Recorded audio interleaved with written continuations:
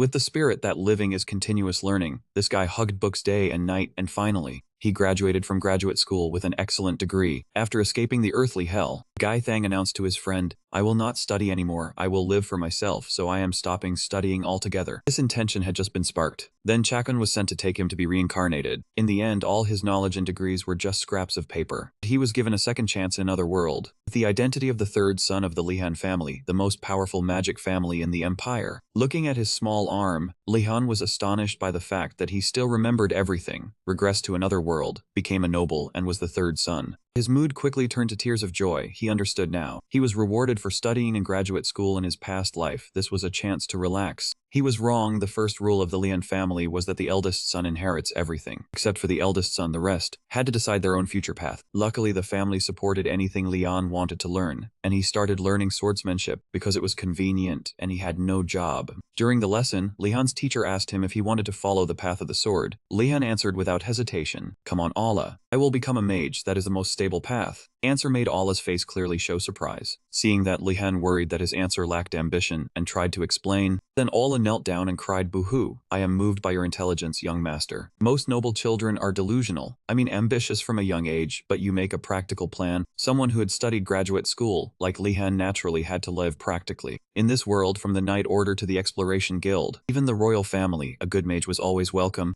and the place that trained those talents was the best magic academy in the empire, Enrigat. Now Lehan was old enough to enroll and would begin a new journey in another world. Standing in front of the academy, he looked bored. Just endure a few years. Seeing that, Allah encouraged him, "You will do well, young master. Even the family had praised your talent." Lehan sighed, "I do not believe it. He would not even let me practice magic dangerous for children, but thank you for your false encouragement." As a graduate student, Lehan had worked with professors many times and understood what others were thinking. Allah wanted to follow, but was forced to stop in front of the academy gate. From here, escorts and servants were not allowed in. Lehan felt he did not need those things much and so entered alone, but he had only taken a few steps when he realized the place was packed with people, not just soldiers but also groups of noble attendants. Was Enrogat not supposed to be entered alone? Lehan's head was full of questions. This place was completely different from what he had heard. Just then, a young man standing nearby was trembling all over. "It is all wrong, oh my." Lehan thought the young man was sick and spoke up to ask, "What is wrong, you okay?" This young man suddenly gritted his teeth. "I cannot sleep without a servant. A servant is like my hands and feet. Doing this is like cutting off my limbs. Do you not agree?" Waving his arms, he shoved his face close to ask. Lehan did not know how to deal with it, so he nodded to get by. Then the young man thought he had found an ally and became even more heated. He went up to a mage in the academy protesting against accepting slaves to study, but received a mind control spell and became a dazed fool muttering, I apologize.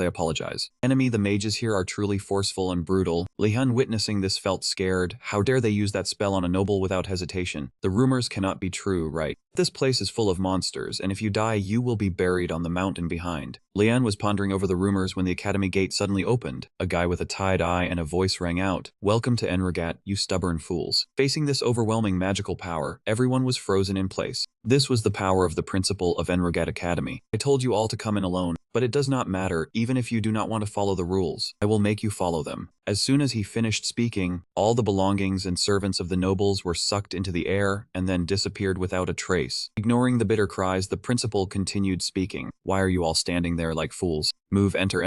That terrifying voice came from a blue skull floating in midair. He did not know if this was a magic academy or a den of dark mages. The academy's massive gate then slowly slammed shut, sealing everything off from the outside. That was Lehan's first day at Enrigat, the Empire's top magic academy, and he had a bad feeling about this. In the academy, the petty nobles who were not yet used to independence kept complaining. Lehan was blending into the crowd when a female voice suddenly sounded behind him, asking if he was Lehan of the Lehan family. She introduced herself as Aunermakin. Like the Lehan family, the Auner family was also a prestigious line of mages. Lehan greeted her according to noble etiquette and then asked Ioner if she needed anything, but it turned out the one who truly wanted to meet him was a prince of the empire. It was understandable, because Enrigat was an ideal place to learn and build connections. On the very first day, everyone was already eagerly making friends. Standing before the prince, Lehan wondered if calling him Your Highness was a bit much when the king had over 100 children. Within the royal family, people only cared about the eldest child. As for the king, he paid no mind to his other children. Therefore, their lives were even more difficult. They had to live alongside the children of major families like these. Even though they were of royal blood, they were looked down upon, even lower than the Joner family. Lehan wondered why she was so close to him. The other nobles were also gossiping, asking why she would defend a nobody prince. But making a friend was better than making an enemy, so Lehan shook hands amicably with Joner. After all, there was nothing wrong with it. Joner beamed with joy, asking him if he really meant it, that he was the first one. Hearing this, Lehan froze. He had a feeling he had just been tricked. This person was Gainando, the 97th prince. Rumor had it he was the one in forest, but he claimed to be the 97th. Clearly, he did not want to be behind the mark of 100. This prince was truly childish. He often grew angry at others' taunting remarks.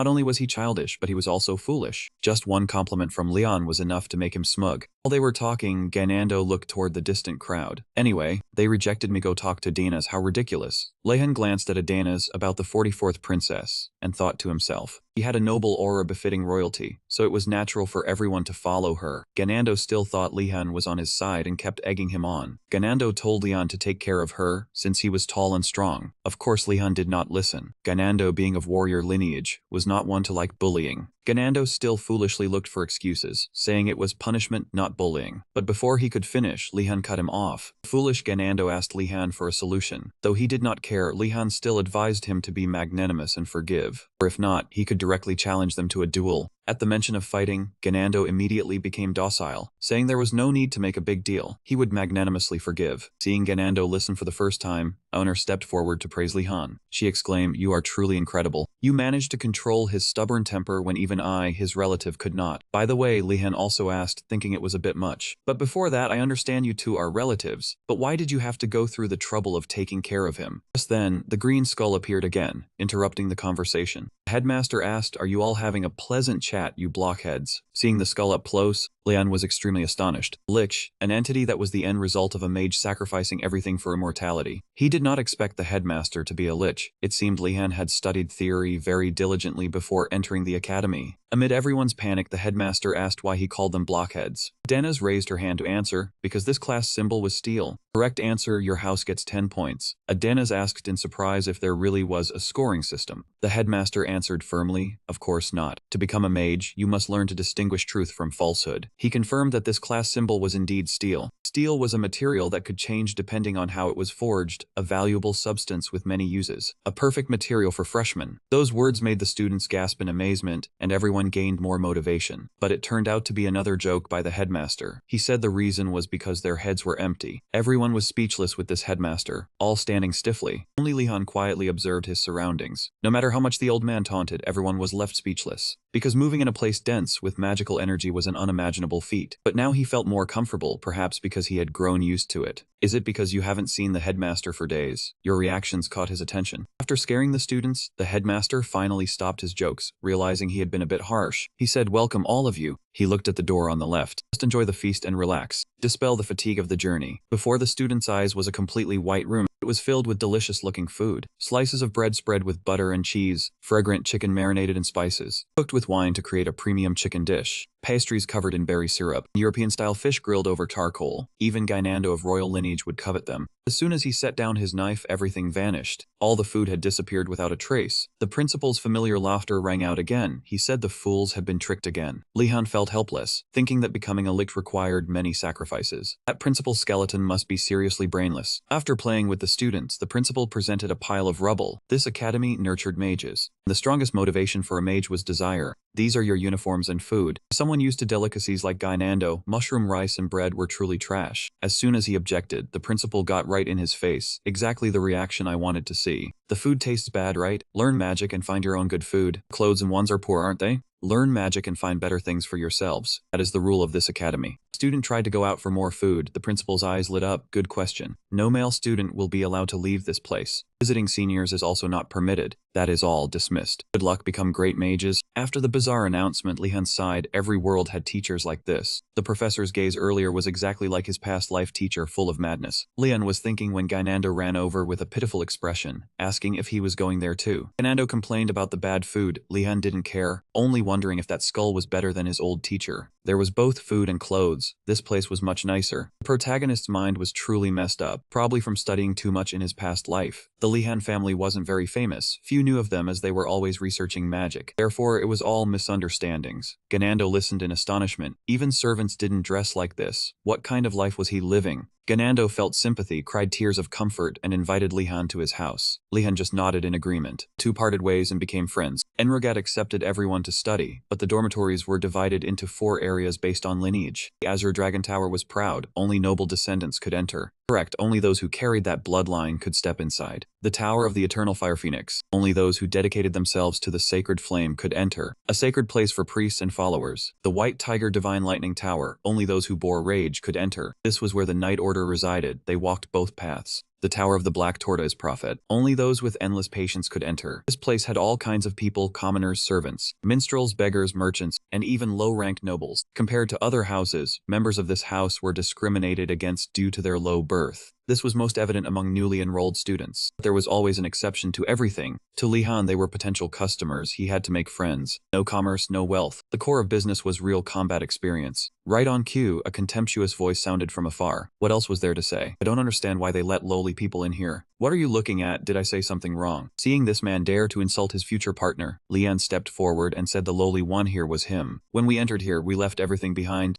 Arrogant person like you forgot such a basic thing. Those words received agreement from the other students. He is right. He is from the Lehan family, is he not? Truly worthy of a great family. The scornful ones from earlier were surrounded and began to blush with embarrassment. Lehan was extremely pleased with this result. The atmosphere around was better. Now he just needed to greet them and it would be done. But before he could approach, everyone panicked and sought to flee. Someone yelled not to be foolish enough to look at or go near Ordana. His family was very dangerous. I heard his ancestor was a dragon. I heard they are descendants of ancient spirits. Lehander was still there. He did not understand why everyone reacted like that. He turned to ask Ioner standing beside him, do I look very scary? Ioner frankly replied, not at all. How could that be? Looking at you, I only see a true noble. At that time, Lehan still did not know how famous his own family was. That moment, Ganando ran over from a distance, saying, how could you two leave the prince out like this? On the way, Lehan continued his conversation with Ioner. He asked Ioner to tell him the whole story he was about to say earlier. Ioner replied, the reason I dote on her too much. It is because of her mother. Suddenly, a white scene appeared. At a banquet, a young Ioner had accidentally spilled a drink on the dress of the queen Ganando's mother. Everyone thought that the Mi family, just making a disturbance here was the end. Even if it was a child, they would not be forgiven. But the queen not only did not punish her, but also kindly carried the small Ioner in her arms. It is fine, everyone makes mistakes sometimes. Are you alright, Lady Ioner? This scene was truly cinematic. If it was in a movie Lehan watched in his past life, it would be like this. But here, the simple reason was because Ganando's mother was super rich. As long as he was friendly with Ganando, she would subsidize Ioner with a huge sum of money. After hearing this, Lehan's perception suddenly collapsed. But somehow a not-so-pure thought popped into his head. If that was true, perhaps I must also become friends with her right away. These two people were truly good friends. While talking, the three of them walked together to their common dormitory, the Azure Dragon Tower. This academy was truly vast. Inside there were lakes, forests, and mountains. Everything was complete. Nothing was missing. Yet the principal made the students do everything themselves? Suddenly, the crowd ahead caught Lehan's attention. Because that was the path to the Azure Dragon Tower, he moved forward to eavesdrop. Just as he pushed his way to the front, Lehan was left stunned with his mouth agape. He did not expect that the famous Azure Dragon Tower would be so shabby. Ganando started complaining as soon as he saw it. Even servant quarters are bigger than this. They make us live in a place like this? I am getting more and more disappointed. As he stepped into the tower, the others seemed to disappear. The space suddenly shifted. Lehan was observing his surroundings when a voice sounded in his head. Welcome, little mage. Where do you want to go? It will not take long. Lehan understood what was happening. The dormitory was a magic tower, worthy of a magic academy. He placed his hand on his chest and politely asked where he could go. The tower replied, you adapt quickly. Currently, the only place you can set foot in is the private room and the iron-grade lounges reserved for first-year students. Lehan asked further, so does that mean I can go to other places later? The tower explained that was correct. Some places require only knowing the name to enter. Some need more information. Right now, you cannot enter anywhere. The principal has strictly forbidden it. Lehan did not ask further, but chose to go to his private room. Before being teleported, the tower sent a friendly greeting. It seemed Lehan left a good impression. As soon as he arrived at his private room, Lehan immediately read the book about the academy and a few lines about Irogat. Besides the mandatory main classes, one can choose other elective classes and decide whether to continue after a 1-month trial. Mages are those who seek the principles of the world. Even if someone offers help, a mage must walk their own path alone. Signed, Osuganadantis. After reading, Lehan realized the principle was not as strict as he thought, even easier than college. This room had almost everything he needed. Lehan was the only one who thought that. To the nobles, this room had nothing. They could not believe they had to stay here. After understanding the rules, Lehan decided to go to the lounge to ask what everyone wanted to study, and asked Joner happily shared, I want to learn alchemy. I have always been interested in it. My dream is to build my own workshop to supply items to the royal family. Want to do it together. When business was mentioned, Ioner's eyes lit up. He never expected a noble to be so obsessed with money. Lehan felt a bit embarrassed. Alchemy is not an easy task, so let him think it over some more. The Empire's alchemy industry is extremely competitive, from spreading bad rumors about rivals to monopolizing medicinal ingredients. Guilds fight over market share. He thought choosing a stable path would be better. When Ioner asked him back, Lehan suddenly paused and hesitated. In his head, he was thinking about subjects with less competition and that were easy to get high scores in. His top priority was working for the imperial government. No matter which subject he studied, grades and ability came first. If he said that directly, he would disappoint a passionate person like Ioner. So Lehan tactfully replied he planned to try out a few subjects before choosing. There was no need to rush. Just then Ganando ran over and yelled loudly, everyone, there's a problem. He thought their shared room had something in it, but it was completely empty, nothing at all. Lehan and Ioner understood the issue immediately after hearing it. They could only shake their heads. Even though Gainando repeated himself, the two of them had the same reaction. It seemed they were already used to the quirks of these noble kids. Next day, Lehan walked while intently reading a book on comprehending basic magic. This was the main subject for first-year students. Each shared dormitory had its own classroom. Contrary to Lehan's eager learning spirit, the others looked like the living dead. Asked, the whole group started complaining. They were so hungry they felt like sick cats.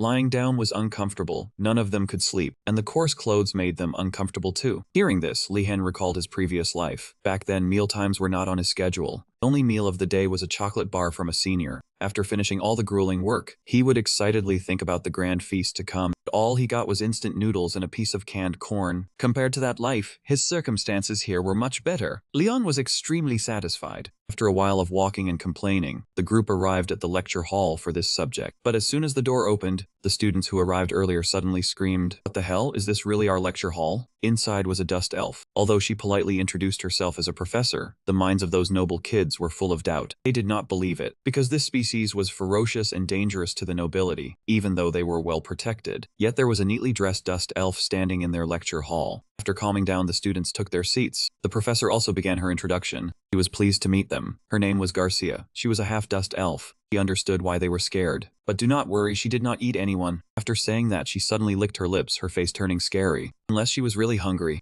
The moment she finished, the students were terrified, with Gainando foaming at the mouth and fainting on the spot. Was there anyone normal in this academy? After the introduction, Professor Garcia began the lesson. She regretted joking too much. Anyway, should they start studying? Most of the students had never used magic before. Because it was extremely dangerous, only adults were allowed to use it. But they were mage seeds who had already reached the iron rank. This lesson would help them know what magic was and see which type they had an affinity for. The journey to becoming a mage was very harsh. She hoped to be their compass. Hearing this, the students breathed a sigh of relief. So it turned out not every professor was like the headmaster. It seemed the headmaster had left a deep impression on the students, and that impression was not a good one. To start the lesson, Professor Garcia asked the most basic question: what is magic? Almost immediately, Adina's raised her hand and answered, "It is when a mage uses it to change the space according to their will." What a top student, she always answered first and never got it wrong. Professor Garcia added to the answer, "That was a very good answer," but she added, "It is using magical power, with mana as the main force, to change all things." Those who entered this academy all had enough talent to sense magical force, but to use magic they had to go beyond that. They would have to summon magic themselves and compress it skillfully. Only then could magic be cast. People often thought one needed to chant incantations or make gestures to cast spells, but the most important thing was the will. They should not forget that. After explaining the basics, she told the students to take out their wands and experience it for themselves. Finally, Lehan got to use magic. While the other students were still fumbling around, Professor Garcia carefully guided them with words. She wanted them to imagine an image of light in their minds, while maintaining their current magical energy. At this moment, Joner shut his eyes tight, trying hard to sense the magic. It was difficult. So this was what controlling magical energy was like. It felt like reining in a wild horse at full gallop. One moment of distraction and everything would fall apart. After the students had a basic grasp, Professor Garcia raised her wand to demonstrate. While holding the magical energy, recite the incantation, "O light." Immediately a blinding beam shot from the wand tip, illuminating the entire corridor. The incantation could be anything you thought of at that moment, but remember, a short incantation would help you focus more easily. Watching the professor demonstrate, Lehan immediately understood the problem and summarized it into 3 steps: gathering magical energy, transforming it as desired, and reciting the incantation. But understanding the lesson did not mean doing it exactly the same. Naturally, he failed on his first try. Not just Lehan, but the other students faced a similar situation. Magical energy went out of control, splattering everywhere. At that moment, Professor Garcia lightly flicked her wand to ensure everyone's safety. If you cannot control it, magic will become unstable and injure others. But it is my responsibility to prevent that. Stay calm and practice. Do not be afraid. Anyone with magical energy should try again. On the second try, a third of the students gave up, leaving only 2/3. Seeing the students' expressions, Professor Garcia smiled with amusement. The tower light spell seemed simple but required a whole month of practice to master. But this is something you must overcome on your own, so I will not reveal it beforehand. On the third try, half the class gave up. The fourth try, almost everyone gave up. Only 3 students remained. On the fifth try, only 1 person remained. On the 6th try, still only 1 person. Suddenly, Lehan raised his hand to speak. Professor, I apologize for interrupting. I still want to continue practicing. It seems I am the only one left. At this, Professor Garcia was startled to realize it was already the 7th try. Usually, by the 5th try, no matter how strong, the male students would have exhausted their magical energy. Magical energy in the East is sometimes called spiritual energy. A scholar who loves precision would call it an element. A few conservative priests call it divine power. That energy is the source of a mage's power. Casting magic always consumes magical energy. An inexperienced young mage could easily face energy depletion. But Leon's complexion remained stable even at the 7th try, which greatly intrigued the professor. He only gave his name when asked, thereby earning points for showing equality. Professor Garcia smiled warmly. Could you step forward? She had already remembered Lehan's name. Then she asked Lehan to place his hand on hers, so she could feel the magical energy in his body. The moment they touched, a vast, immense source of energy, surging like ocean waves, leaving the professor stunned. Each strand pierced through, immersing within. It was not until Lehan spoke she came back to her senses. Professor Garcia quickly withdrew her hand and said, "It is nothing, the lesson will continue." At that moment, Ganando whispered to Joner, "Shouldn't we rescue him? What if she eats him?" This young man's thinking was truly absurd. Before letting Lehan return to his seat, the professor patted his shoulder and said quietly, "See me after today's class." Shortly after, the students had recovered their strength. Professor Garcia continued to lecture. You see, magical energy is easily depleted. But do not be discouraged. The more you practice, the more your magical energy grows, and you will also use less energy. Sometimes over-enthusiastic students lose control and get hurt, so be careful, okay? Also, I do not eat students. Poor young man, his mouth always gets him in trouble. After these careful reminders, the first lesson ended. After class, Lehan went to the professor's office as arranged. "Professor, what is the matter? Why did you call me here alone?" Professor Garcia looked at Lehan meaningfully and then said, "Actually, the headmaster had already informed me about you before today's class." Upon hearing about the headmaster, Lehan instinctively stepped back. Being noticed by that crazy old lich was truly terrifying.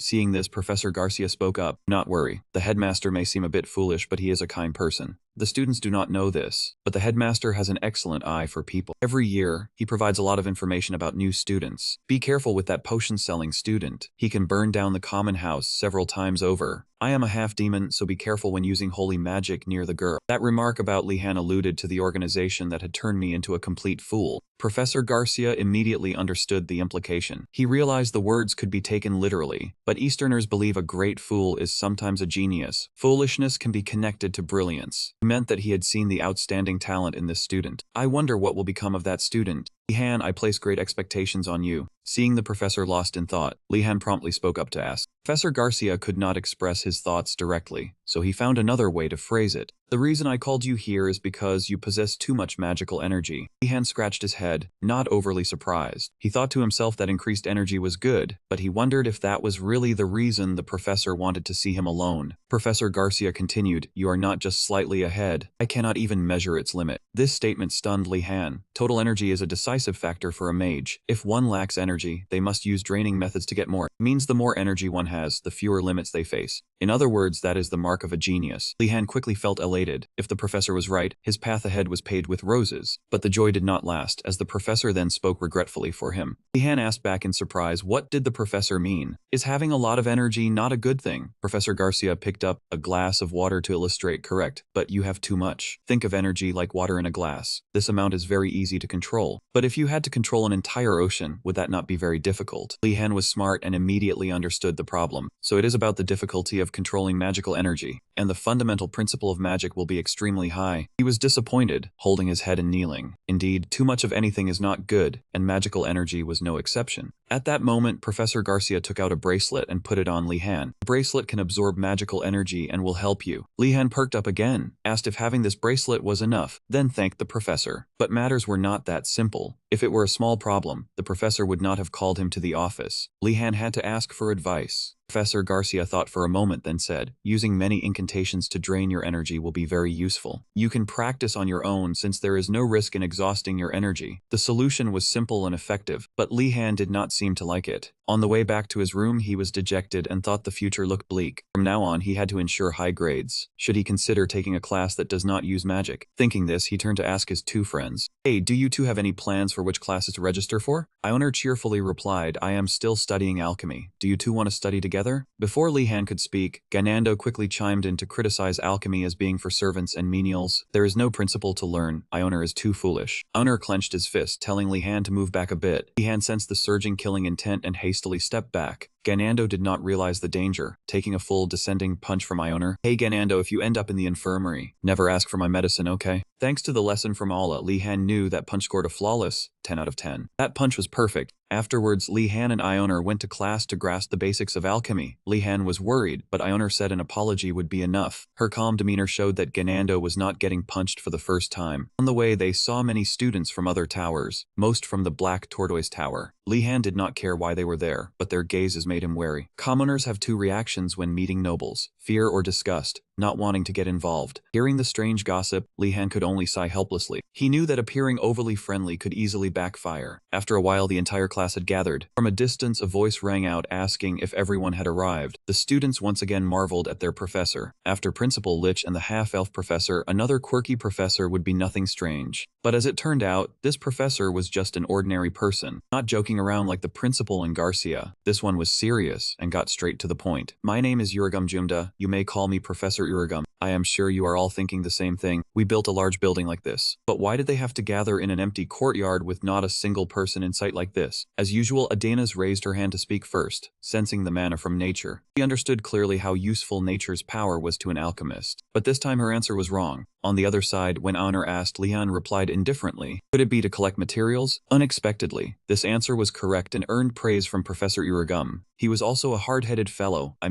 rather clever student. Hearing that, Adenas turned her gaze toward him. Suddenly being the center of attention, Lehan felt a bit embarrassed. He just guessed correctly, so do not be jealous about it. And Professor Uragum began his lecture. The real reason was to teach you all the most important condition in alchemy. You probably think alchemy requires exceptional intelligence and precise magical control, but the truth is completely different. The most important ability of an alchemist is collecting materials. Joner was carefully taking notes on the lecture. She was stunned with surprise. What the professor said was far from what she had previously thought. Adenas raised her hand and asked, "Professor, we can grow them ourselves or ask others. So collecting is just a minor skill." The other students also chatted, "Her Highness is right. Why must we go find materials ourselves?" This made Professor Uragum angry. "Stubborn brat, you know nothing about the real world. You cannot even grow 10% of the materials you need yourself. Moreover, the things you buy are all unusable. The reason I travel with adventurers is that they are digging up various herbs. They dig up those herbs in a careless, half-hearted manner." Realizing he had gone a bit too far, the professor lowered his voice. "An alchemist must know how to collect materials themselves. Otherwise, they cannot become skilled. That explanation is enough. Now let us practice. You all will bring materials back to me, and each of you will be given a picture of the herb to find. Enragat with its reputation and many unpleasant rumors. There are rumors that people have died while learning magic here. Clearly, magic was very dangerous and prone to accidents. But this was a lack of preparation. Why bring students to a place like this? Lehan thought as he looked at the forest behind him. He felt that 2 people would be too dangerous. Joner agreed and asked if anyone from the same tower could join. Lehan immediately thought of Princess Adenas. She was quite outstanding in other subjects.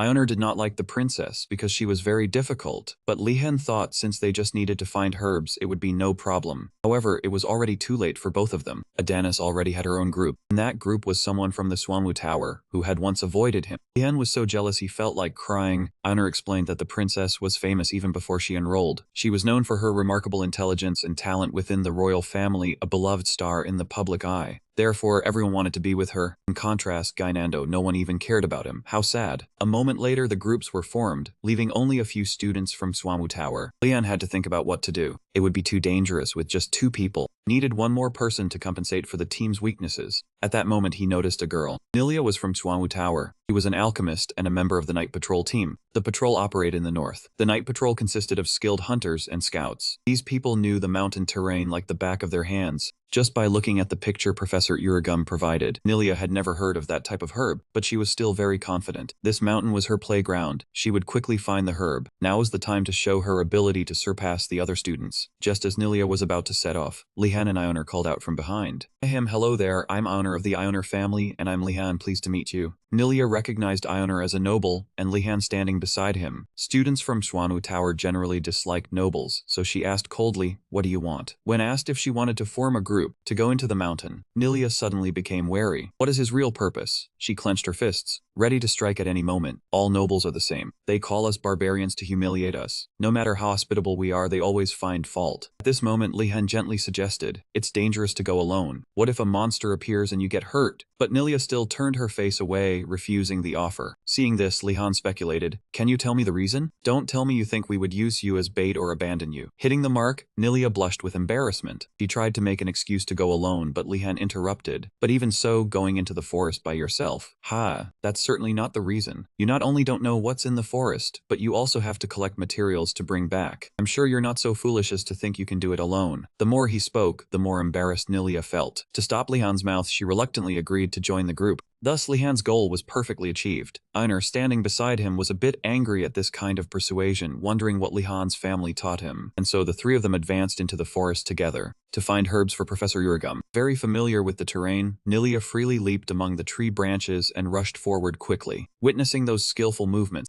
Ioner couldn't help but admire, truly a skilled hunter. How do you know so well? Lehan immediately explained. Her muscles and calves are very developed, and the calluses on her palms show she frequently uses a bow and arrow. Those are signs only seen in seasoned hunters. Hearing these analyses, Nilia became wary, just from clues like that. He is very strange, as if he can read through others. At this moment, Lehan said it was just boasting, mainly looking at the patrol badge on her waist, which almost made Nilia fall off the tree. The whole team turned out not to be ordinary either. After a few jokes, Nilia seemed to lower her guard a bit. At this time, Ioner invited her to walk with them to synchronize their pace. Nilia initially objected, but after hearing Lehan's reasoning, she had nothing to say. The only one here who could distinguish between different kinds of herbs was Ioner. If she collapses, how will we manage? Nilia then changed the subject to save face. So what is your role? She finds herbs, and I guide the way, you do nothing. If Lehan said now that he was just tagging along to benefit, Nilia would surely get furious. So he said he was there to protect the 2 girls. After hearing this, Nilia asked, looking at you now, you need some change too. Perhaps you come from a knightly family. Why are you in the Blue Dragon Tower? Seeing this as a chance to get closer, Lehan introduced his background. Actually, I don't come from a knightly family, but from the Lehan family. As soon as she heard the name Lehan, Nilia's face changed color. Seeing Nilia's fearful reaction, Lehan also panicked. He shakily turned to ask Ioner, is there something wrong with my family? Ioner patted his shoulder to comfort him. Most nobles have bad rumors, but the Lehan family is a rather extreme case. Lehan was completely clueless, wondering what those words were. Ioner did not hide it and explained, the head of the Lehan family is a dragon. After the undead revolt, he used his breath to burn them to ashes. The bloodline of the Lehan family had formed a pact with an ancient soul. Through that, they received incredible magical power, at the cost of losing their emotions. The Udana family is not merciful. The mages who came to suppress the rebellion made an entire city disappear. Those are the rumors about your family. After hearing it, Lehan felt so pained he wanted to cry. Now he just wanted to shout that it was all a fabrication. They just blame everything on the Lehan family. Witnessing Lehan from earlier, Nilia, who was originally wary, couldn't help but chuckle. I don't know anything else. The rumor about them losing their emotions seems to be false for sure. Afterwards, the 3 continued their journey to find herbs in the forest. They had only been walking for a short while when Nilia signaled them to stop. It turned out she had discovered animal tracks nearby. Look here, some fairly large creature has passed through this area. Since the tracks are faint, I think it is controlling its strength to hide its trail. A bit curious about what kind of creature it is. At this point, Ioner's expression showed clear disinterest, making Nilia extremely embarrassed. Ah, I'm being mysterious again. I need to get used to this. Besides the villagers, no one is interested in these things. Suddenly, Lehan appeared with a very interested expression. Wow, interesting. What can you tell about these traces? For the first time, an outsider showed interest in this topic. Nilia couldn't believe it and asked again.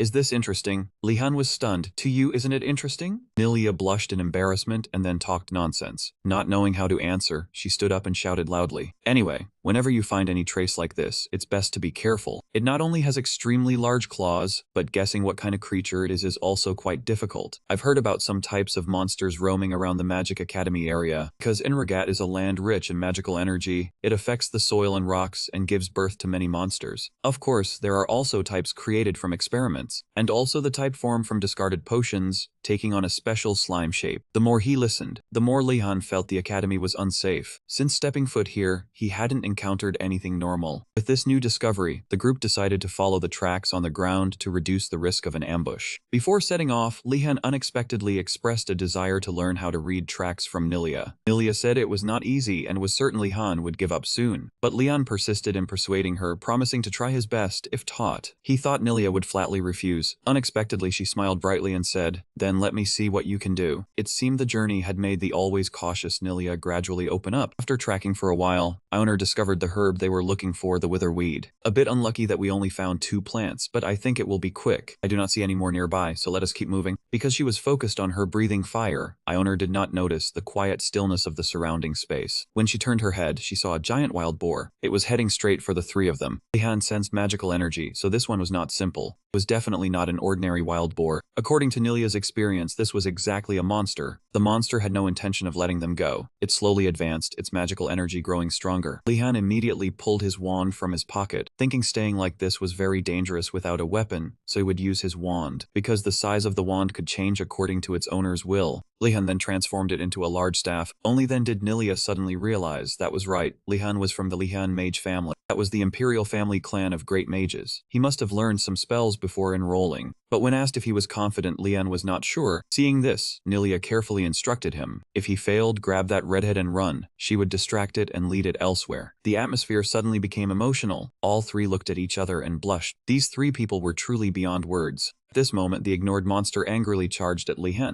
Nilia was nervously sweating, watching Lehan closely. She expected him to use some kind of magic, but quite the opposite. Lehan did not know any magic. He gripped his wand tightly, recalling lessons from when he was 10. The sword can be the king of weapons, but you must not rely solely on it. Learn to use other weapons to prepare for every situation. Only those who understood this process could push mana into a weapon, which was called the aura state. That was what Allah taught Lehan during his swordsmanship training, but only a select few could ever touch this aura. Allah did not say that for fear of making the young master sad. As for Lehan, his goal was to become an office mage, so he was not sure if he needed to work hard for the aura. But because he misunderstood his intention, Allah put him through an extremely brutal training session. Now the lessons from that year would be put to use. Ignoring the monster charging towards him, Lehan stood still, his sharp gaze fixed on the target. When the distance was close enough, he tightened his grip on the staff and thrust it straight into the monster's mouth. The monster did not expect this move. It fell to the ground in pain and collapsed on the spot. Was this the legendary physical mage? Witnessing the unbelievable scene, Nilia shouted, "Did you just stab it with a wand? And where is the magic?" Enroga's wand was very sturdy, even usable as a mace. Even so, using it to take down a boar monster was no easy feat. The only reason this was possible was because Lehan had unconsciously used mana. Though still far from the aura state, he had begun adapting to act on his own. After a thorough check, Nilia confirmed the monster was down, then withdrew the wand and returned it to Lehan. Only then did Joner dare to breathe a sigh of relief. Does this course have to be so harsh? I cannot believe they threw a first-year student into this place. But before she could finish exhaling, the roar of another monster echoed from afar. Even Joner, who loved alchemy, wanted to give up. Thanks to Nilia's encouragement, the group continued their journey. All 3 followed the sound to a cliff, below which a boar monster was attacking Anas's group. Seeing that Adena's group had many people, Lehan said they should just watch. They would not have any problems. Just like Lehan earlier, the boy in that group also enlarged his wand and stepped forward to fight. With one look, Joner recognized him as Asen from the Asen family. The Asen family was famous for their excellence and extremely precise workability. The Lehan family had served the emperor in an advisory position for generations. The Asen family served as magistrates and financial managers. Though he said he would just sit and watch, Lehan carefully observed the situation. If this was Asha, then he could be trusted. His stance showed he had studied swordsmanship. Asen pushed up his glasses with a dangerous look, arrogantly declaring that he could predict all of his opponent's movements. "You will never escape my calculations." Right after, he moved like lightning. He dashed to the side of the monster and swung his staff hard. The damage was inversely proportional to his strength. The strike was only enough to enrage the monster. It merely swung its hind leg slightly. Asen was out of the game. Now the monster was targeting the remaining people. As the team leader, Adanes bravely stepped forward. She shielded the female classmates behind her. Seeing the unstable situation, Joner asked Lehan for his opinion on what to do next. After the recent journey, Lehan had unconsciously been regarded as the team leader by everyone. He still remained silent, not saying a word. Turning back to Adanes, she was extremely tense as the monster slowly approached. It had to be perfect, just like how I always do it. If I analyze the way it moves to attack then, while she was still busy calculating, the monster suddenly cried out in pain and fell to the ground. It turned out Lehan's group had acted quietly. They approached and struck from behind. Thanks to the experience of the veteran hunter Nilia, the plan was successful. After being saved, Adanes quickly calmed down and went over to thank them. "Thank you." Lehan replied formally, "It was nothing, Your Highness." Seeing this, Nilia wondered why the two were so formal. Hadn't they abolished that rule? Joner shrugged, indicating she didn't know either. To show her gratitude, Adanes promised to remember and repay him. Lehan then asked for a favor right then. Adanes was extremely tense hearing this. She didn't know what Lehan would request from a princess. But Lehan's request was strangely simple. He asked her to suggest an easy course to get good grades. Adanes doubted her life after hearing this. An easy course to get good grades? She wondered what he meant. Was Lehan really just asking for an easy course? Or was he testing her? Because she was overthinking, she didn't know how to answer. Just then, a terrifying voice rang out. "I know what lesson you are looking for. I know better than anyone." Hearing this voice, Lehan began to tremble. He had a strong foreboding. Same trembling feeling he had experienced before. The atmosphere was exactly like when he met his university professor in his past life. As he guessed, Professor Uragum suddenly appeared from behind, saying it was alchemy. His face was extremely terrifying. He looked like he wanted to devour Lehan alive. At that moment, he tried to calm himself. "No, I have to stay calm. I am no longer that immature little schoolboy from before." After that, he gave a forced smile to the professor. "That must be a good subject if I have the passion and love for it." He was confident in his answer, thinking he would escape the awkward situation, but the professor continued, "You think so? Huh." The professor said he would create that passion and love for him, beyond Lehan's expectations. He had to bluntly say he wasn't ready to learn this subject. But it was too late. He received admiration and envy from the other students, because not everyone was personally recruited by the professor like that. Professor Uragum knew a forced melon wasn't sweet, so he sighed and decided to end today's lesson. "I think that's enough for today's lesson."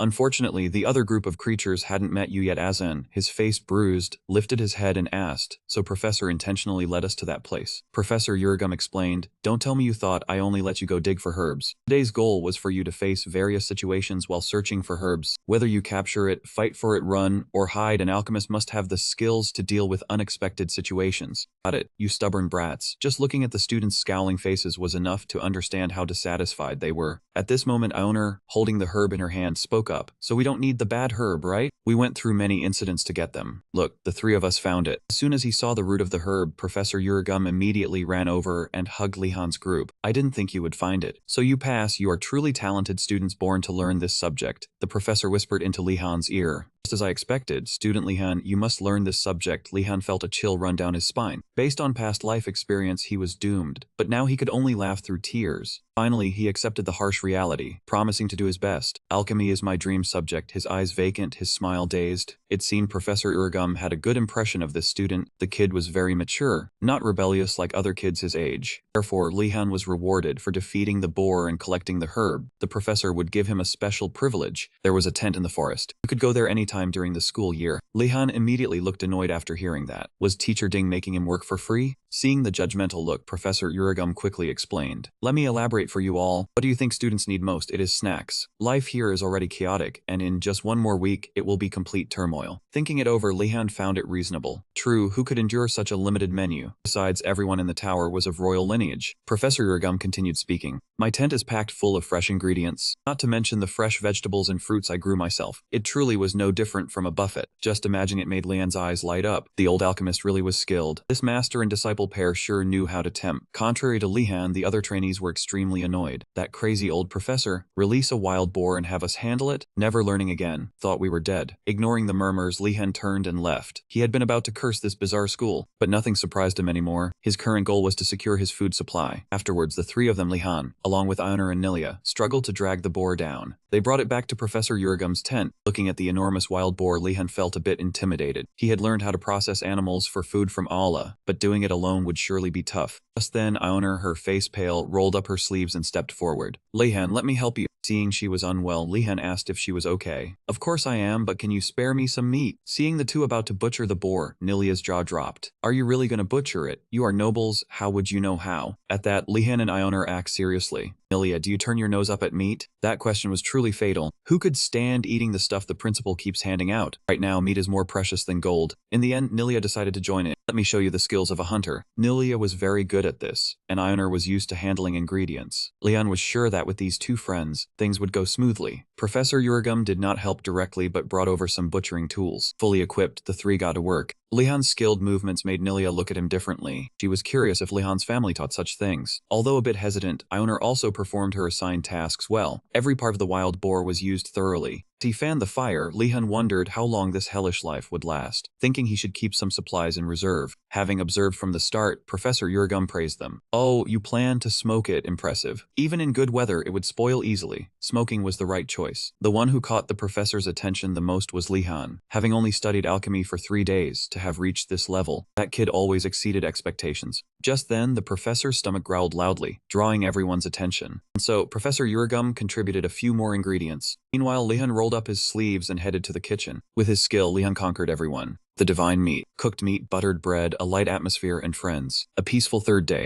They ate, they talked, they laughed until they were full. Simple happiness was just that. After the meal, the group still had one issue to resolve. Although they had smoked a lot, there was still leftover meat, and everyone was too full to eat anymore. It would be a waste to throw it away now. Not knowing what to do, Nilia suggested, how about sharing it with friends in the tower? Lehan and Ioner looked at each other, both understanding immediately. You want us to sell the meat? That is a good idea. Nilia did not mean that, but she could not stop these two madmen. The Azure Dragon Tower students are all rich, so it should not be a problem, right? But they are nobles, they would not want charity. Looking at those two, Nilia was speechless. Were all nobles like this? Lehan followed the motto of no work, no food, while Ioner saved every coin. A perfect pair of misers. But Nilia did not know this yet, so she asked again, are you two really planning to sell the meat for money? Seduced by the idea, Nilia quickly hugged her bag of meat. No way, I only want to share it with my friends. No matter what those two said, she stuck to her decision. Professor Uragum looked at the three kids and sighed. All three were talented and full of passion, but they also seemed likely to cause a lot of trouble. They were surely going to be a headache in the future. The Azure Dragon Tower, separated from the main tower, always welcomed students with the cool scent of fresh leaves. But today, something was strange as they passed by. Students were drawn in by the enticing smell of meat. Greeting them were Lehan and Ioner with bright smiles. Greetings everyone, I bet you all have not eaten anything yet, right? A strange sight made everyone freeze in place. What are you two doing? Do not tell me. Lehan spoke up. Come sit down, we are making some for everyone. Hearing that, everyone almost started drooling. After all, it had been a long time since they had eaten meat. Nothing was free. Lehan chuckled and signaled 1 silver coin per person. The group of nobles, this amount was nothing. Everyone happily agreed. The moment they took their first bite, tears fell. It has been so long since I had meat. It melts in my mouth, truly unbelievable. Everyone was so happy they were eating and raising their hands, shouting like a bunch of cult members, truly speechless. The other side, Lehan and Ioner were thrilled with the result. I never expected business to be this good. We are selling it at 3 times the market price. But who here can actually buy meat? It is just a fair deal. That face was the very face of capitalists. Right then, a haggard-looking Ganando walked out of the tower. Huh? Why is it so noisy out here? I am starving. Seeing the meat, his jaw dropped in shock, unable to believe his eyes. Lehan saw him and greeted him warmly. You are here, Ganando? Come join us for a meal. Hearing that, Ganando beamed and immediately sat down at the table. Am I really allowed to eat with you all? Then I will not stand on ceremony. Thank you very much. But before he could set the knife down, Lehan stopped him. 1 silver coin, my friend. Hearing he had to pay, Ganando's eyes went wide. You are charging me. Lehan, with his experience, immediately manipulated his psyche. A noble's honor cannot accept free things. Ganando wanted to pay, but the principal forbade carrying money, so he did not have a single coin. Of course, Lehan had already planned for this. He pulled out a contract and a quill pen. That is not a problem. You just need to write down the amount you ate and sign your name here. Ganando took the quill with a trembling hand, signing while crying like a waterfall. Lehan, how can you be so amazing? He did not even bother to read the contract before signing it. While eating, he was filled with gratitude. How could I ever cut ties with such an amazing friend? I really have good judgment. So this is what true friendship is. This young man was truly knave. And so that day everyone was happy. The next day, during the class on basic magical properties, a group of noble students began to complain. Everyone thought nobles did not need to attend this class, as they were already perfect. Hearing this, Lehan could only smile wryly. Right then a familiar voice rang out. "Good morning, students. Hello, you little blockheads." All the students were surprised by the principal's appearance. No one expected him to teach such a basic subject. Scanning the room, the principal noticed the rosy skin of the students. "Oh ho, you all look like you have just eaten something good. I thought it would take you a month to scavenge food." The students stammered. "Do you mean we actually have to survive and find our own food? Why do we have to listen to—" But before he could finish, the principal cut them off with magic. "Enough with that nonsense. I am very pleased that you little blockheads learned so quickly." The teacher observed and thought, among the new students each year, the ones from the Azure Dragon Tower are always the slowest. The best are from the Black Tortoise Tower, followed by the White Tiger. Compared to them, the Azure Dragon Tower, full of nobles who have never done hard work, adapts the slowest. But for them to reach this level, it's truly amazing.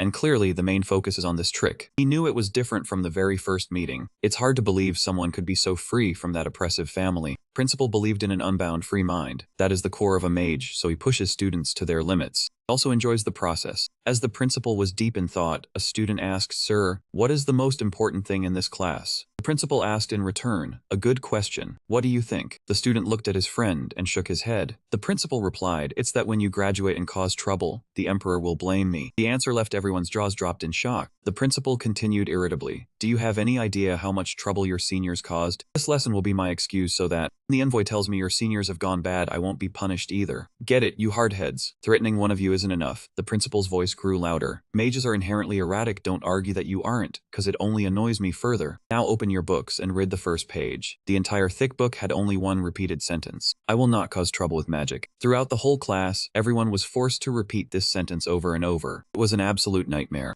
Did this method really work? After a period of being tormented, the principal finally let the class go. "I hope today's lesson strengthens your kind hearts. I need 2 volunteers." Hearing this, everyone looked away. After that bizarre experience, no one wanted to have anything more to do with the teacher. The principal smirked slyly. "If no one volunteers, it will be more difficult." Just then, Lehan became the savior. "I volunteer, sir." He thought if he stepped forward, he might get some reward. But why did the principal lean his face so close to him? "Oh, you rather like to stand out, don't you?" Though a bit scared, Lehan still grinned brightly. "I just feel honored to help a respected professor." This flattery didn't fool the principal. I know empty words like that all too well. But anyway, opportunity comes to those who step up. Clearly, the principal knew Lehan's intention. As the principal turned away, a pale-faced Ganando tugged at Lehan's sleeve. "Are you crazy? Who knows what that crazy principal will make you do?" A classmate patted Ganando's shoulder. "Don't stop him. Lehan isn't crazy, he's sacrificing himself for us." Ganando trembled violently, engaging in a fierce internal struggle. "Then I should sacrifice myself too. Move legs." Just as he was about to speak, Asan was faster. "I would like to volunteer as well." The principal immediately looked towards Asan. "Are you the stubborn one from the Asan family? Her family is famously proficient in paperwork." This action caught Lehan's attention. He thought Asan was also after the reward. But Asan looked at him and spoke, "Let me repay you for helping me before." Even though Lehan said it wasn't necessary to go that far, Asan insisted on not changing his mind. For the Asan clan, fairness had become a way of life. The principal appeared from nowhere, interrupting. "It's good to see you two so close. We have work to do. To prepare for the next lecture, please look at these safety rules, and copy them by hand for every single student in the class." What kind of crazy request is this? The 2 young men already regretted it. Even by evening, the 2 hadn't finished. Asan cursed under his breath as he wrote, "Can't believe it. That old man makes us do unnecessary work when he could finish it in a blink." He began to flare up, quite different from his usual gentle demeanor. Conversely, Lehan felt it was fine. "I think I understand the teacher's intent. Perhaps he believes relying on magic makes us numb. If we can't even use a basic light spell, what is a bit of handwriting? He is a dedicated teacher. There must be some hidden meaning." Thinking so, Lehan put down his pen and climbed onto the podium. When Asan asked what he was doing, he stated his speculation. He was looking for hints to handle this situation, hoping to find something useful. Asan was quite nervous because this felt like stealing, but Lehan did not think so. There was no rule against it, and this was the principal's office. Hearing that, Asan felt enlightened. Yeah, he thought stealing a little once in a while was fine. They searched separately but found no notes. They had to try looking in other directions. Just then, Lehan discovered traces of magic. In a drawer, he called Asan over to look. When they opened that drawer, a skull identical to the principal flew out. It seemed to be a recorded illusion spell. The fact that you opened this drawer means that you have decided to stop doing useless work and start using your brains. I had hoped this would happen faster.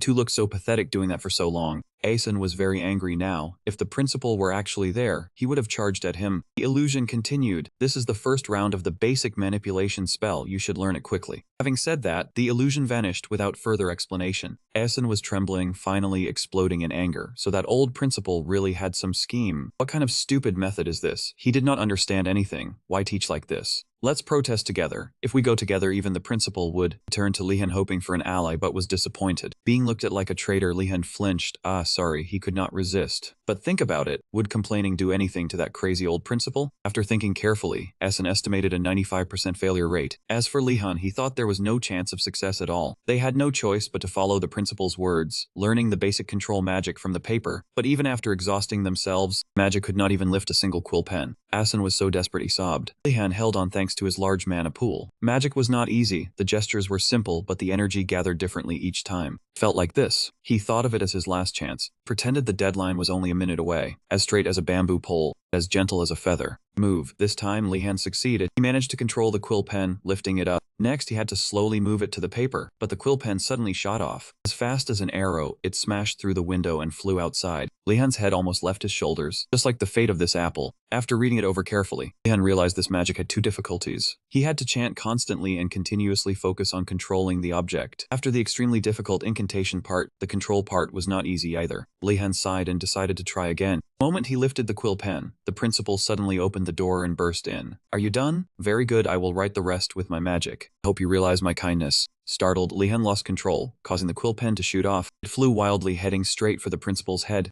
Witnessing this, Asen's mouth hung open in shock. A student daring to snipe the principal like that. You are so cool, this guy is completely crazy. That was just Asen's imagination. In reality, the quill pen did not even touch the principal. It struck a protective barrier and was deformed. The principal was not angry but rather quite pleased. You grasped this spell faster than I thought. I must admit you are more than just that stubborn exterior. Seeing the principal happy, Lehan took the chance to ask further. Dear headmaster, did I ask you for tips on controlling it better? The principal heard that and asked again. You received the spell but cannot control it. A first year doing this is good enough. Don't push yourself too hard. Lehan finally breathed a sigh of relief. He had thought his magical energy was flawed. But the principal suddenly burst out laughing. Ha ha ha, I was just joking. The incantation part was the hard part. Controlling it just needs a bit of practice. But you really are an odd one for being able to shoot it off like an arrow. But what now? Only you can figure it out. Hearing D said that, Lehan was bitter but could do nothing about it. I understand, thank you for the guidance. Lehan's serious expression displeased the principal, so he turned to tease Asen. The issue with magic is the more you use it, the more you tame it. So there is nothing to worry about. Now let's go eat. With just a snap of his fingers, Lehan was instantly teleported to the cafeteria. As for Asen, he was sent to the infirmary to recover his energy. Since it was past meal time, the cafeteria was empty without a soul. The menu was still the same, only hard bread and rice balls. Fortunately, Lehan still had the smoked meat from before, so he was not too worried. Just as he was about to eat, Adana suddenly appeared behind him. So you are here, Ordana? Lehan immediately stood up and asked, Princess, do you need me for something? Adana took out the documents Lehan had asked for last time from her bag. Holding the course materials in his hands, Lehan was extremely excited. But after reading a bit, he suddenly felt something was off. A list of popular courses, aren't these the easy credit courses? Moreover, is general alchemy a popular course? After skimming through it, Lehan said to Danas, Your Highness, I think there is a misunderstanding. Meant the list of easy credit courses. This here is a list of popular courses, which is the complete opposite of what I wanted. Seeing Adina still didn't understand, Lehan explained. Popular courses have many participants and are hard to get high scores in. Unpopular courses have less competition and are easy to get high scores in. That is what I meant. Adenas froze upon hearing this, so he was looking for easy courses, but he is a son of the Lehan Akuma family.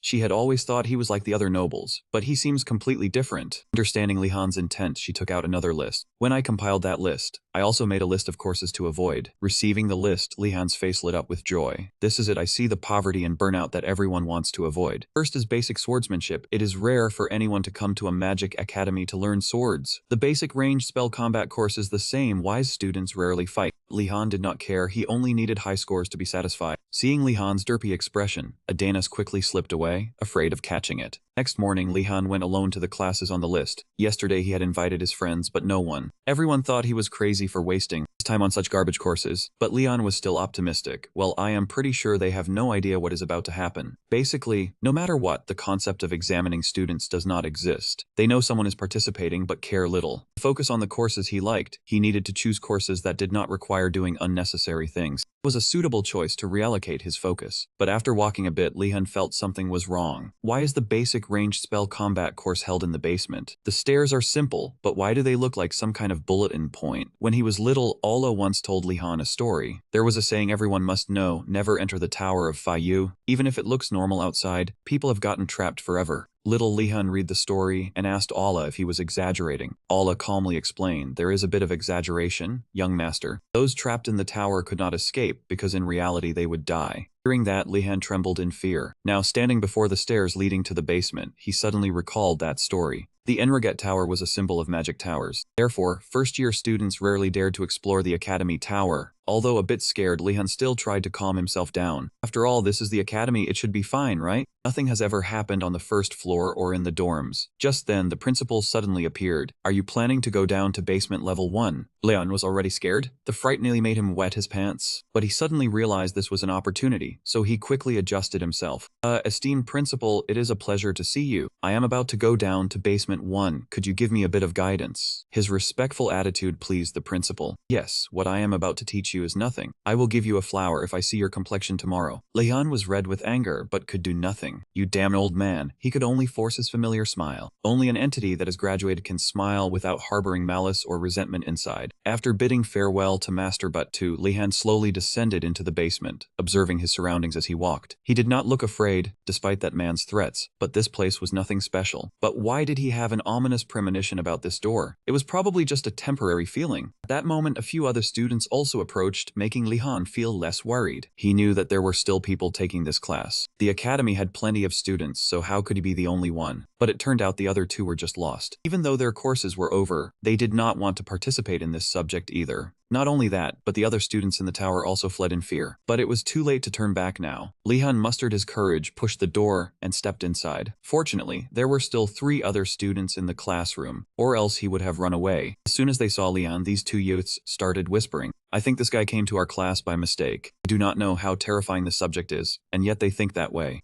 Lehan noticed several spheres on the table and was curious about their purpose. Suddenly, the professor's voice echoed from the darkness. Time is up, everyone. Please take your seats. Lehan turned around and saw a man already sitting on a chair, as if he had been there all along. He had pale skin, a mournful gaze, long fangs, and wore a cloak decorated with stars. Before teaching, the professor introduced himself. I am Vladi Bagrek, and I will be in charge of the basic long-range spell combat course. I hope for your cooperation. Then, the professor picked up the sphere in his hand. What you see before you is a star orb made from spirit starstone. It is a type of stone highly compatible with magical energy. When the stars are at a certain position, it emits divine energy. The spirit star stone absorbs that energy. Please stand up and channel your magic into the orb. Lehan immediately complied, his heart anxious about whether he could do it. After all, he had failed at basic spells like illumination before. Suddenly, the orbs of all the students flew straight up to the ceiling. Lehan watched with his mouth agape. He did it that easily? Do not tell him these orbs are not ordinary spirit star stones. Looking at them, they are artifacts. He was quite sure the professor had created them. He had heard that self-made artifacts were very expensive. Just then, a student lost control and his orb flew straight into the ceiling. Fortunately, the professor managed to stop it before it punched a hole through the ceiling. The orb is connected to your will, so you can control it, but I have placed some restriction spells so that I do not have to repair this room. Hearing that student breathed a sigh of relief. Suddenly, the orb flew straight into her stomach, nearly knocking her unconscious. It turned out the professor had not finished speaking. Those restrictions do not apply to you all. Be careful not to break the orb, but even if a student breaks, the orb will not be chipped. Professor did not care and continued to ask them to make the orb float and draw a circle. Even though this was an artifact, doing these things was still too difficult for Lehan. The orb refused to move according to his will. Just then, a student shouted loudly, Professor, I have drawn a circle. The professor did not even look and simply asked him to do it again. This truly was a bizarre requirement. Lehan suspected that this was all he would be doing, so he asked a question. Professor, how long do we have to draw a circle? The professor answered vaguely, naturally, until you can draw a perfect circle. Hearing this, the 2 male students immediately asked to go to the restroom. The professor said they did not need to ask for permission, just go. And so, the 2 of them packed up their books and fled the class. It seemed they had been scared off by the professor. The female student from earlier was also so scared she wanted to follow them, but suddenly she rolled her eyes back and collapsed to the ground. Lehan admired it. Was she going to act that far? Her acting was pretty good. The female student did not wake up for a long time. Lehan approached to check and realized it was not an act. He quickly helped her up and asked the professor for permission. Professor, it seems she fainted from using up all her magical energy. The professor did not care at all and only said one thing: resume drawing the circle when she recovers. What kind of subject was this? At this rate, it looked like only Lehan would be left. After taking his classmate to the infirmary, Lehan did not run away but returned to continue drawing the circle. As he drew, he tried to strike up a conversation. Professor, how is this assignment graded? The professor, who looked stern but always answered, said, just follow the rules. The grade is based on rank from highest, depending on the number of students. After hearing that, Lehan's face showed clear satisfaction. This class truly was a jackpot. With this assignment, he just had to hold on until the end. No matter what, he would get a high score. This was indeed the ideal class he had been looking for. Repeating this over and over, he was more than willing. While Lehan focused on drawing, the professor was also quietly observing him. Each year, the number of students taking this class came in waves, but they also withdrew as quickly as the tide receded. Last year, there were as many as 10 students who chose this subject. Professor Velati still did not mind, because the contract only required him to deliver the lectures. In fact, every day he stayed alone in the empty classroom and then automatically left. The class finishing early was a very familiar occurrence for the professor, but a special student appeared, breaking that routine, a bright young lad. His manner and tone indicated he was from a noble family. The professor did not yet know Lehan's ability, but he knew he was very special. A flicker of hope arose in the professor's heart. It would be great if he stayed. That way, this would be the first time he could teach the next chapter. After class in the break room, Lehan excitedly bragged to his friends, listen, this is extremely important information. It is a lecture you should not miss. You just sit there and get good grades. Ganando asked for more details, so Lehan described it. He infused mana into the spirit star stone the professor had prepared, then practiced drawing circles. Ganando asked if there was anything else. It turned out there was nothing more to do. Lehan liked it because it required no effort but still got a high score. Ganando and Joner wore confused expressions. Is he scamming or what? Lehan did not care. Does it matter? The important thing is that my score is high. That reaction made Joner's jaw drop. He really is different. I know I have no right to say this, but he truly stops at nothing for personal gain. Seeing the two were unconvinced, Lehan decided to ignore them and go to his next class. Feeling uneasy, the two asked what class it was. The answer was basic swordsmanship. Nando and Joner's jaws dropped. Studying swordsmanship at the Magic Academy is truly strange. Shortly after, Lehan arrived at the southern main building field, where the swordsmanship class was held. Unlike the previous class, this one had quite a few students, mostly from the White Tiger Tower. White Tiger Tower students usually came from knight families, were skilled in swordsmanship, and were very serious. Lehan observed and thought, magic combat was his advantage, it was all fine. His appearance caused a stir among the other students. Is he not from the Blue Dragon Tower? And he is from the Lehan family. He probably learned swordsmanship from a tutor, and looks down on this place. Lehan heard everything. He knew they were proud of their swordsmanship, but did not expect them to be so aggressive. He did not care, he just saw them as immature kids. Just then, an elf student walked up to him. Hey, you are Lehan from the Blue Dragon Tower, right? Lehan showed no fear and asked back in a cocky tone. So what? The elf student said loudly. I think you are in the wrong place. This is a serious swordsmanship class, not a beginner's hand-holding course. Lehan still did not care. Thanks for letting me know. That only enraged the student more, who said this class was not a place to swing a sword like a noble. You could get hurt in a match. The students here will not hold back. Annoyed, Lehan signaled. Alright, if we fight, I will be careful not to hurt you. That remark thoroughly infuriated the elf student. He was about to rush forward when the professor arrived. Alright, gather here, I am Professor Ingerell. I will be teaching you swordsmanship this term. This professor turned out to be an elf. After the introduction, the professor began. You have all probably learned swordsmanship and came here to hone your skills. I will help you practice your skills rather than teach from the basics. Giselle slowly approached and gently patted Lehan on the shoulder. He was stunned as he turned his head, catching his smile. Giselle took the initiative to speak. You are Lehan of the Lehan family, right? I wonder why someone from a famous magic family would come to study swordsmanship. Lehan replied casually, it was obvious, so why ask? Because the fewer people studying it, the easier it is to get points. Giselle was speechless after hearing that. Lehan chuckled inwardly. Lying about the points would be easier than explaining the real reason. Only then did Giselle extend her hand. Just call me Giselle.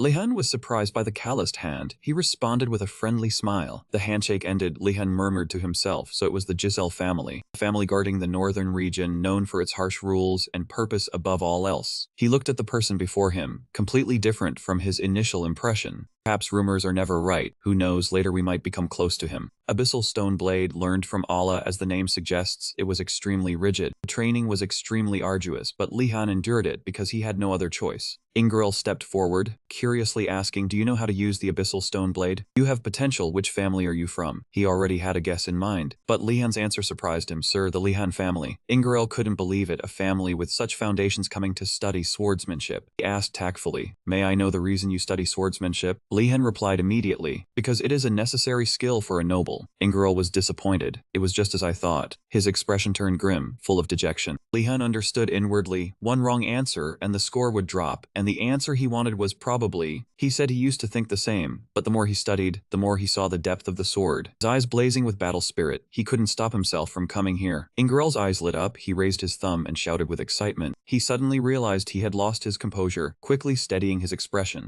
Ingerol praised him for being very serious, unlike the White Tiger students who just came here to look good. His voice was calm, but his hand gripped the sword hilt tightly. Thanks to you, I have learned a lesson. The sword was about to leave its sheath. Ingerol declared firmly, I will be serious with you. Lehan's face paled at those words, pick up your sword. After that, the continuous clash of swords rang out fiercely. Lehan himself was unexpectedly lying sprawled on the ground. He ignored appearances, lying flat on the ground from exhaustion. Ingerol looked at him with a proud air. The abyssal stone blade is as tough as rock. It never wavers, no matter what happens. That is its nature. He pulled Lehan up, engrave that in your heart. That's enough for today. And he called out loudly, now it's the next student's turn. Lehan rubbed his shoulder, feeling as if his body had been mercilessly crushed. He recalled tremblingly, the professor hit him right when he was careless. He kept getting pummeled. Ingerol called on other students, but they could only silently shake their heads. Lehan silently admitted this match was no joke. White Tiger students would become future knights, but they were all handled too easily by him. If Allah was an immovable rock under the name of a swordsman, then Ingerol was like flowing water, even though his limbs were only prosthetics. Lehan sat leaning against the wall, his gaze distant as he recalled. He taught that dual swords were difficult but flexible. Think before you swing the sword. The Moon Mountain sword needs to be faster, sharper, throw your whole body forward. Lehan guessed he was an excellent professor, recognizing the techniques and giving advice immediately. He looked at everyone around him happily chatting. He felt helpless. Why was he the only one getting hit so much? Ingerol looked into the distance, contemplative. The time was almost here.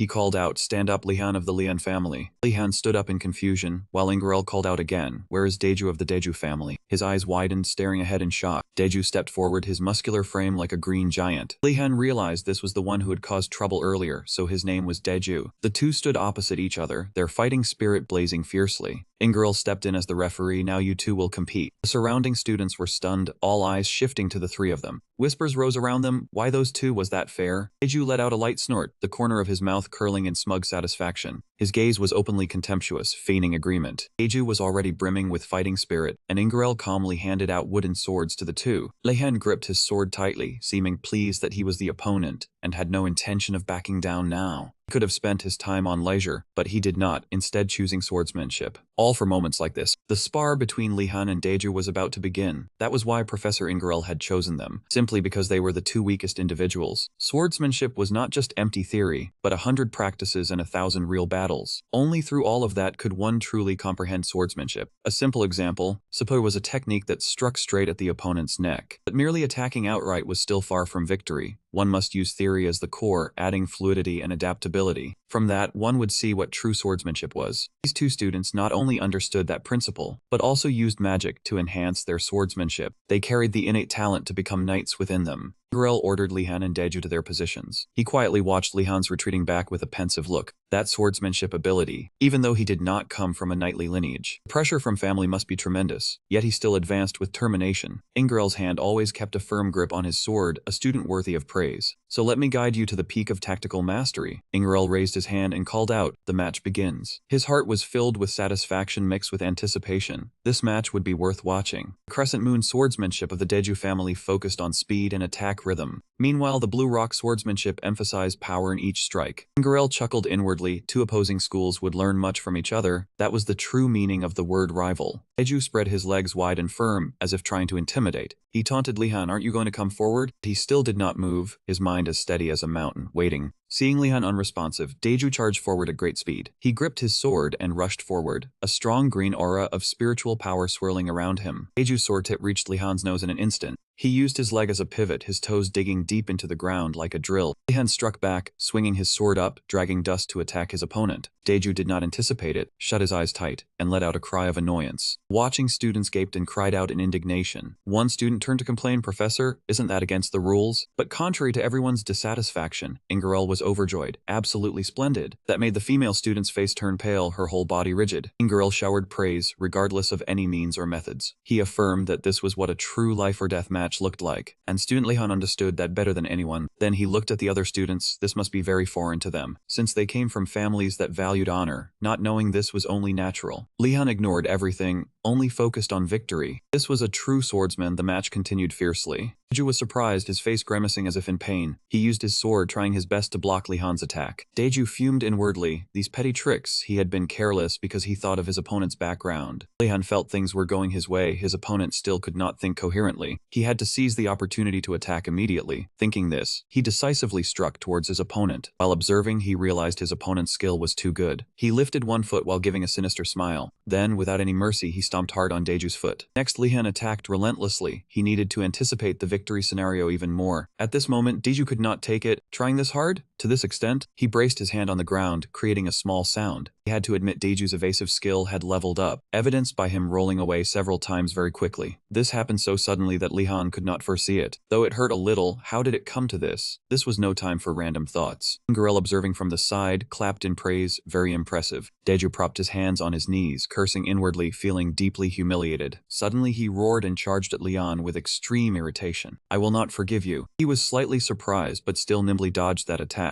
Lehan held his sword in a defensive stance, ready to continue the unfinished battle. He raised his sword to counterattack. The green sword light was incredibly beautiful. Ingerel, watching from the sidelines, had to marvel. These two are better than I thought. I knew they both had good skills, but I didn't expect him to be able to use the peak moon sword technique to this extent. But the more he attacks, the more his stamina is consumed. In contrast, Lehan remained very calm. He tried to react to every movement of his opponent. Lehan carefully observed Deju's attacking path. Then he exclaimed in surprise, that guy is too hot-headed now. Lehan used his sword to parry the attack in a flash of lightning. Deju froze, unable to believe what had just happened. What is this pressure? At this moment, Lehan suddenly realized something. He kept reminding himself to focus on Lehan, not to waver. Finally, Lehan saw an opening and told himself, this is the moment to seize the opportunity to secure victory. Looking at Deju's movements, Lehan calculated that his judgment must be clouded by the unexpected situation. And because of that, he had a ton of unnecessary movements. He observed the mana on Deju's sword and noticed his strength was nearly depleted. Meanwhile, Lehan showed no signs of fatigue from using mana. He told himself now it was only a matter of time. After a series of attacks, Deju continuously cursed under his breath. He asked himself, am I not putting in enough strength? Seeing him without any signs of fatigue, Deju wondered, why isn't he losing any stamina at all? Or is he just not showing any emotion? He felt as if he was throwing an egg at a rock. It seemed Deju was already completely within Lehan's grasp. He was gradually exhausting himself, his already pale face growing even more ashen. But Lehan was still brimming with fighting spirit. Right after he knocked Deju's sword away, the sword flew a good distance before embedding itself straight into the ground. In an instant, his sword was decisively placed against his neck. Deju broke out in a cold sweat, staring in shock at the sword at his throat. At this moment, both were silent, breathing heavily. Deju especially had no strength left to fight back. Girl walked over and told the two to stop because the winner was clear. Lehan sheathed his sword, and both of them heeded his words and stepped forward. Girl looked at Deju, who was panting heavily, feeling a silent regret. He analyzed if he had been calmer, the result might have been different. But he panicked when faced with killing intent. It's hard on him being so young. Then Ingrel briefly glanced at Lehan, thinking, as for Lehan, he has already... He paused for a moment before judging, making everyone see him in a different light. Girl did not forget to praise both of them. Both of you performed very well today. Victory and defeat are not everything. He said seriously, do not be arrogant in victory. Do not be discouraged in defeat. Only then can you improve. Then Ingrel said, now shake hands. Lehan speculated, based on his personality, he would not let it go easily. If he attacked, I would. Right at this moment, Deju, contrary to expectations, extended his hand. He said sincerely, it was a great match. I truly apologize for my rudeness earlier. His final words surprised him even more. You truly deserve to receive that. Lehan was still assessing Deju, finding no sign in him of waiting for his guard to drop before attacking. Then he also reached out to shake Deju's hand, responding indifferently. I suppose you only said that because you were worried. Seeing the two of them like this, Ingrel clapped his hands in satisfaction. He also turned to the people who were listlessly behind and said, what are you all doing? Why aren't you clapping? Night fell, moonlight shining across the borderlands. In a corner by the wall, a group of people had gathered. Suddenly a voice sounded from afar, Deju of House Deju. As a student of the White Fox Tower, I am certain... As he said this, Giselle appeared before everyone. He said to Deju with an air of entitlement, you are not planning to let that guy off after being humiliated like that, are you? He was silent for a moment before replying, I lost because I still lack experience. Everyone said in unison that it was because he played dirty, that it was not his fault, Deju. But he disagreed, insisting that he was still lacking. Giselle laughed, saying that matter was no longer important now. He spoke in a contemptuous tone, saying the honor and pride of the tower had been trampled by him. Giselle's eyes gleamed with a cold light, ordering Deju to take responsibility. Deju thought to himself, the Giselle house is a night center, then asked aloud what he wanted him to be responsible for. He snapped his fingers, casually replying that it was very simple. Two men approached to put shackles on Deju, and Giselle said poor quality had to be compensated with quantity. Hearing that, he asked back if he felt no shame as a knight. Giselle brushed it aside, saying that was just an excuse from a loser. Everyone whispered among themselves, having never heard of such a matter, asking why things had to go this far. Giselle heard it all, smiled, and asked if anyone disagreed. Why not speak directly to him? Everyone immediately dispersed and left. On the contrary, Deju brushed past Giselle, straightforwardly stating that he objected and would not retaliate. Seeing him leave, he sneered that the coward had run away, and that he would probably have to find someone to replace Deju. Someone stepped forward to volunteer, asking him to give them a chance. The remaining people also gradually filed out and left. Deju told himself that even if he trusted Leon's skills, 1 against 3 was still too much, especially since they were students from night houses trained every day. He clenched his hands in frustration, unable to sit still. No matter how his decision would affect things, he would stand by Lehan. In the sky, the moonlight gradually climbed higher. Deju's footprints pressed deeply into the ground. He hurriedly ran his fastest speed. Approaching the place, Deju shouted loudly to bring the lantern here. At that very moment, a stone flew past his hand. The stone fell near Deju's feet. He looked in confusion at the person lying flat on the ground. Before him were 2 men holding sticks, trembling as they cursed, "You bastard, how dare you!" Lehan pointed his wand to the ground, saying in a harsh tone. With his movement, countless stones rose into the air, floating around him. Lehan immediately became alert. "If you want to die, then come closer." Deju was terrified by the sight before him, completely unable to understand what was happening. A moment ago, someone had struck the ground with a stick and called out across the shrine. Lehan was surrounded by 3 men holding sticks. That man said, "You think we'll just let this go? We'll make sure you can't attend any more classes." Hearing this, he told himself, so it was about the classes. What a nuisance, just get rid of them for now. Lehan turned back and asked, "Do you people know which family I come from?" They shouted angrily, "Threatening us like that? You think we're scared?" But they still glanced at each other, hoping things would be alright. He judged. It seemed they had someone backing them up. Lehan seemed to have guessed who that person was. He sighed, thinking to himself, after all, if they had thought it through, they wouldn't have acted like this from the start. Lehan asked directly, "Who sent you to do this? Is it someone from a big family that you couldn't refuse?" Andrago shouted loudly, "Rubbish again! Don't let him fool you!" Then he ordered encirclement, not letting him escape. He thought to himself, 3 against 1, that's a bit tough. Lehan remembered what Allah had once reminded him in situations like this, just run. Surrounded, he hesitated. If the escape route was blocked, how was he supposed to run? Suddenly, Lehan heard a noise and warily looked behind him. He saw that the stones beneath his feet were enveloped by a blue light. If he had these, then it might be possible. He remembered the spell he had once cast and made a judgment. The size wasn't too big and wasn't too different. Thinking this, Lehan immediately cast the spell and then moved. Seeing the stones rise into the air, all 3 were astonished. He can already use this kind of spell. Could it be that the Lehan family really is different? He breathed a sigh of relief, thinking he was lucky. Lucky it worked. This should be enough to scare them off, right? Continue like this, and then just run. Then Lehan threw a stone and said, "Get out of here, or else." It seemed he hadn't controlled his strength. The stone flew straight into Andrago's head. The other 2 stared blankly as he fell. Lehan was also startled by the situation. They immediately raised their sticks and cursed. Lehan told himself, "Oh no, I didn't mean to, I need to practice more." The other 2 discussed. These stones would fly at us without any preparation time, even if he is a dark mage who can use such powerful magic. At that moment, his entire body emitted a mystical blue light. Lehan sighed inwardly. This wasn't according to plan, but he still had to keep up the act. He pointed his wand at them again, threatening, "If you want to die, then come at me." In his mind, he reminded himself to keep a straight face. They had already fled in fear, not forgetting to warn him. How hateful, you won't get away with this. Deju looked at the situation and wondered, what on earth did I just witness? Lehan spoke up, "Did you come to hit me too?" Startled, he denied it. The silver moon illuminated the entire night sky. After hearing Deju explain the situation clearly, Lehan cursed. That bastard Gazelle set up this kind of threat. He corrected helplessly, "Not Gazelle, it's Giselle." He understood. "Ah, right, Giselle. Anyway, that's what he said?" Lehan thought of some other faces. The atmosphere in the White Tiger Tower is quite different. Everyone in my tower is cheerful and close. He thought the White Tiger Tower had its own order. Deju drew a face on the ground and said, "He looks like this." He didn't recognize anyone, so he looked confused. Lehan suddenly remembered the person he had met the day before. He muttered, "I thought he was a good person, but his actions don't match his appearance." Deju retorted, "What does deep scheming have to do with appearance?" Lehan was still lost in thought, so he was just playing his role, so that's why he's so popular. Seeing he wasn't reacting, he called out, "Hey, are you listening or not?" Deju added, "He's famous. Don't tell me you thought he was just an ordinary person." Only then did he realize, so that means he had a reason to approach me? Leon was puzzled. The fact that they came to hit me is already strange. He replied, there are a few reasons for that. And Deju analyzed, first, you come from the Walden family. He laid out the scenario. If he defeated a top male student from a famous family, Giselle would have much more influence. He asked back, confused, you mean I'm a sacrifice for his power? That's annoying. Deju sighed. I'm worried about that too. He continued, in the future, you will continue to show a positive attitude, and the students in my tower will continue to harbor a hateful attitude. Giselle knows how to exploit those emotions. By the campfire, Deju kindly said, if you continue to learn swordsmanship, I want to warn you to be careful. After the conversation, Lehan returned to his tower. He remembered Deju's advice and thought it was quite good.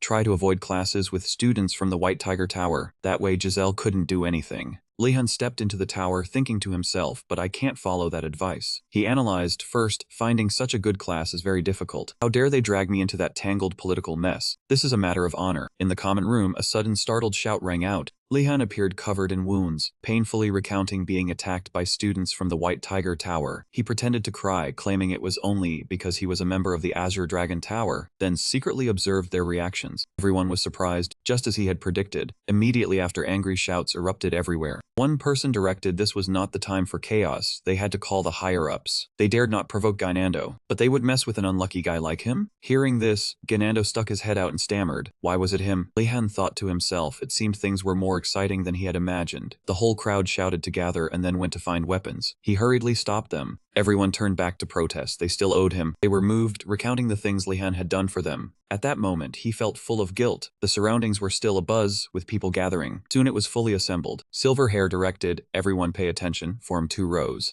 The whole group shouted in unison, let's go smash those White Tiger Tower guys. Lehan thought helplessly he had messed everything up. He didn't know the Azure Dragon Tower hated the White Tiger Tower that much. He concluded, we always hate those most like ourselves. Everyone was still rushing around, shouting to use everything as a weapon and advancing towards the White Tiger Tower. Suddenly a loud shout demanded everyone wait. Asha unexpectedly appeared behind the crowd. He seriously suggested, before we go, listen to me first. Asha analyzed, we shouldn't rush. That tower was for people from Knight family backgrounds. Going there recklessly would mean defeat. Leon was secretly glad. Just as expected, Asha was truly rational. He quickly said, that's right, but he continued, so we... Pausing for a moment, Asha shouted, we'll stay and wait, then attack. Hearing this, everyone got excited again. Truly the Asha family. We trust you, everyone, get ready, let's go. Leon was helpless, dejectedly thinking to himself he was truly foolish to have expected anything. Then he spoke up to stop them again. Wait slowly, I don't want you all to take revenge. Lehan pointed at himself decisively. This was a matter of my honor. I will handle it myself. Someone retorted, but he was unlucky. Those guys were cunning, despicable. Those bastards wouldn't be easy to deal with. He was surprised, thinking that guy cursed them without taking a breath. Lehan felt helpless, letting out a sigh. He calmly said, we are children of respectable families, wouldn't acting like them be shameful? These words made everyone reconsider. Leon was secretly pleased. Great, now it was settled. Let's get to the main point. He unexpectedly spoke again, cutting off the discussion. Pausing for a moment before continuing, if they chose to fight, let's respond together. They had the ability to attack in packs like cowards. Everyone seemed enlightened, still cheering, that's right Wadden, let's form a group and get ready. So Lehan had handled the problem of the families becoming chaotic. After reaching a consensus, everyone quickly dispersed. As they walked, they discussed, thinking about it now, the next class would be with those bastards. That was good, let's make them taste difficulty. A friend said confidently, look at us like masters of the illumination spell. I'm sure none of them have this. These words surprised Lehan and made him realize something was off. He watched their departing figures, worry, wait, no way, I was the only one not proficient in the illumination spell? Lehan felt the distance between him and his teammates was like being separated by a deep chasm. Next day, Joner walked into the room while yawning. Lehan, with a pale face, whispered a good morning. She was startled and screamed, you scared me. Joner asked with concern, what's wrong with your face? He touched his dark circles and replied, I stayed up practicing magic. She was surprised, practicing magic? You can't use magic, Alan, before you was allowed, right? Lehan stood up holding his wand and affirmed. Then he continued, the others said they had already mastered the illumination spell. This was the first time I heard that. Just then, someone approached. The two said in unison, Gainando? Why was he here at this hour? Lehan was about to ask, but saw Gainando looking left and right doing something. He saw him reach carefully and sneakily into his coat. Who would have thought? Gainando pulled out a skewer of sausages. He cheerfully walked to the fireplace to grill the sausages, to the confusion of the two. Joner said helplessly, he was a royal, but yet. Gainando's eyes lit up looking at the skewer of sausages in his hand. Suddenly Lehan approached and spoke. We won't steal from you, just eat freely. This startled him into a scream. Gainando asked worriedly, when did you get here? He replied calmly, when you were carefully taking out the sausages. Hearing this, he quickly denied it. Lehan reminded him they were about to of burn, take them out. Ganando hurriedly took out the hot skewer of sausages. He turned back hesitatingly saying, thinking about it. Seeing everyone still depressed and hungry, he softly commented, everyone looks terrible. Joner replied sadly, everyone was hungry. They hadn't fallen into a worse state because he had sold them food. If not, things would be worse. Lehan held the calculation sheet and said we should start preparing. There were not many meal portions left. He sighed and said Professor Urigum was very annoyed, even though they had taken some ingredients from his truck. They recalled the scene of stealing bread. Urigum shouted that a few loaves were for them to eat. When had the students put jam in their pockets? He even asked, was it not enough for the students to eat their fill? Why take more? Two of them racked their brains for a plan. There was no way to steal. Was there any other opportunity? It was time for the simple magic class. Each student politely greeted the professors in turn. She was known as Professor Trentingaxia Kim. She cared for the students so much that she could immediately sense the strange change among them. First was a week after enrollment, the students became very hungry. Second was that she sensed the tension between the towers. Because of their different origins, the rivalry was very fierce, but the tension between the Azure Dragon Tower and the White Tiger Tower was extremely severe. Seeing the students glaring at each other, Garcia quickly said, "Hey students, sit down quickly." She recalled Principal Oshu's words, the more they competed the stronger they became. That was the principal's viewpoint. Thinking about this, Garcia sighed. However, she could not agree with that. She hoped everyone would treat each other well. Then her eyes lit up, her voice rang out, "Everyone sit down." The students were frightened by Garcia's aura. She asked again, last time they studied the light spell, who had successfully performed it. Leon yawned sleepily but did not forget to raise his hand. He thought to himself that he had just accomplished many things all night. Though tired, he could not fall behind. Suddenly, Lehan discovered that besides himself, no one else had raised a hand. He was extremely confused. Everyone could not help but murmur in admiration. Lehan could not help asking the person sitting in front, "Hey, you said you could do it." He laughed and replied, "Oh, that I only grasped the method but have not succeeded yet." He smiled and said he would soon be able to do it, because they were all nobles. Hearing that, he angrily cursed to himself. He had been tricked. Those arrogant noble bastards. Lehan said to himself painfully he had worked hard for nothing. Just then Garcia spoke up again to praise. There were two students from the Azure Dragon Tower. It turned out Adenas had also raised her hand. He thought happily she was the princess, a chance to get close. But that thought was halted by her murderous glare. Lehan felt confused. Did he do something wrong? Suddenly Asha reached out and lightly poked his head. He whispered, "Lehan, it seems the princess believes those weird rumors about you." He dazedly asked back, "Weird rumors?" Asha suddenly answered angrily, "They were malicious rumors insulting you." He said annoyingly, "They said you only wanted high scores instead of knowledge." It was truly unbelievable. Hearing that, Lehan was stunned, wondering to himself, was that not exactly the case? Before Asha's indignation, Lehan calmly shrugged and turned away. It was not wrong, so he had nothing to say. Thinking that, Lehan turned his head again to look at Asha, who was blazing with anger. He clenched his trembling fists. "I am disappointed in the princess." Others spreading rumors was one thing, but she believed that nonsense. He rested his chin in confusion, but believing or not was her right. His words immediately made Asha gasp in astonishment. With his mouth wide open, he trembled and clenched his fists tightly. In Asha's heart, Lehan's image was like a god with a vast heart, moving him to tears. There were many descendants of great families in the tower, but none of them was as perfect and noble as him. Finally, Asha understood the reason his parents sent him here was to meet someone like him. "I am sorry for speaking ill of someone, father." After a bout of self-indulgent drama, he sobbed and wiped his tears, praising Lehan as wonderful, which made the latter embarrassed. A moment later, Lehan coughed once, then created a brilliant beam of light with his wand. Adenas was not to be outdone, creating a sphere of blue light. The two beams of light clashed high above, causing everyone to murmur in awe. Garcia clapped in satisfaction, praising them for doing very well. It was rare for anyone to succeed in this spell within the first week. "I am glad to have met such talented students." The other students bowed their heads in shame. Seeing everyone's spirits sink, she immediately shyly tried to steer the conversation. "Do not be discouraged by this. The luminescent magic was the most basic. It was also the first step for you all to feel magic. You all do not need to be so disappointed." Lehan smiled wryly at Garcia, who was trying to comfort them. He thought to himself he did not think anyone was listening to the professor. There was no way they were behaving like that. Over there, the students were holding wands and competing fiercely. Garcia gently extinguished their blazing flames. "Please restrain yourselves and return to your seats." As soon as she finished speaking, they immediately scattered to two sides, looking uninterested in luminescent magic. Garcia helplessly looked at a few students who were still unwilling and muttering. She spoke up to comfort them. They would be learning elementary magic this semester. The students immediately spun around excitedly. The young girls could not contain their joy, cheering excitedly. Garcia began to lecture. "After learning illumination, you will naturally know how to proceed during the course of study. Elemental magic includes simple elements like water, fire, earth, wind, and darkness. It also has more difficult attributes like gravity magic. For a long time, it has been the foundation of all magic. For instance, summoning spirits or granting properties to artifacts. For example, it is like learning the 4 basic operations to apply them to high school mathematics. Moreover, even if you only learn basic magic, you will be valued anywhere. Lehan slowly sat down next to Asha. He was very much looking forward to this lesson. Garcia tapped her wand on her hand. Now we will test compatibility with the basic elements, because each person has a suitable element. The students below buzzed with chatter about this test. Garcia tapped her wand on the ground to get everyone's focus back. A candle with a flickering flame appeared before Lehan, startling him slightly. Deju almost couldn't resist reaching out a hand to touch it. Asha only let out an exclamation, quite calm. The technique from the previous lesson you all can apply here, she reminded them, but what you want to create is fire, not light. Be careful because fire can burn. Ganando briefly saw a vision of himself merging with the flame. After that, the image of being burned by fire made him flinch back in fear. Garcia told everyone to recite the incantation in their minds. Around her wand, several mysterious lights appeared. Garcia raised her wand and shouted blaze. Immediately flames enveloped the top of the wand. A second later, she created a strong spiraling pillar of fire just like on the podium. The students murmured in admiration. Lehan also forced a smile to stay calm. But to be honest, Lehan looked at her hand holding the fire. Seeing her hold fire in the palm of her hand, he couldn't help exclaiming, "Magic is so cool." A moment later, Garcia withdrew the flame and told everyone to try it themselves. Everyone eagerly agreed. They tried reciting the incantation, but the candle remained unchanged. Lehan rested his chin thoughtfully, looking at the candle before him. He extended both hands surrounding the candle. There must be a reason why the professor gave us this candle. Lehan closed his eyes to concentrate. The closer the thing he needed to create, the easier it was to visualize. He raised his wand and decided to try. Suddenly, Garcia walked by and noticed something. She used magic to knock over the candle in front of Lehan, startling him. Garcia walked over and declared she would ban him from using fire magic for a while, leaving Lehan astonished. He asked for the reason in confusion, since that was the way to have cool magic. She seriously raised her finger, because it was very dangerous. Lehan grew even more puzzled. He recalled the time when the emitted light was a bit too bright and hurt his eyes. Lehan thought, if he could not control the light, he would only be temporarily blinded. But if the fire exploded, thinking of that scene, he panicked and cut off the thought. Garcia picked up a bowl of water and manipulated it. We will try fire magic again when your senses are sharper. Practice water magic first, because it is not as dangerous. Lehan stared blankly at the bowl of water before him. Hearing Garcia say water and fire were similar, he grew impatient and wanted to retort that water was not cool. In the end, Lehan shyly covered his mouth, not daring to say it. Fire and lightning elements were better for offense, while water and metal magic were better for defense. But the use of water was vague. He used his index finger to stir the water. Was the only use to drink water anywhere. He imagined himself drinking from the wand. What else could he do? It was a safety issue. Lehan sighed in frustration. Asha blushed and looked at him admiringly. I am jealous that you get special guidance from the professor. Lehan gripped his wand tightly, only wanting to tell him to shut up. Lehan hesitated, staring at the bowl of water before him with a worried expression. He raised his wand over the bowl and chanted the command Arise.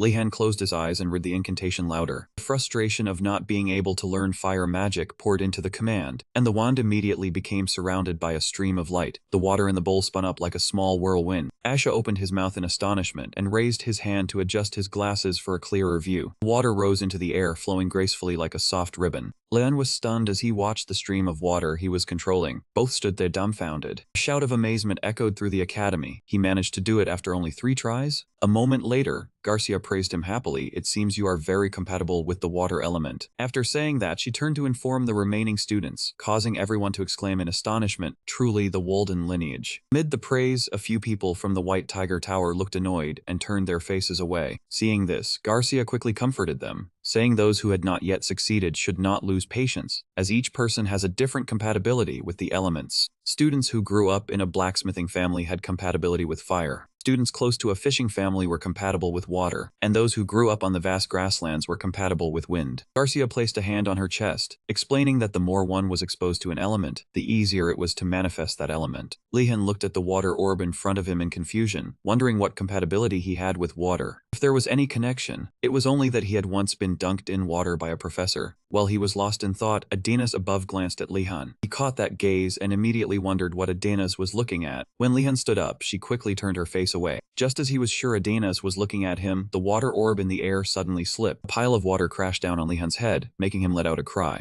Garcia looked at the dripping wet Lehan standing dumbfounded, covering her mouth as she laughed, saying if he lost focus, he would not be able to maintain the element's shape. She said to try and hold the shape for as long as possible next time, then waved her wand. Garcia's magic dried his body instantly. Lehan looked at her admiringly, thinking she truly was Professor Kim, like the school's radiant beacon. He emotionally clutched his chest and asked how long he should hold the orb. Garcia rubbed her chin in thought, saying normally one needed to hold it until mana ran out, but that would not happen with him. She suggested he hold it until the lesson ended. Lehan's face instantly paled upon hearing this. Was this not torture? Seeing Garcia turn her back and leave, he quickly raised his hand to beg for help. Unfortunately, she left Lehan in his embarrassment. Lehan clenched his fists until the veins bulged, almost forgetting. She was also a professor at this insane academy. Basically, her mind was also flawed. Garcia watched him from a distance as he broke down. She smiled meaningfully at this outstanding student. Maintaining magic for a long time was very stressful on the mind, like having to keep a spinning top balanced on a finger. Garcia told herself, but Lehan needed proper training. His ability to create a large water orb in just 3 tries was an inexplicable talent. Furthermore, he was one of the people with the most abundant mana in history. For those reasons, she needed to polish this rough gem. Garcia believed Lehan would do well. But at this moment he was silently crying and cursing the professor in his heart, a significant misunderstanding between them. The class ended, everyone said their goodbyes and left. Under the blazing sun, a pleading voice could be heard. Please listen to me. Lehan argued indignantly. Do you not think that is a bit much? Uragum picked his ear, looking confused. He mentioned the matter of the princess controlling the fire element. Joner was thrilled to discover her compatibility with the wind element, and Ganando nearly burned down the entire classroom. Lehan raised his voice indignantly, saying he was only allowed to use the water element for the entire lesson. Hearing this, the old man just scratched his head and pondered. Maybe Professor Kim liked him and so trained him that way. Hearing that, he immediately sneered, completely not believing the words. So that is the reason he had to spend his precious break time gardening. Uragum instantly felt guilty upon hearing this. The old man sighed and waved his hand, saying he was indeed a complaining child. Did you not say you would do it yourself? Lehan could not help but turn back to where Uragum was sitting. Recalling, Lehan had run over saying he came to help Uragum, which made the old man very happy. When he said he would eat the old man's food as payment, he was about to agree but then froze. Because the Lehan before him was carrying a bunch of things, he shouted at him to put them down. Watching Lehan sigh and throw the pile down, the old man broke out in a sweat, truly could not let his guard down with this kid. Uragum dropped some tea leaves into the pot. He poured hot water while observing the young man. How could there be a person like him? From a bizarre lineage. At this moment Lehan was happily looking at the carrot in his hand. Uragum took a sip of tea and asked if there was another problem. Did you have a conflict with the White Tiger Tower? Hearing this, he remembered, turned his head and replied that the matter with the White Tiger Tower was actually quite troublesome. The old man lowered his head to pour water into the teacup, saying things probably would not change much this year. Hearing this, Lehan sighed in relief. He used his strength to pull up the carrot, thinking that different towers probably had this kind of relationship, but confronting each other in the academy was not very good. Uragum laughed loudly and said to ignore them. Focusing on practicing magic was more useful. The two were silent. Lehan blurted out that he had already gotten into a fight with them. Both of them thought of the same thing and felt awkward. Lehan looked at Uragum shyly. Don't look at me like that, it wasn't on purpose. Hearing this, the old man raised an eyebrow and took a sip of tea. Usually scuffles didn't happen in the first week. Warily recounted being attacked for choosing the swordsmanship class, and the old man immediately choked on his tea. Uragum was wiping his mouth when Lehan stood up to ask how he was. The old man pointed his finger angrily. Why did you choose it? It's like invading their territory. Because tigers have a very high instinct to protect their territory. Lehan waved his hand in defiance. I have the right to register for the subjects I want. Uragum sighed and waved his hand. Anyway, the problem was already solved. The old man took a sip of tea. Seems you are still okay. I don't know about their magic, but their swordsmanship is decent. He smiled brightly and agreed. At that time it was 3 against 1, so I struggled quite a bit. Uragum was so shocked he spat out his tea again. The teacher stood up, and Lehan immediately asked where he was going. Hearing the old man say he would do something for him to eat, he held the basket of carrots excitedly. Uragum confirmed and then picked up the carrot. I should treat the kid well. He imagined Lehan becoming the greatest swordsman of the empire and then returning for revenge, his face turning pale. A while later, he sat at the dining table waiting for Uragum to bring over the food. Lehan ate and drank to his satisfaction, while the old man was wiping sweat and breathing a sigh of relief. Uragum was pumping water to wash the dishes when Lehan suddenly remembered something. Before I came, did you manage all of this by yourself? The old man washed the dishes and complained. They were lazy with no talent, so they all ran away. These are the basic things an alchemist must know. He thought about the pile of work he had to do today and was speechless. Uragum squinted and asked if Lehan didn't think so. He quickly handed over a plate and went along with it insincerely. After class, these tasks should have been done by students, but it wasn't right. It couldn't go on like this. Lehan silently shed tears. He pointed to an empty space in the forest and asked if he could plant some things there. The old man happily agreed and then asked Lehan what he wanted to plant. He was torn between planting cabbage or leeks. Uragum nodded in agreement. Suddenly, the old man asked Lehan if he planned to sell what he planted, making him pause for a moment. Lehan blushed shyly and asked how Uragum knew. Did the upperclassmen also do that? Seeing the old man slap his forehead in exasperation, he looked bewildered and confused. In the middle of the mountain forest, Uragum said clearly, "You are the first one, kid." The old man clicked his tongue and then told Leon to just do what he wanted. Uragum turned away, thinking to himself that he was indeed a strange kid. While Lehan was wiping the table when he noticed a corna. Looking at the pile of cabbages and leeks on the ground, he thought about what dishes to prepare. Lehan asked the old man again what other dishes could be made with Napa cabbage and leeks. Hearing Uragum say Gigi could be made, he immediately became excited. Lehan imagined the delicious Gigi dish in his head. Empire's territory was vast, so there were countless different culinary cultures depending on the region. Lehan's family in the west had bread and cheese as their specialties. The east was famous for rice, noodles, chili sauce, and soybean paste, dishes characteristic of Korea. He squatted down and asked the old man if he liked it. Uragum washed the dishes and replied that he did but didn't eat it often. Having said that, the old man fell into a thoughtful state. Lehan looked surprised. Uragum slowly said that was an Eastern dish. There were some people there that I didn't like, the old man said as he reminisced. He wiped the plates while curiously asking what had happened. Uragum was still washing his hands. I have some distant relatives living in the East. You don't know how much they complain every time I meet them. Uragum let out a stream of complaints, and Lehan was speechless after hearing it. He picked up the bowls and plates and stood up, saying he understood. He had heard Eastern people were strict, but didn't expect it to be to that extent. The old man looked up and asked Lehan what he planned to do this weekend. Seeing his face immediately become haggard as he asked if he had work, Uragum said awkwardly, "You look like you're being forced to work the whole weekend." For an emotionally numb student like Lehan, being forced to work on the weekend was not strange. The old man raised his staff with a scheming look. "You won't even have the time to come here. Think carefully about what those hungry students will do." An idea immediately came to him. Then he answered, "Burn down the school." The old man laughed and said that was a bit much, stroking the beard on his belly. "When pushed to the brink, they will find something to eat to survive," Uragum explained. "Black tortoise will find fruits and berries. White tiger will go hunting." He then asked about the azure dragon. The old man sighed and said his children always arrived later, but there are always special individuals, and his children will accidentally find the right way. After speaking, Uragum looked back at Lehan. This year was of course very different from other years. He mentioned the Vermilion Bird Tower again. Uragum said they must be completely separated, because those were not children easily swayed by desire. The Vermilion Bird Tower was a tower built by apprentice priests. There they practiced asceticism, and even under the harshest conditions, they continued to pray. Lehan brushed the dust off his robe, admiring this admirable faith, but knew he could not do it himself. He put on his coat and said he would go hunting with his friends this weekend. Next time they cause trouble, he will show them what a festival is. Lehan gave a thumbs up, making Uragum break into a sweat. Hearing the aggressive declaration, Uragum swept the ground sloppily with a broom. He might not be able to avoid it, but as long as he is not the instigator,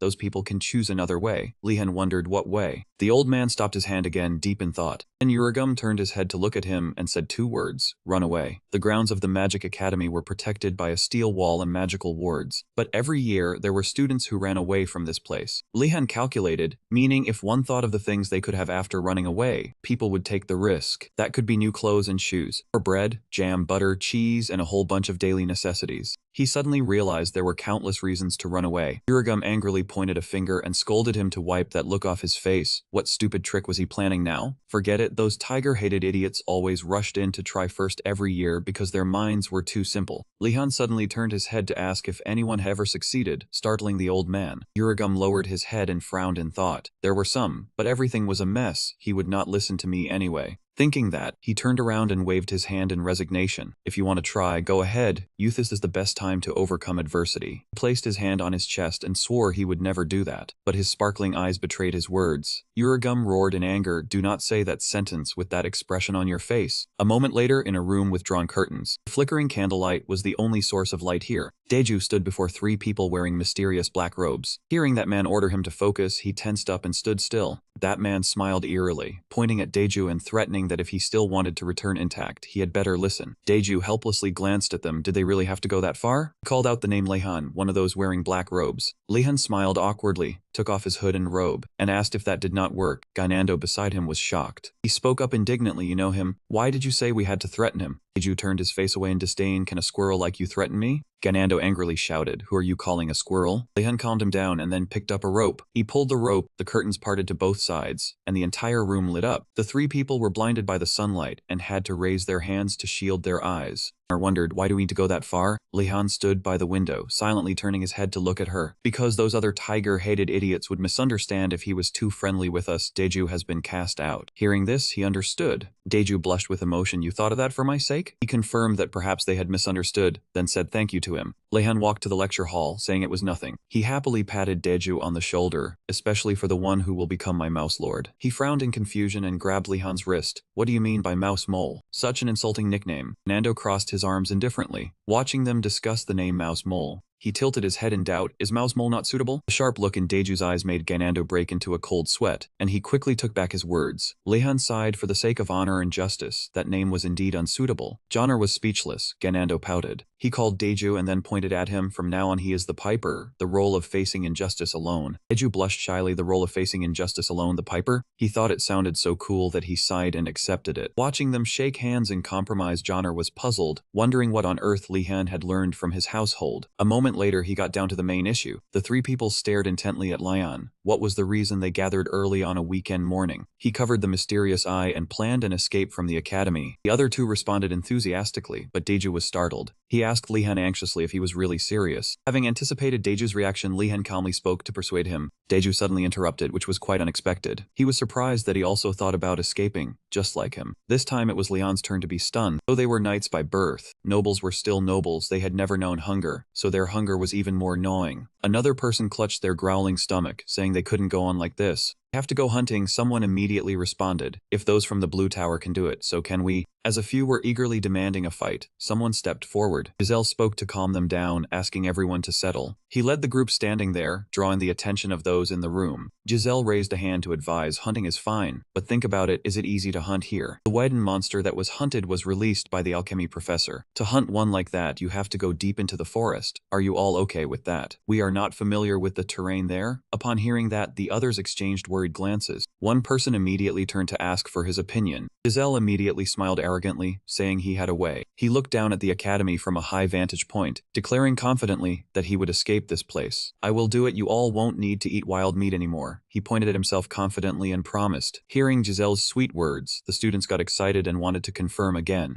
Suddenly, one of them doubted the feasibility of this plan. Giselle pointed at his head, saying he already had a plan. Anyone who wants to follow can come. I don't want to find a way alone. Saying that, he turned and walked away. And they immediately hailed Giselle as the best. Suddenly Giselle said, but, making them freeze, I will be the one giving orders. If anyone messes up the plan, don't blame me. He turned his head and looked at them darkly. With his eyes wide open, I won't let it slide. Then he turned his back and left with the group, wishing everyone a good night. In a hidden corner, Deju, hiding behind a pillar, had heard everything. A moment later, a voice of astonishment came from outside. The person seemed unable to believe what he had just heard. If I listen to him, can I come along too? Lehan propped his chin in thought, his eyes brightening. Seeing him so happy, Deju spoke hesitantly. After everything that happened with Giselle, can you still say that? He asked in bewilderment. Lehan laughed and waved his hand. Come on, no one cares about such a small matter. Seeing Ganando and Joner shake their heads as they sat, he wasn't so sure and turned away. Lehan walked while thinking, this is troublesome. Initially, he planned to spend time exploring the passage based on obvious choices. Based on the professor's personalities, escaping would be very difficult, but Giselle boldly declared that he had a way out. Lehan turned to look at the man sitting on the chair. He didn't seem as Ganando. He was smart and cold, manipulating the students in the tower from the start of the term. He must have a reason to be so confident. Everyone in the room had their eyes on him. Suddenly Lehan slowly said he was out of ideas. I will follow him and find out what that way is, he said, pointing as he gave the order. Deju immediately jumped up. Are you serious? He asked, breaking out in a cold sweat. Lehan asked back, do you have any better ideas? Deju immediately deflated, thinking that method was a bit sneaky. Lehan told him not to worry about it, making Joner and Ganando look up. He put his hands on his hips. Right now we are facing each other. Deju immediately confirmed. Lehan closed his eyes and said slowly, there is a saying, know yourself and know your enemy, and you will never be defeated. Saying that, he gave him a firm pat on the shoulder. So this is just our strategy, Lehan said seriously. Deju broke out in a cold sweat. Is it because of his face? He looked confusedly at that shining, radiant face, somehow finding it reasonable. A moment later, Deju was also convinced. I guess this could be considered a strategy. Lehan grabbed his shoulder and turned him around. Alright, from now on you will monitor Giselle. Report to me when you know the escape plan. He pushed Deju straight towards the door. You are an excellent warrior and a proud spy. Saying that, Lehan opened the door and pushed him out while Deju was still dumbfounded. He closed the 2 doors, declaring the mission had begun. Lehan looked at him with sparkling eyes. You will do well, right? Deju instinctively gave a slight nod. He raised his hand, signaling that he would give it his all. Just leave it to me. After closing the door, Lehan breathed a sigh of relief. The part with the thugs was done. Now he still had to think of an escape plan. Seeing Joner and Ganando clinging to each other, Lehan asked in surprise, when did you two become so close? Both of them looked at him, hesitating, unable to speak. Joner asked if he learned mind control magic before entering the academy, and Lehan immediately corrected him, denying it. Sky had turned to evening. A fiery red sunset blanketed the academy. Lehan hurriedly walked towards a certain room. Inside, Joner and Nilia both looked up towards the newcomer. Deju and Ganando were also present, everyone listening as Lehan began to speak. He raised his hand to speak, thanking everyone for coming to the meeting to plan the escape. Nilia exclaimed in shock. You want to escape from the academy? Are you crazy? I thought you were just going hunting? She yelled, her face turning pale. Lehan calmly reassured Nilia, I already have a plan. Hearing that, she immediately paused, curious. Nilia thought if it was Lehan of the Lehan family, he would always find a way. He was completely different. After thinking, she frowned and asked what the plan was. He immediately took out a terribly ugly drawing of a gallows. Lehan pointed at the drawing enthusiastically and explained, among the students of the White Tiger Tower, this guy knows how to escape. We just follow him and copy him. After hearing this, Nilia was so shocked she was speechless. He called that a plan? She was trying to find some advice when suddenly Joner spoke up to suggest something. She winked at Lehan. This plan can't succeed without Nilia, right? He seemed to understand Joner's meaning as well. He covered his chest and sincerely agreed. How could we do this without her? Seeing this, Nilia stammered in confusion. Lehan's words made her pause. Her tracking ability and hunter instincts were the key. Nilia was the only one with both. Hearing that, she immediately blushed in embarrassment. Joner and Lehan pretended to be interested, then put on sad, disappointed expressions, flustering Nilia.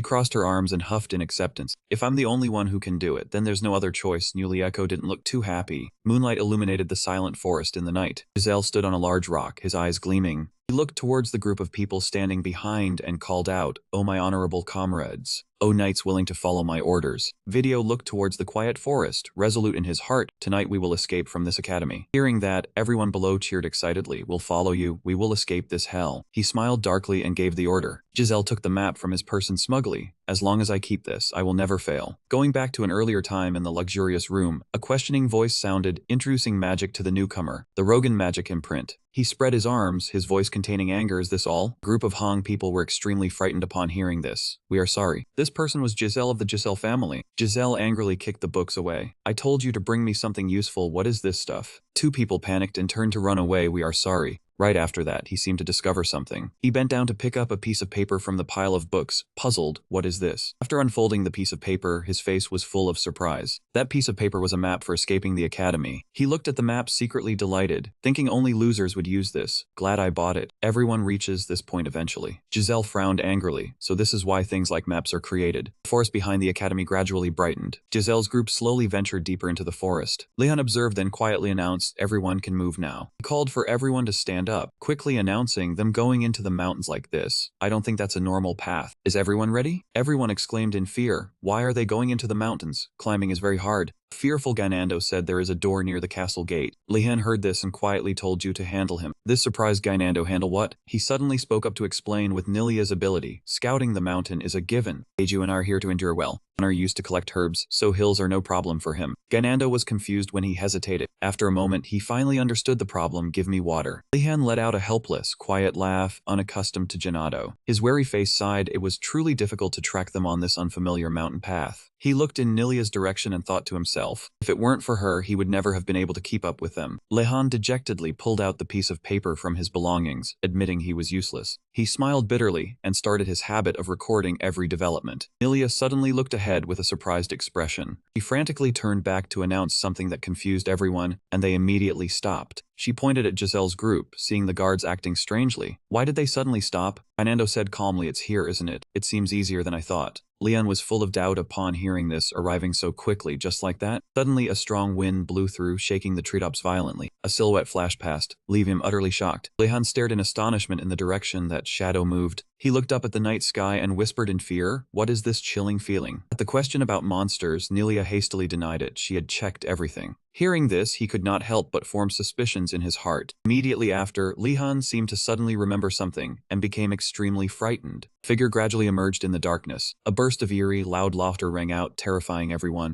Giselle's group looked around in horror, not understanding what was happening. A large circle formed, enveloping his entire group inside. In the sky, an object gradually appeared. Osu appeared with a smug smile. "You've fallen into the trap, and it's only the first week." They were shocked and cried out in unison, "It's headmaster." He excitedly looked at Giselle. "It seems you bought the fake map I put out." Giselle was indignant and unconvinced. "I bought this map before I even enrolled." Suddenly he was stunned to see the paper in his hand had vanished. He watched him fall to his knees in terror and gently reminded him, "Today you have all learned a costly lesson."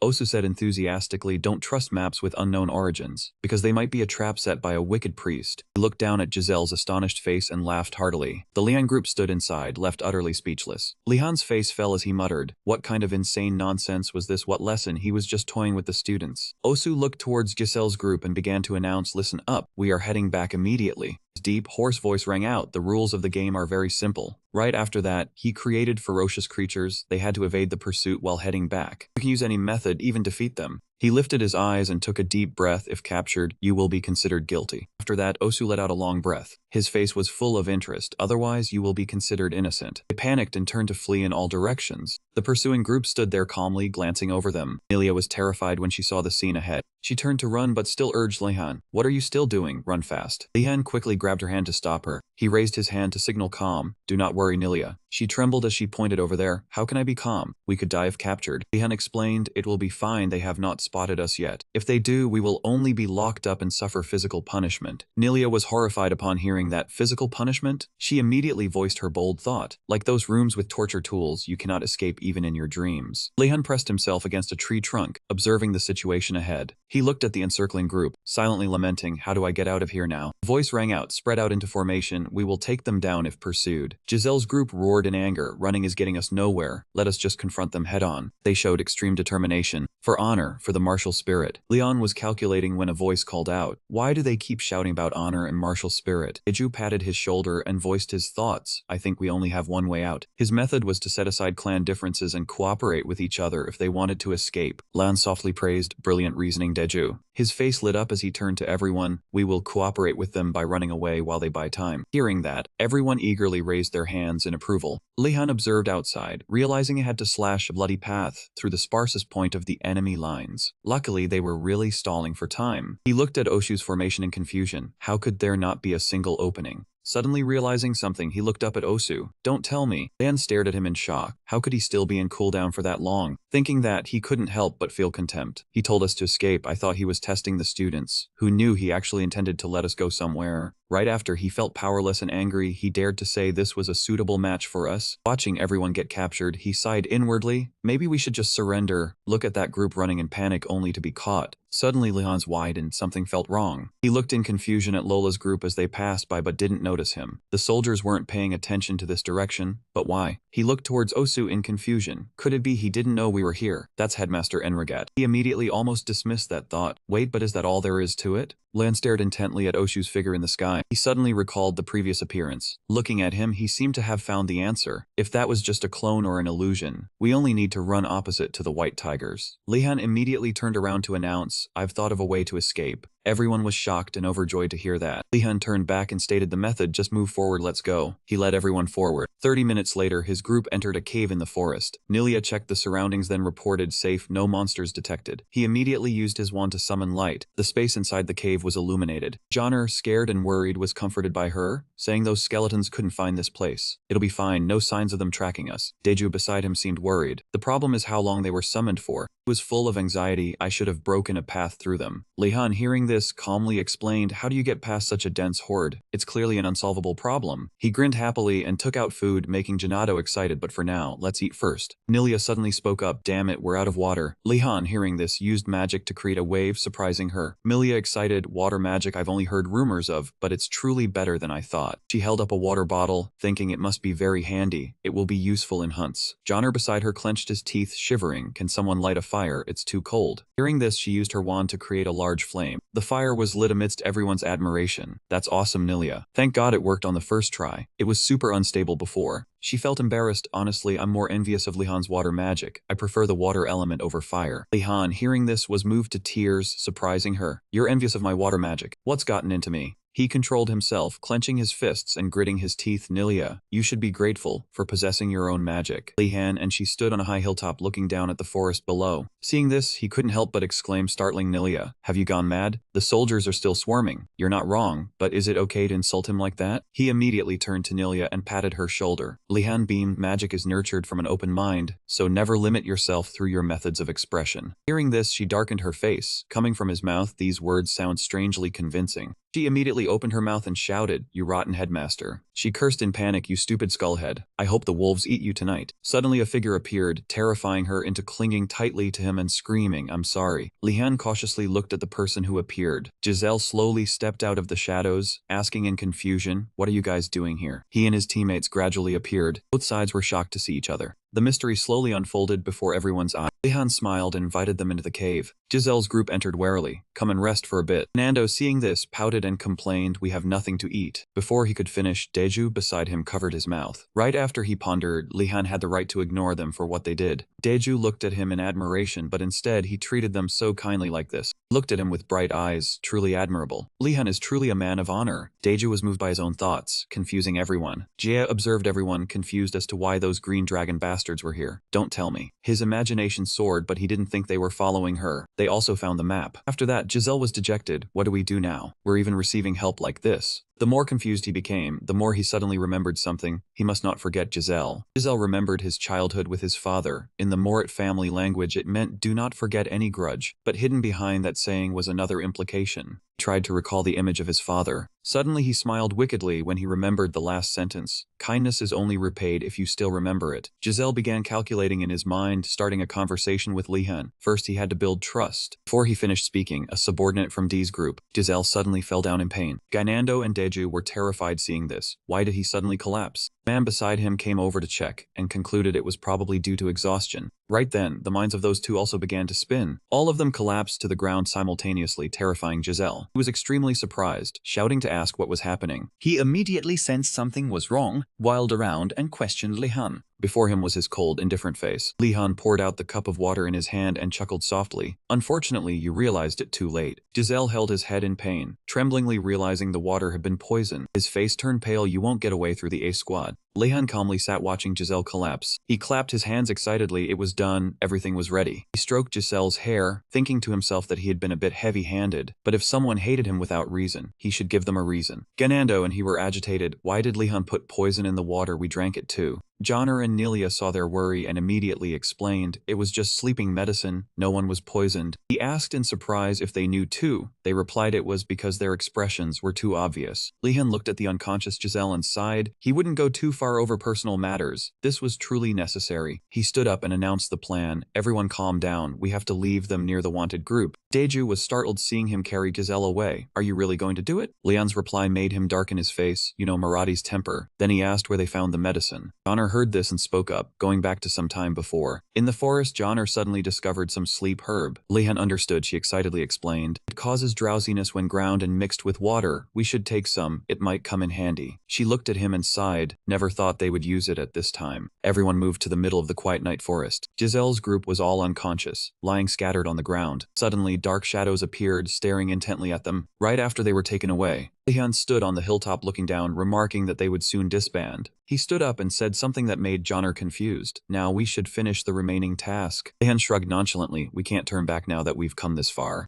He looked forward seriously. We need to check the academy wall for an escape route. The group pulled themselves together and advanced deeper into the forest together. Everyone gradually moved deeper into the forest under Nilia's guidance. Suddenly Gainando tripped over a rock. He fell forward, terrifying Joner. Lehan went over to check on him. Are you okay? He replied he was too hungry and in pain. He looked at Deju beside him, worried to see him looking tired. Nilia reminded Lehan to light up a little. We've gone this far without being caught, so it's safe now. She announced that everyone loses energy faster than usual in the dark. He heard this and immediately took out his wand. Lehan used a spell, making the wand light up an entire area. Everyone felt more comfortable seeing the light. Suddenly, a strong wind blew, rustling the leaves. A deep, hoarse voice rang out, startling him. "Turn off the light. It makes it hard for us to sleep." Lehan whirled around and cried out in confusion. Everyone fearfully observed their surroundings. Voice rang out again, demanding they be quiet. Before him was a large, ancient tree. The sound came from there. "I am the one asking the questions." The voice continued, "If you answer correctly, you are guests. If wrong, you are uninvited guests." Lehan listened anxiously as he spoke. "I will read it out." Question rang out. A dwarf lit 5 candles in the late night, but 2 of them were blown out by the strong wind. The dwarf stood up and closed all the windows in the room. "So how many candles are still burning?" He chuckled inwardly upon hearing that, knowing it was a trick riddle. Lehan quickly analyzed that the listener would easily think there were 3 candles burning, but the flames would gradually go out over time. He smiled, calculating the answer in his mind, but suddenly Ganando blurted out that the answer was 0. Lehan whipped around in shock, and before he could do anything, he heard the exact answer from the mysterious person. He was both surprised and bewildered by this. Lehan looked at the smug one, puzzled, and asked, "Wait, wouldn't the flames go out when the candles burn down?" He grew even more annoyed upon hearing the explanation that it was common sense for enchanted candles in riddles not to burn out. The voice spoke again, "From now on you are my guests, but ending it like this is a pity." It made a request with a reward that excited him. "How about one more riddle? Whoever answers correctly gets a gift. We are ready." Everyone eagerly awaited the second riddle. The riddle began to be presented. There is a giant man in the morning. Before noon he shrinks. In the afternoon he grows large again and completely disappears by evening. Who is that man? Everyone was perplexed and pondered after hearing it. Lehan seemed to have an answer and spoke up. He pointed at himself and replied, "It is the shadow, correct?" His answer was agreed upon by that person, leaving everyone behind utterly puzzled. Lehan suddenly remembered hearing that riddle quite a few times in his past life. He recalled an old tale. This was the exact answer Oedipus, king of Thebes, had given, but what was even stranger, every time it was retold, the story changed a few details, but the answer for the Sphinx always remained the same. Dan was deep in thought when the voice rang out again. What a bright student. He suddenly noticed something had changed, stunned.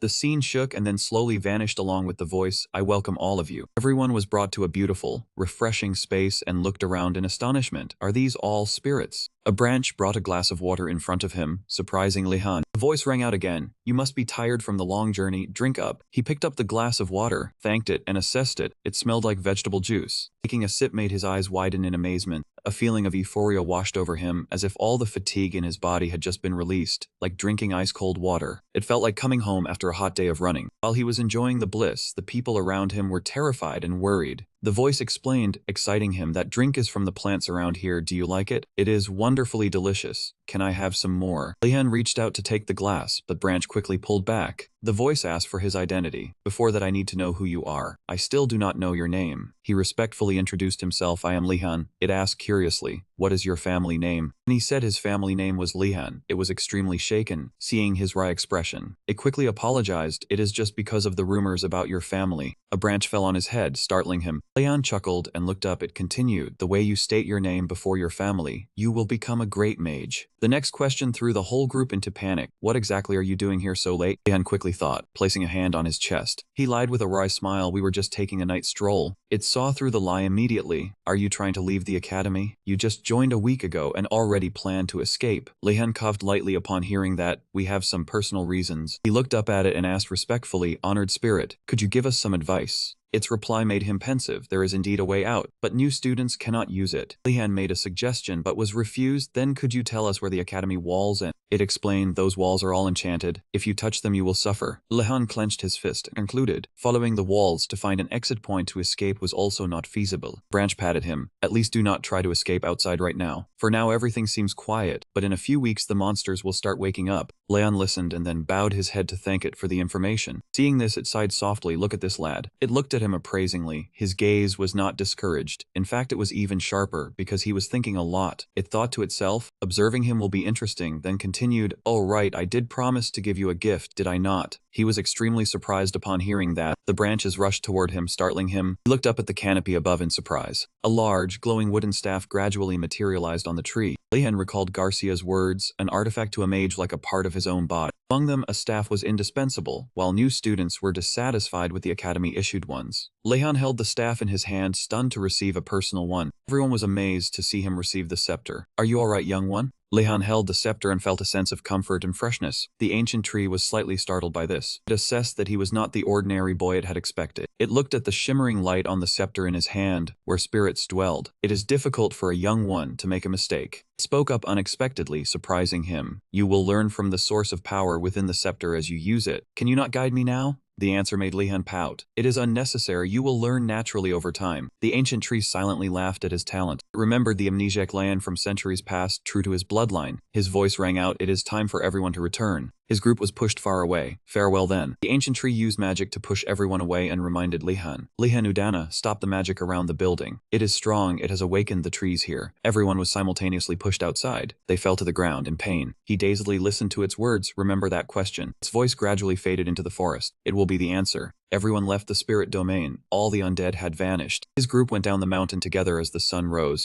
He returned to his room with a tired body. The sound of hurried footsteps ran quickly up the stairs. Knocking on the door startled him awake. Lehan looked tired with disheveled hair. What is the matter? Ixa said excitedly, forgive me, it is urgent. He told him about yesterday's events. The principal was holding an event outside. Lehan heard this and widened his eyes in shock. Ash's words reminded him of yesterday. He was tailing a student plotting an escape. He sighed, I should act more seriously. He looked at Asaman in approval. I will call everyone outside. The school's large stadium was decorated magnificently. Everyone gathered happily. He marveled at the prices targeting buyers' psychology. Is this a festival? It does not look like a post-escape sale. He held a piece of cake in his hand, thinking to himself, what is he plotting? Osu's loud voice from the stands pulled him back to reality. He reminded them excitedly, everyone pay attention. On the stands, everyone was happy to hear him announce that monks from across the empire would be visiting. Lehan clapped in response, but thought to himself that the principal's welcome was warm. Madrid smiled respectfully and thanked Principal Osu. He replied, thank you for taking the time, despite your busy schedule teaching students. Osu laughed excitedly. That made him fond of the monks. How awkward. His eyes lit up. You can deliver this message to His Majesty. We need to have fun to discover ancient magic. She was confused. That is not within our authority. Lehan sensed something. Like that time people would act that way when trying to secure the budget. Madrid turned around and gave a forced smile. It is an honor to meet the students. She introduced herself. We are humble servants representing the churches. We are very happy to introduce our religion.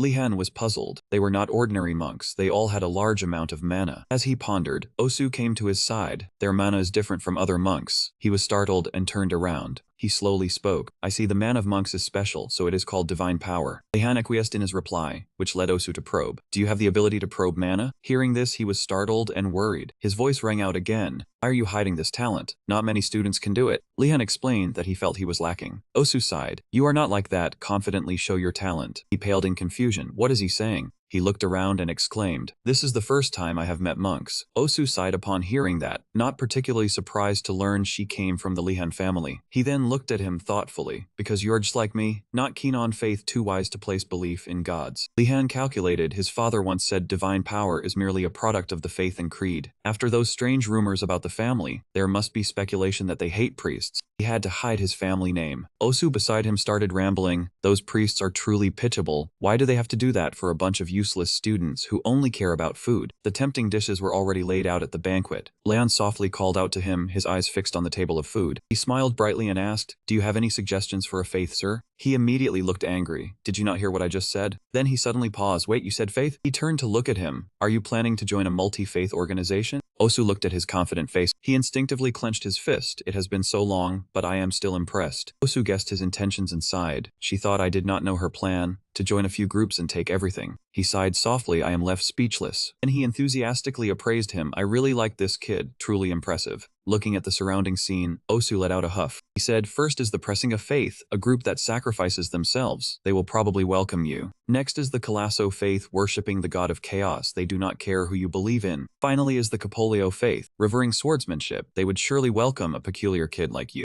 Lehan was startled, so he knew I studied swordsmanship back then. He recalled the professor patted his shoulder, saying he liked him and invited him to his office. Lehan thought to himself, he was not impressed by the professor paying too much attention. Osu rubbed his head and announced, I must go now. Lehan replied, thank you for the suggestions. When he said he now needed to see the student being held in the punishment room, and hoped he would choose correctly, he was still saying goodbye. He froze. What did you just say? Osu's power erupted. He transformed into streams of energy, then flew away, leaving Leon full of questions. Was he talking about those people? He told himself to be more careful, when suddenly Joner called Leon's name. She cheerfully said, there you are, where did you go? He replied, I was planning to visit the Brazinger group. Joner was surprised, I did not know you were interested in them. Lehan continued, then Colasso and Capolio. Joner nodded knowingly. His eyes noticed what she was holding. What is in that basket? Joner replied, right. Take it. She handed him a sandwich. Lehan asked where she got such a precious thing. Joner said, from the Flemen faith, they worship the god of gold. She explained, my family used to donate a lot of money to them so they recognized me. He could not believe it. What did she just say? Is that real? Lehan secretly regretted. Why did my family not support any faith? Joner wondered, what is wrong with him? The two said goodbye. He told Joner to go ahead, I am busy today. She agreed, see you later. Watching two followers of a faith discussing in front of him, Lehan interjected with an apology. He stepped forward with a forced smile. I came to learn about Lord Brazinga. They cheerfully welcomed him. We did not expect you to visit us. Two friends walked by in confusion. Why would he go there? Lehan beamed. I have always been interested for a long time. Oh, guided him. All right, please come this way. He turned to Deji and asked, could you help a little? She replied, come here. Lehan stood frozen in place. He stared at the two small horns on Digi's head, then at her melancholic yellow eyes. Finally, he appraised her from top to bottom. He judged that appearance to be a half-demon. Lehan analyzed, the rarest race when it comes to half-breeds descended from ancestors who once made pacts with demons. There is a possibility a descendant got affected. He stared intently at Digi again. Because they are easily isolated, they are usually shy. Oho raised his hand to introduce. This is Digi, a new student from the Fire Phoenix Tower. He himself was also surprised. I did not expect there be other promising students besides Digi. Lehan expressed, it is only natural when they know the noble will of Brazinga and believe in him. His eyes were firm. There are two important things when joining a faith. He thought of a scale, what you receive and what you must do. After seeing the overall view of this place, he sighed, though it is not quite the same, but looking at the pile of tools and aesthetic equipment belonging to Lehan, the truth was there were tons of things he could detect with magic, and at this moment, streams of purple light surrounded them. He wondered if Pressinger's faith was related to the creation of these objects. Suddenly his tone showed respect for Lady Madrid, and she asked back, oh, someone wants to become a follower. And she slowly walked forward, creating slight tremors like an earthquake. Anne was extremely shocked. The footprints Madrid left were imprinted deep into the ground, and she said, pleased to meet you. The woman with a gentle smile introduced herself, but for some reason it made him break out in a cold sweat. Lehan forced a smile in response, while internally he was very surprised that her petite body could leave footprints on the ground. As if reading minds, Madrid explained, you must be surprised, actually it's because of the artifact I'm wearing. She clenched her hands and continued, it is cursed and can increase the wearer's weight several times. He questioned, why do you wear it? With a face full of reverence, Madrid replied, of course for Lord Pressinger. Lehan was truly very confused. What do you mean? She spoke up, Lord Pressinger is the one who bears the world's pain alone. That is why we too must share that pain by wearing cursed artifacts. Everyone pulls the cursed chains out from Pressinger's body. He asked permission to refuse understanding this situation, while secretly lamenting, he must be crazy to have believed the principal's words to get this far.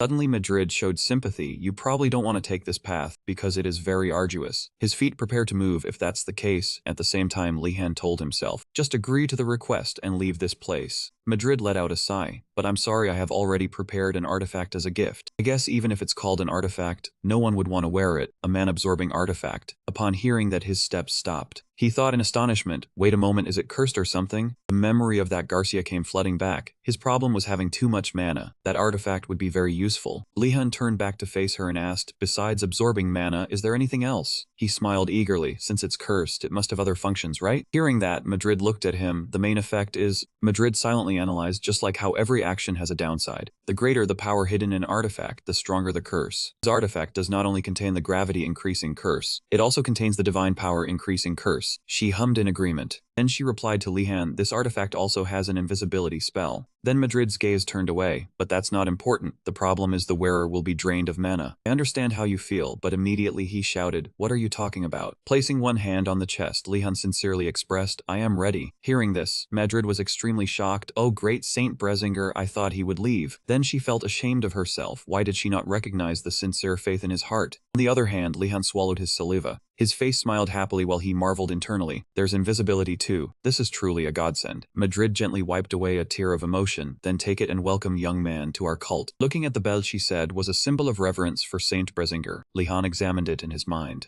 This was a belt containing the ability to turn invisible. He took the box holding it, suddenly feeling the other two brothers were very wary of him. Hugh and his friend opposite telepathically communicated. New followers always have to suffer the side effects of the artifact. This case is probably the same. Let's just be cautious above all. On this side, Lehan gradually put the belt on himself. Alright then. Then fastening the belt, he asked, so how do you activate the invisibility spell? Oh, who was surprised? Impossible. The young man beside him added, you don't feel anything at all? Seeing everyone's expression, potions. Lehan hesitated and asked, is there a problem? Madrid shook her head. It's nothing. The incantation is written in the instruction booklet. At the same time, she commented internally, Saint Bresinger has bestowed upon us an excellent disciple. He opened the instruction paper. Ah, this one. And just like the instruction paper said, Lehan chanted, let me hide myself in the darkness. Seeing the scene before their eyes, everyone discussed. He disappeared, so it really has that ability. His feet touched the ground. He marveled internally. It really works. Seeing no reflection of himself in the mirror either, Lehan judged it was not half-hearted but fully turned invisible, truly as expected from a powerful curse. Then he chanted, let me appear amidst 3 days. He appeared from behind them. Oh, who was startled, he reappeared. Lehan held the instruction paper firmly and wondered, but is this really cursed? His mind made the decision that if he couldn't feel any effect, he needed to equip more artifacts. The disciple said, please let me share Bresinger's burden, Sister Madrid. Hearing that, she was moved to tears. How commendable. Ojo and the young man next to him refused to understand the scene before them. Madrid was concerned. Don't push yourself too hard. It's still early. Immediately Lehan disagreed. This is what I must do. Their shouts were loud enough to echo outside the tent. Fellow cultivator, Sister Madrid. The echo resounded across the sky of white clouds tinged with a hint of blue and purple. Lehan gently brushed his hand against his own waist. He sighed, feeling troubled in his heart, and ultimately could not take anything more. Then he chuckled softly. This item would be useful for the escape. Madrid's voice cut through his thoughts, marking the birth of the Bresinga sect. She concluded, that is all for today. Thank you for listening, and Lehan promptly praised the lecture. Looking at the writing on the board, Lehan thought the doctrine could be summarized, but the core required a cursed item. Suddenly Madrid raised a hand to stop him. Wait, before you go, please accept this, a basket of food. She smiled kindly. I thought you might need it, so I prepared it in advance. He was moved and softly called out to her. Lehan's face lit up with happiness, thinking that coming here was truly wise. It had been a long time since he felt such warmth. Suddenly Dee gently touched his shoulder. She also offered a basket of food. If you don't mind, you can take this portion too. Lehan was puzzled. That's your portion? Why are you giving it to me? Digi shook her head. I am a follower of Saint Bresinger. Such luxury items do not suit me. Seeing her turn away, Madrid tried to call her. There you go again, Dejuling.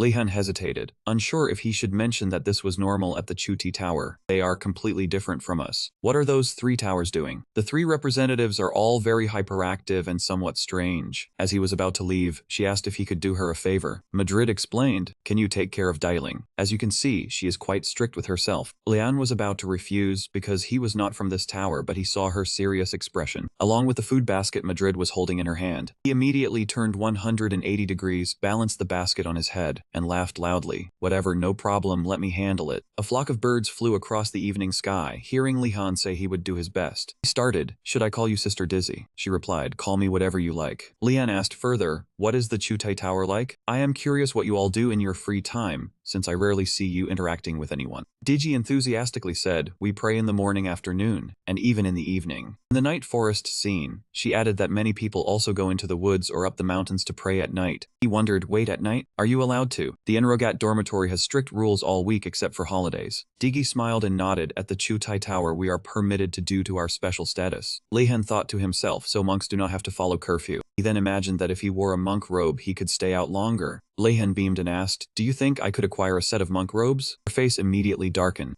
Digi turned and walked away, saying that wearing a monk robe would not weaken his curse. He ran after her to explain, no, that is not it. I just want to understand more about Saint Bresinger and his will. Hearing this, she let out a sigh of relief. Then I will prepare a set for you at our next meeting. Lehan laughed loudly and thanked Digi, while secretly thinking, alright now. The first step of the escape plan was slowly being completed. In his imagination, he firmly grasped the cloak before the fortress. Lehan asked Digi worriedly, are you eating well? Are you full? Digi replied immediately, I am quite satisfied with everything. Hearing him speak but saying that the nun was very worried about her, she was startled. Lehan said she told me to take good care of you. Digi softly called out to the nun once. Then he asked further, what do we do now? Please eat with me. That way the nun will worry less. She asked back, right now? Lehan stopped, thinking to himself, alright then. He sighed inwardly, truly grateful to the one who gave him this precious gift. Lehan exuded a gloomy aura, saying that if she would just eat with him once, he would be the one she would meet throughout the holiday and give her lots of food. Behind him, Digi did not understand anything. The professor's meeting room inside a certain building. Uragum took a sip of tea.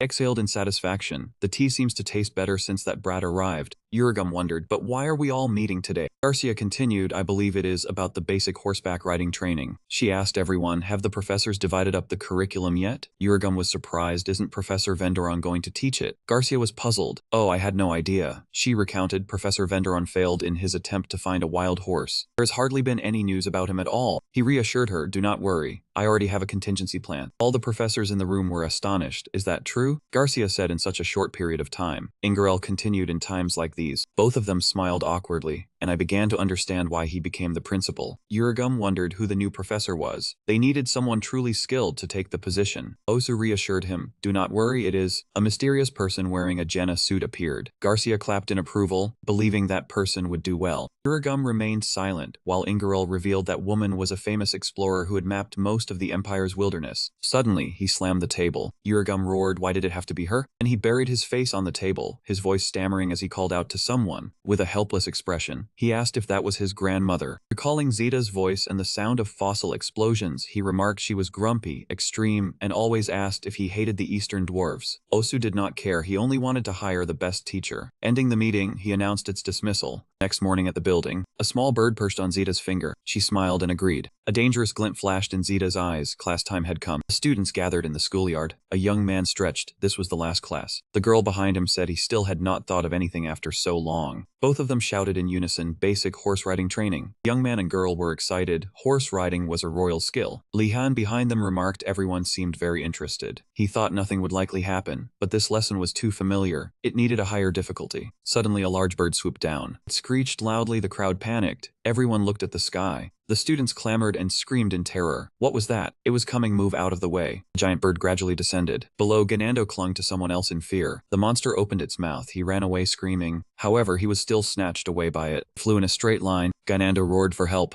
Friends were worried Ganando had been caught. Lehan immediately commanded, everyone stay calm and duck down. Do not move or you will attract attention. The group immediately crouched down, but he still stood, thinking damn it, but this thing did not make him panic. The large bird spread its wings and flew past. Liha wondered where that bird came from. A student shouted, where is the principal? She pointed ahead. This was a top academy. Why was the security so useless? The girl sobbed, demand to leave because of the academy's failure. The young man beside her stopped her, not now. The bird monster flew in front of the two. The girl screamed for forgiveness and help. The bird snatched the young man beside her and flew away. He screamed miserably. Lehan thought to himself, that was why I told you not to move. He looked at the girl, how strange that it ignored the one screaming loudly. Speculation flashed in Leon's mind. He looked up at the sky. Could it be? Fernando fainted, tears and snot running everywhere. The white-haired young man was the same. Lehan guessed it was due to hair color, covering his own head, while warning everyone to cover their hair with coats. The target was people with bright hair. Lehan was about to remind them when a voice rang out from behind, praising him for giving excellent instructions. He turned around in surprise to ask who had just spoken. Both of them crouched low to avoid the giant bird's attention. Rowena was about to introduce herself. She was cut off by a shout. A group of friends pointed at him, drawing everyone's attention. That friend thought he was an accomplice of Giselle, planning to cause trouble for Lehan. The group clamored to beat him away. Rowena confusedly explained she had nothing to do with Giselle. They misunderstood. When he did not know how to explain, a hand reached out to stop both sides. Adenas used her status as princess to guarantee this person was fine. Everyone was surprised that she stood up to protect him. Seeing this, Lehan directly asked the two if they knew each other. Only then could he make a proper introduction. I am a knight under the princess. My name is Rowena. Lehan was extremely surprised by his introduction because no one was allowed to bring servants or bodyguards into the school. Then he suddenly realized that all rules have loopholes. If the servant joined as a student, no one could stop it. Seeing Adenas bringing Rowena in, Lehan looked up at the sky, then glanced at Gainando, pitying him for being snatched by the giant bird despite being royalty as well. Rowena spoke to him, Sir Lehan, I wish to request your assistance. He understood his own abilities well. The bird seemed slower, but no one knew when it would act strangely again. Rowena's expression was extremely serious as he reached a conclusion. He wanted to ask Lehan to command the students and stop that bird. Lehan looked surprised and confused. Command what? He did not want to be a commander. He even openly hated it. His friends patted him on the shoulder. Please become our respected commander. Lehan lamented in his heart. Being a commander had never ended well, but no one knew his inner thoughts. Everyone cheered, ready and waiting for orders. Seeing everyone's enthusiasm, Lehan could not refuse. He struggled internally for a long time, finally having to helplessly give in. Crying inside but putting on a commander's front, Lehan ordered the vanguard team to begin. Seeing his leadership demeanor, Rowena fell into deep thought. He recalled a few days earlier. He had been extremely surprised. The news that the commander of the Azure Dragon Tower was not Princess Adana's, but Lehan was hard for him to believe, because since childhood, Rowena had seen the prince's excellent leadership abilities before entering the academy. Not accepting this result, he thoroughly examined the news scroll. Rowena judged firmly, there must be some reason, I must verify it with my own eyes. Returning to the present, he still had not given up on finding out Lehan's secret, even though he was trying very hard to devise plans and command. The truth would shock Rowena, because Lehan had bought the trust of the students with just some food.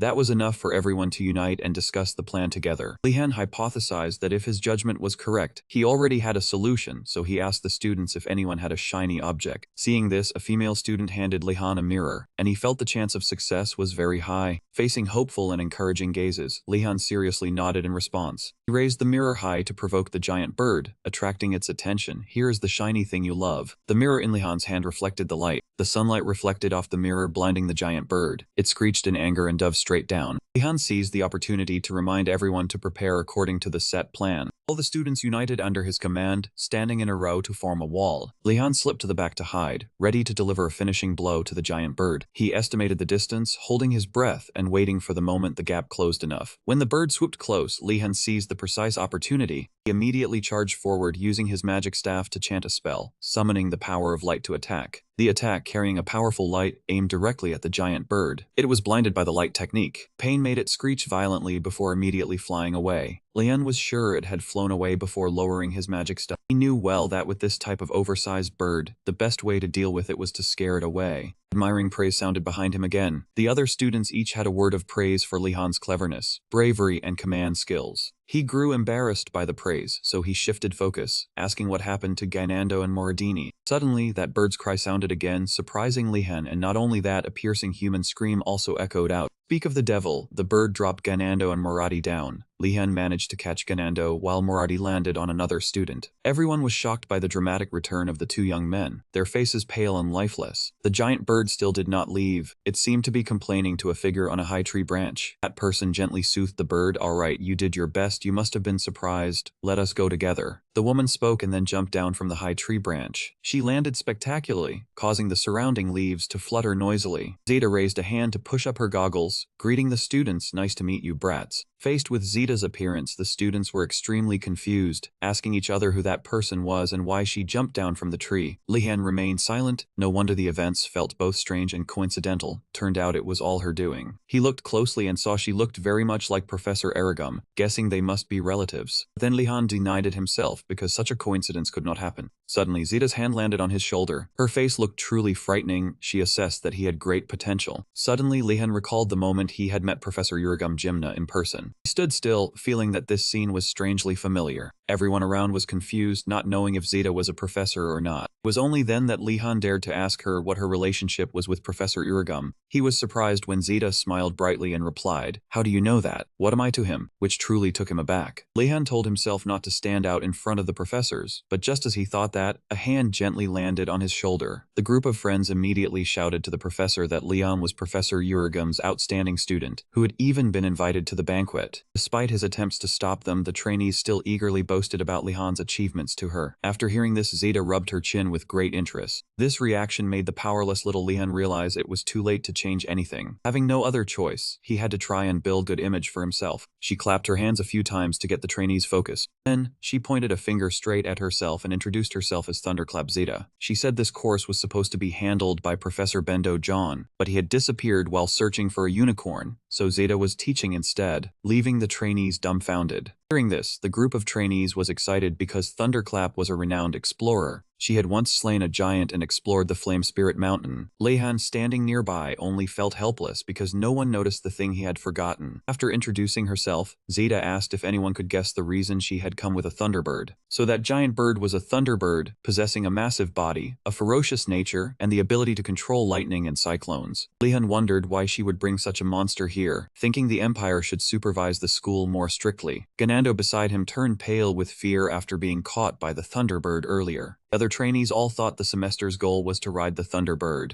Hearing this, Zeta burst out laughing, saying even if she gave them 10 more years, they wouldn't be qualified. She then pointed straight at Lehan, telling him to try asking a question. He wasn't too sure, answering that perhaps the professor wanted to see how they would react when dealing with dangerous monsters. As soon as Lehan finished speaking, another trainee denied it, saying there was no class called Escaping from Monsters, but he was surprised when Zeta confirmed he was right, and that she understood why her grandchild liked Lehan so much. The reason she was teaching this was that trainees never knew when danger would strike during their journeys, so they needed training. Afterwards, Zeta reassured the students that the core of the semester was still learning how to ride. She told everyone to follow her to the stables and singled out Lehan to be the team leader. Zeta wanted him to continue assisting her in teaching, and even though he didn't want to, Lehan couldn't refuse. Everyone followed her, and as they walked, Zeta explained, horses were the most basic animals when first learning to ride. If one couldn't ride a horse, they couldn't ride other creatures. Everyone was yawning as they walked, as it was all things they had already been taught. Lehan looked around, seeing that everyone was relaxed because they were used to riding horses. Suddenly, Zeta turned around. She wore a warm smile like a kind mother, but Lehan only felt a chill down his spine. This feeling made him think something was wrong, so he turned to warn Joner to be careful. His expression was extremely serious because he realized today's lesson was not simply about horse riding. Standing before the stables, Lehan looked up and around him. Zeta, walking at the front, introduced this as the stables of the Ingagati family, causing the trainees to murmur in admiration. The trainees were all overwhelmed by the rare horse breeds. Zeta asked if they were ready to ride the horses and received an affirmative answer. She had prepared a box of lots because skills were needed to ride a horse well, so she wanted each person to come up and draw one.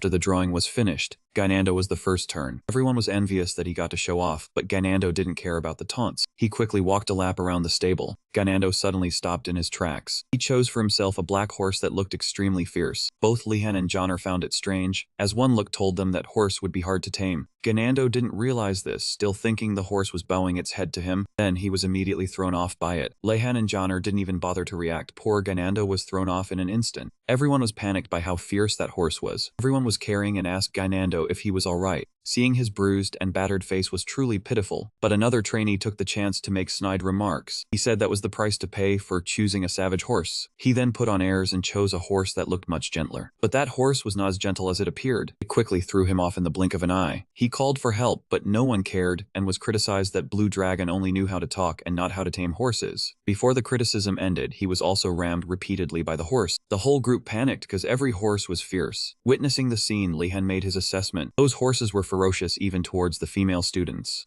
Only then did they understand that nothing was easy. All of them were violent. Zeta witnessed that and laughed smugly. She reiterated that the goal was to learn how to ride horses, and that was the first task Zeta assigned to the students. It was to befriend all the horses there. Lehan knelt before her, and beside him, that blue-haired guy was also kneeling, which was really confusing. Zeta waved her hand happily, saying if you took good care of them, they would open up. She pointed towards the 4 stunned people. Their mission was to befriend at least one of those horses. Lehan looked nervously at the 2 fierce horses. They were not even ordinary horses, and he was sure she had some scheme. He planned to pick the gentlest one first. As he was thinking, a hand was raised. Zeta grabbed Lehan's hand and told him to follow. He forced a smile and agreed. Lehan followed Zeta to a stable. He was surprised to see a pure white horse. She stroked the horse's face and laughed. I will not give my apprentice an ordinary horse. Take care of this fellow. The black-haired guy jealously said, why does he get to pick such an easy horse? Asha excitedly said, Professor Lehan chose the most special horse for him. Lehan thought irritably, shut up. Zeta laughed loudly. Their minds were truly simple. He pointed at the glowing white horse. This is a good horse, but the wildest one. Lehan held his head in distress. She said taming this monster was easier than the other task, which was a difficult task for the male students. He turned and grabbed her hand excitedly. Then I have extra help. Zeta raised her thumb and laughed. But if you have ever subdued a thunderbird, then this is easy. He inwardly cried, damn it, do not stand out too much. The scene shifted to a wooden house. The door slowly opened.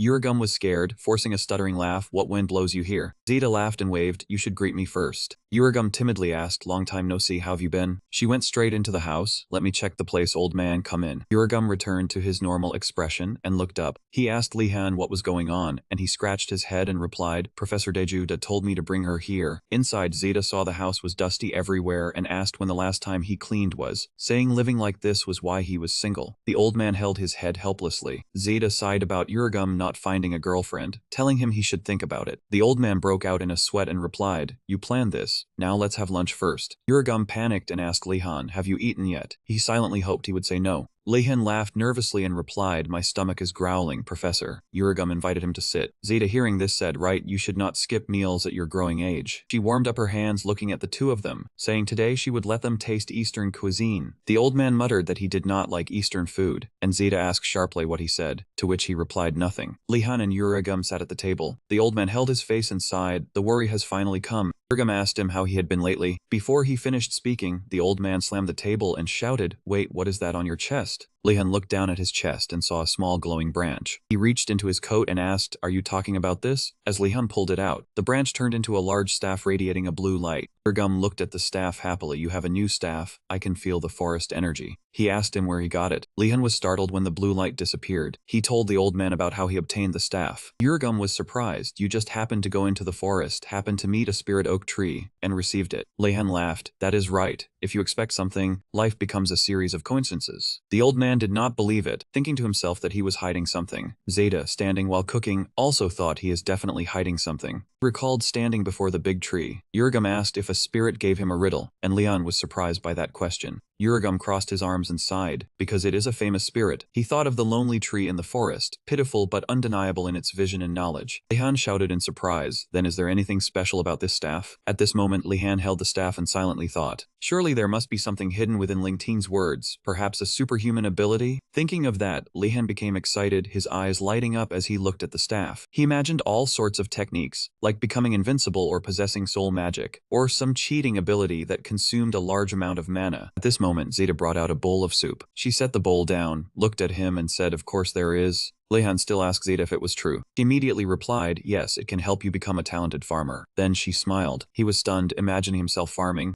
Uragum spoke up, saying that was all he could expect from the spirit staff. It helps plants grow fast. Hearing that, he lowered his head in disappointment. Zeta turned away. He crossed his arms and looked at him, saying, Was that not good? Then he would need it. Lehan replied that it was. But she asked him what he planned to plant. He smiled and replied something edible. On the table were 2 bottles, red and purple, along with a few cloudy white bottles and a basket. Zeta looked at him. If so, I can help you. Lehan immediately asked, Really? Zeta raised her thumb, saying, After lunch, follow me. After lunch, he followed her to a patch of plowed land, holding a basket with some small plants and a shovel. Zeta stood in front, pointing ahead. She told Lehan that the most important crops were potatoes and yams. Holding a small shovel in one hand and a basket on his lap with the other, Zeta turned her head and spoke. It will take some time before you can harvest, but when you do, show them gratitude. He happily heeded Zeta's words. As he tilled the soil, he thought he must stay positive. Lehan took a seedling, placed it in the ground, and covered it with soil. They said it would help him with farming. As soon as he finished covering it, he heard her call out. Lehan, come here, he replied, Coming, Professor. Lehan had just stood up when suddenly the tree emitted a golden glow around it. The tower was bathed in dazzling sunlight, but the people inside did not look cheerful at all. Their faces were gaunt and haggard from hunger, their eyes blurry. They kept moaning, I am so hungry. Just then, a ray of golden light shone from the doorway, drawing everyone's attention. Lehan stepped in radiantly, waving and smiling. Everyone, I am back. In his hand, he also carried a basket of extremely tempting food. The people in the room jumped up as if seeing their savior. Welcome, is that food? It was a thank you gift from Professor Laibu. Enticed by the food, everyone's eyes were glued to the basket. They began flattering him, truly worthy of being the most honorable friend. Looking at their hunger-worn faces, Lehan thought of baby birds waiting to be fed. He sighed at how much they had changed in just a few weeks. Saying that, he set the basket of food down. He rolled up his sleeves and said with a smile, Wait for me. I will cook for everyone. Then, skillfully, he placed a pot of water on the lit stove. Every movement of cutting vegetables and seasoning was so adept that everyone was amazed. The sound of loud gulping echoed. Watching the man cook intently, Joner rested her chin on her hand and smiled with her eyes crinkling. In her mind, she likened Lehan to an alchemist crafting each step. The water boiled and Lehan tasted it. He smacked his lips in satisfaction. It tastes good. He turned and said, "It is done. Everyone bring your bowls." Hunger made the other two immediately obey. Their empty stomachs were instantly filled. The scene of eating suddenly became strangely warm.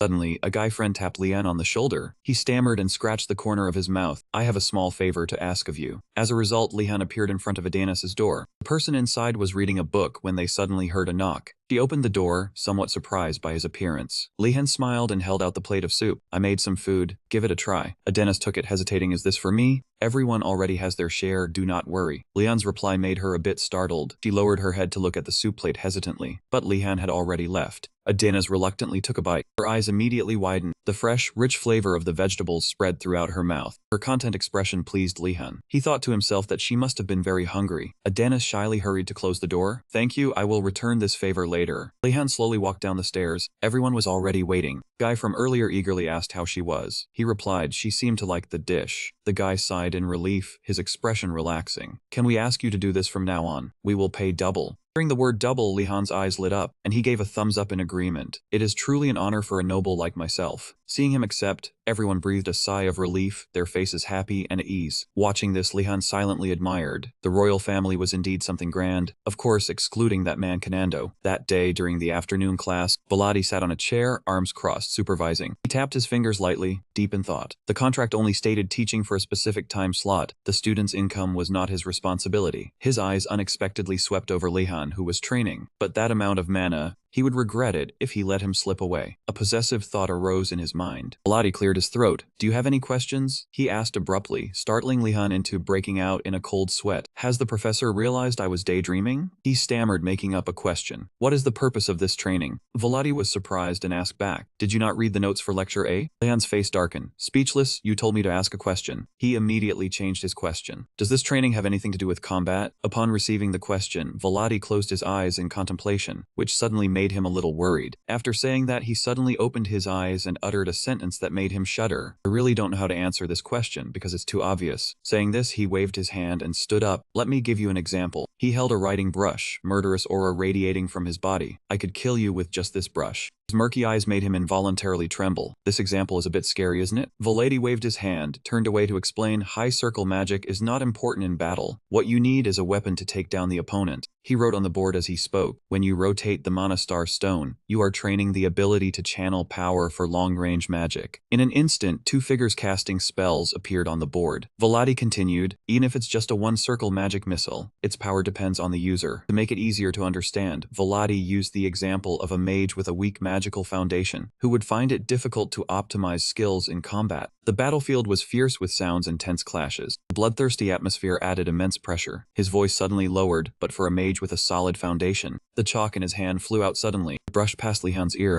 The chalk flew wildly, hit the wall and whizzed past. The immense pressure forced him to brace himself. Chalk stopped. The room was filled with flying dust, but everything remained intact. He looked around. The professor had created 2 explosions with just 2 casts. Adeli suddenly appeared behind him. Professor patted his shoulder gently, saying, "You will be able to do things like this." Lehan was astonished. Did he cast spells like that without expending any effort? Volati lowered his eyes and lazily said, "I thought I was stating the obvious. Is that answer okay?" Lehan forced a smile. "Yes, thank you." Volati turned away. Lehan still watched him, his gaze complex. He had gained a new perspective on the professor. He thought the teacher taught half-heartedly, but everything he did had a profound meaning. "So, can I learn something other than grades from the professor?" A thought suddenly struck him, and he quickly asked, "Professor, can I ask one more thing?" Volati turned his head. He slowly said, "Recently I have activated the basic control spell, but I still cannot control it." Professor turned around. "Your mana pool must be very large." He admitted it. "Yes, I am often told that." Volati's assessment lifted his spirits. The teacher immediately found the problem. He must have an opinion on this. He waited expectantly. Maybe the teacher would provide a reasonable solution. He wondered what method the professor would teach him. Volati suddenly reached out his hand, grasped Lehan's wrist. "Drain the mana," he commanded. Instantly a purple aura enveloped them. Lehan was startled and terrified. Mana drain was a powerful and sinister chant, capable of absorbing a target's mana. Yet Volati used it on his own student. Lehan panicked and cried out, "Wait." Volati said in a harsh tone, "Don't worry, just a moment." He gave a slight start of astonishment. Before him was a vast, colossal ocean. He froze, his entire body involuntarily swaying. Having said that, he collapsed. Lehan, frightened, quickly asked, Professor, are you alright? He raised a hand to stop him. His face pale, he said, it's fine. Volati held his forehead. I tried to reduce the mana amount to make it easier for you to control, but I failed. You have more mana than I thought. Normally, someone with more mana than their capacity cannot regulate their power and easily faints, as just happened with Professor Volati. It would be absurd for Volati, the Enrigat professor, not to know his own limits. Lehan looked at his hand. If I have enough mana to knock out a professor, then exactly how much is it? He laughed awkwardly. Never thought the forceful method would still be ineffective. I guess I'm out of options. But Volati interrupted. No, there is still one way. Hearing that, Lehan was overjoyed, his face brightening up. But the following question made him freeze. Have you ever seen the object you use your control spell on fly back at you? His expression fell. No. Volati raised his index finger. The key is instinct. Saying this, he pointed at him. Although difficult to control, when a mage's will connects with an object, we can control it through instinct. These concepts gave Lehan a strange association. Wait, so the stone I threw at their heads was also due to my will? Volati's voice rang out, pulling him back to reality. Instinct is very powerful. To use it, you must train your ability to control objects. His interest surged again. Truly an expert. Not a wasted wait for the answer if I gradually form a formula like this.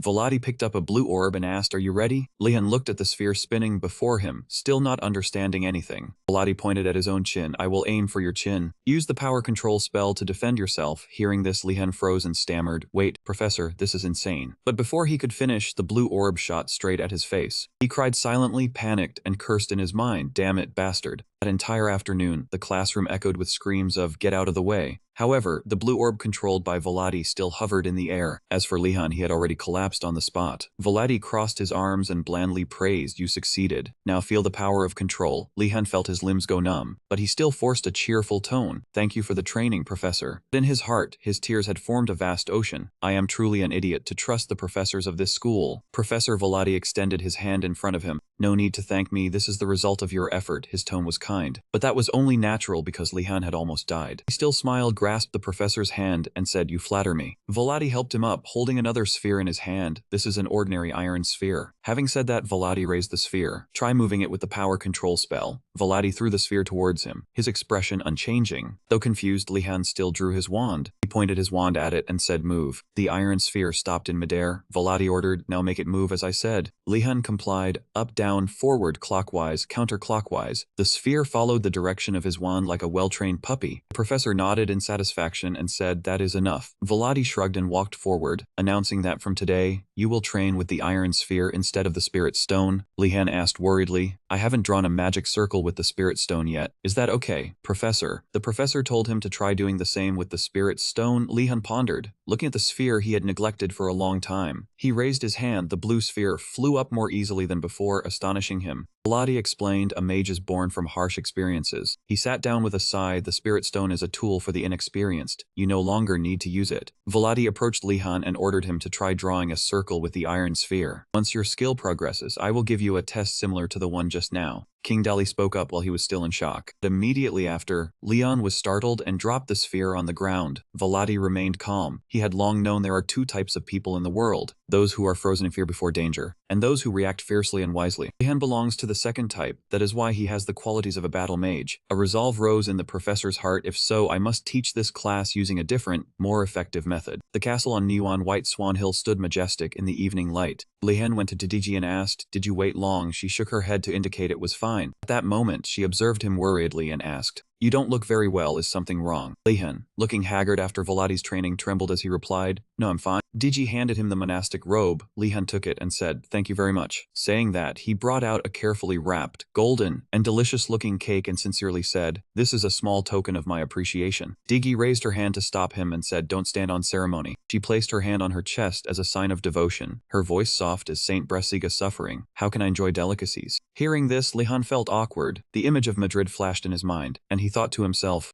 this is not going to be easy. At this moment, Deju packed her things, said, it's fine, give it to someone who really needs it. She spoke while setting down her teacup, drinking tea is enough for me. As if enlightened, Lehan lit up and gleefully suggested, can I make tea for you? Deju asked in surprise, you want to make tea for me, Lehan? Afraid she would refuse, quickly said, I really like making tea, and rolled up his sleeves to prepare. He thought to himself, I've heard that monks prefer green tea or unsweetened coffee. Lehan secretly glanced at Diggy, who was sitting, thinking she must think he would make that kind of tea, but while watching the pot of water boil, he mischievously added some special ingredients. It's not that simple. I will broaden your horizons with this new flavor. At this moment, Diggy realized, jumped up, and asked in shock, what are you doing? Didn't you say you would make tea? Lehan calmly replied, is there something wrong? He pretended to act cute. This is my family's secret recipe. Do you have a problem with that? Diggy, struck by this psychological blow, stammered, no, your family's secret recipe has a problem. She tried hard to salvage the situation, but adding sugar is a bit. Lehan still feigned weakness. Tears streaming down his face. Do you think my family's secret recipe is a waste? His aggrieved face seemed to say, how could you say that? Diggy, shaken by his act, did not know how to answer and let out a forced, dazed laugh. Diggy, frustrated and unable to argue further, gave up and returned to her seat to wait. Lehan, satisfied, poured the tea into the cup. That's right. Brought the teacup in front of her and invited, here is a special milk tea, try it. Diggy was both excited and curious, yet conflicted and afraid to change her taste. She finally agreed to take a sip. Immediately, Diggy's taste buds exploded with a flavor that amazed and captivated her. Her entire body and mind seemed to sink into that aftertaste. Diggy felt it clearly in her head. Hidden within the gentle sweetness were hints of herbs and a refreshing sensation, an unprecedented, enchanting flavor spreading in her mouth. Diggy was immersed in the flavor. Lehan observed her expression, thinking excitedly to himself, good, it worked. He continued thinking and spoke, allowing me to brew the next tea. The tea brewing process had just begun. He added sugar, nuts, and cocoa powder to boiling water, then milk stirring well, and finally cornstarch. With the step finished, the result was Lehan's special cacao tea.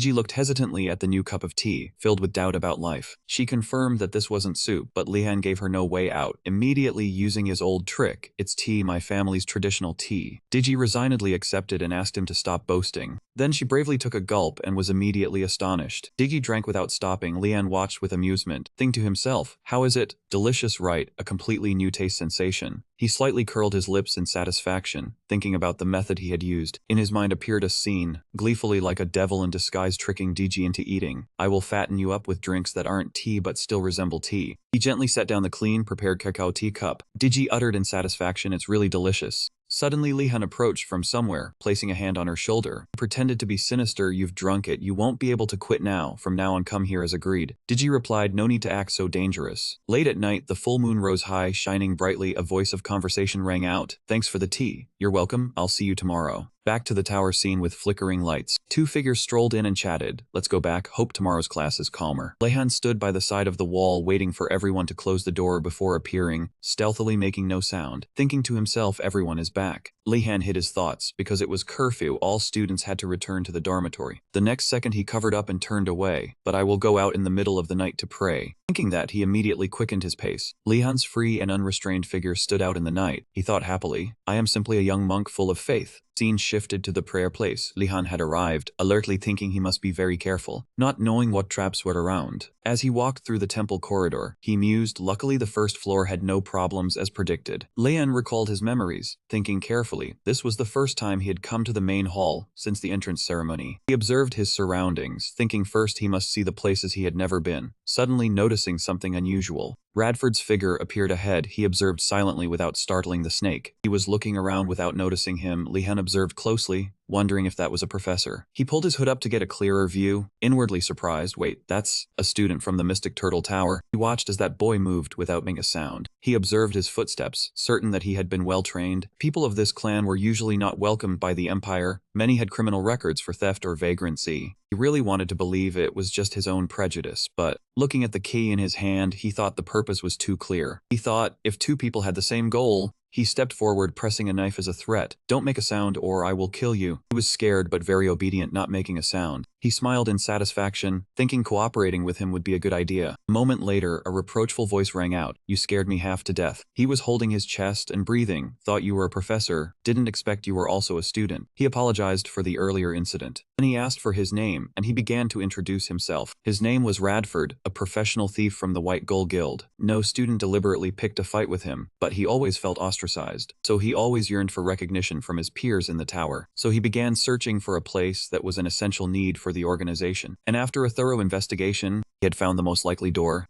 He even used his talent to make a key for the door himself. He held the key in his hand and praised him for being really skilled. He happily replied, "Because I spent all my free time making it." He asked back, "But who are you exactly, based on your clothes and actions? Are you from the White Fox Tower?" He smiled and replied, "I am Lehan, from the Azure Dragon Tower." Bradford jumped upon hearing his name, that high-ranking noble family. Seeing his expression, he quickly reassured him, no need to be so surprised. He extended his hand before him to propose cooperation. 2 is better than 1, isn't it? After hearing this, he became even more frightened. He asked in disbelief, "Is that okay? You are a high-ranking noble." He smiled, pointed at himself and asked, "So what do you think I am doing?" He came closer and asked if he was serious. He laughed and replied, "We do not have much time, let us hurry." He looked at the closed door and asked if it could be opened. Bradford replied no, it was probably protected by magic. He crossed his arms, thinking to himself, just as expected, ordinary methods were not enough. His gaze stopped on the symbol carved into the door. Seeing the symbol, he was extremely surprised. He told Bradford to step aside. He held the key, which also had an identical symbol on it. He inserted the key into the lock and turned. He tried the door handle and opened it. Bradford was utterly astonished to see that the door could actually be opened. He asked where he got the key. He said he had stolen it from the principal's drawer. Before this, he had never told Asen about this matter, but he had found it together with the principal's message. He kept it for self-defense, never expecting it to be useful here. Bradford looked at him fearfully, wondering what kind of person he was. He told himself to be careful, because someone had smelled the trap. The two of them slowly pushed the door open. The descending passage appeared. He said, "Let us go." But Bradford still stood still, not moving. Suddenly, he lay flat on the ground, pressing his hands to the floor. He heard sounds from below and discovered there were people. Hearing this, he was overjoyed. He realized the supplies from outside were transported through this underground passage to avoid being discovered by students after curfew. He said confidently, "I am sure the supplies are here. Let us go down." Both of them began to step down the dark staircase. After walking a short distance, Bradford whispered, "It is already this dark just coming down here." Because he could not see anything, he wanted to light it up, but he immediately stopped him. He warned sternly, "Do not do anything stupid. This is what the principal hid. There is no way it would be this easy." Hearing him speak, he found it reasonable and admitted he had forgotten about that. He was extremely curious inside, wondering who he was. He seemed far too familiar with this kind of situation. Bradford tried to recall the rumors he had heard. He did not even dare to whisper that man's name.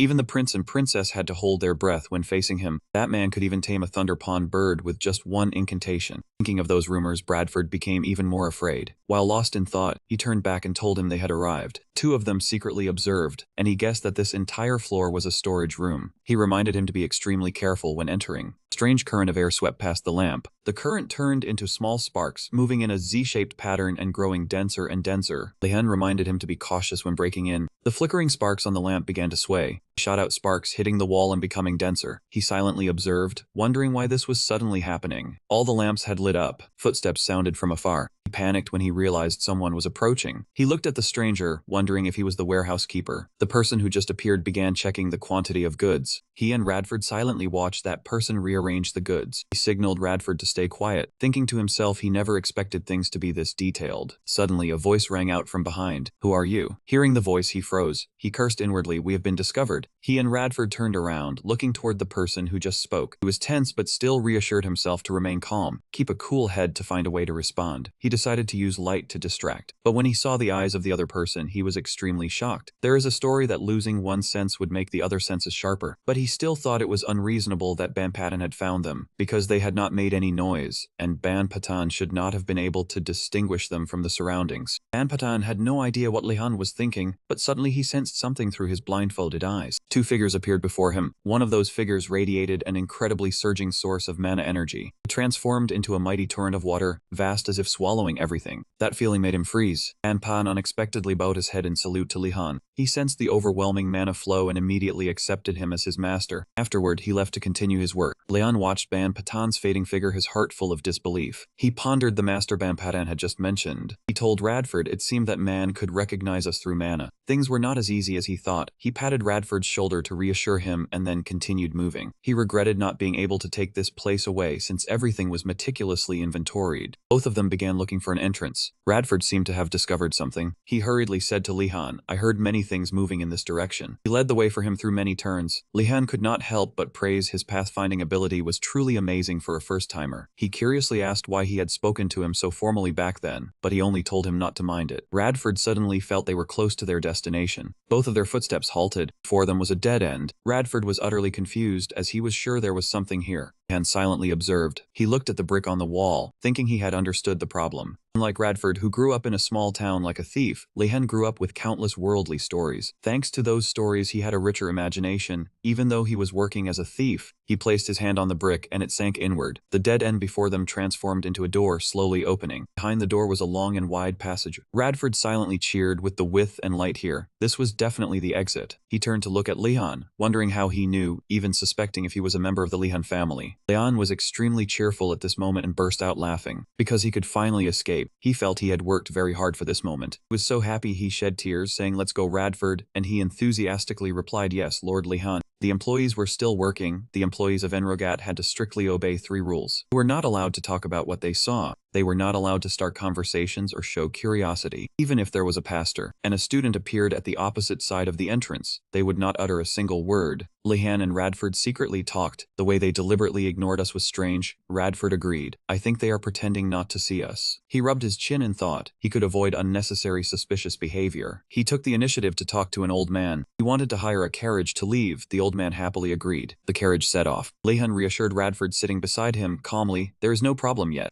The problem, he realized, was that Radford's assessment of him was a bit extreme. He looked at the 2 drivers. Still no one said a word. He thought to himself that this was reasonable, because this world was not easy. Enragda was a symbol of royalty and mages, so had many enemies, not only because of political forces, but all valuable goods passed through here, so the risk was certainly very high. He thought this tension was a side effect, but preventing newcomers from leaving was too absurd. Carriage suddenly stopped. Both Radford and Lehan were puzzled. His eyes widened when he saw something, his mouth stammering. How could it be? Lehan's heart skipped a beat when he saw her, not understanding why she was here. Garcia was standing next to the carriage, talking to someone beside her. It seemed her work was going well, so she was smiling happily. It was perplexing that Professor Garcia was here with a gift box in her hand. He secretly worried, was he caught? But it did not look like it. Bradford spoke to him through tears, saying there was a professor right outside. Lehan quickly gestured for silence, then stomped his foot. He thought she didn't know they were here. Quietly told him to just observe the situation silently. After speaking, he remained deeply worried. His mind kept questioning why she had come here. As soon as Garcia opened the bag, a faint glow of light rose up. A notification appeared. The imperial officials were probably waiting outside. She sighed, annoyed by the hassle of having to hand over artifacts to them regularly. Moreover, those 2 were always trembling. Even though she only smiled, they already showed fear. Suddenly, the rabbit-eared employee heard a strange noise. He immediately drew his sword and prepared himself. He turned to the brown-haired guy, reminding him to pick up his weapon. Seeing this, Garcia was surprised. "He took up arms just because of my smile?" The rabbit-eared employee quickly explained, "No, master. I heard a warning signal from the Vanguard team. This is an emergency." Facing that urgency, she was still too surprised to understand what was happening. In the late-night forest, a threat echoed. This was the final warning. The Vanguard team leader stood before the 2 heavily cloaked figures. He pointed and shouted loudly, "State your identities immediately."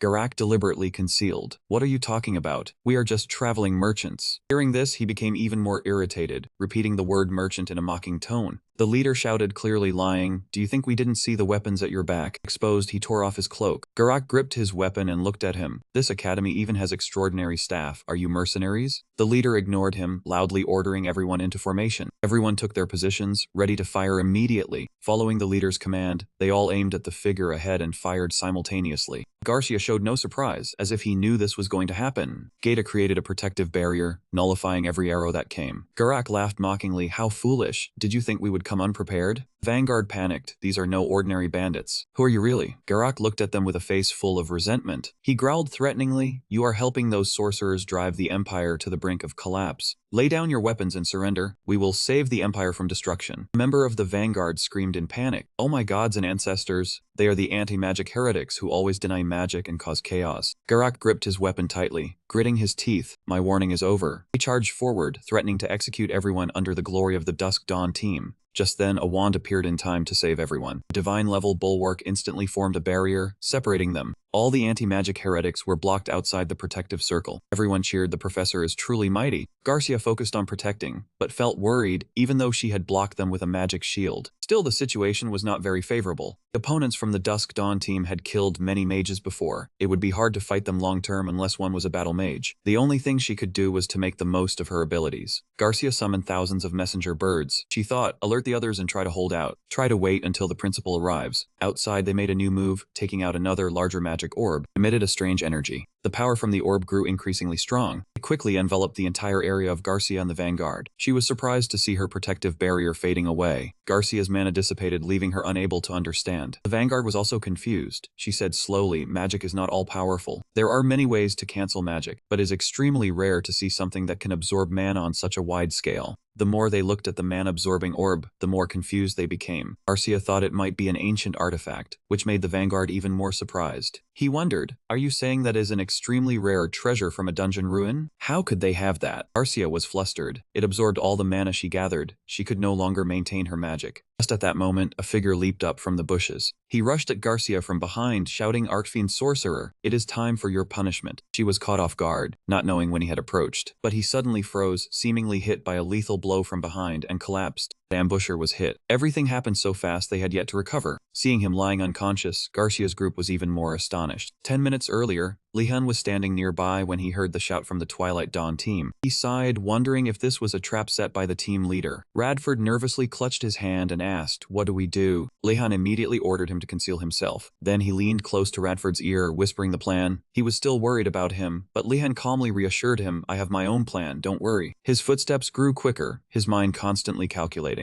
The Twilight Dawn team was resistant to magic. If they were not stopped, the future would be more troublesome. Thinking this, he became even more determined to move forward, hiding in the shadows to conceal his trail. Garcia and the vanguard team were still stunned, watching the enemy suddenly knocked unconscious. Lehan approached and called out to the professor, startling her. Lehan, why are you here? Garcia looked around but did not see him. Lehan quickly explained, I am using an invisibility spell. It is a long story. He then immediately suggested the professor give orders. She quickly understood the situation and hurriedly directed everyone to prepare their weapons. The reinforcement team from the school was on its way. But until then, Lehan, we need you. Everyone quickly formed a battle formation, ready to fire toward the enemy. Garcia loudly told him to just stay well hidden so he would not get hurt. The Twilight Dawn team surged forward like a storm through the rain of arrows. Lehan was startled by their combat speed. They were all true assassins. He was surprised the professor was not using magic. Garcia explained her mana had been completely drained. A second later, she suddenly realized, how are you still maintaining the invisibility spell? At that moment, a vague thought flashed through his mind. Garcia excitedly came up with an idea, saying your energy is as endless as the sea. Transfer some mana to me. He immediately agreed. The two held hands tightly, establishing a connection. She immediately felt a powerful source of mana flowing into her body. The energy quickly manifested on Garcia's wand, surprising her. Lehan also did not expect that spell to be so powerful. A giant ice scepter materialized from the flow of mana, terrifying the enemy. Suddenly, ice bolts shot forth toward them. The Twilight Dawn team panicked, shouting for everyone to stay away. But it only aimed directly at that glowing accumulation orb. As soon as the ice bolt touched the orb, it created a deafening explosion. The orb cracked due to the immense impact on its surface. Just a few seconds later, it exploded, releasing all the mana it had absorbed. Garcia cheered excitedly. We did it. My mana is returning. She took responsibility for handling the remaining directions so he could focus on the main target. The mana on his staff flared up again. Garcia immediately recovered the lightning wolf root. A few enemies panicked and dragged each other to flee. Lehan suddenly noticed something. He felt that, though very faint, it seemed his grace's mana was still flowing elsewhere. The accumulation orb was cracked but seemed to be moving. He glanced over and saw a strange light radiating around it. Lehan quickly warned her, Professor, the accumulation orb is still active. Twilight Dawn team took advantage of Garcia's lapse to charge in, shouting an attack to prevent the mage from casting. She cursed in annoyance. The bastards closed in while I was breaking the accumulation orb. Lehan quickly ran over to support the professor. A blow from his staff knocked down another enemy. They watched their comrade fall inexplicably, seeing nothing around. One quick-witted member realized it, telling everyone to stay calm. There must be someone using an invisibility spell. Immediately after, Lehan was hit by a not at all light blow. Silently wondered how they could react so quickly to an invisible enemy. Moreover, the man before him was no ordinary opponent. Lehan sensed the magical energy from that man was completely different from the others. Seeing Garcia struggling, he told himself he could not let that man approach the professor. Lehan pulled up his cloak hood to cover his face. Afterward, he used a spell to reveal himself in the light. Garak looked at him with a sneer, not expecting the troublemaker to be just a brat. We will teach you a lesson for daring to stand in our way. Lehan showed no intention of explaining. Do you think I am a fool? The next second he dashed past them, running toward the stele. Lehan did not need to fight them. The members of the Twilight Dawn squad discovered his intention and hurriedly shouted that he was heading toward the Stele. Seize him. He thought direct combat was very dangerous, so he continued using his invisibility spell. Garak loudly commanded, I will deal with him. You all go over there and attack that female mage. While they were still unable to act, he calmly sought a way to resolve the situation. Then he took a sphere from his chest. Lehan swung his hand, the sphere shot forward and multiplied into countless other spheres. One enemy had been hit. They reminded each other to beware of his invisible weapon. Do not let your guard down, just because he is only a kid. Lehan began to feel uncomfortable in his body. This was completely different from the lessons. His brain felt like it was on fire. But he had to focus. If he relaxed even a little, his life would be in danger. He would fire iron spheres, retrieve them, and repeat. That thought kept repeating in his head, causing a hammering pain. Drops of blood suddenly appeared on the ground, falling with a patter. Was Lehan overexerting himself so much that his nose was bleeding? As soon as he discovered he was bleeding, his face darkened. The group behind him followed in succession. Behind them were the round spheres. Lehan ran while holding his nose, thinking to himself, am I having a nosebleed? Don't tell me I am out. But before he could finish his sentence, he suddenly realized something. He immediately contradicted his own thoughts. A stream of purple light surrounded his waist. Lehan turned his head to look at the people behind him. Maybe I focused too much. He continued running forward with a determined gaze. No matter what, he could not drag it out any longer. A certain light emanated from the sphere behind them. They panicked and yelled that the artifact had been activated again. Lehan turned around and spoke loudly to the group. First, we have to restrict their movement. A man in a full covering, holding a weapon, rushed quickly toward the sphere. That was Garak. Lehan turned around in panic to look. That man had quickly dealt with the sphere. Garak mercilessly cut it in two halves. That man suddenly smelled blood and discovered something. Garak loudly directed, follow the scent of blood to the artifact. Group of lower-ranked soldiers obeyed and quickly gave chase. Suddenly the sphere on the ground was activated. How dangerous. He immediately picked up the sword on the ground, feeling something was wrong. He gripped the sword tightly and aimed directly at the man in front to strike. He would attack them first. A precise slash hit that man, blood splattered. Garak saw his subordinate fall, thinking to himself that this wound was caused by a sword. They had changed weapons already. That man quickly ordered his subordinate, he is around here. Throw the luminescent powder around the artifact. That man, hearing the order, immediately threw the powder toward Lehan. He reflexively stepped back quickly. His nose blood mixed with the luminescent powder. He thought in surprise that he could see the blood with the powder on it. Looking at the group before him, Lehan cursed. Did he have to give up destroying the artifact? He suddenly thought of something, if it were that thing.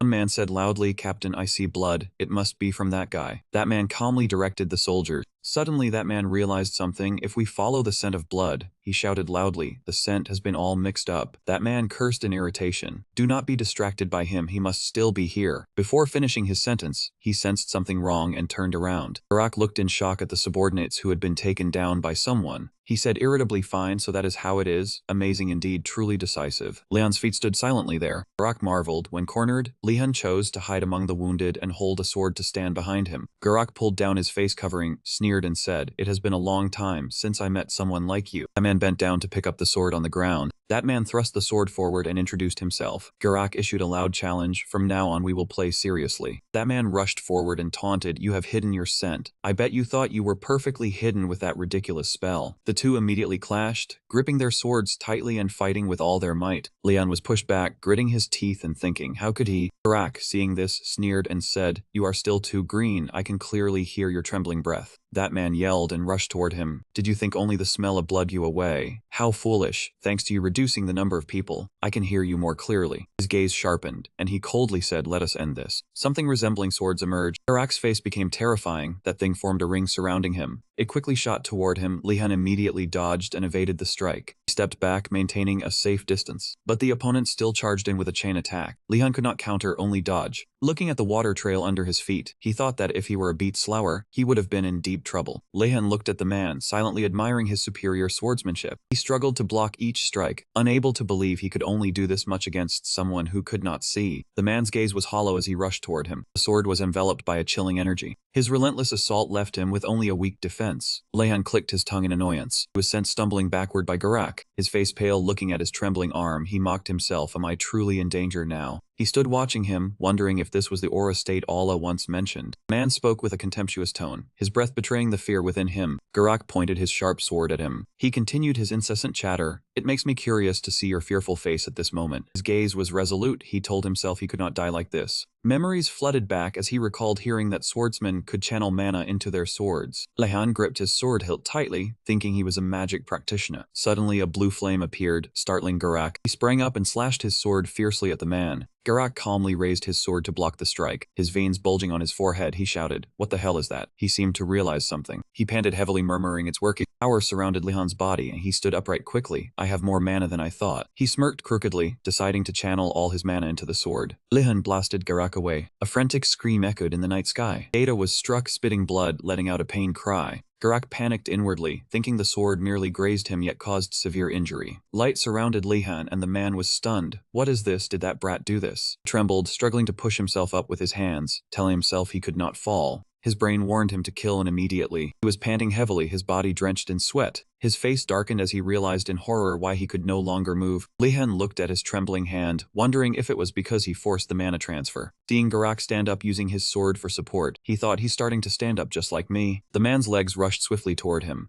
Garak aimed his sword forward and yelled, "Die." He charged forward with a determined roar. His face twisted, Lehan clutched his chest, trembling violently, cursing under his breath. Suddenly, Garak spat out a large mouthful of blood, his eyes rolling back. Geta was taken down by Lehan, collapsing limply on the ground. Lehan was also exhausted, kneeling on one knee and gasping for air. Garak lay motionless, unconscious. Lehan stared blankly at the man on the ground. Seeing Garak in a pool of blood, he himself coughed up. He thought the mana-infused attack had worked. Lehan lay stretched out on the grass, his tense mood finally relieved. His face suddenly paled as he remembered something. But the professor? A loud voice calling Jan's name cut through his thoughts. It turned out to be Garcia. She was running over breathlessly, calling to him. Garcia kept asking him worriedly. Lehan was lost in thought about the professor. Her anxiety was clear on her face. He noticed the group behind her had all been taken care of by her, no longer able to fight. She spoke up first, saying they would check for injuries. Lehan forced a smile, thinking his worry was unnecessary. Looking at the person before him, tears streamed down his face. Perhaps the professor had already handled everything himself. Garcia gently comforted him, telling him not to worry anymore. She said the most reliable support team was about to arrive. A blue light source appeared, enveloping the entire space. A giant skull appeared in the sky. It was the principal of Iraget Academy, Osu.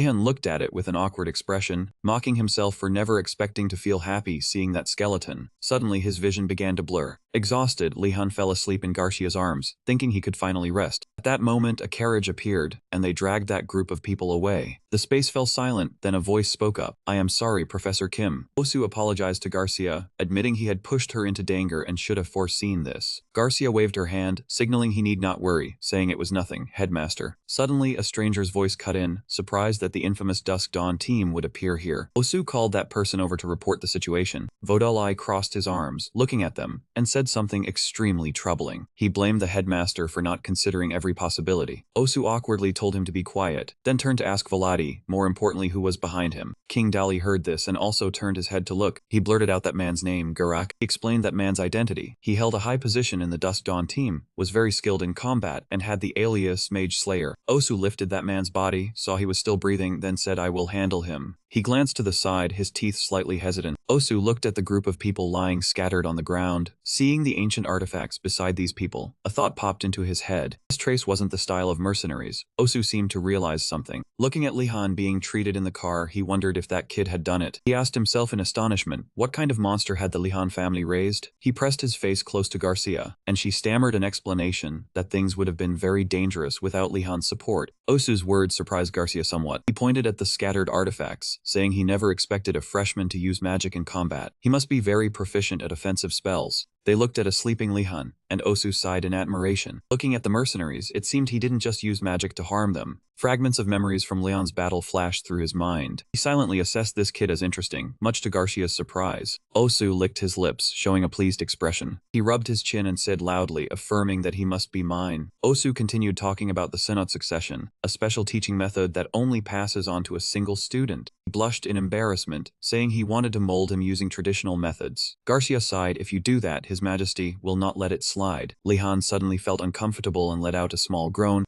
Osu irritably rubbed his forehead upon hearing this. forced to accept it since he himself had made the rule that students must be taught properly. He pulled himself together, cheerfully saying there are still many opportunities, I will wait for my turn. Lehan's whole body felt uncomfortable, and he mumbled a few words in his sleep. That night he had a nightmare. A beam of light emanated from Oshi's mouth. That light shot out, accompanied by several small skeletons. He ordered the area to be cleaned up, and the mercenaries to be properly compensated. The skeletal attendants immediately complied. He closed his mouth, but the lingering trace of smoke remained. Osu added a note about the sphere on the ground. Don't forget to bring the ancient relic back. Osu looked over at Volati, seeing him busy with something. He immediately walked over and asked him what he was doing. Volati replied that he was investigating their strange postures. Osu agreed. He was startled. Don't tell me this was also done by Lehan. Osu was curious. What kind of magic is this? Has she reached this level already? Suddenly Garcia raised her hand and spoke up. That is, she covered her face and said it was me who punched them everyone. In the night sky, the moonlight shone down, creating a beautiful scene. At this moment, Lehan was sleeping soundly on a soft bed. He thought to himself, this is so comfortable. Quite a noisy situation though. Lehan slowly opened his eyes, turning to the right. This is...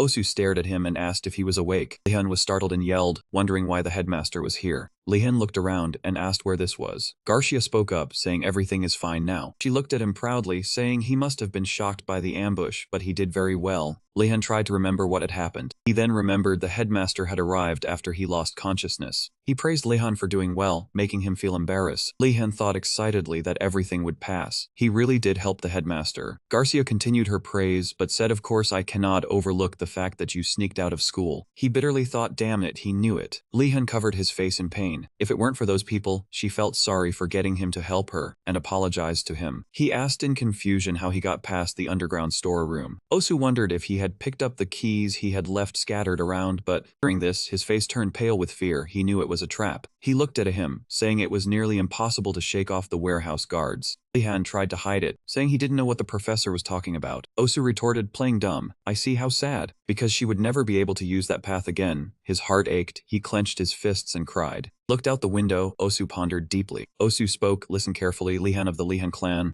He paid attention. He sincerely thanked Lehan for bravely facing the Dawn Twilight team to protect everyone. His hand glowed, expressing deep gratitude. Osu then presented him with the famous sword called Morning Star. It fell into Lehan's hands. He looked at it intently, then thanked him. Lehan suddenly realized something. He exclaimed, isn't this sword theirs? Osu softly urged him to be silent. He was astonished. More importantly, did you give it to a student back then? Not stopping there, he handed Lehan something else. He was curious. Osu told Lehan to take it, and the object flew to him. Lehan recognized it as the exit permit. His hand trembled as he reached out to catch it. Lehan paled as he held it. Scenes of happiness appeared as people sorrowfully asked where he was going. He could clearly say he was going outside. Another scene appeared, Lehan confidently holding the permit before the gatekeeper, telling him to step aside. I have the right to leave. Or Lehan would stand outside breathing fresh air. Just thinking about it made his eyes light up. Lehan knelt and bowed his head. Thanking the professor, I swear loyalty to you. He replied, all right. Osu asked about his injury. Lehan replied he was fine now, while happily cherishing the permit. He smiled, then that means it's time for your punishment. He went from happiness to worry, unsure what would happen. Osu sadly told him not to look at me like that. I didn't want this either. Anyway, you aren't being punished for trying to escape. Lehan wondered why he was still punishing him then. Osu said that Lehan was caught red-handed while doing it. He angrily thought, so you're telling me to just sit there and watch everything? Lehan cursed inwardly. Garcia kept apologizing. Osu looked out the window. He spoke, it's already dawn until this time tomorrow. In the punishment area, think of another way to escape.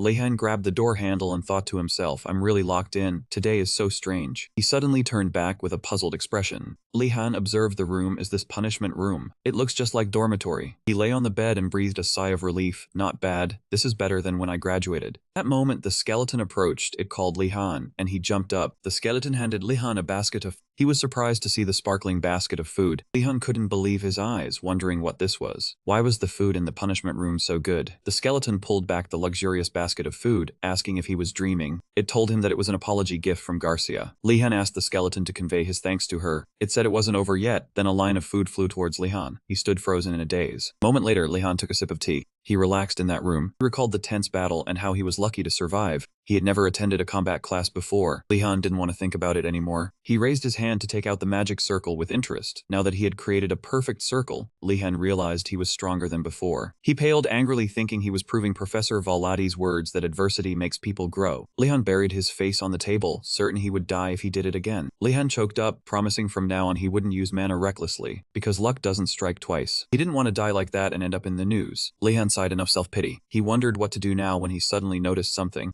Lehan looked at the book on the table. It emitted a mysterious, somewhat frightening aura. He thought it was worse than being locked up. Before leaving, Osu had given that book to Lehan. He hesitantly took it. He told him to read it in his spare time. He was skeptical. Lehan wondered if it was a double-edged sword. The demon in his mind spoke, "Go over there, the headmaster is a person too. He feels guilty as well." The angel in Lehan stopped him. "That's a trap. There's no way he feels guilty." He added that the teacher was not a human, but an immortal being. After an inner struggle, Lehan was certain it was a trap and refused to read the book. Suddenly, the book opened on its own and flipped through pages continuously. It stopped on a page, startling Lehan with its ability to open by itself. Before he could calm down, the words on the page flew out. He was startled, unable to believe his eyes. Those words swirled around Lehan's head. Knowledge was flowing into his mind, making Lehan wonder what was happening. He did not understand what Osu was trying to teach him. He suddenly appeared right in front of Lehan. He was surprised to find himself in a strange space facing Osu. He immediately told Lehan to speak out, making him wonder what he meant. Osu asked Lehan to say the name of the magic spell he was thinking of. Lehan was confused, having never known about magic, but suddenly a strange word appeared in his mind. He blurted out, "The stumbling roar of Gunada Elts." Osu smiled and said, "Correct, you foolish dog." Right after that, Lehan returned to the original room. He accidentally knocked over a chair, and the book returned to its original place. Lehan was dazed, his legs unsteady, and he collapsed to the floor. Confusion enveloped him. He looked at the book, not believing what had just happened, wondering if his teacher had enchanted it. He lay on his back on the long church floor. Lehan chuckled wryly, thinking he had no idea what was happening, but knowledge about Gunada Elts was flooding his mind. He reached for the basket of fruit, surprised that magic could be taught this way. Lehan bit into an apple, as if predicted by a skull. He looked up at the lamp, wondering if there was a special reason, but he did not know. The truth was that the principal wanted to teach directly, but was opposed by the professors. Lehan was startled by a noise. He jumped up, looked around, wondering if it was real or his imagination. Lehan glanced behind him. He found someone in the next room was knocking on the wall. Lehan watched tensely. The knocks from the other side came rapidly. That person then asked him which block he was studying in. Not expecting to be asked directly, Lehan replied that he was a first-year student. That person praised Lehan for surely being hardworking, then said his name was Gold, a nickname given to number 54. Thought to himself that the person was older than him. Lehan then returned the greeting from the person on the other side. He suddenly wondered why a fourth-year male was here, while he was forbidden from going out because he was a first-year male. Worry struck him, but that rule did not apply to a fourth-year male. Lehan scratched his head in confusion, thinking he had no right to judge others since he was also caught while committing a robbery. He pulled a chair closer, and the other person asked how he got in. Lehan said he was caught sneaking out of school. That person laughed loudly, saying the new recruits this year were unruly. Lehan also curiously asked why the senior was there. He told Lehan to just talk freely because after graduation, they would all be mages. Lehan replied, "Then I won't be formal. Why were you caught and brought here?" The other person thought, even though he told the guy to be casual, he did not know how bold he was, then replied that he was there because of failing a test. Lehan asked in surprise, "You were caught just for failing a test? Isn't that a bit much?" That person pulled a chair out, replying that there was no need to be surprised. Such things happen often. He sat down and said there were ingredients needed for the magic test, but he had not prepared them in time. So he snuck into the principal's secret storeroom to steal potions and got caught in a trap. Lehan realized, so he was caught for theft. He thought to himself, do not mind the details. If one wanted to survive easily in the academy, one should throw away their brain. Lehan then fell silent. He looked at the door imprisoning him, telling himself the important thing was that he did not want to come here again. Lehan quietly asked the senior, "It seems from now on the secret passage is hard to use. Do you know any other way?" The person on the other side was silent for a moment. He spoke up, "You're asking too many questions. Why should I tell you?" Lehan sighed softly, "I see. You like playing this game, don't you?" He then shouted loudly, "Skeleton." That person was panicked, afraid, not knowing what Lehan was planning to do. After a moment he carried a bag of items. A flurry of knocks sounded at the door. He was afraid. If this continued, his detention time would be extended even further. Suddenly, candies and pastries appeared in his hands, the other person showing malicious intent. Kulu said the food came from the room next door, telling him to hurry up and eat. He was confused, not understanding what was happening. A loud scream rang out from the room next door. The person there asked how he could manage this in confinement. Lehan proudly sipped his tea and said it was through fruit. He didn't expect to be locked up yet still eat so well. The person there was curious about who Lehan was. He appeared restless. A person then said, "Alright, I will tell you." It made him overjoyed. That was the power of the cab fruit. The other person continued, "But we must clarify things first. These are only things I heard from senior students. I have never tried them myself." Lehan slumped down, thinking inwardly that the information was uncertain. However, he crossed his legs, understanding that there were no other options now, then said he would decide after hearing everything. The next day, Lehan and Joner walked together on a deserted road. She came to re-explain the lesson. Joner stared at him warily. She thought to herself, couldn't believe he could still do homework after such a big incident. Truly frightening. And stopped. They both looked up. He said it seemed they had to go to the enclosure area again today. Lehan remembered what the person from the next room said about the tower on the school peak. People rumored there was a secret enclosure there. It was where flying beasts were kept. Professors often rode them for flight, or it was a place for eagles to rest when delivering royal letters. These beasts were specially blessed, so they could freely enter and leave the academy. He looked up at the sky, thinking that even if what that person said was true,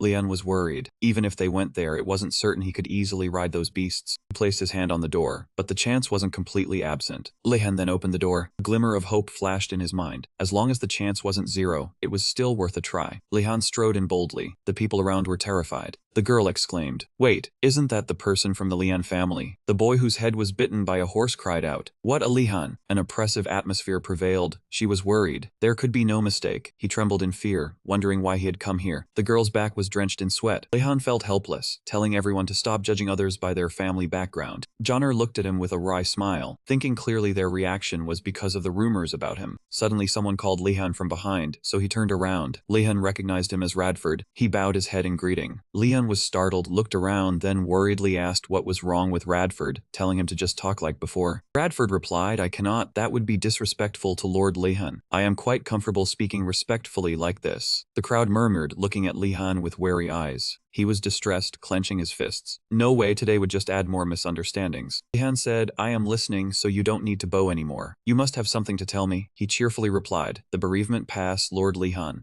Day before, when escaping, Radford had observed everything. Not long after, the headmaster and professors came to the rescue. He had searched inside the carriage while the merchants were not paying attention. Radford found an old chest. He opened it, revealing countless sparkling items. "I found some things that seemed useful." Bradford explained, because he had to hide them in his clothes. He could only take small items. Lehan observed the potion bottles, noticing they looked very expensive. It was hard to believe he got all of them under those circumstances. He placed his hand on his shoulder. Lehan praised without hesitation, "Radford, you are incredible. You are truly the king of thieves." Upon hearing this, he was embarrassed but still thanked him. Lehan wondered, what kind of potions are these bottles? Joner speculated, "This thing smells like alcohol, maybe it is wine." He shouted in panic, "What?" She immediately calmed him down, saying there were more substances inside. "So don't worry. To understand all of this, we need to do more research." Lehan thanked Bradford. He bowed his head. "It is my honor to present them to you." He reminded him, "Don't be so formal." Nilia stepped in from somewhere. She greeted everyone, but Lehan did not notice her presence. He said, "Ah, right, do you want to take care of the horses with me?" Radford immediately agreed. The scene before her was very normal, but she thought of it negatively. He ruffled his hair, praising him for being so helpful. Joner then compared Nilia to Radford, even mocking her, "I am the only friend the two of you need." Nilia's face turned pale. At this moment, Lehan finally noticed the girl was there. He asked in shock, "Nilia, when did you come and why are you sitting on the ground?" Nilia trembled. It seemed he had found a new friend, so it must be...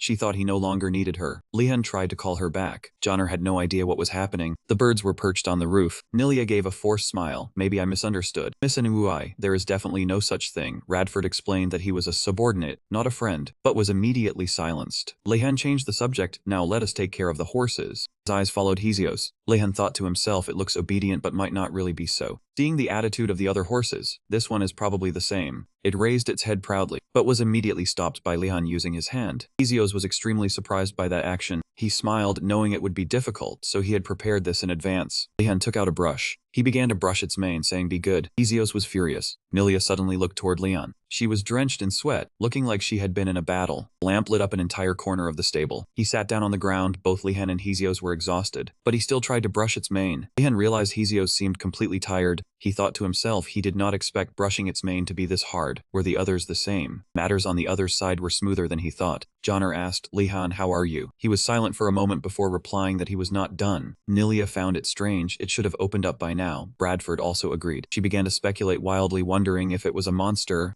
thinking of the professor's terrifying temple and their brutal behavior for the sake of educational achievements. This case was also very possible. There might be hybrid blood monsters mixed in here. Lehan shook his head. No, that would be a bit too much. In another place, sunlight shone down on a small house. The fire in the wood stove blazed fiercely. Zacha, the new students seemed to be working very hard in the stable. Zeta drank tea. She said though she only chose hot-tempered horses. They would open up because of the children's efforts. But if they beat the horses, it would not be easy for them to survive. She laughed loudly. The old man asked if Lehan was still okay. Zeta replied that the boy was hardworking, so he would be fine. Uragum replied, is that so? She confidently said, even if a griffin is hard to handle, with diligence, intelligence, and luck, it would soon be tamed. Uragum's face instantly turned pale. Poured tea, but it spilled out of the cup. Zeta knocked the teacup away. It is too hot. Why are you so distracted? The old man wondered. You just said griffin. At this moment, she realized she had slipped up. Zeta tried to make an excuse. No such thing, you misheard. Uragum slammed the table and shouted, tell the truth, you actually turned a griffin into a horse. Griffins are monsters with the head and wings of an eagle, and the body of a lion. They are stubborn and picky, so they are not easy to find a master. Although their habits and habitats vary by region, they all share one characteristic. They are not suitable for novice tamers. Uragum angrily scolded, are you crazy? My disciple had to rest all day from injuries. Why did you make him do that crazy task? Zeta made excuses. Are you crazy? This nephew of mine dares to yell at an elder. But the old man still did not relent. There are rules to follow. How could you turn a griffin into a horse? She defended that its power had been limited to a horse's level. It was safe now. Uragum grew even more irritable. Do you think griffins are as stupid as slimes? The sky was clear blue, surrounded by majestic mountain ranges. Lehan leisurely led Hesios for a walk. He looked at it. Finally, you listen. You do not like pointless fights either, do you?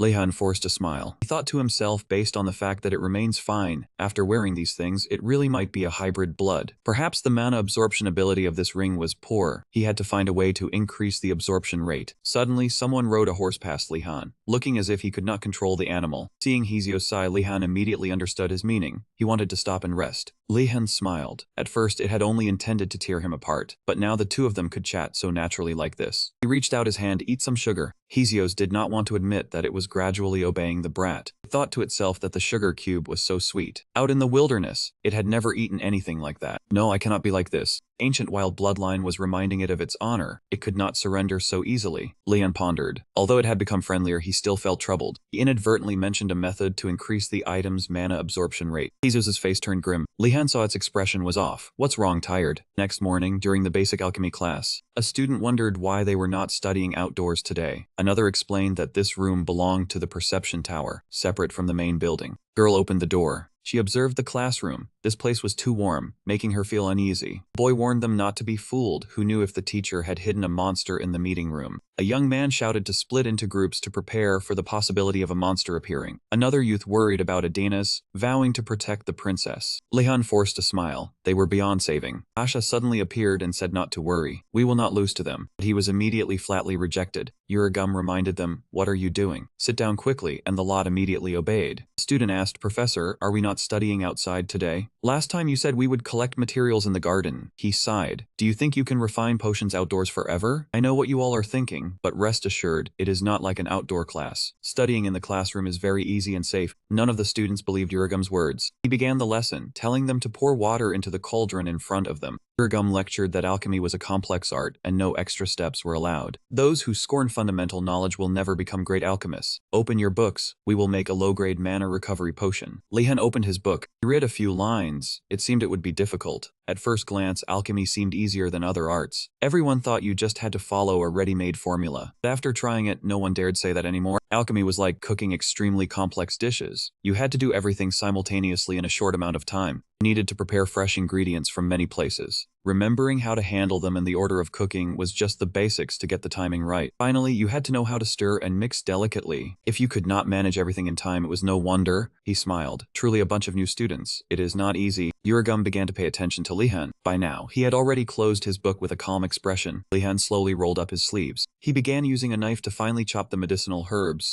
Lehan continued to tear up other ingredients into small pieces. He did all of this in an instant and then quickly put them into the pot. What he did surprised the old man immensely. Uragum's face turned pale. How could he be so skilled? He looked like a properly trained alchemist of many years. He smiled. Truly unbelievable. Geniuses really did exist. He stared intently at Uragum. Lehan seemed to have guessed the old man's thoughts. He focused on stirring the potion. But that is not the case, Professor. In his past life he had also done similar work. Uragum scooped up a spoonful and put it in his mouth to taste. After tasting it, he felt mana energy surging through his body, extremely refreshing. Uragum praised Lehan. This potion was very well made. The old man smiled, unable to believe her body contained so much mana that it was impossible to tell if it had recovered yet. After Uragum finished speaking, Hodo announced to everyone that a student had successfully brewed a magic potion. Upon hearing this, everyone was surprised that it was Lehan. Everyone couldn't stop praising him. An admiring classmate believed Lehan was truly a genius. Asha spoke up, saying that Sienna from the Phoenix Tower could also brew magic potions, but couldn't compare to him. Then he raised his hand and pointed towards Sienna, who was standing. On this side, Sienna calmly continued brewing magic potions. Sienna was of the serpent race, and was also a member of the Freemang Shrine. Earlier, Joner had explained to Lehan that the Freemang Shrine was a faith that worshipped alchemy, so Sienna was also very talented. Suddenly, Sienna turned her face toward Lehan, surprising him greatly. Then Sienna approached and started a conversation with him. She said shyly, "You are from the Lehan family, right? Nice to meet you. My name is Sienna." Lehan also replied gently, "Nice to meet you, I am Lehan. You don't need to use honorifics." He thought to himself that he brewed magic potions better than her. And the two shook hands to become friends, but Lehan felt Sienna's hand was very cold because she was a serpent. Sienna didn't expect to meet a talented follower like him here and wondered if Lehan had been taught by his family, making him stammer. Before he could say anything, he was reminded by Uragum to return to his seat, so Lehan obeyed and postponed the conversation, turning back. Old man stood before the class and declared loudly, "Although you all made the same type of magic potion, everyone's results were different. There's no need to make a big deal out of it." As he spoke, he clenched his fist firmly. This was only the beginning, because there were still many strange and complex things about alchemy awaiting everyone ahead. Lehan stood in a corner wondering, why were all these professors so good at killing students' desire to learn? Uragum picked up chalk and wrote on the board that next week's assignment was to bring a bottle of comradeship spirit magic potion, and he did not forget to instruct them to take the instruction sheet and basic materials from the cabinet drawer. Nilia found it strange because she thought the professor would teach the formula but instead had them figure it out themselves. Joner replied, "He is the professor. He still has to teach those things." Joner pulled open the cabinet drawer to get the materials but suddenly froze, making Nilia worried. She turned to look at Nilia and said that the materials in her drawer weren't enough to brew the potion. After checking, Nilia also found one material missing. Seeing this, Joner raised her hand to voice an opinion. "Professor, where can we get the spirit flower herb? Is it on the upper floor?" Uragum calmly replied, "What are you saying? You have to find it yourselves, right?"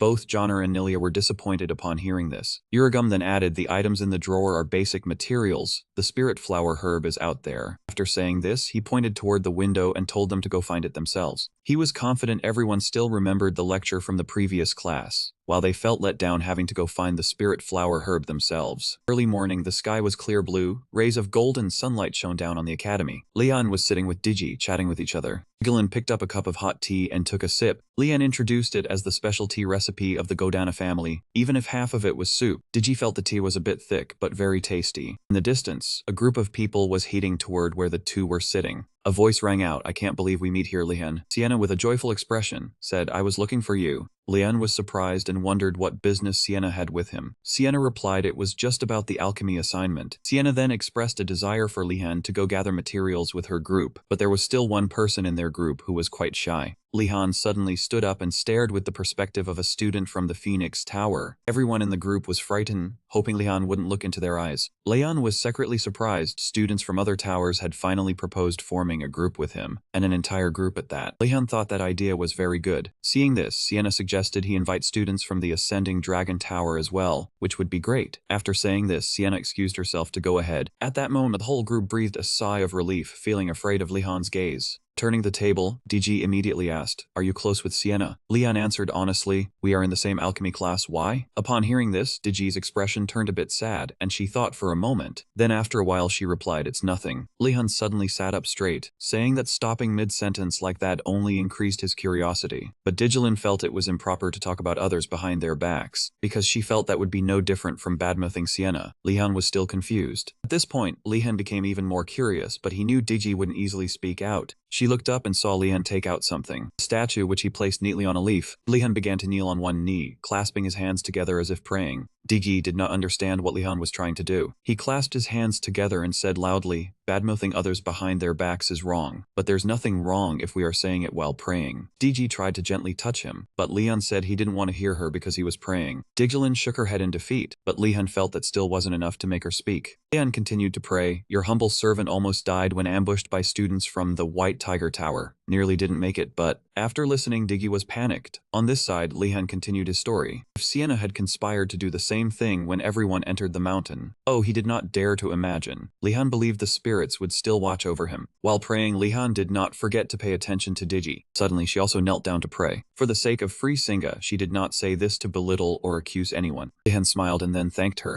Digi frowned. "I could not hear my uncle praying." Lehan guessed silently she was angry now. The kind, devout people of the Phoenix Tower could not completely shed their worldly emotions, even though faith did not allow jealousy and rivalry. Last week at the Phoenix dormitory, a new trainee had brewed energy recovery potions and brought them for everyone to try. 2 trainees drank them, praised the potions as refreshing, and told him he had done very well. One trainee even joked, maybe he was even better at brewing potions than Sister Sienna. Seeing Sienna approach, that trainee immediately asked, "What do you think, Sienna?" She smiled brightly. "Compared to him, I still lack a lot of experience." Nothing happened at that time. But the next day, Sienna brought a few potion bottles over, cheerfully saying, "I brewed some recovery potions, want to try them?" Everyone accepted them, thanked her, and praised that it swept away their fatigue. The 2 people felt refreshed at that moment. They did not pay much attention. But the next day and the day after, Sienna still did the same thing. After everyone drank, she would ask how they felt. Sienna repeatedly asked for their feelings many times, each time wanting to receive affirmation. By the time they found it strange, one trainee praised Sienna as the best. She only stopped when she heard that. After hearing the story, Lehan's face darkened, turning cold. Then he relaxed his facial muscles. "So she has a competitive spirit, huh?" Digi frowned in objection, but things did not stop there. Sometime later, Sienna accidentally ran into that potion brewing kid. The kid cheerfully greeted her, praised her potions as wonderful, but was ignored by Sienna. That made the trainee feel awkward. He only dared to softly call her name. Digi witnessed it from a corner. She also felt embarrassed by Sienna's actions. Returning to the present, Digi continued, "She intentionally ignored him." Lehan silently lamented, "She was that vengeful." He thought silently, such a small matter already caused her to react like that. Thinking of this, he recalled the praises he had received. Lehan wondered, "What about the praises I received in class?" Lehan clenched his fist and asked Digi if there was anything else she wanted to tell. She then said softly, "I was just praying. I do not know what you are talking about." Having said that, she stood up and left without another word. Lehan clenched his hands into fists if things were already like that. Lehan felt he needed to be extremely cautious in alchemy class, but he still had other challenges to face. In basic magic characteristics education class, Osu told the trainees that they must learn to love and cooperate with each other. He did not care about personal feelings and would assign a group assignment. The assignment Osu gave was that each tower would infiltrate to another tower to steal the flag in the new trainee hall. They had to recognize it from the lesson and win before the next class. Then Osu pointed to the sky and announced class dismissed. The group of trainees left feeling sad and dejected. One trainee said, "Then how could that teach magic characteristics? Wasn't the teacher just wanting them to fight?" Another trainee complained, "What kind of weird class was this?" They wondered why it had to be the White Tiger Tower. They could not negotiate with the other side. White Tiger Tower's target was also their flag. Why not just exchange with each other? One trainee sighed, as if they would definitely keep their word. A female trainee shook her head. "Those people are shameless demons." The group of trainees quickly lost heart, dismissed this matter, finding it a waste of time. One trainee said, "If it was just an assignment like that." Lehan observed, silently sensing the situation was not good. He thought he could not lose his will like that. Giving up before an assignment was like throwing away points. They did not know how this crazy school would assign assignments, yet they planned to give up on such a simple task. Lehan was determined not to let his grades drop. He immediately called everyone back. Lehan advised everyone not to give up yet. Seeing him speak up, the group of trainees turned back, crowding around to ask if he had any ideas. One trainee with sparkling eyes said, "I knew you were hiding your skills." The trainee beside him nodded vigorously in agreement. Lehan thought silently, these people changed sides so quickly. Just as Lehan was about to speak, someone suddenly interrupted. It was Asha. "I think I know what you are about to say." He adjusted his glasses to look cool, 95%, sure he wanted to sneak into the White Fox Tower. Lehan replied, he was right, though he did not say everything. It was enough to make the trainees show their admiration for Lehan. They surrounded Lehan and Joner, saying they already knew about the risky plan, and asked to join them. They shouted loudly that the only leader was him, the one who had planned it. Hearing this, Lehan was not very pleased. He realized they just did not want to use their brains. When they saw Lehan agree, they kept cheering. "Wait for us, the White Fox people, we are coming to take everything." Lehan's face was cold, exactly as he had thought. He found the charisma education subject meaningless, and the next morning the sun rose from behind the mountains. At this moment Lehan was walking while yawning sleepily. While walking, Lehan suddenly stopped to look at something. He thought to himself, so today was also the time the sun rose. The deadline was approaching, so Lehan snuck into the White Tiger Tower to complete Professor Urigum's assignment. Arriving, he was a little worried, not knowing which task would be harder. Pushing the door open and entering, Lehan saw Volati sitting and reading a book. Seeing Lehan arrive, Volati immediately closed the book in his hand. He spoke, "You arrived 11 seconds late." Lehan quickly bowed sincerely to apologize for taking care of the horse earlier. Volati told him he did not need to apologize. He continued, "You were the one who suffered the loss." Hearing this, Lehan gave a forced smile, silently wondering where the professor had learned that line. Volati pointed his hand forward, telling him to start by trying to spin that iron ball. Lehan obeyed and quickly did so. With one hand he held a wand, with the other hand he held the ball and began to spin it. The iron ball spun in a circle right in front of Volati. Watching, Volati thought to himself the previous battle had awakened him. His control ability was better than he had thought. After a while, Volati nodded in satisfaction, telling him not to be awkward and to take a seat. At this moment, Lehan was surprised by Volati's compliment and quickly thanked him. Lehan carefully placed the ball back in its original spot, considering it a rare compliment from Volati. He approached Lehan, saying he heard he had learned to summon the water element. Try doing it. Lehan nodded in agreement. Lehan began summoning the water element with just 2 words, "Flow forth." While performing, Lehan thought to himself, thanks Professor Garcia's punishments, he meant. Thanks to those lessons, he had been able to condense these things. Volati pointed at the iron ball, demanding he compress it to the size of the ball. Lehan looked and agreed to try. Then he began to move the water ball closer to himself. After that, Lehan began to compress the water element into the shape of the iron ball. While doing it, Lehan silently lamented that this was harder than he thought because he had to compress it. Not just remove some, it required more effort. Lehan cast his eyes towards Volati. He seemed to have noticed something. His face showed a worried expression. Why was the professor holding the iron ball? Do not tell me.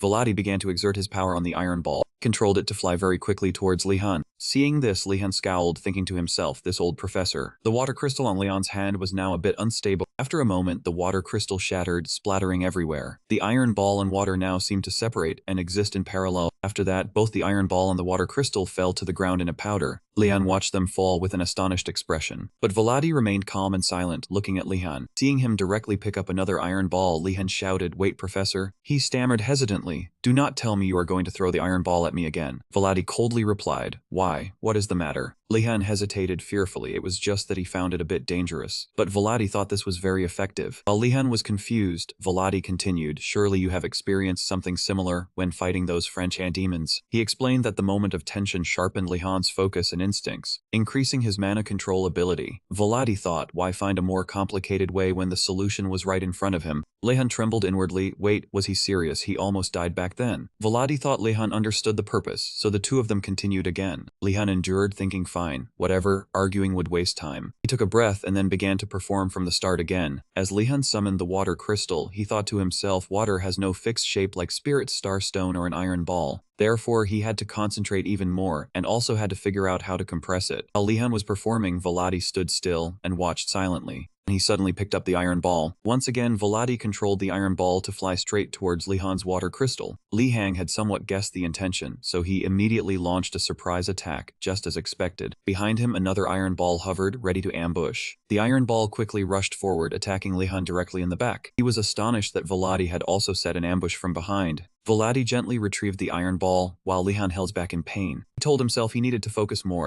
Lehan grimaced, silently affirming that a class with a lot of homework would be more comfortable than this place. At the basic magic perception class, a group of students were lively discussing the herb-gathering trip on the mountain. As Professor Ingerell agreed to accompany the students from Heck Tower, a female student was startled. Wait, isn't that? The group all turned their eyes toward Lehan, thinking that Professor would come with Goldanas. Looking at his expression and eyes, they thought Lehan was just tired. The group of students encouraged each other that it would be fine. Lehan thought they wanted to start a conversation. Noise came from outside the classroom. Garcia entered, greeting everyone a good morning. The students quickly returned her greeting. Garcia went up to the podium and announced that today they would study different elemental magic, and she had invited a specialized professor. The whole class cheered excitedly. Everyone buzzed with discussion, some liking spirit studies, others liking talisman crafting, and some preferring healing magic. Garcia spoke up to invite the professor to enter. A mysterious arm pushed the door open. The professor entered with a gloomy, mysterious atmosphere. A few students shivered from feeling cold. He walked while stroking his beard. A dark air enveloped the classroom since this professor appeared. He cast a somber gaze at the students and then softly said, "Very pleased to meet you." Lehan looked at the professor, who introduced himself as Morton, teaching dark magic. Morton began describing the arts in his subject, cursing, necromancy, and hexes. Along with that, there were the dark element, poisons, and necrotic energy. Most people dislike dark magic. For example, in the deserted forest, No and Ganando were trembling in fear. Jun clung to Joner's shoulder, stuttering in fear because they were lost. A strange hand placed on Ganando's shoulder, softly asking. Both startled, screaming in panic. It turned out to be Lehan holding a glowing stick, asking if the two were lost. Ganando wondered if he was a mage and knew how to get out of the forest. But Lehan refused because he was busy. Behind Lehan, a scary skeleton appeared. He told them to follow his friend. Joner saw the skeleton and stared with wide eyes in terror. Both fainted. Lehan and the skeleton were both confused that they had scared them that much. This was how people viewed dark magic. The new students all wondered why they were learning magic at this prestigious academy. What would outsiders think of them? Seeing the strong reaction, Garcia quickly explained that dark magic was a field full of mystery and concealed many truths. Morton just stood still observing, not saying a word. Garcia explained that dark magic was an uncut rough gem. They had to make their own choice instead of being dominated by prejudice. He hoped to see the spirit of a mage always exploring the essence of truth. Hearing those words, Joner was a bit moved. Garcia cheerfully asked if anyone wanted to be a teaching assistant for today's dark magic class. The response was an eerie silence. Lehan thought for a moment and was about to raise his hand. Nando quickly pressed Lehan's face down to the desk and whispered, "What are you thinking?" He threatened that associating with a dark mage could turn him into the man's undead soldier. Lehan calmly asked if he was really a mage. Lehan thought dark magic was a hidden gem, easy to get high scores because of little competition. Ganando's face paled, his voice trembling as he asked if he planned to become a dark mage. Lehan told him he was overreacting. Lehan stood up and said becoming a dark mage was not bad. An uncommon field ensured a long-term livelihood. In the end, Lehan volunteered to be the teaching assistant. Garcia looked at him like a savior, unable to hide her joy and emotion. Lehan also understood her feelings at that moment. Lehan remembered her expression was exactly like that professor from years ago, when the entire class was being observed and not a single student raised their hand. Therefore, the teaching assistants always had to prepare for the situation in advance and have the students read the answers beforehand. Morton thanked Lehan and then invited him up to the podium. As he walked, Lehan still wondered why this room was so cold, and he realized that this very professor was emitting a huge amount of yin energy. Natural mana does not contain elements, but it changes according to the mage's spell. This kind of cold, gloomy mana is characteristic of dark mages. Lehan thought to himself, if all of them emitted this type of energy, what would the effect be? Why isn't it more common? Morton looked at Lehan with surprise, as if the old man sensed something special in him. The old man exclaimed that Lehan had a lot of mana, and he politely replied with thanks. Morton extended his hand to demonstrate first. From all around him, a stream of purple light and black smoke erupted, and then the old man commanded, "Arise, skeleton slaves." As soon as the words finished, a group of undead rose up everywhere. The undead freely walked around the classroom, approaching the students, making them scream in fear. One frightened student told them not to push him. Suddenly, the undead grabbed each other's hands. After that, they held hands and spun in a circle, leaving the students extremely confused. Witnessing the scene, Morton calmly asked for Lehan's impression. The old man said a bit awkwardly that he had prepared this performance for the students. Lehan forced a smile and said it was nice. In the distance, Garcia also secretly thanked him happily. A moment later, Morton raised his hand to the sky and said the beautiful magic show was enough. Then the old man slammed his hand down through the air. In an instant, the undead completely disappeared. One student exclaimed that they had disappeared and thanked God. Lehan noticed that Morton chanted very quickly and decisively. He stared at the old man and thought whether the professor wanted him to do the same thing. Morton guessed Lehan's thoughts and immediately shook his head, telling him not to worry. This spell was too difficult for a beginner. Only then did Lehan breathe a sigh of relief, wishing Professor Volati could hear that. The old man continued to instruct, "Try converting mana into yin energy." Lehan listened and then did as told. He quickly took the wand from his robe and prepared to execute it. Behind him, Garcia also silently stood watching him. She smiled, thinking that even for Lehan, it would not be easy. Mages have to experiment and make countless mistakes before they can visualize yin energy, because it is very elusive. If a person thinks of coldness, it turns into the ice element. If they think of darkness, it becomes dark element. Yin energy is so elusive that it is very hard to grasp. While Lehan was trying, Garcia glanced around to observe the other students. Suddenly she sensed yin mana. Garcia was extremely astonished and turned back to look at Lehan. Looking at the mana stream emanating from his body, she could not believe it. Lehan's lips were still murmuring the chant. Immediately after, the yin mana stream erupted from the wand. Garcia thought in shock that he had done it. The other students were also extremely surprised. He thought, just think of complex mathematics like Hyperborean geometry or complex numbers. Lehan's strength was his diverse imagination from two worlds. Professor Morton was so astonished that he exclaimed. The old man approached to praise and asked if Lehan could do it again. He softly replied that he would try. Lehan tried again, and the amount of yin mana emitted became even greater. Garcia speculated, damn it, he is too good, such talent is not quite right. She started to worry, what if he liked dark magic? This was a professor's hunch, worrying that her student would be snatched by a colleague. Garcia quickly denied herself. She should not doubt him. Only then did she notice. The amount of yin mana from Lehan was becoming increasingly dense. He politely asked the professor when he should start.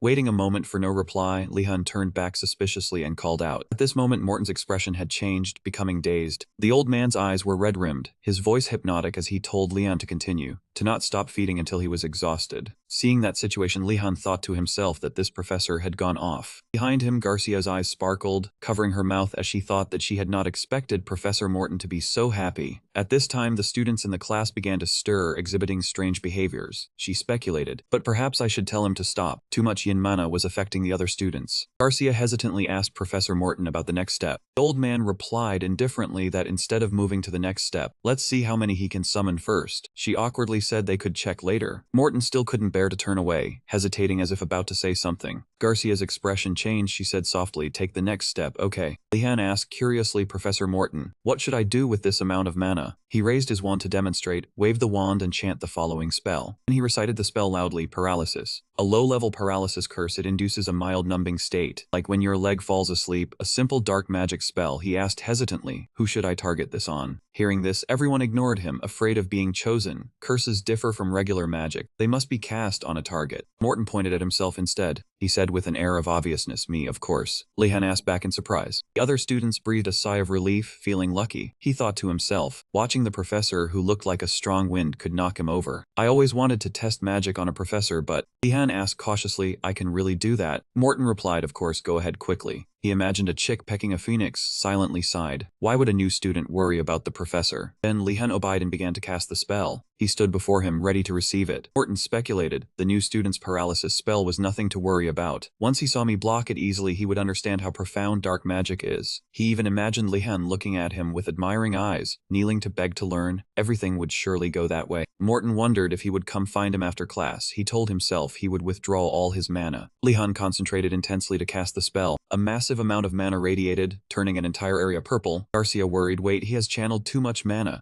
Lehan shouted the spell incantation, paralysis. Morton was hit by the curse, his entire body glowing. His body began to change slowly. His gaze gradually grew dim, he staggered. All the students gaped in shock. The moment he fell to the ground, Lehan hurried over, called out anxiously, Professor, are you all right? At that moment, Morton's face was purple, muttering something under his breath. Lehan immediately thought of himself going to prison for killing a professor. Immediately after, he suddenly pushed himself up from the ground. He stood up abruptly. He looked at Morton in confusion. His face showed no emotion. Suddenly, he burst out laughing and said, everyone see, this is the low-level paralysis spell. Morton didn't forget to praise, well done. Lehan thanked him, silently sighing in relief, so the professor just faked it to warm up the class. Garcia stood watching from a distance. She felt something was very strange. Garcia analyzed the massive amount of mana that had just struck Professor Morton. Even though he was a professor, he had been hit while off guard at that moment. She asked hesitantly, Professor Morton, was that fall just now all right? He immediately turned away, stammered in reply, of course not. But Garcia noticed Morton's hand behind his back was shaking continuously. She realized with a shock, I see he didn't fake the fall. He truly had collapsed under the curse of a new student. Morton praised that he had a talent for dark magic. Lehan replied in surprise, is that so? Thank you, Professor. He even repeated very talented. He was confused. Why did he repeat himself? Doing that usually means sarcasm. Lehan wondered, could I have done that badly? But then he thought, if I was good from the start, I wouldn't be a first-year student now. Garcia announced loudly, all right everyone, dark magic has more forms than this. All the students listened attentively. She said learning low-level curses wasn't difficult and had many benefits. Garcia continued, if you study diligently, they will surely be useful, not only for threats but also for self-defense. As she introduced, Morton told him to return to his seat. Garcia explained clearly, the best way to counter magic is to learn it. Shouldn't we thoroughly study the variety of magic? The class chorused, yes, Professor. Lehan had returned to his seat. Garcia picked up her staff. She spoke while glancing at Morton, so now? He nodded in agreement. Seeing this, Garcia began to cast the spell, mass teleportation.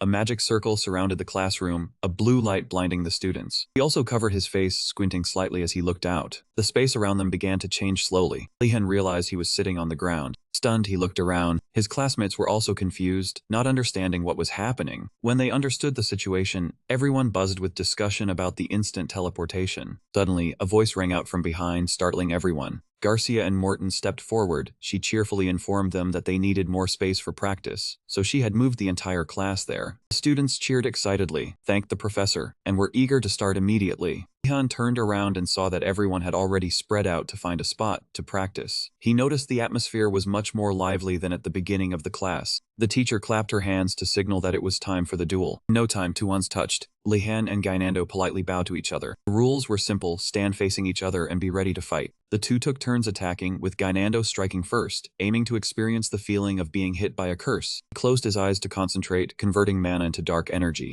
Negative mana quickly emitted from Gainando's wand. Lehan was surprised by his speed of conversion. He recalled that he had always struggled with other elements. Lehan wondered if he had a talent for dark magic. He briefly considered other possibilities but quickly dismissed them. Gaudium was astonished to see Gainando accomplish this. He muttered to himself about that student. Gainando remained focused, channeling mana. When he felt he had enough, he shouted loudly, "Paralyze." The dense stream of mana shot straight toward Lehan. He thought to himself in surprise, so this is the feeling. He cheered joyfully, and Lehan quickly congratulated him. Gainando wondered why Lehan was still normal, not feeling any numbness anywhere. Lehan rubbed himself, admitting that he felt no numbness at all. Gainando doubted his own spell, and Lehan suggested he should shout more dramatically instead of being too clear. Despite his doubt, Gainando prepared to try again with a new incantation. Garcia saw this and quickly spoke up to stop him. She came over and patted his shoulder, explaining that he had not failed at all. It was just that Lehan had too much mana. Hearing the praise, Gainando happily thanked her. He still secretly regretted that the charm had no effect on him. Then he laughed it off, saying he never planned to learn it anyway, and yielded his turn to Lehan. Lehan responded with enthusiasm. He closed his eyes to focus, careful not to use too much mana. Mana began to radiate from the tip of the wand. Lehan softly uttered the spell in the blink of an eye. Morton was amazed because the incantation was too brief. He admired Lehan's ability to cast quickly, something very difficult even for low-level curses. Lehan's curse shot straight toward Gainando, but that stream of mana was far too enormous. Gainando was terrified, his face turning pale. Just as the man approached, he unexpectedly leaned backward. The overlean caused him to fall to the ground. His scream drew the attention of the entire crowd. He hesitated for a moment before speaking. "Should we not do this?" He quickly stood up and answered awkwardly, "I just acted on instinct." Morton was stunned upon hearing this. The three words, "on instinct," made him find it hard to believe. Moda thought to himself, not only does he convert elements quickly, but he can also sense dark magic power accurately. Morton began to question himself. What was that kid's name again? The more he thought, the more excited he became until he trembled. He concluded that this talent was a once-in-a-decade genius. The lesson ended without any major incidents. Everyone cast curses on each other and thoroughly enjoyed the fun lesson. At that moment, Garcia walked over and clapped her hands as a signal. She spoke, "All right, you all had fun practicing, didn't you? Let's give a round of applause for Professor Moda, today's teaching assistant." Everyone applauded enthusiastically. Seeing this, Garcia asked excitedly, "So are you all interested in dark magic now?" But the class was silent. Only one person replied, "A little bit." She immediately whispered into Morton's ear, "Professor Morton, please say something to the class." Only then did he speak. "Everyone, I believe you have all seen the appeal of dark magic." Martin suddenly added, "Some students also showed interest." This remark made everyone feel embarrassed. Afterwards, everyone turned to ask each other who liked it, but it seemed no one did. Fernando laughed and said, "This professor is really funny. Who would like dark magic?" While he was laughing cheerfully and teasing that the professor's joke was too flat, Morton suddenly said, "Especially that student over there, I would be very happy to invite you to my office." Upon hearing this, Fernando's face turned green.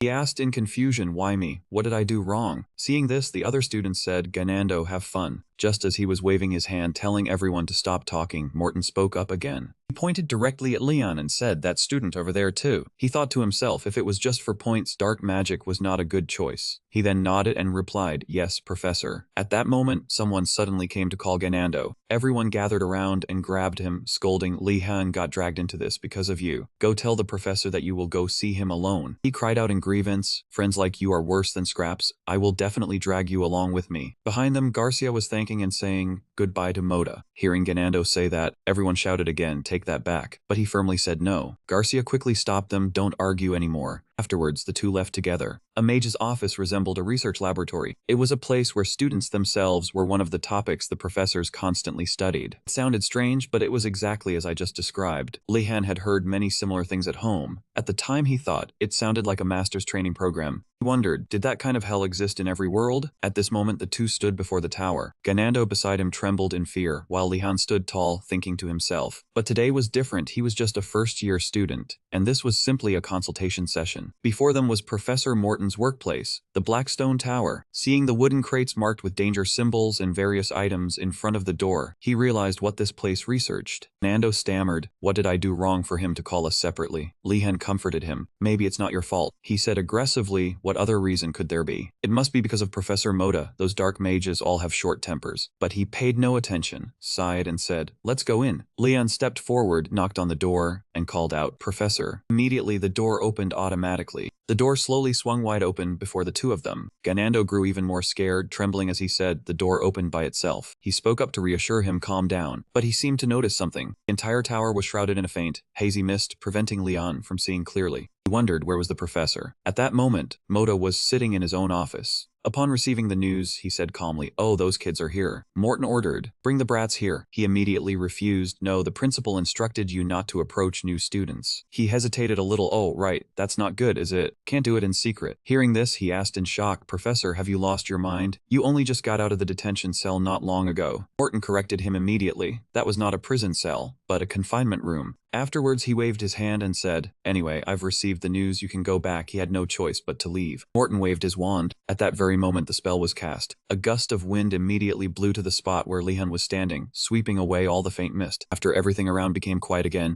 only then could the two see the full view of the tower clearly. Taking a look around, he thought to himself the inside of the tower was more ordinary than he imagined. But when he looked at the desk in front, Lehan stopped and speculated, "Wait, all of that furniture is made of bone." For dark mages who could control skeletons, bone furniture was the most popular. Suddenly, Moda appeared right at that desk, much to the bewilderment of the two. The old man said gently, "Welcome." The two replied politely. Go nodded and told them to sit down. Lehan glanced at Gainando, seeing him breathing heavily, and thought he hadn't noticed the furniture was made of bones. The old man smiled and asked, "Do you know why I called you here?" Ganando immediately replied, "Yes." He lowered his head and said quietly, "I think it's because I did something wrong," while Go also spoke at the same time, saying both had a talent for dark magic. They spoke at the same time, confusing each other. The old man questioned, "Wait, what did you just say?" Ganando panicked and answered, "Nothing." Then he wondered to himself, "Did I hear that wrong?" He pondered, "Do I have a talent for dark magic?" Ganando still lowered his head, speaking softly, "Lehan, you heard it too, right? That I have a unique talent." He replied helplessly, "He didn't say unique." He mustered the courage to ask, "What do I do? I have no interest in dark magic, yet I'm extremely talented." Saying that, Ganando lifted his head, his face beaming. "What should I do?" Seeing that, Lehan thought in disbelief, he's just going along with it. Go took out a few candies and said, "Eat while we talk." Then he explained, "Because you too have an aptitude for dark magic, I called you for consultation. This subject is more appealing than you think." Hearing this, Lehan thought, "I've heard something like this before." He imagined the smug look of a popular major professor asking if they wanted to study under him. And what about the minor subject professors? Our major professors are already here begging. But even so, they still tried to stay optimistic to move forward. He shook the candy in his hand, feeling sympathetic to the despair of professors in unpopular subjects. After a while, the two walked out of the tower together. Ganando happily told Silver Swan, "I never knew I was such a sought-after talent. Oh, what do I do now?" Lehan assessed inwardly, "Look how smug he is. But we have other problems to worry about." A few minutes earlier, they had received a gift that looked like a bone. Ganando asked curiously, "Professor, what is this?" Go smiled and said he hoped they would take good care of it. He said a bit sheepishly, "This is a gift for you too." Go waved his hand and turned to leave. He called out, "Professor, what is this thing?" But the old man had already walked away. Ganando had to say, "Lehan, let's go." He looked at the bone in his hand and thought. The professor didn't like saying what this was. Lehan speculated inwardly, is it some kind of animal bone? He suddenly remembered a term. Or is it similar to the headmaster's book? Then he made an unbelievable judgment. He wants to befriend us by giving ancient relics, like a surprise gift between lovers. Then he was scared by his own thought. What strange analogy was I using? While he was lost in thought, Ganando suddenly called out, "Lehan." He was silent for a while, scratching his head. Then Iz said, "You can't tell Mekin anything." Lehan thought silently. He remembered the earlier incident Ganando had said in front of everyone. Alchemy is only for servants. What's the use of learning it? Joner seemed worried everyone would mock him for what he said. Lehan naturally agreed. Of course you remember to keep it quiet. We are friends. Ganando breathed a sigh of relief, but in his heart he thought, Joner is also a friend. I'll tell her right away. On another day, everyone was running and panting.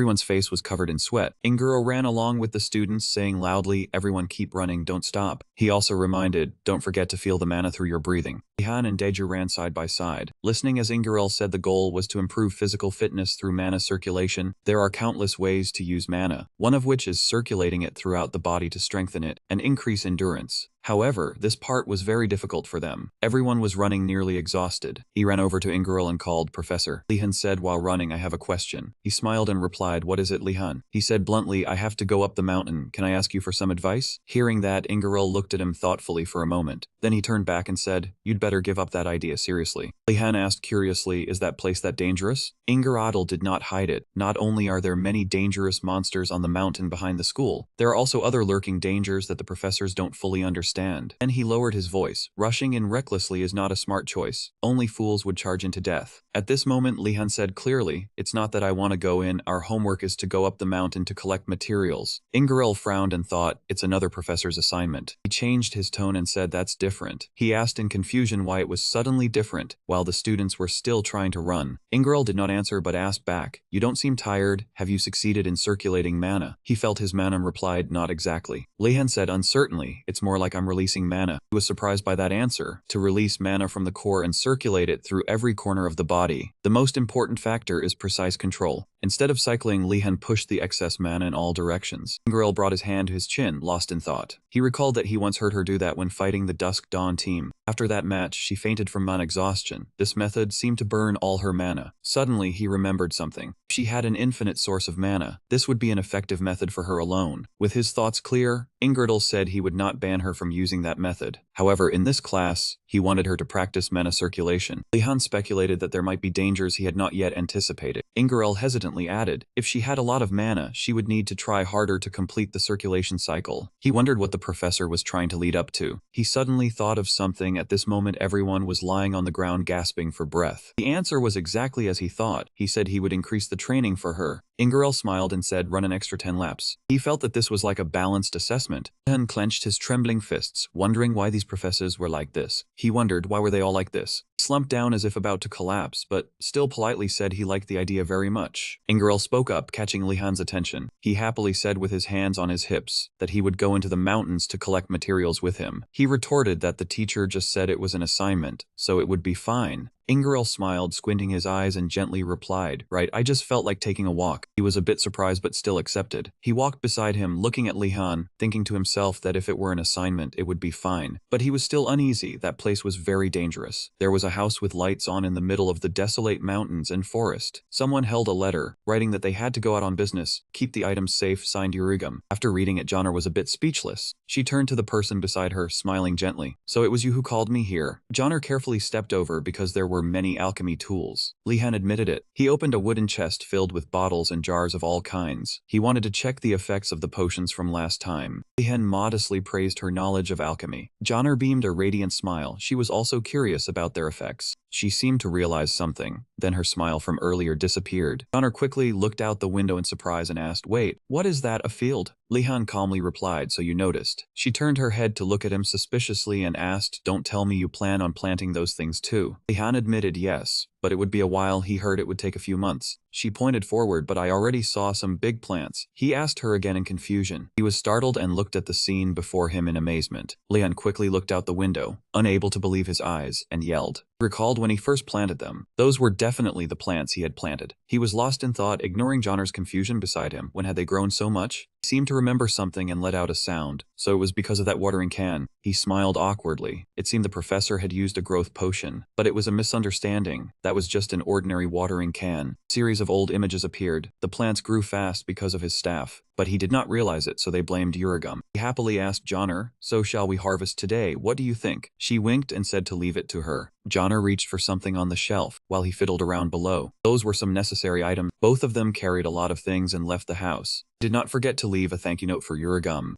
The next day, Lehan and Joner were taking shelter in a tower. The two were dazed, tired, and sleep-deprived. Lehan asked her, "Do you mean this is the bardic elixir?" Joner weakly confirmed it. At Lehan's feet was a mess of belongings. He could not believe they had stayed up all night testing the medicinal herbs. Lehan stared at the wooden box, deep in thought, while Joner yawned endlessly beside him. The bottles of potions in various colors neatly arranged in the chest were Western wine, bardic elixir, and some other types. He suddenly imagined himself turning into a mermaid and let out a dry chuckle. Joner, sitting opposite him, sadly apologized. She could only identify those two bottles. He quickly spoke up to comfort her, Someone walked in, interrupting their conversation. Turns out it was the two of them here. He greeted Asha, then asked Lehan and Joner, "Are you two ready to go collect materials?" Lehan gently replied to Asha. He thought to himself that he already had plans for this weekend. On Saturday, he would return from the forest with his friends. He pulled a card from inside his coat, intending to use the pass to leave the academy. Putting the card away in his coat, he worried about what kind of trap he might encounter when Asha suddenly remembered something and asked. Her question made Lehan freeze slightly. She invited him to browse the black market before entering the forest. Thinking he had misheard, he asked again. At this moment, all three were standing in the middle of a bustling market. Lehan looked at the scene before him, astonished, asking how such a place existed, what kind of academy had a black market. Turned his face away, feeling that everything was very strange. Stalls were set up everywhere, making it look more like a farmer's market than a black market. All three of them gradually ventured deeper into the market. Lehan suddenly noticed a place surrounded by a crowd. It was a game of betting one loaf of bread for another. You just had to find the king card. A man who looked like a rat, named Radford, sat in the middle of the circle, placing 3 cards in front of him. Radford explained the rules. The task was to find the king card among the 3. Guessing correctly would earn 2 loaves. The crowd was excited. Radford noticed Lehan and immediately jumped up, shouting loudly to call him. The shout caused a commotion throughout the market. People ran away, and Lehan thought to himself, "Why do they avoid me like the plague?" He cleared his throat lightly and asked Radford what he was doing. The lad honestly replied that he was collecting bread. Lehan asked again, confused. Seeing his confusion, Radford explained that bread was the currency here. 5 loaves of bread could be exchanged for 1 quill pen, 10 quill pens for a matchbox-sized lump of sugar. Lehan appeared on a boat with a dragon, while below were other animals floundering. The Thanglong Tower Academy had food thanks to Lehan, but the other towers had to live very frugally. Joner noticed a small stall and asked if they could look at the goods. The seller hastily agreed. Lehan looked around, thinking he should do some examining. He saw many useful items but little food, and even fake food. He rubbed his chin in consideration, noting that there were quite a few daily necessities. Lehan found a few items he liked and stopped. He stood among stalls covered by a strange blue light. Lehan looked in surprise at the items on the table. They were a pile of antiques. A gemstone floated in mid-air, so rare that many people had never seen one in their lifetime. Lehan evaluated inwardly, but this was Enragat. The students here were immensely talented, capable of crafting crude but useful items. He recalled the past, smiling lightly as he thought. Never mind Radford's questions. Here he could be more comfortable if he pretended to be from the Huanvu Tower. Radford whispered, asking if he saw anything nice. He had tried these items already, and they were very useless. Lehan noticed a pure white coat and asked what it was. Radford explained it was a protective white coat. The lad recalled that it could block attacks from sharp weapons, but the success rate was only 50%. He picked up the coat and examined it, but wasn't it still useful then?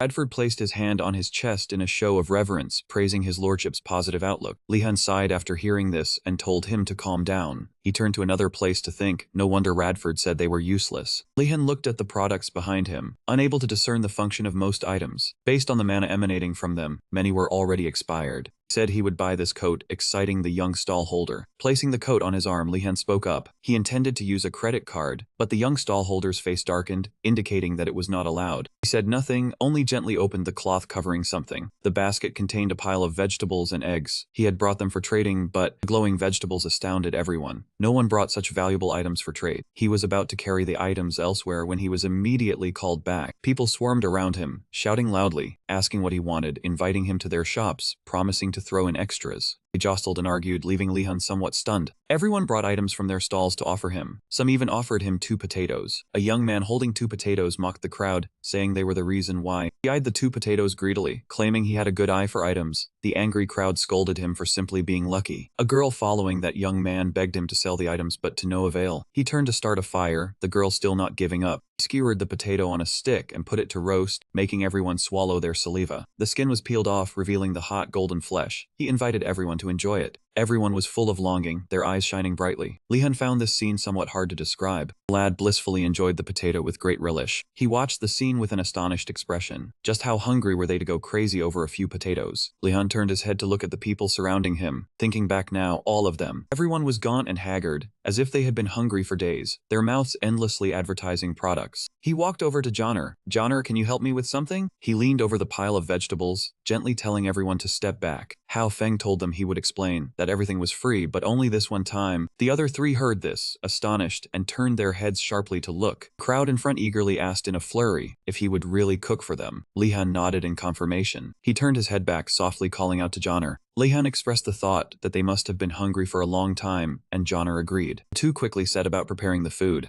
Lehan, like a true chef, skillfully chopped vegetables and stir-fried them. Seeing the tempting dishes before them, they could not help but drool. Lehan cooked a shimmering and extremely delicious soup. He ladled out bowls of the tomato soup he had personally made for them. The two held the steaming bowls of soup in their hands, as if they had been craving this for a long time. One boy quickly brought it to his lips, trying the hot soup immediately. Everyone enjoyed the bowl of soup deliciously and contentedly. Joner rested his chin on his hand, watching them, and exclaimed that they ate a lot. Beside him, Lehan sighed softly, thinking they must have been very hungry. He closed his eyes, tilted his face to the sky, telling himself he had done well, though he felt a bit guilty for using them. Lehan wanted to build a good image when entering the forest so they wouldn't be afraid of him, mainly to guard against bad situations and improve relations with the gentle cadets. He smiled to himself, thinking that if he could buy their goodwill this way, it was really worth it. Lehan draped the cloak over himself, also carrying a whole bunch of things on his back. Seeing the large bundle he carried, Joner and Radford were quite surprised, while he thought he might be bringing a bit too much. Everything in the bundle were gifts from the Swanwu cadets. He mused to himself that he had received some unexpected things. There were ropes, chalk, and even bracelets with various functions. He was pleased to have received these artifacts. Bradford Launton ran over wanting to help but was too late. Lehan silently reasoned that he knew they were all made by the upperclassmen. He frowned slightly, confusedly wondering why they had created these artifacts. Suddenly, a rustling sound came from the bag. They had the effect of mixing items or moving stealthily. If allowed to leave the academy, it meant he hadn't finished his sentence when he was cut off by that noise, drawing the attention of all three. Lehan seemed to realize something was wrong, so he spoke up, saying he felt something moving inside the bag. A bony foot of something clawed at the bag on Leon's back, startling him into turning his head around. Seeing that sight, his face turned pale, his head full of question marks. Everyone was terrified by that strange thing. Watching the bone crawling up, Radford shouted, "Don't tell me those guys are repaying kindness with enmity." Then it crawled onto Leon's chest. And Joner anxiously called his name, but Leon raised his hand to signal he was fine, to wait a moment. He felt the bone moving downward. It touched the remaining bone on Lehan's body. Next, they clicked together, forming a unified mass. Then it slowly crawled out of Lehan's shirt pocket. It flew up high, hovering right in front of his face. Joner asked in confusion, "Another bone. What did you bring?" Lehan immediately replied it was Professor Morton's stuff. Suddenly the bone waved and he suspiciously asked if it was giving it to him. It suddenly retracted its claws and Lehan sensed something was wrong. Just as expected, it lunged at him, making him gasp out in surprise. The bone pressed close and then its claw stabbed into Leon's hand, drawing blood. It created a wave of sound magic. He seemed to suddenly understand something. Joner fearfully said it was attacking and Radford immediately chimed in wanting to help him, but Lehan suddenly ordered everyone to hold on. Following the flowing blood, Lehan saw a strange image. It turned out to be the shadow of a wolf hidden behind the bone. He grabbed its bony leg. Lehan silently exclaimed, "Could this feeling be?"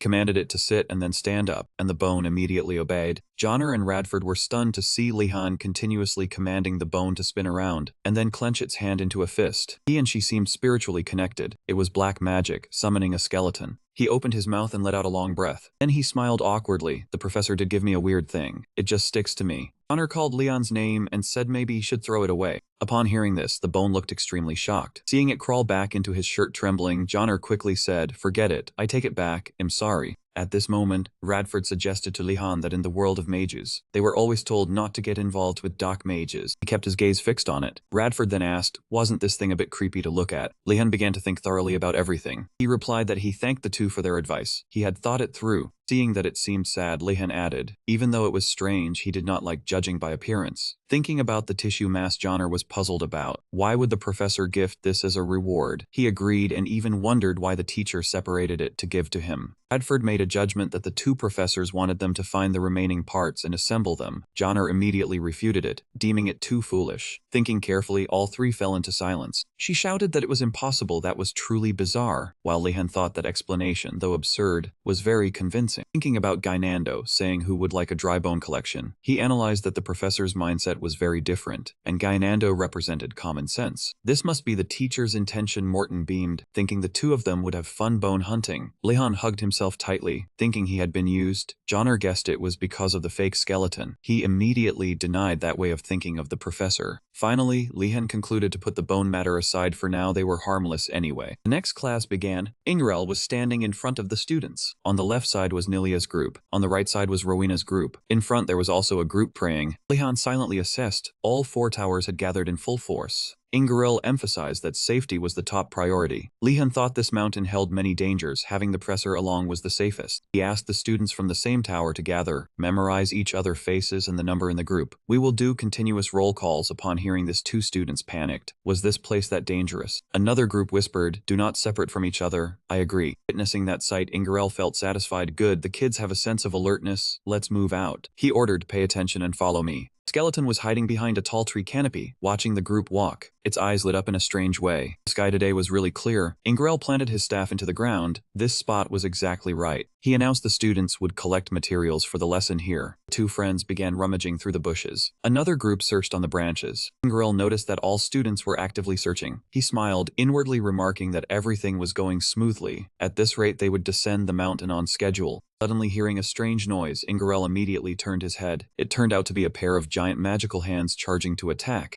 It clasped its hands together, causing the branch stuck in the ground to slowly fall. The group of students was still laughing and chatting, completely unaware that he had vanished. The female student turned around, intending to say, Professor, I have a question. Ingarel was nowhere to be found. She was extremely surprised, not knowing where the professor had gone. She startled and looked down. Her pupils contracted when she saw there were no footprints at all. Her expression became panicked. Could it be? She screamed loudly, everyone, Professor. She pointed at the fallen branch. The professor had disappeared. Lehan and Nilia were stunned upon hearing this. He let out an exclamation. The sky began to turn gloomy. The students gathered around the spot of the fallen branch to observe. Leon was secretly worried. In the end, what he feared most had happened. Suddenly, the 2 friends next to him shouted in panic, what do we do? What should we do now? Seeing this, Lehan immediately calmed them down. Everyone needs to calm down first. He comforted them, don't panic. The professor probably just went somewhere for a bit. As everyone was trying to calm themselves that Lehan was right, they must stay calm, Lehan thought to himself that was not the case. But he needed to comfort them first. Lehan assessed the situation. There were no monster tracks. The group was not lost. There was nothing to fear if they went back the way they came now. Suddenly, a raindrop fell from above. Right after, a downpour crashed down on where he was standing. Lehan blurted out, silently exclaiming, are you kidding me? His hand was currently holding a warm cup of tea. Everyone was taking shelter under a cliff. Lehan sighed, inwardly thinking it was a good thing he had brought supplies. Didn't expect Professor Ingarel to run into trouble. Suddenly, Rowena called out Lehan's name, startling him. He thanked him for the help. Lehan immediately replied, don't mention it. Rowena asked about the legendary soup Lehan once cooked Tuan Wu, and he was puzzled, not knowing what legend that was. He turned away and said it was nothing. Wait a moment. But a doubt suddenly flashed in his mind. Surely that tomato soup from the other day wasn't being blown up into a legendary soup. Rowena reported to Adinas that it seemed to be just a rumor, and she appeared to have understood the issue. He turned to Lehan and said the princess also wanted to help. As he muttered quietly why she didn't come to say it herself, he replied that it would be great. Seeing Joner shivering and hugging himself tightly, Lehan suggested lighting a fire to warm up, and Rowena said she would go ask again. He relayed that to Dinas. Then she gently brushed off her coat. Adinas held the staff and summoned the magic spirits. Streams of power from it flew toward the pile of firewood in front. The power seeped deep into the heart of the firewood. Suddenly, the flame blazed up fiercely. Lehan exclaimed in surprise about this method of summoning spirits. The young man behind questioned that they hadn't learned spirit summoning yet, while the girl beside expressed admiration for the prince's talent. Lehan remarked that this reaction was completely different from when Professor Morton summoned dried bones, making the professor lose before even fighting. Everyone sat gathered around the fire, feeling warm and comfortable. The rain still did not let up, falling continuously. Strangely, the moonlight was bright and clear above. Suddenly, that moonlight expanded and flashed once. Everyone looked at the cup of tea baffled. He wondered why there were ripples in the water. Then a rumbling sound echoed, and Joner asked what that noise was. It seemed something massive was moving, making Lehan's worry clearly show. He jumped up and warned that the noise was getting closer. Everyone's gazes focused on the dark clouds and the full moon in the distance. Its eyes glinted abnormally. Lehan and Joner were startled when they saw it. The uncles and the white fox were the same. Inside that cave entrance, a faint light flickered. That group was also facing the same thing.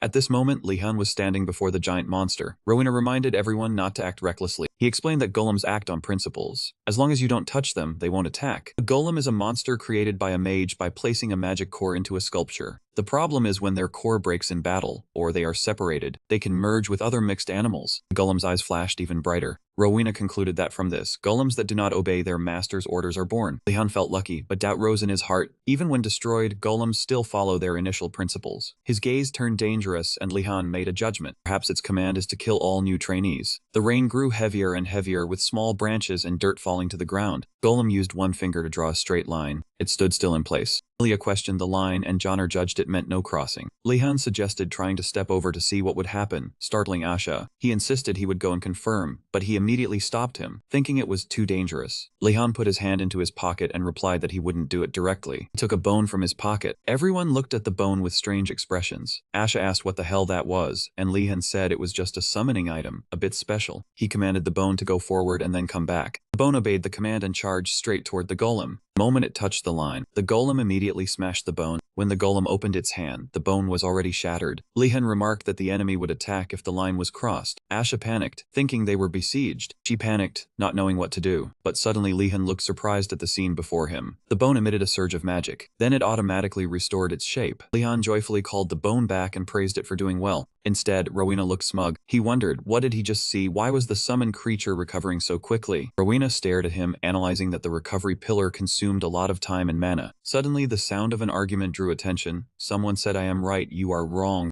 Rowena stopped analyzing. This was not the time to think about that. She tried her best to mediate everyone. That man was pushed out again by someone, told to shut up. This was a matter for those outside the tower. Joner and Nilia stood nearby, truly unsure how to handle it. Rowena told Lehan that she thought they should stop them. Seeing him not respond, Nilia called Lehan's name again. She tugged Lehan's sleeve and questioned, "Why are you just sitting there thinking all the time?" He showed an apologetic expression to Nilia. Lehan said, "It seems I just found a clue to escape this situation," which made her freeze. The arguing people immediately became happy. "Really, it is Lehan, you have helped us." Looking at their adoring faces, he felt embarrassed. Well, it is. Lehan expressed his thought that this matter seemed to be a trap set by the professors. Everyone was completely shocked, shouting in unison a single sound of "huh." On this side, Ingrel's arms were tightly bound. His legs were also restrained by magic. His expression was extremely annoyed. "Please release me immediately." Ingrel could not believe it. "How could you imprison a fellow professor?" Osu tried to explain. He said, "You'll understand after we explain." Ingrel replied, then explained. Osu gave his reasoning: if a trusted professor stays near the kids, they will not be able to grow. His face was full of disbelief. "Are you serious?" He was firm. "One day you will understand." Ingrel sneered. "Fine then." He raised the issue, but who will take responsibility if something unexpected happens, and they are not prepared in time? Osu heard that and turned to look at Uragum, asking with a question mark. Uragum replied, "They will have to overcome it themselves." The old man agreed. They must handle it themselves. Ingrel truly could not understand the logic of these two people. He lamented he forgot all mages were like this. Osu and Uragum were pleased. "I understand, but if things get out of control, I will intervene." Osu affirmed that was acceptable. "It seems you have understood the joy of watching the kids grow." Ingrel suppressed his anger. Then he relaxed his shoulders, asking, "What did you prepare for the kids in the forest?" Uragum answered while carrying tea. He laughed loudly. "Just something stronger than a bull and enhanced by a magic potion. That thing is a bit harder to tame, but it will not cause any problems." Ingerl commented, "Then it should be fine." Outside, the sky was blue with white clouds. He said the bull was better than a golem. Osu repeatedly agreed. In complete contrast, here it was raining heavily. The golem stood towering. The group discussed, "What about Professor Ingerel? Surely he also participated in the plan." The two male friends cursed under their breath. Those professors were truly cunning. Nilia wondered, "What do you plan to do now?" Lehan replied, "The plan has not changed much." Pointing at the golem, he said first they needed to think of a way to eliminate it. Lehan was met with everyone's silence. He wondered, was this too much for them? Lehan spoke loudly. Everyone focused quickly. "Since this is a trap, there must be a way to get through." The group became happy again. Right indeed. The professor using a golem must have considered this. Nilia breathed a sigh of relief. Meanwhile, he thought to himself, "Anyway." Lehan looked into the forest. He also wanted to test things out. A moment later, it was still raining. Everyone split into groups to discuss its weak points and how to distract it. Nilia turned her head to ask Lehan what he thought, but then the person. She saw the golem's nose, but he was nowhere to be seen. Lehan panicked and yelled, "Everyone, Lehan has also disappeared." The entire group fell into utter chaos. Asha shouted, "Was he kidnapped?" She suggested trying to sneak into the golem to find him. Suddenly, Sonner pointed forward. "Wait, everyone.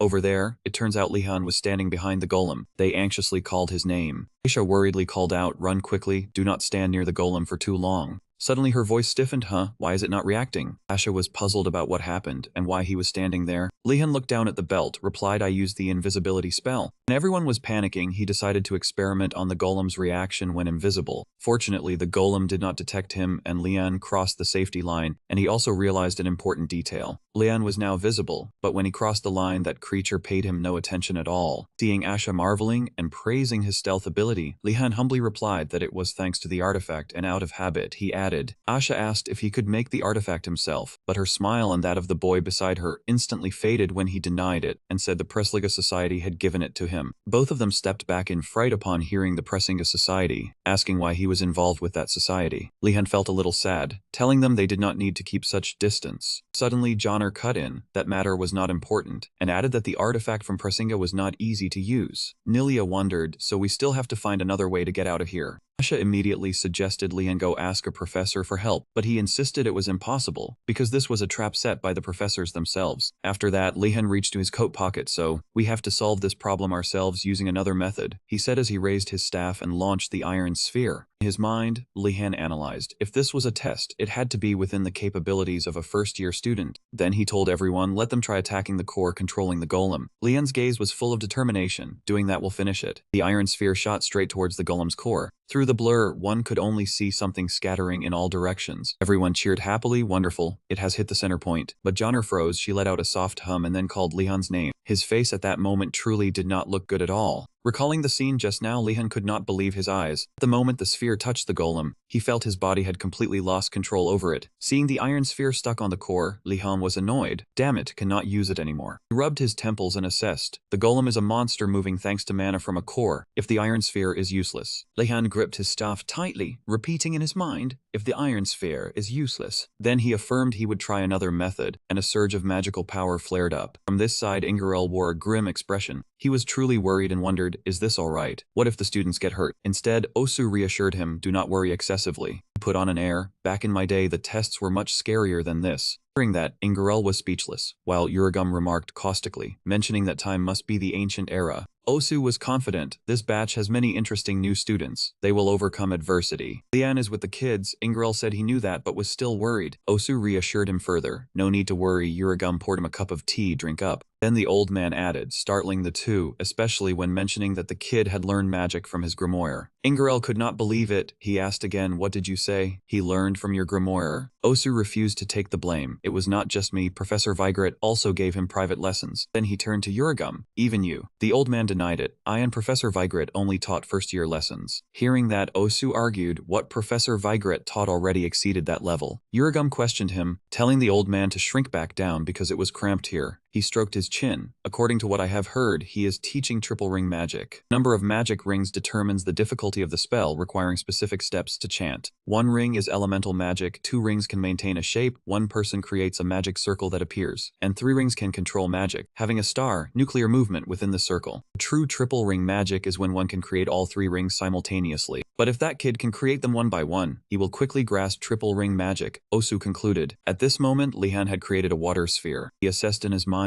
the water sphere is weaker than the iron sphere and difficult to maintain its shape. Lehan closed his eyes, telling himself to think. Even those insane professors, he felt, were not completely unreasonable. There must be a way. Suddenly Joner voiced her doubt. What are you doing? He opened his eyes, replying with a hum. She continued, why are you spinning the water sphere? Lehan thought to himself sheepishly. It was because of the habit of spinning the metal sphere that he did it unconsciously. Then a thought flashed through his mind, wait, spinning. Looking at the water sphere in his hand, Lehan silently marveled, perhaps. He imagined it forming a spiral, shooting fast like an arrow. If he spun the sphere very fast, it would have greater penetrating force than normal. Lehan silently affirmed to himself and then raised his staff. He realized that it was like a bullet. Lehan rapidly spun the water from his magic staff and formed a giant water sphere with immense destructive power. He was proud that he had succeeded. Seeing Lehan create such a giant water sphere, Joner called his name worriedly. Her face was full of worry, even though she had no idea what kind of magic spell it was. But Joner pointed straight at the giant water sphere, his voice tense as he asked if it was a bit too big. Indeed, the water sphere was now almost as big as the golem. If control was lost, the consequences would be truly unpredictable. The other trainees buzzed with discussion, with some even suspecting what Lehan had been learning all this time. If we just ignore it, what if he casts the spell wrong and that thing flies toward us? Amid everyone's doubts, Asha stepped forward to defend Lehan, calling for everyone to trust him. Not only Asha, but Nilia also agreed and persuaded the other trainees that Lehan was not that weak. Both of them placed their faith in Lehan, certain that he could do it. Lehan felt no joy. He could only feel helpless under the heavy pressure on his shoulders. The mages of old had once said, magic is a world and a complete system. Whoever dares to break it will have to bear the consequences. The spell Lehan used was high-level magic learned from a senior, a type of spell the trainees had never been taught.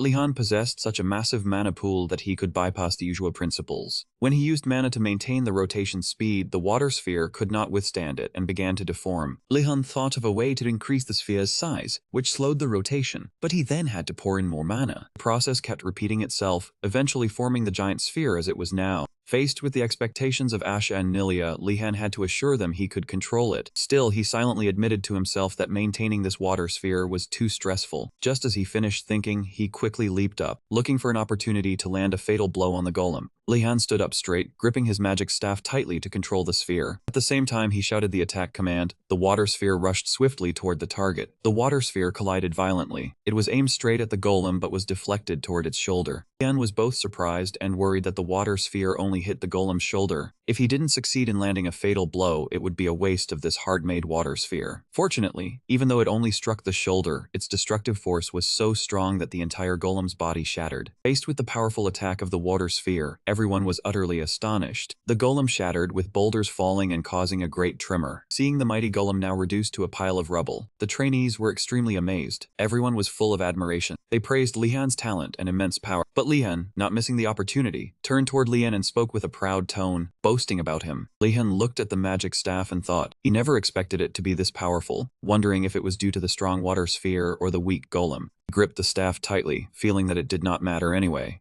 Lehan thought he managed it thanks to Professor Velati's lesson, but in truth, the professor had never taught him this. Suddenly, he felt unwell, his face turning as pale as a banana leaf. Lehan was so exhausted he could not stand, dropping to his knees, causing his friends great worry. Everyone wanted to carry him so he could rest. When they reached a fairly safe area, everyone decided to stop there. Lehan was worried because Professor Ingeril had not yet returned. Suddenly, from inside his shirt, a skeletal hand reached out and patted him gently. Lehan was surprised that it suddenly moved. A rumbling sound came from the ground, causing Lehan's expression to change. From afar, a giant golem was chasing another group of trainees. He shouted for everyone to run quickly. Lehan cursed under his breath. Those guys were utterly useless. Nilia was the quickest to react, immediately commanding everyone to split up and distract the golem to buy more time. Everyone quickly scattered in all directions. Suddenly, Rowena called out to Lehan. He asked if Lehan could use the Eumidius's Balathone Lu magic from earlier again. Lehan was astonished to learn that Eumidius was the name of an imperial mage famous for water magic, who named the spell after himself. Lehan understood Rowena's intention but quickly reminded him that the preparation time was too long. They should leave this place now. While everyone ran away from the golem, he stepped closer and used the skill to conceal himself in the shadows. Lehan took a few chalk pieces from his small pouch. Although he did not want to use them now, the situation was critical. He flung a few chalk pieces toward the golem. The chalk pieces had hit the golem directly, drawing its attention. Meanwhile, Lehan immediately circled behind the golem, making it hard for it to defend. He drew his sword, considering the right position to strike. Raising the sword high, Lehan decided to slip into its blind spot and attack its leg. Thinking that, he struck the golem's leg with a powerful slash. Right after that, a deep puddle of water appeared beneath its feet. The slash cracked the golem's legs wide open, making it stagger and nearly fall. Lehan believed the golem was too large to keep its balance and would fall. He wanted to prove that the bigger they are, the harder they fall. Suddenly, a figure dropped down from the air. The sudden appearance startled even Lehan. He quickly reached out to catch that person. Both the catcher and the caught were utterly shocked. The guy who had just fallen was caught by an invisible Lehan, terrifying him as he hung suspended in midair. Lehan helplessly asked him how long he planned to lie there, making the guy frantically ask where the voice was coming from. Finally, he set foot on the ground. The guy immediately guessed that the one who caught him was Lehan. He was surprised that he guessed his name correctly even though he was still invisible. The guy pointed at the slash mark on the golem's leg, insisting that only Lehan from the Azure Dragon Tower could have done it. He was very grateful to be saved, but the golem behind them had already started moving. It raised its stone arm high, preparing to attack. Luckily, Lehan pulled him away from the dangerous strike by a hair's breadth. The golem's giant hand left a deep, gaping dent in the ground. The towering golem glanced left and right, searching for its target. Lehan took the chance to ask him why he was here, thinking the golem had blocked all the paths. He said that he had used a mud-dissolving potion, and Sienna said she knew how to brew it. Hearing this, Lehan's spirits lifted. He never expected her to have that. Used properly, it could neutralize the golem. When he hopefully asked where the potion was, his hope immediately died out because they had used it all. Lehan helplessly closed his eyes. He quickly realized something was strange. Why wasn't the golem going berserk to take revenge on him? It even moved away from Lehan and headed in a different direction. While wondering, he suddenly heard a cry for help. An injured trainee couldn't run. It turned out the golem was targeting the weak. Out of instinct, Lehan searched for something. He had to stop it at all costs. His mind raced quickly to find a solution. Lehan recalled his conversation with Garcia, who advised him not to use too much mana. Garcia explained that fire elemental force had immense destructive power. Lehan raised his magic staff, chanting a fire elemental spell. He did not hesitate and cast the incineration magic. A burst of flames erupted, rushing straight toward the golem to incinerate it. Rising ashes could not dim the determined gaze and proud bearing of him. The fire elemental blast targeted the golem that was about to attack the injured trainee. In an instant, the flames surrounded it. Under the intense heat, the earth and stone the golem's body began to melt. The heat crushed the golem into pieces, astonishing everyone to the extreme. Lehan understood that many thought firing clay would harden it, but if not done correctly, it would crack. The guy he had caught earlier immediately expressed admiration, asking if this was the plan from the start. So cool. He found it obvious. No wonder the trainees from his tower were afraid of Lehan. A complete contrast to the cool idol image he had in his eyes. Even Lehan himself was stunned by this terrifying power. Only now did he truly understand why Garcia had not let him use it in class. Seeing the situation stabilize, a group of excited trainees ran over from a distance. They all cheered for Lehan and that other guy for defeating the golem. Seeing unfamiliar faces, Lehan was a bit confused. That other guy, seeing his uniform, also looked surprised. Before Lehan's bewildered expression, the trainees who had just cheered were also shocked to learn he was Lehan from the Azure Dragon Tower. The trainees from the other tower were very surprised by Lehan's presence. Upon seeing he was from a different tower, the group immediately changed their attitude, suspecting he had planned this to show off. The guy he had caught stood up to defend Lehan. Along with the female trainee who had almost been attacked by the golem, both of them testified that he had saved them. It turned out the guy Lehan caught was named Bachek. Everyone asked about his leg, and he only said it was a mild sprain. Lehan then asked if he could take care of everyone, and received a firm affirmative answer. The trainees from various towers took a rest together, gathering around a campfire. Some chatted, some bandaged wounds. The atmosphere was harmonious, and the head count was complete. Lehan went over to Joner to check on them, and saw many injured trainees from the White Tiger Tower. Joner cheerfully replied that everything was fine thanks to the trainee healers who were good at first aid. In particular, she had become a fan of Sienna because she could brew painkillers and horn-dissolving medicine. In Lehan's mind at this moment, there was only the image of Sienna using poison to harm him in order to take first place. He was worried as one problem after another kept arising. When Sienna appeared beside him and called his name, she carried over to him a chest filled with medicine bottles. Sienna had heard that Lehan had fought a golem, so she wanted him to take some healing medicine. Seeing the medicine, Lehan's face turned pale, thinking she had just been trying to harm him. In his eyes, Sienna's face was full of expression as she urged him to drink the medicine. He struggled to stay calm, actively thinking this could be an opportunity. Joner had just spoken, saying Lehan was not injured. Then he snatched a bottle of medicine from the chest. Lehan, without a word, downed the entire bottle in one gulp. After drinking, he even turned the bottle upside down to prove he had finished it all. Lehan repeatedly praised Sienna's medicine as the best healing potion he had ever drunk. His actions made Joner's eyes widen in surprise, not understanding why he would do that. Lehan closed his eyes and gambled by using his flattery skills honed in graduate school to praise her talent. Hearing the compliments, Sienna smiled brightly with joy. She was so happy that she gave him all the remaining medicine. Lehan quietly wiped the sweat from his forehead, thinking that such flattery was probably enough. The two sides chatted and then parted ways again. Lehan let out a tired sigh. He had achieved his goal. Sienna's impression of Lehan improved. She praised him to her friends, saying he was very polite and had a good eye for items, worthy of being a member of a prestigious family. Lehan felt lucky that his flattery tactic had worked, and the two waved goodbye warmly from a distance. He was proud that not only Sienna but also a few students from the spell tower had taken a liking to him, while Joner could only look at him speechlessly. She patted him lightly on the shoulder. Joner thought Lehan owed money to Sienna, which only made him smile awkwardly. Finally, all the students descended the mountain together. They walked together, carrying their belongings, their steps heavy. Suddenly, a student spotted something in the distance. Professor Ingirl and Uragum were only now leisurely strolling over. Uragum greeted them calmly, in contrast to Ingirl, who asked with great concern if the children were all right. The students called out to the professor in unison. Expecting to be moved, they were instead all bitter that they were only seeing the professor now. Their hostile thoughts materialized, and they swore they would defeat the two of them when they became high-level mages. Those thoughts sent a chill down Professor Ingirl's spine. Uragum still laughed heartily, seeing from the brat's eyes that they had learned a lot. The students looked at Uragum with bullet-like stares, but he kept rambling on about alchemy. He pretended to be righteous, advising them that they must always be wary of disasters that could happen at any time. Hearing this, the group of students only wanted to create a disaster themselves so the irresponsible professor would pay the price. At this moment, Professor Ingirl spoke up to apologize. He truly wanted to join, but the principal forced him to stay behind.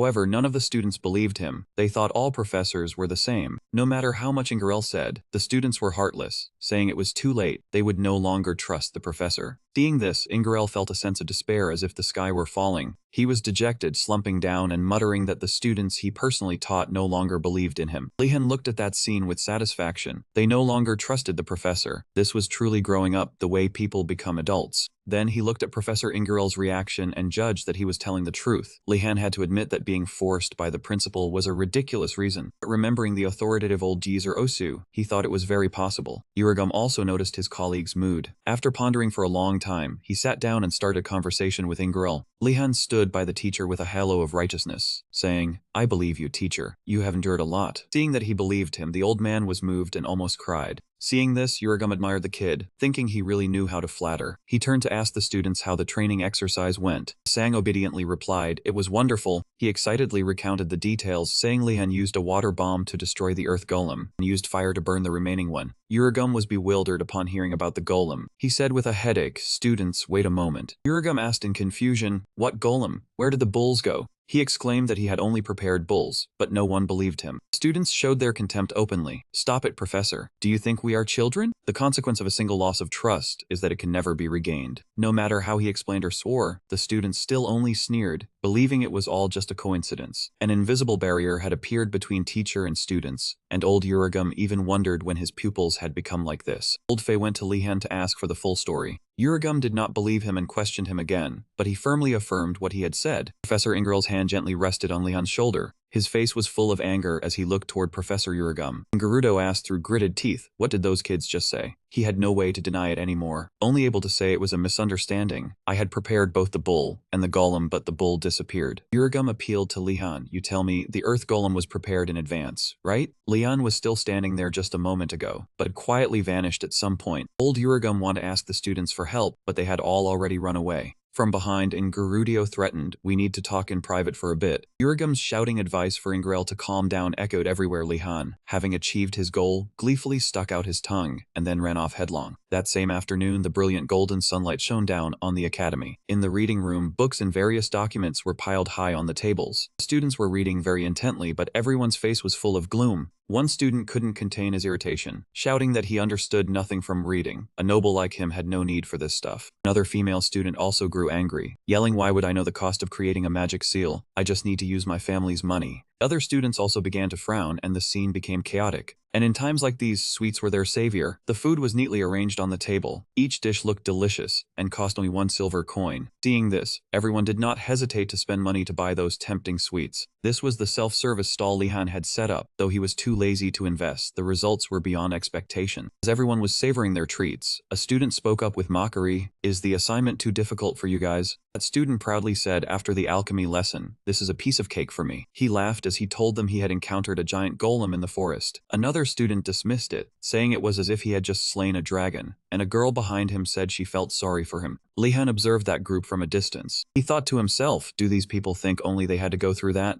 Joner walked over and slapped Lehan hard on the shoulder. "What are you looking at? Focus." In the potions room, a certain liquid was bubbling fiercely in a cauldron. This was the practice alchemy cauldron. Each student had one for their assignment. One student was adding ingredients while muttering, "Or see bellflowers and ground cap mushrooms. Put them in," and the girl nearby covered her nose at the terrible smell. The potion bubbled violently and spilled a small amount of a strange-looking blue liquid. A few seconds later, that liquid erupted from inside the cauldron. Lehan saw quite a few people failing, while those other students were coughing violently with their eyes closed from the ruined cauldron. At this moment, Lehan felt that something was truly strange. Lehan knew alchemy required absolute precision, and even a tiny mistake led to failure. He stared intently at the formula, knowing all students had failed, even though this assignment was quite difficult. But it seemed the formula was wrong from the start. Lehan seemed to have discovered something so unexpected that he had to cover his mouth with his hand. Seeing Lehan's unusual expression, Joner immediately asked him about it. He offered his opinion, "I just thought of something. What if Professor Uragum gave us the wrong instruction sheet?" Lehan continued, "He wanted us to discover it ourselves." Hearing this, the other students turned to look at him in astonishment. They all stopped what they were doing and stood thinking for a moment. A few students couldn't believe this was true. Others were furious, believing this was Urugum's scheme. They had completely adapted to this demonic school. They all felt this was too much for them. Lehan thought to himself, now was not the time to be angry. Even if we want to punch the professor, we still have to finish the assignment first. After thinking for a while, Lehan asked Joner for her opinion, and she replied, I think one of these ingredients is the problem. Lehan immediately reasoned, this could be a trap, we have to consider every possibility. Joner turned to look at the pile of ingredients and hesitated. The problem was they didn't have enough ingredients to try each one. John was a bit disappointed, though it took time. I think we should read other textbooks to find a way. As for Lehan, he clenched his fist, thinking there was no time for that. His eyes were full of determination. I need to get a travel permit to leave the school tomorrow. Suddenly, Lehan stomped one foot hard onto the chair. Then he shouted loudly, everyone stop what you are doing and listen to me for a moment. Though they didn't understand what was going on, everyone followed his words. Lehan, with a regretful expression, said we have been tricked by the professor once again. This time we have to cooperate with each other. Lehan said clearly, concentrate all the materials and find the exact formula. Lehan will go to the remaining towers and remind everyone to cooperate with each other. Axa happily held the materials in her hand. The quantities varied per person. Sharing was enough. Joner suggested students from other towers cooperate and exchange knowledge. After speaking, Lehan turned around, waved goodbye, and said he would return later. As he walked, he thought he must succeed at any cost. Lehan did it all just for his precious vacation. Things went quickly. Asha and Joner persuaded the other towers smoothly. When Joner mentioned the White Tiger Tower, Lehan immediately refused. Joner, along with Sienna and other trainees, began searching for documents.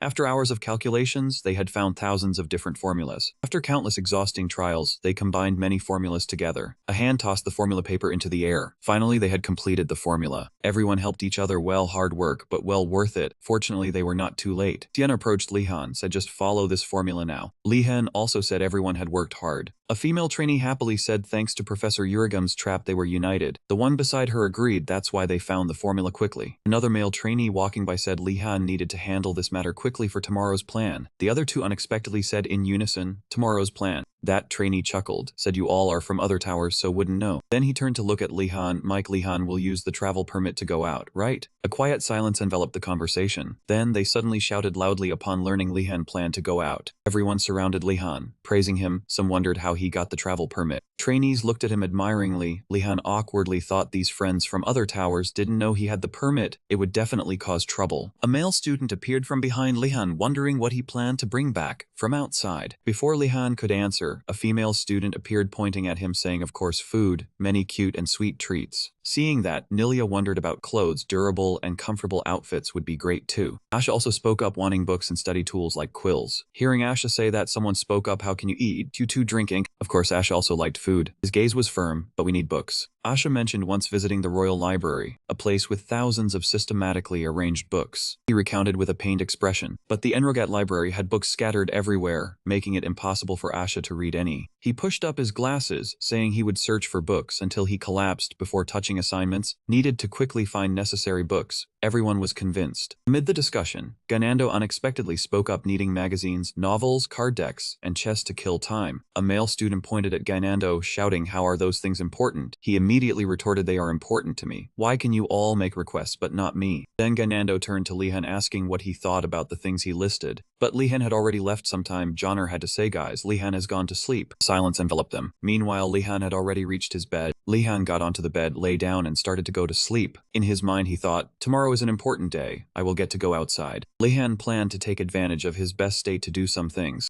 Suddenly, he opened his eyes wide. It turned out he had been thinking too much, worrying so much he could not sleep. He reasoned there would definitely be traps waiting for him, like limits on items brought back or weight and size. Lehan recalled old matters. How far was the village from here? It could not be a day's journey away, right? Still tossing and turning, he thought if it were the principal, he would dare to. He must learn fast teleportation magic soon. Suddenly, a book surrounded by magic was pulled out. Then it unexpectedly fell to the ground, startling Lehan. Lehan looked at the book, wondering it was the one the principal gave. Why did it move on its own? Unexpectedly, the book opened by itself, words gushing out, astonishing Lehan. They kept moving towards Lehan. Wait, not again. The runes gradually entered Lehan's body, causing him sharp pain. After a while, Lehan finally opened his eyes. Lehan dazedly looked at the strange scenery, discovering he was in an unfamiliar place. This place was extremely desolate, remote, with no one in sight. Lehan bent down to grab some soil, silently observing. This was an illusion created by the book, just like last time. The moment Lehan stood up, the book suddenly appeared again. The book opened on its own again, showing Gonadanis walking proudly, then suddenly stopping. He rested his hand on his hip and wondered if that was the magic he had learned last time, but it was still just theory. The book nodded immediately. Lehan smiled and thought it recommended this magic because it saw his struggle, truly a good book. But right now Lehan had no time, so he promised to return and asked the book to send him back. The book instantly changed its attitude, becoming dejected and flipping pages continuously. Lehan was puzzled. Could its personality be the same as the principal's? He retracted his praise for her. Thinking that, Lehan took out his wand and gripped it tightly, having no other choice. Lehan closed his eyes and muttered he would learn as fast as he could and then leave this place. The next morning at the academy the sky was clear blue, with gentle rays of sunlight shining down. Principal Osu appeared with a harsh voice. Criminal number 24, 601. The man heard that and quickly denied it. My master is not a criminal. Osu realized his mistake and laughed it off. Sorry, I am old, so I am a bit confused. Meanwhile, Lehan was still standing there yawning sleepily. He recalled the previous night and silently marveled. He never expected to be able to learn magic in his dreams. Indeed, there are many kinds of training methods in the world. At that moment, Osu looked down and congratulated Lehan for being allowed to go outside. Principal Osu laughed happily. This is a reward for what you have achieved. Be proud of it. Lehan also politely bowed his head to thank him. Osu began stating the rule that he must return through the main gate before the sun reaches its zenith tomorrow. If Lehan did not return in time, a search party would be sent. He had anticipated it but did not expect Osu to go that far. Osu continued he was only allowed to bring back what he himself carried, no borrowing of carriages or any means of transport. Lehan had predicted this. Principal Osu encouraged Lehan to do his best. Then the gate opened before his eyes. Lehan looked up at the sky a little confused. He felt the rules were not as harsh as he had thought. Having prepared for a weight limit scenario, having thought it through, Lehan turned and walked away. An expression of clear joy and excitement appeared on his face. Finally, Lehan could leave the academy. He eagerly set off on his mission quickly. After walking for a while, Lehan arrived at the nearest village to the academy, Phylon. He met the villagers and inquired. All the nobles in the surrounding area had left their mansions as requested by the academy. The nearest mansion was still a few days' journey away. Hearing the villagers confirm this, Lehan's face darkened. He clenched his fists in anger, realizing why the principal had been so simple. Clearly, Osu had blocked Lehan's way to make money from the very start. The most powerful nobles of the empire did not need to borrow money, because there were countless merchants willing to offer their wealth to establish connections. Someone raised in that environment might not even know the concept of borrowing, but Lehan was a different story.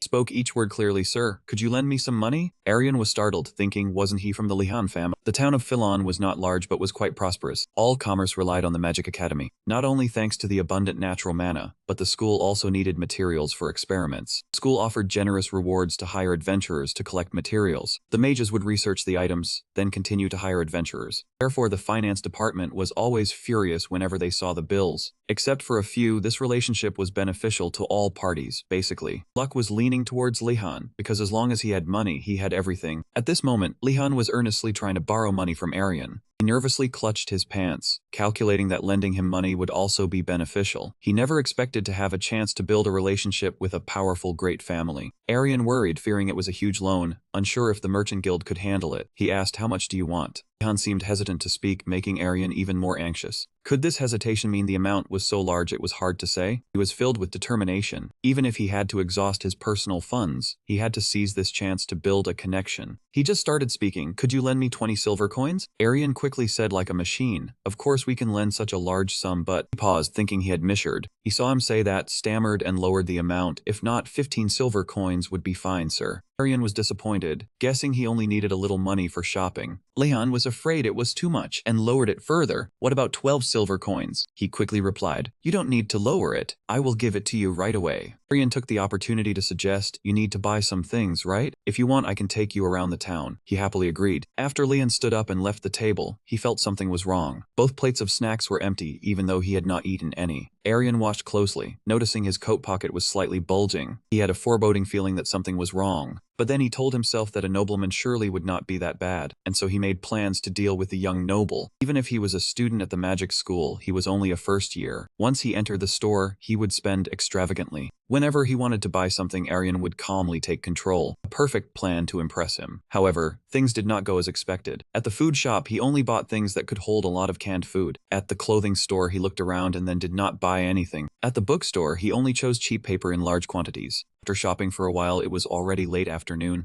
As a result, the items he bought required 2 people to carry. Aryan was utterly disappointed, his plan a complete failure. He would probably only remember him as a porter. He secretly admired him. He was truly amazing, a noble descendant with incredible bargaining skills, so skilled that he wished he would work for him. Lehan looked at the notebook in his hand and said, I think I've bought enough. Where is the horse riding track? He looked at him in confusion. You cannot ride horses near the academy. Lehan shook his head, signaling Ariel not to worry, because he was using the horse for a different purpose. At the nearby riding track there were also eagles, many strong horses. The 3 of them arrived at the Amur riding track. Lehan watched for a while, thinking to himself, so this is the largest stable in the village. As soon as he stepped into the stable, a greeting was heard. The stable owner looked at him admiringly. You must be a student from the magic school. What do you need? Lehan observed his surroundings and thought, there are quite a few horses. No wonder it is the largest stable in the region. After careful thought, he slowly replied, I do not know. Do your people make deliveries directly from here to the academy? The man exclaimed in surprise, how do you know about this? Then he briefly talked about the farm, where some merchants and adventurers had contracts with the academy, and even the king's messengers used this place. He invited him to sit down, asking curiously, why do you ask? Lehan was tense, unable to say a word. His 2 hands clutched his pants tightly, as he cautiously said, I will give you money. Can you schedule a specific day to help me sneak out? Upon hearing this, the man was surprised. The only reason Lehan came here was to prepare a new method to sneak out. The stable owner looked at him in admiration. You are a first year and already this bold. Even the harshest tribes in the empire have few people as daring as you. He said enthusiastically that he wanted to help him, which made him excited as well. But he hesitated because this matter would be very difficult. Lehan fell back into deep thought. The stable owner recounted how he had once guided visitors to the academy, but the security was very tight. They watched us strictly because we were outsiders.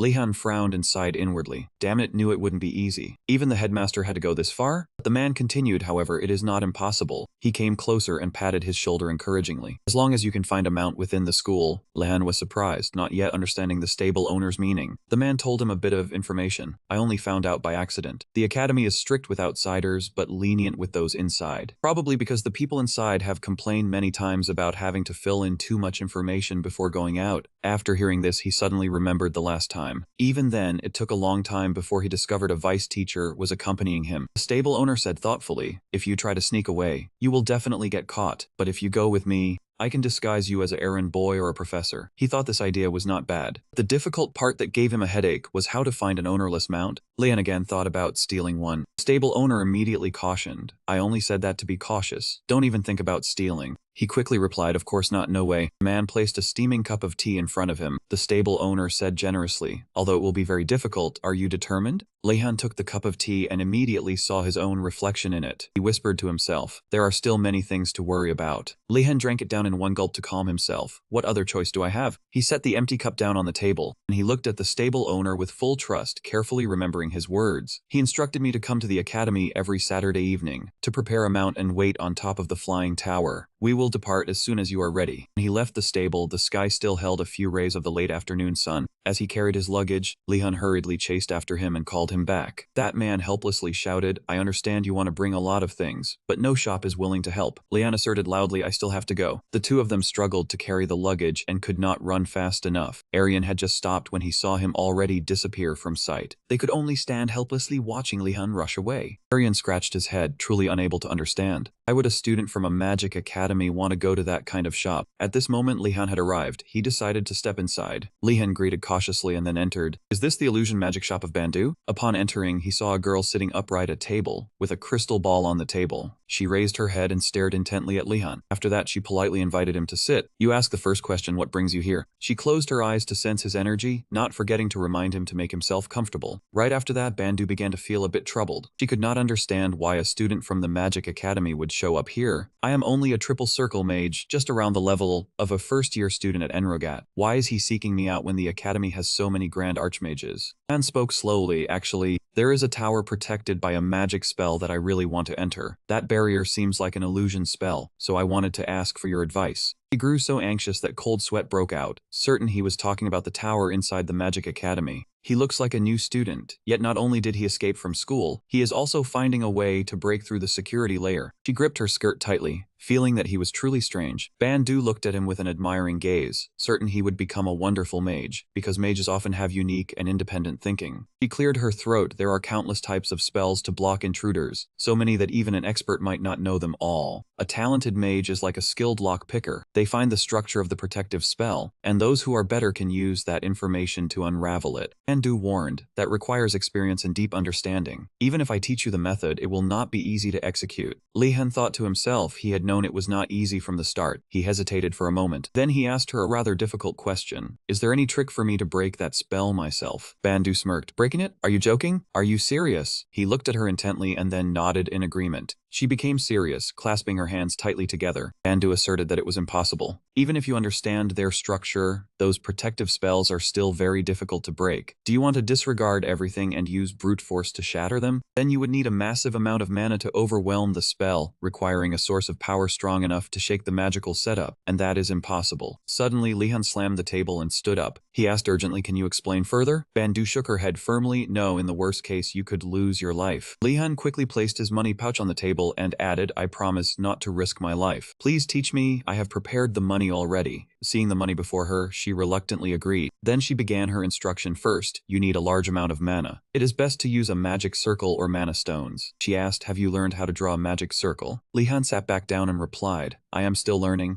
Bandu continued, then you stand in the center of the magic circle to absorb mana. It will be very easy to gather a large amount of mana, but the hardest part is, you have to pour all your power into a single attack. The mana released is not a slow flow, but like a flood breaking through a dam. She thought he probably would not understand, so she continued, it does not sound easy at all, does it? So, Lehan smiled brightly and interrupted. I understand it does not sound too difficult. Bandu thought to herself, he really does not listen to warnings. It makes sense, if he was accepted into Inragat, he must be the young prodigy back home. But there is no such thing as a prodigy. Arrogance is just a poison that erodes young talent. She gently sprinkled some moonstone powder, making the space sparkle. Bandu began to chant, I summon the moonlight, bending the reflections of the water. Then an illusion appeared, the triple circle spell, Lunalian Moonlight Maze. Lehan was surprised because he felt himself being pushed back, but then he realized he was still sitting in the same spot. He mused, but I still feel separated from this space. Was that a spell just now? And this strange thing beneath my feet is as if even a single step is very dangerous. Bandu thought to herself this was the illusion spell she had prepared for an intruder, then put on a dangerous look and warned, do not move carelessly. Everything may seem normal, but Lehan continued, saying that if he took just one more step he would wander into the maze, right? She was surprised to see a first-year student able to be so calm.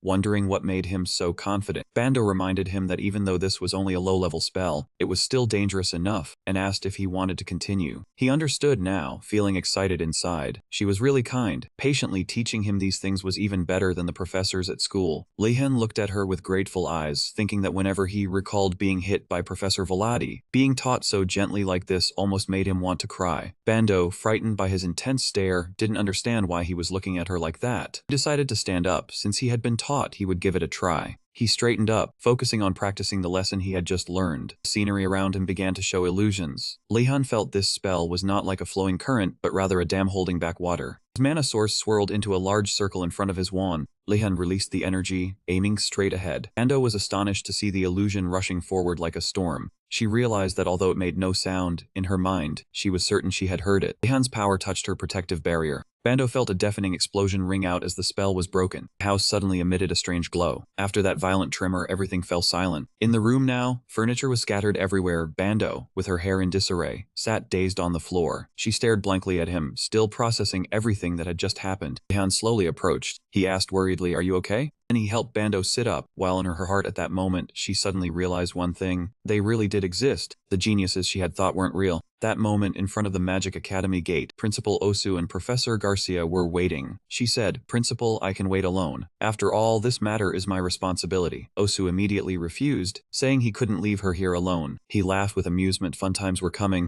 Garcia thought helplessly, was he hoping Lehan would come back late that day? She said unhappily, you shouldn't hope for that. Lehan is different from ordinary students. The principal agreed with that opinion, but this matter wasn't about talent. It was about there being no money or time there. The number of items brought back was limited. The more confident one was, the easier it was to be bound. Osu eagerly wished for time to pass quickly, while Garcia standing beside him was annoyed. Sir, you shouldn't have let that slip. the same time, she seemed to have noticed something. In the distance, a large dark shape was moving very suspiciously. Garcia flipped through the information sheet, thinking, what is that? A giant carriage or a giant porter? And then the truth left her extremely surprised. It was Lehan. He breathed a sigh of relief that he had made it in time. Behind him were countless items he had bought today. In addition, there were many wooden crates floating behind him as well. The principal and the professor stood frozen at his appearance. Both of them were so surprised their mouths hung open. Garcia silently praised. Not only did he bring a mountain of stuff, but he also used low-level telekinesis to pull those boxes. Carrying all that with low-level telekinesis must be extremely difficult. Principal Osu clenched his hand in annoyance. He sighed indeed. Professor Velati had taught that kid a lot. Garcia questioned loudly, but who taught him the physical enhancement magic? That is a spell with many side effects, banned from first-year studies. Or did he learn it himself in the library? I must warn him immediately. Osu hurriedly stopped her, saying there was no need to be too strict. He lectured Garcia. A mage would never grow if she imposed too many restrictions. Now she understood. It turned out that Skull Bastard before the banquet had taught him bad habits. Gonatus's Swift Step was a very unique spell. Most physical enhancement spells only affected a specific area, especially the beginner types.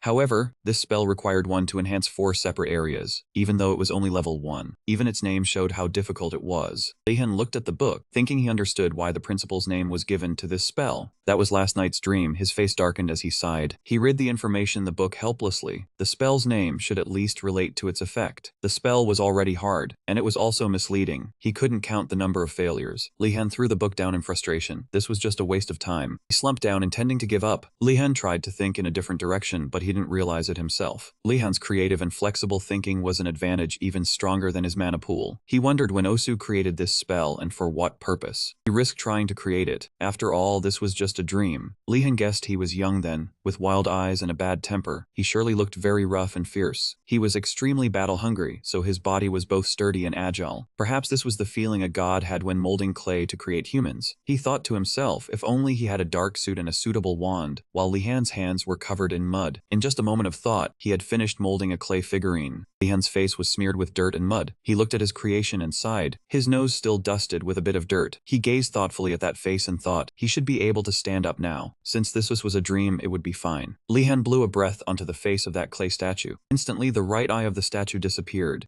and that eye reappeared, emitting a beam of green light. He was astonished, not expecting it to actually awaken. The clay statue, as if given life, slowly stood up. It stood towering before Lehan. Its eyes glowed as if possessing a soul, staring straight at him. Lehan thought to himself, it really looks powerful. Fortunately, it won't move without a command. His hands glowed. Now he had an image of the person who created the spell, making everything easier to visualize. Streaks of green light appeared around the clay statue, as if this was a physical materialization spell created by someone like that teacher. Lehan held the wooden staff, each step feeling the movement of the earth. Gusts of green wind surrounded him. That power lifted Lehan Liqiuzhang. He saw the magical power surging through his own body. Lehan closed his eyes, feeling the flow of magical power move in. He opened his eyes, which emitted a green light, like the magical flow he saw earlier. He thought to himself, truly unbelievable, his entire body had completely changed. Lehan felt the book congratulating him, so he turned to thank it. Suddenly the words in the book flew out. They continuously flew out like ropes. He looked up, understanding that it was time to return. Lehan suddenly remembered, wait, does the physical enhancement spell have any side effects? That spell used for multiple areas is certainly S-class. Before he could finish speaking, the book slammed shut. He then awoke from that dream. Sweat trickled down Lehan's face. The light shining into the room made him exclaim it was already morning. Shortly after, Lehan had to carry heavy loads on his shoulders along with his magical power. He thought tiredly. Although unsure, he still had to use the spell, because there were too many things to carry. Osu and Garcia stood waiting outside the gate, astonished to see him accomplish that. That man thought to himself, this brat is using my sorcery. Not only that, but releasing mana and controlling high-level magic multiple times.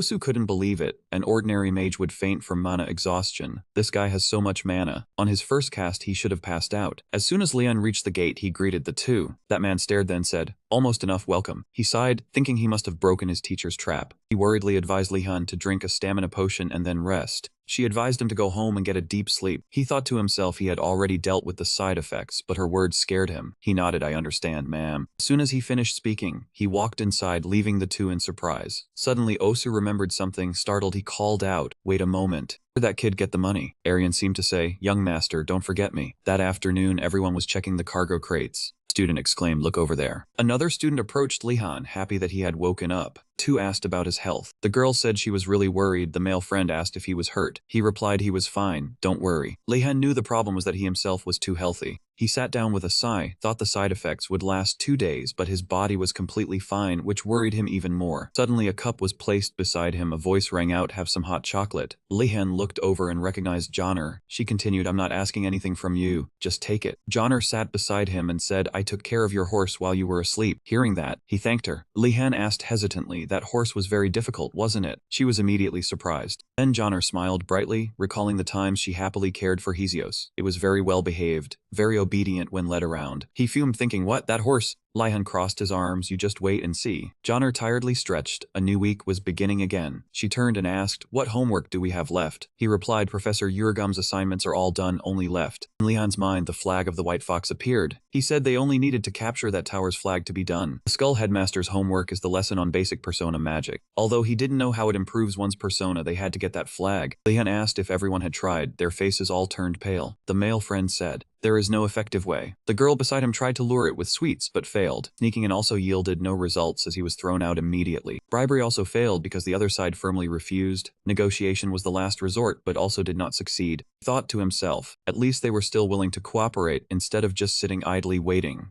Ganando shrugged frankly, how about we work with them and then switch sides? Both of them were angry. That friend exclaimed, what stupid thing did you just say? That other friend reminded, did you forget how they bullied Lehan? Lehan stepped forward to calm everyone down. An ambush might be the only option. I have an idea. Hearing this, the two were happy and said in unison, we're counting on you, Lehan. He crossed his arms. Wouldn't switching sides be better? Those white tiger guys looked trustworthy enough. He was surprised because Ganando rarely gave opinions, so Lehan immediately asked why he thought that. Ganando replied happily, when they gave me bread and milk, they spoke very kindly. After hearing that, he was startled and whipped his head around. Lehan thought, giving out milk and bread in a place like this, it's definitely a trap, my friend. Lehan helplessly looked at the cheerful lad. They wanted to bribe Ganando, and he really was a good target if they didn't know anything. His eyes lit up, an idea immediately came to him. Lehan raised his hand to his chin, pondering, wait, what if? After thinking it through, he placed his hand on his shoulder and called him closer. Lehan whispered the plan to Ganando. After listening, he got excited. Lehan, only you understand me. I'll be right back. Ganando quickly left to carry out the assigned task. He smiled contentedly as he watched his retreating figure. At the same time, inside a courtyard, a voice spoke up, it's done. A group from the White Tiger Society was discussing, and that friend spoke up, we just need to trade this with those blonde guys, right? Giselle was astonished to see it looked exactly like the real thing. It was definitely worth the effort to get it. Suddenly Andrago ran over to announce, Giselle, the blonde guy has taken the bait. He got excited, we will meet him tomorrow noon in front of the academy. Dumas came over to praise Andrago, who happily replied, since I got to eat well, I have to help you guys out however I can. He tilted his head, still feeling that something was off. That friend asked, what's wrong, Giselle, is there a problem? He was suspicious, I'm not sure that blonde guy is trustworthy. And they agreed to the exchange after hearing Leon. Giselle still couldn't believe they would agree to this. He advised Giselle to trust Andrago just this once, and that friend also spoke up, Dumas is right, I agree too. He looked at them angrily, why do these guys think so simply? Giselle tried to calm him, sound fine. Just endure it, acting friendly once in a while is good too. He replied happily, you guys are right, having Andrago is good enough. Giselle looked up at the sky thinking, anyway, losing wouldn't cost anything since it's a fake flag. Night fell, and someone was secretly hiding behind a bush. That person said it was the White Tiger Tower. It was Radford along with Lehan and Joner. He clenched his fist happily. For you to personally call me for help is truly an honor. We need the perspective of a professional thief. She was startled. He turned around and asked what was wrong.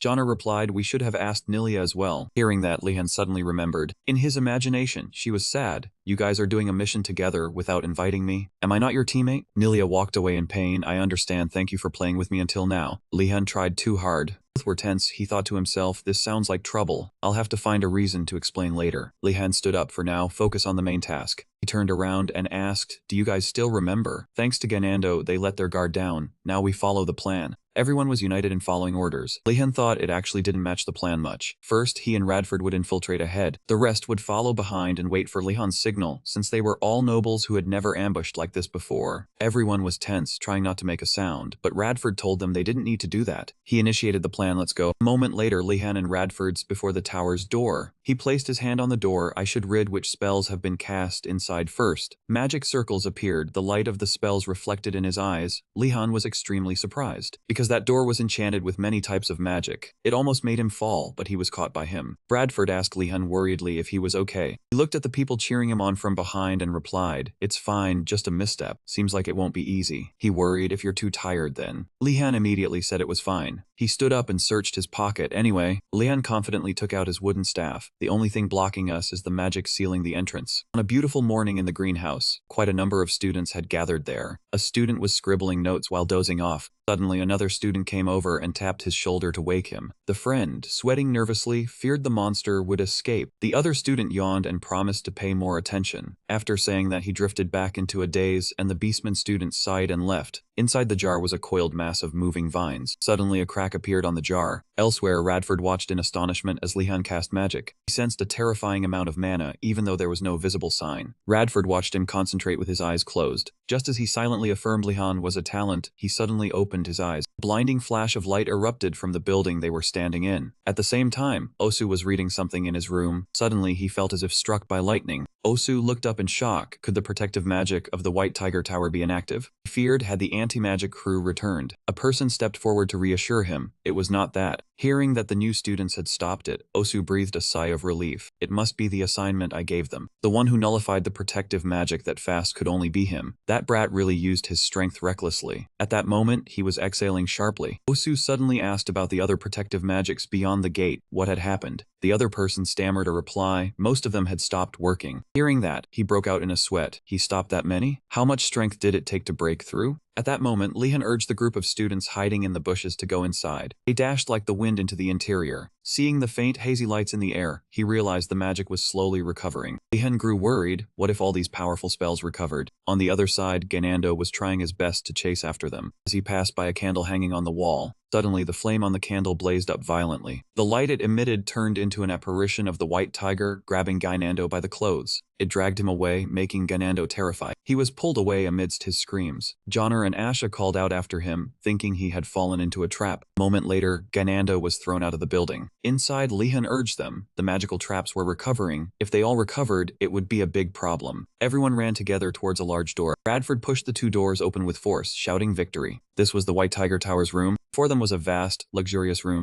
Everyone immediately exclaimed in awe. Lehan urged again. Radford shouted in agreement. They needed to take everything valuable, meaning find the flag. Everyone then split up to search the room for the flag. He did not turn his head, but still observed his surroundings. Then, Lehan breathed a sigh of relief because no one else was there. Just as he thought that, someone called his name from behind. Lehan was startled and turned around. Before him stood Deju in his pajamas. He stood there with his mouth agape in shock. Deju stammered, "What are you doing? How did you all get in?" Lehan immediately pointed and told Deju to look behind him. He reflexively turned his head. At that exact moment, a ball was thrown directly at Deju's face. The thrower was, of course, Lehan. He fell to the ground, immediately unconscious. Behind them, someone laughed loudly in mockery. That is the price of arrogance in front of Lehan. Joner walked over worriedly and asked if doing that was okay. He looked at Deju trembling on the ground, thinking he would get into trouble if involved in this. Others seeing him knocked out would not misunderstand him, and he was not as isolated as Nilia. Lehan knelt on one knee. She was moved, covering her mouth and calling his name. Suddenly, Joner felt something was off. Why compare Nilia with Deju? Suddenly, a shout of discovery made the two turn their heads. Radford looked very confused. At his feet was a pile of identical flags. Lehan rubbed his chin and thought, such a dark imitation couldn't be distinguished. He had to take everything. The blue-haired student quickly nodded in agreement. Suddenly, the flame from the candle on the wall behind him blazed up. A series of candles ignited, startling the two. Lehan silently cursed, had it recovered already? Suddenly, a white tiger appeared, dragging a student away. Right after, many more white tigers charged, panicking everyone into screams. On the other side, Radford staggered, carrying the report flags he had taken. Lehan was startled. He shouted for everyone to run, then pulled them into a desperate sprint away from the pack of white tigers. From the corridor came an annoyed voice. "I know, how many times is this now?" A student insisted there were noises in the tower. Rowena closed her eyes, dismissing it. How could something happen here? Outsiders can't even enter the White Tiger Tower. Before she finished, there was a noise. A series of heavy footsteps rang out. The two standing on the stairs were wide-eyed, watching Lehan's group sprint past frantically. They immediately opened their mouths in shock. They recognized their uniforms as those of the Azure Dragon Tower. Lehan worried about being caught red-handed. When Adena's ran past, Rowena was only then stunned into recognition. Hearing him call out "Princess," she immediately turned her face away, pretending not to see.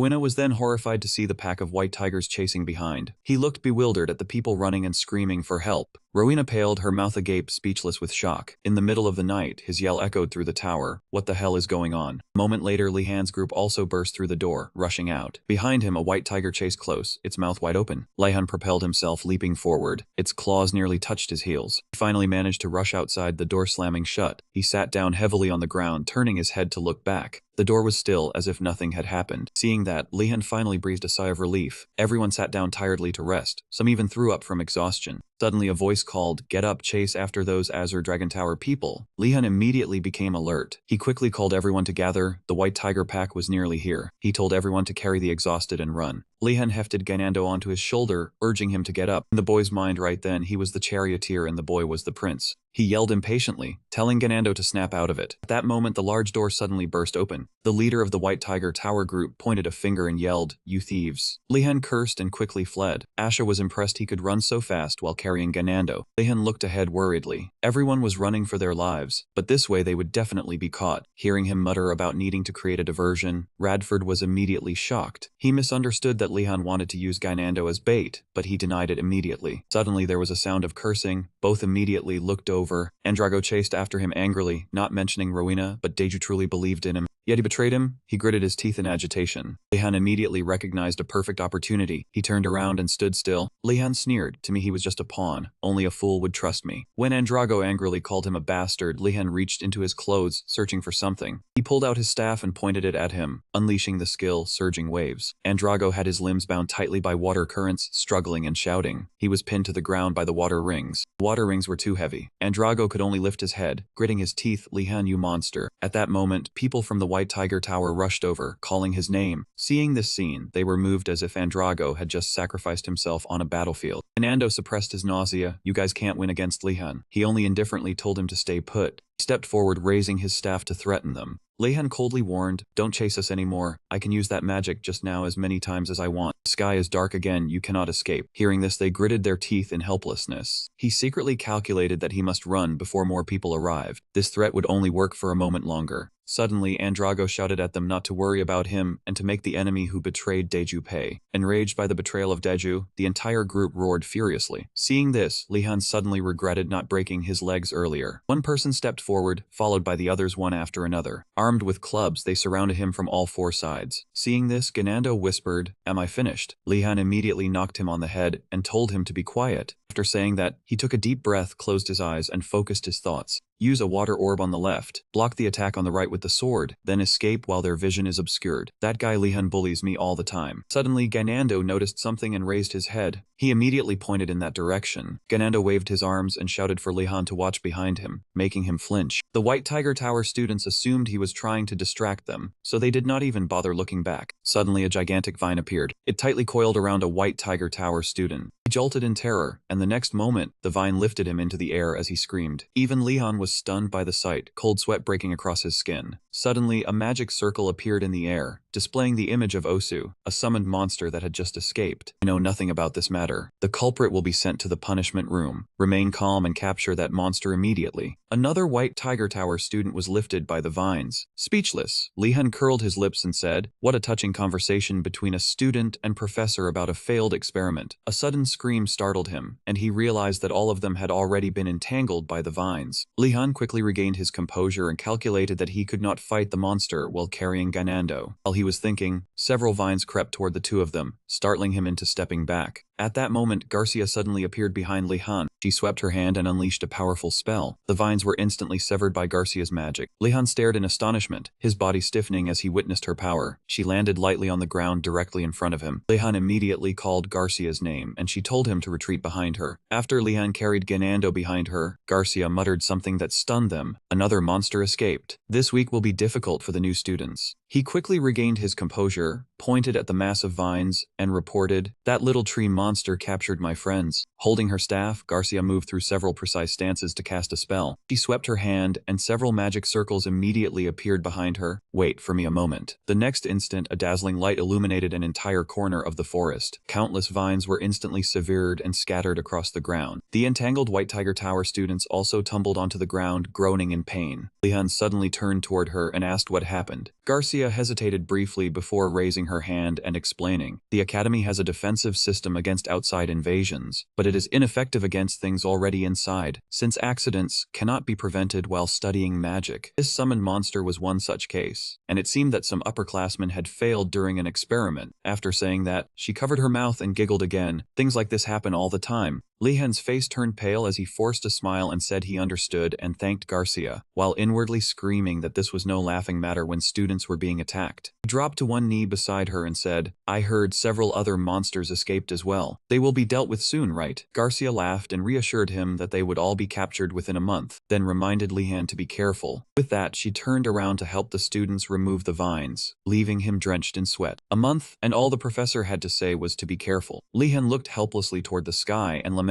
inwardly that every professor was exactly the same. Early the next morning inside one of the Academy's towers, Osu's announcements repeatedly echoed through the tower, warning the students to beware of monsters hiding throughout the Academy. Inside the room, 3 people sat with their heads lowered before a pile of scrolls. A female student hugged her arms with a frightened expression and said, "This is unbelievable." They discussed the matter indignantly, criticizing the professors and suspecting that they had deliberately released the monsters. Lehan stood in a corner drinking water, glancing toward the 3 people. He had not considered anything so complicated and simply assumed the professors were lazy. The Academy contained countless mages. Lehan was certain that if every professor mobilized, they could even bring down a dragon. They would demand that students resolve their own problems, and if the students had caused the trouble, the answer was obvious. Everyone should simply give up, he thought as he placed his cup on the table. Lehan interrupted the conversation between the 3 of them and said, "Stop talking. Let us go eat breakfast. I will cook something." He skillfully slit the tomatoes into numerous thin pieces. Then he added the finely minced meat from the cutting board into the pot. The pot of delicious food released clouds of fragrant steam. Meanwhile, Joner handed paper and pens to everyone. Lehan scooped up a steaming spoonful and said, "I will cook several delicious dishes. Everyone must be exhausted after what happened last night." The moment he finished speaking, everyone happily rushed over and praised him. "As expected, you are the best." Lehan's shout ordering everyone to line up echoed throughout the tower. Ganando slowly took a large sip, puffing out his cheeks. He chewed with complete satisfaction and remarked that today had its good points too. Hearing that, everyone turned to look at Ganando in confusion. He grinned with delight at the frightened white tigers, then said it was fun working with everyone. "I also enjoy sharing delicious food together," she said while scooping another spoonful of soup. It was early morning and sunlight streamed through the window into the room.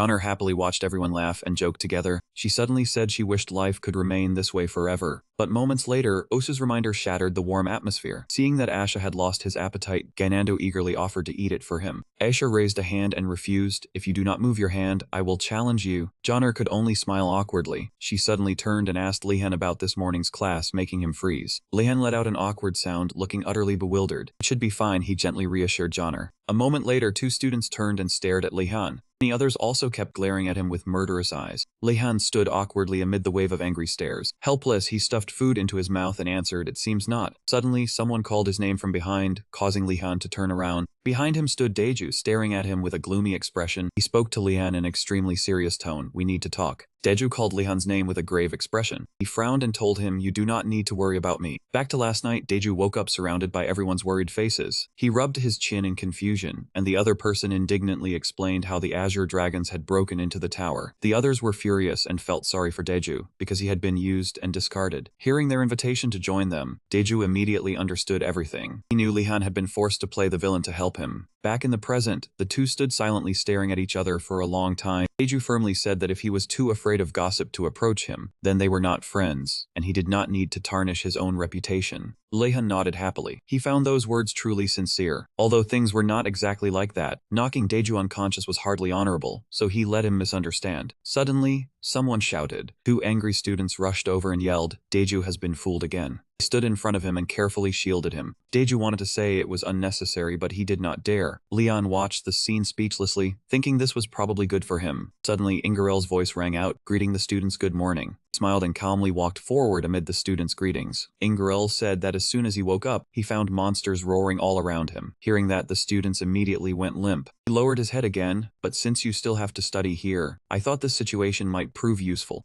Lehan immediately felt the conversation taking a bad turn. After careful consideration, Ingerel raised his index finger. I have decided to capture a real monster, so you can practice fighting it. He cheerfully raised his fist with great conviction. Hearing that, he recoiled in shock and felt a trace of fear. Lehan paled with fear, thinking this was the wrong move. They should have ensured that no monsters could escape. Suddenly, an enthusiastic student spoke up in support of the decision. The White Tiger Tower students excitedly declared that a true knight would face his fears. Hearing that, Ingerel was deeply moved, saying he had planned to cancel it if anyone objected, but talented swordsmen were indeed different. Suddenly he turned toward Lehan, startling him into agreeing as well. Lehan hurriedly covered his mouth and swallowed his words, regretting that he had nearly objected. In the end, he could only lower his head and accept while Ingerel laughed heartily. Ingerel took out a box and told everyone to draw lots and form groups of 3. A moment later, the results were decided, and Lehan awkwardly raised the slip marked 4 while looking at Deju. Deju also broke into a sweat as he raised a slip marked 4 and looked back awkwardly. The final person with the same number was Giselle, who was smiling. The 3 stood silently staring at one another, and no one said a word. Lehan and Deju were equally dejected, sharing the same thought. Their luck could not have been worse. That man crossed his arms and smiled sinisterly, saying that thanks to him, he had enjoyed himself greatly lately. The day he kissed it, Lehan immediately recalled the miserable scene from last time. He let out a deeply weary sigh. He seriously suggested that everyone should forget what had happened in the past. Giselle seemed to hear a joke, snorted coldly, then turned away. Seeing him storm off in anger, Deju looked at Lehan with concern. Are you serious? We are both from the north, so I know exactly what he is like. He never lets a grudge go. He will definitely make things difficult for you. He could already imagine how exhausting the next mission would be for the group. Suddenly, an announcement rang out, calling for everyone's attention. Seeing that every group had assembled, Inguro moved on to the next step. Every group must choose a leader. I have prepared this to help you. Whoever has a red dot on the slip of paper will become the leader, commanding the others in battle against the monsters. He pointed at the red dot on the lottery slip. As soon as he heard they had to choose a leader, Lehan immediately felt uneasy and hurriedly looked at his own slip. His slip was completely blank, without a single red dot. Lehan pleaded in a low voice for Deju to say he had the red dot, but all he received was a gloomy shake of the head. The 2 of them immediately turned toward the other side together. Giselle proudly held up the slip with the red dot. He curled his lips into a mocking smile. I will be the group leader, remember that. The call for the group leader immediately rang out, and Giselle even emphasized that his name had to be written as Giselle. Suddenly, Lehan gently called out, Group Leader Giselle, I hope you give clear orders, unless you want a knife in your back. He smiled brightly as a warning. He refused to back down. Number 1 subordinate. I am really looking forward to working with you. Watching the 2 exchange courteous words while hiding venom beneath them, Deju broke out in a cold sweat. He looked at the 2 of them so anxiously that his face turned pale. They said that knights who had witnessed the blizzards of the northern mountains would never fear anything again. Deju was one of those people, yet he truly feared the awkward situation before him. Suddenly, someone raised a hand to ask the professor a question. Hearing him ask about the monster they would face, the 3 of them immediately turned to listen. But Ingerl only acted mysterious, saying it could not be revealed yet. He narrowed his eyes and raised one finger. To deal with the unknown summoned monsters of the future, you must learn to fight without information. After hearing that, both Lehan and Giselle were left speechless. Lehan was already used to the professor's irresponsible views, so he wanted to ask Ingerl whether there were any precautions. Before he could finish speaking, the students of White Tiger Tower excitedly raised their hands and cheered, truly worthy of being our professor. The others also voiced their agreement one after another, making him beam with delight. Seeing this, Lehan could only swallow the words he wanted to say. Giselle, however, could not hold back and covered his face, calling them idiots. Seeing him turn to look at him, he asked in confusion, "What are you looking at?" Lehan explained that they had just shared the same thought. Giselle rudely turned away. "Stop talking nonsense. You only need to obey my orders." Lehan nodded, "Of course, as long as the orders are reasonable. I have no reason to pick a fight with you." Hearing that, he sneered, "Weren't you the one who knocked us all unconscious and handed everyone over to the professor?" Seeing Lehan still trying to reason with him, Deju broke out in a cold sweat and stopped him.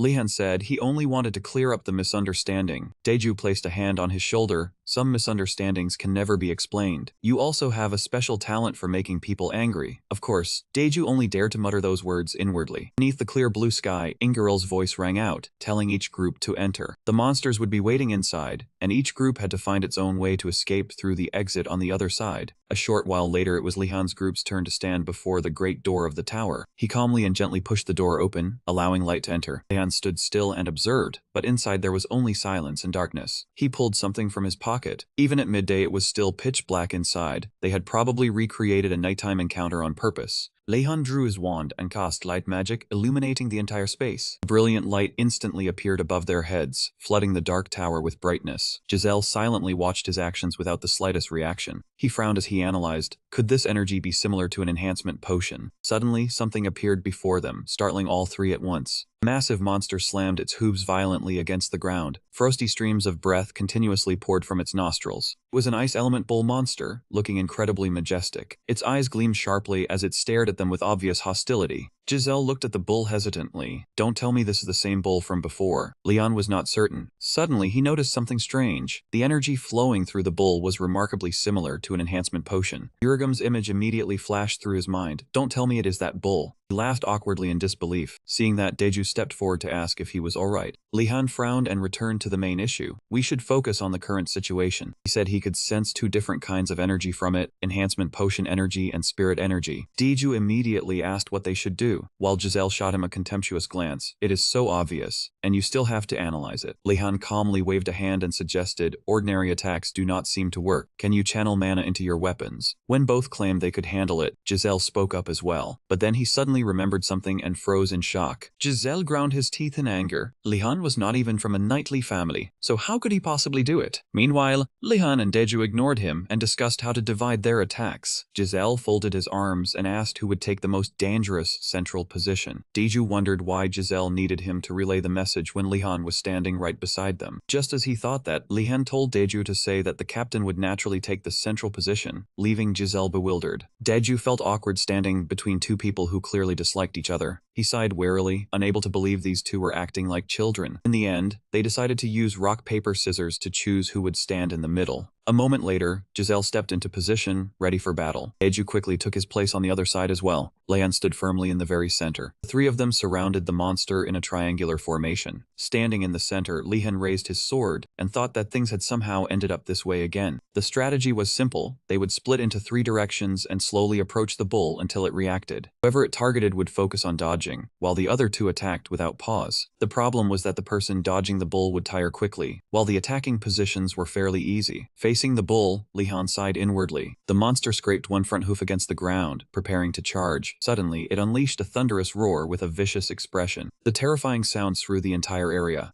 Giselle clenched his teeth in pain and hurriedly covered his ears. Deju was so uncomfortable that he squeezed his eyes shut. Lehan suddenly felt that this creature would not be as easy to defeat as they had expected. Instead of moving closer, he slowly pulled a wand from inside his coat, raised the wand, and cast water magic, commanding the current to surge forth. A barrage of water spheres rapidly soared into the air. The water spheres then slammed down on the bull like bombs. It snorted heavily, releasing even more smoke. Deju gazed at Lehan in admiration, marveling at his power. Then he suddenly remembered something and began to panic. The direction in which Lehan was firing the water spheres somehow felt as though he was herding them all toward one side, and at that moment, the enraged bull charged straight at Giselle. Lehan continued controlling his water magic to create more water spheres. He stood there calmly watching, showing no reaction at all. Giselle's face flushed crimson as he ground his teeth and cursed Lehan as a bastard. Earlier, an idea had occurred to him when they were choosing their positions. Giselle's plan was to deliberately lure the bull toward Lehan, but birds of a feather flocked together, and Lehan had come up with the same plan. Giselle furiously realized what Lehan was plotting. Refusing to surrender before the fight had even begun, he turned and ran. Thinking quickly, he circled behind Lehan to evade the bull. Seeing this, Lehan pondered for a moment, unable to understand what Giselle intended to do. Suddenly, Lehan shouted, "I conceal myself in darkness and vanish," making Giselle panic. At that moment, Giselle realized that the distance between him and the monster had become dangerously short. He immediately raised both swords to block the attack. He swiftly slashed at the neck of the ferocious bull. In the next instant, ice sealed the wound back together. The monster turned and ran a short distance away. Giselle clenched his teeth as he stared at the tip of his sword, clicking his tongue anxiously because the cut was too shallow. He looked at the growling bull, which had already recovered completely. Giselle cursed under his breath and charged forward, having no other choice. He leveled the point of his sword and cast magic that enveloped his body. Giselle assumed a defensive stance, ready to meet the charging bull head-on as he challenged it. He immediately swung his sword and slashed straight at the monster. Suddenly, a powerful slash appeared and struck the bull's body. It sensed that something was wrong. The next moment, the bull was blasted violently into the wall behind it. It lay motionless on the ground, leaving Giselle and Deju stunned. Giselle's mouth fell open in shock, his mind filled confusion. Deju was equally bewildered, unable to understand what just happened. Suddenly, Lehan appeared from nowhere and declared, "I reveal myself in the light." He stared blankly at the sword blade, which had shattered into countless pieces. Lehan clicked his tongue as he watched it vanish, saying that he had poured too much mana into the wooden sword. Deju stammered, asking how he'd done it with a single strike. Seeing the bull writhing on the ground, he hurriedly told him to let the matter go. Lehan ran while urging everyone to seize the chance to escape the dungeon. Deju ran with cold sweat pouring down his back from the pressure Giselle exerted behind him, not daring to look back. He gritted his teeth in fury, never expecting him to dare take advantage of him again. Deju ran after Lehan and asked whether he was all right, and he immediately replied that everything was fine. In any case, the team would disband once this class ended. Loud noises continued to echo throughout the dungeon. The other students screamed as they rammed through the door and fled outside. Lehan and Deju sat down to rest, watching the crowd panting heavily. He let out a sigh. They were the last group, so the class was probably over. Ingrel clapped in satisfaction as he walked over and told them to gather, leaving Lehan confused. His group defeated it by channeling mana into their swords, but how had the other groups made it through? He praised them for doing an excellent job, saying that escaping the bull was commendable, and one group had even defeated it. Hearing that, the two of them flinched. Lehan blushed in embarrassment because the task had only been to escape, yet the professor was praising them for defeating it. Hearing the murmurs around him, he secretly gritted his teeth in anger. Ingrel asked how they felt about the monster, and several students said it was stronger than they had expected. He smiled as though he had expected that answer, saying everyone must have been surprised. Deju and Lehan turned pale with awkwardness. Ingrel believed the students had all realized there was no reason to be afraid after making it out. You must face your fear to overcome it, and the same is true for swordsmanship. You must calmly analyze your opponent, and when victory is impossible, find a way to escape. This lesson cannot be taught with words alone. The students were deeply moved. Deju was nodding along when Ingrel announced one more thing. The news made him freeze in place. They would remain in the same groups until the end of the semester. Deju spun around in panic, unable to believe his ears. Both Giselle and Lehan looked utterly displeased. The atmosphere among the three of them became unbearably tense. He asked whether he should apologize for what happened earlier, but Deju told Lehan to let him act as the mediator. A while later, the alchemy classroom was filled with clutter. Joner dusted off her hands and confidently declared that she was ready for class. She looked toward the door in confusion, wondering why Lehan was later than usual. Suddenly, Joner flinched and called out his name. She saw Lehan being held by both arms and asked why they were escorting him like a criminal. He awkwardly explained that it was only a misunderstanding. They had come after class and insisted they needed to protect him. The other two loudly confirmed it, saying that everywhere outside the Azure Dragon Tower was a battlefield. There were monsters out there, along with people from the White Tiger Tower who wanted to harm him. Who could protect Lehan besides us? Joner hesitantly said that he was stronger than both of them combined, when another voice cut in. No, they are right. Holding a tray, Sienna spoke seriously, saying that the current situation was extremely dangerous. Lehan gave an elaborate greeting to the unparalleled genius of the Freemang Church, Sienna the Master Alchemist. She handed him a homemade potion for defeating monsters and told him to try it. Lehan politely said that the gift had taken him completely by surprise. Nilia whispered in confusion, asking whether he owed Sienna something, while Joner narrowed her eyes and replied that she was wondering the same thing. Uragum opened the door, saw them standing outside, and told them in confusion to return to their seats. The old man stroked his beard as he stepped onto the podium and asked how their weekend had been. He smiled brightly and asked whether his students had finished their potions. The students answered that they had, while inwardly grinding their teeth because Uragum had ruined their weekend. Seeing this, the corner of Leon's mouth twitched, wondering how he could read their thoughts. Uragum shouted in astonishment, asking whether everyone had truly finished. Sienna looked impatient and said that they had worked together on the assignment, Professor. The old man sighed, saying that it did not matter and that they had done well. Uragum explained that successfully creating this potion was the first step toward entering the world of alchemy. As the old man opened the bottle, he mocked them, saying he was certain their results were only passable. A stream of vapor rose from the bottle and a green branch emerged. An azure flame appeared on one of the leaves. Uragum held up the branch and laughed, saying the formula was too weak and could only produce a tiny flame. The students were astonished, unable to believe it could actually create fire. The old man confidently declared that it was time for the next part. Before he could do anything, the branch in Uragum's hand suddenly erupted in a massive blue flame, and he asked in shock what was wrong with this potion.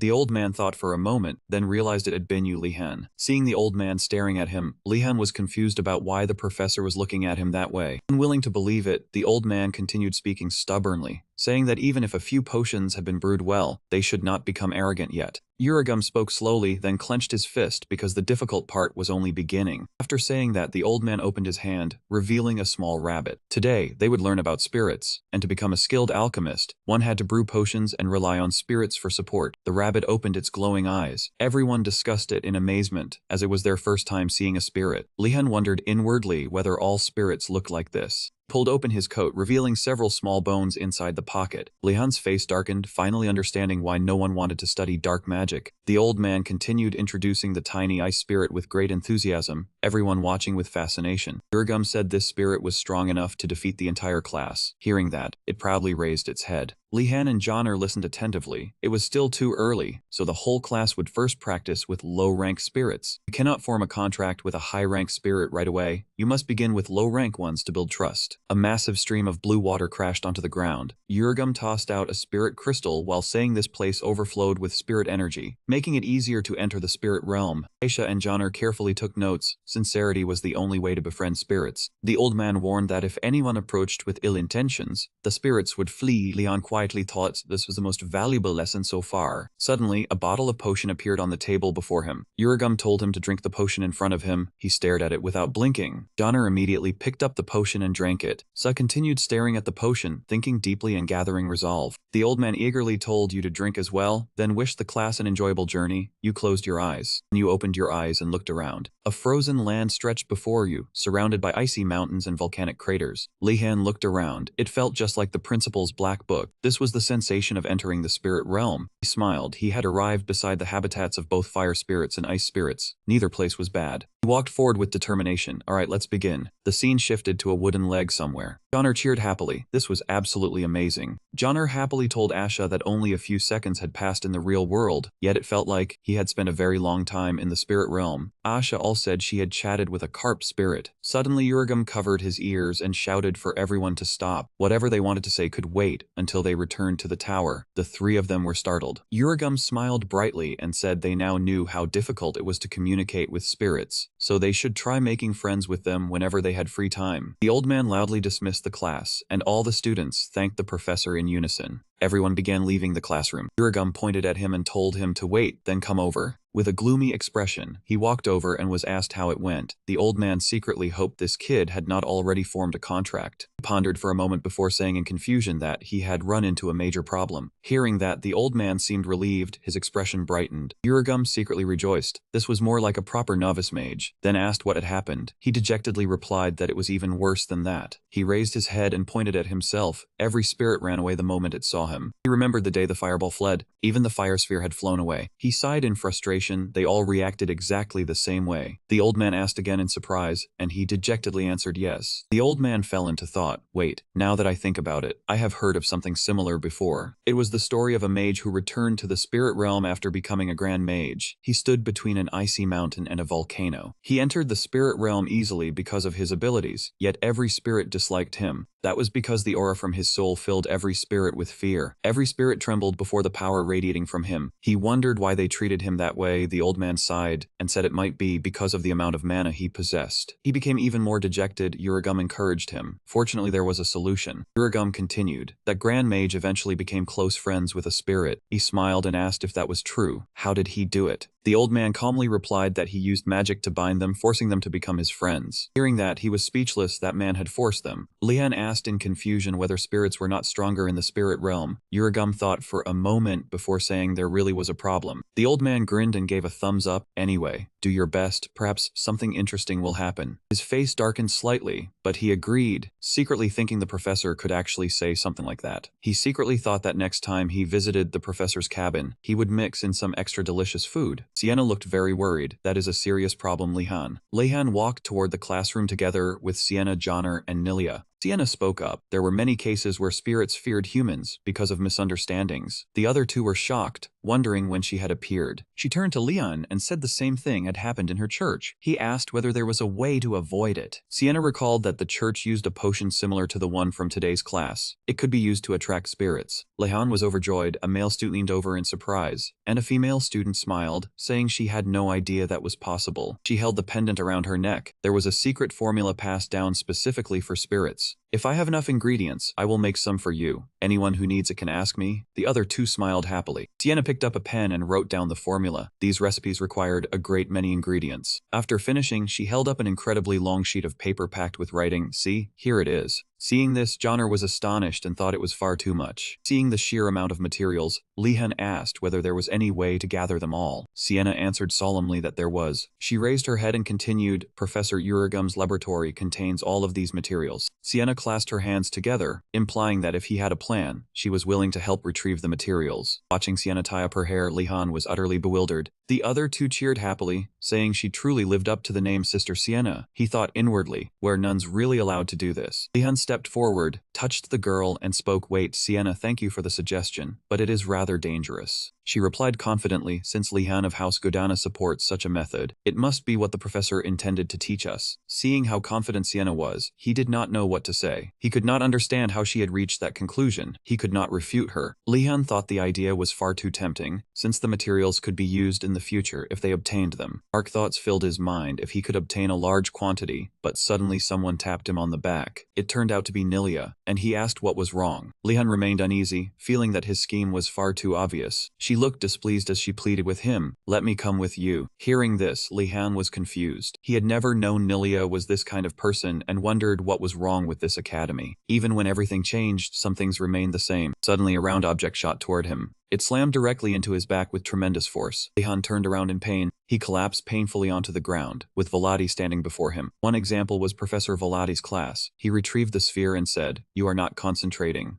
Lehan slowly sat up, wiped away the sweat pouring down his face, and apologized. He thought irritably, how am I supposed to react in time when the professor keeps increasing the difficulty? He could not help complaining about the lessons involving rotating astral meteorites. He merely stared at him without saying anything. Lehan was not the only one troubled. Professor Volati was also deeply puzzled. He rotated the sphere and wondered why the student kept avoiding hardship. Professor could clearly pierce through a student's defenses, yet he did not realize it. He stood motionless as the sphere flew around him. After careful consideration, he reached another conclusion and said softly, "I understand." Seeing the sphere stop, Lehan was startled and thought, "It stopped, we are finally getting a long break." Volati said, "I understand why you cannot concentrate. You want to recreate the spiral attack used to defeat the golem." Hearing this, he looked utterly annoyed and thought, "What nonsense. It is simply too difficult, old man." He continued, "Practice will eventually bring success. There is no need to rush." Volati waved his hand again, sending the sphere flying elsewhere. He stared at Lehan with a mysterious gaze. For the first time, Volati placed himself in his student's position. He held the magical artifact, looking deeply puzzled. Seeing Lehan standing motionless, he wondered what he would do if he were in the student's place. Even if it were forbidden, he would still do it. A large section of the forest floor split open, while those gripped by fear continued forward. Back inside the building, he slowly spoke, "I understand now." Lehan gripped his staff tightly and asked why the professor kept saying he understood. Volati approached him, "Your impatience is commendable. What should a professor do to prevent a student from choosing a dangerous path? I will help you concentrate." Hearing this, Lehan was astonished. He trembled as he stepped backward and called out to the professor, but he answered very simply, "Teach them what awaits the moment they set foot upon that path." He focused all his power into the sphere, red energy blazing beneath his cold gaze, as he unleashed a powerful attack toward him. The sphere hurtled toward Lehan with tremendous force, throwing him into a panic. Lehan shouted anxiously. Before he could finish speaking, the power grazed his shoulder and tore away a piece of his clothing. He thought in alarm, "I could not dodge that. I only survived through sheer luck." Before he could regain his composure, the sphere charged toward him again. He raised his magic staff, causing a surge of power to appear. Lehan generated a powerful force to block his sphere.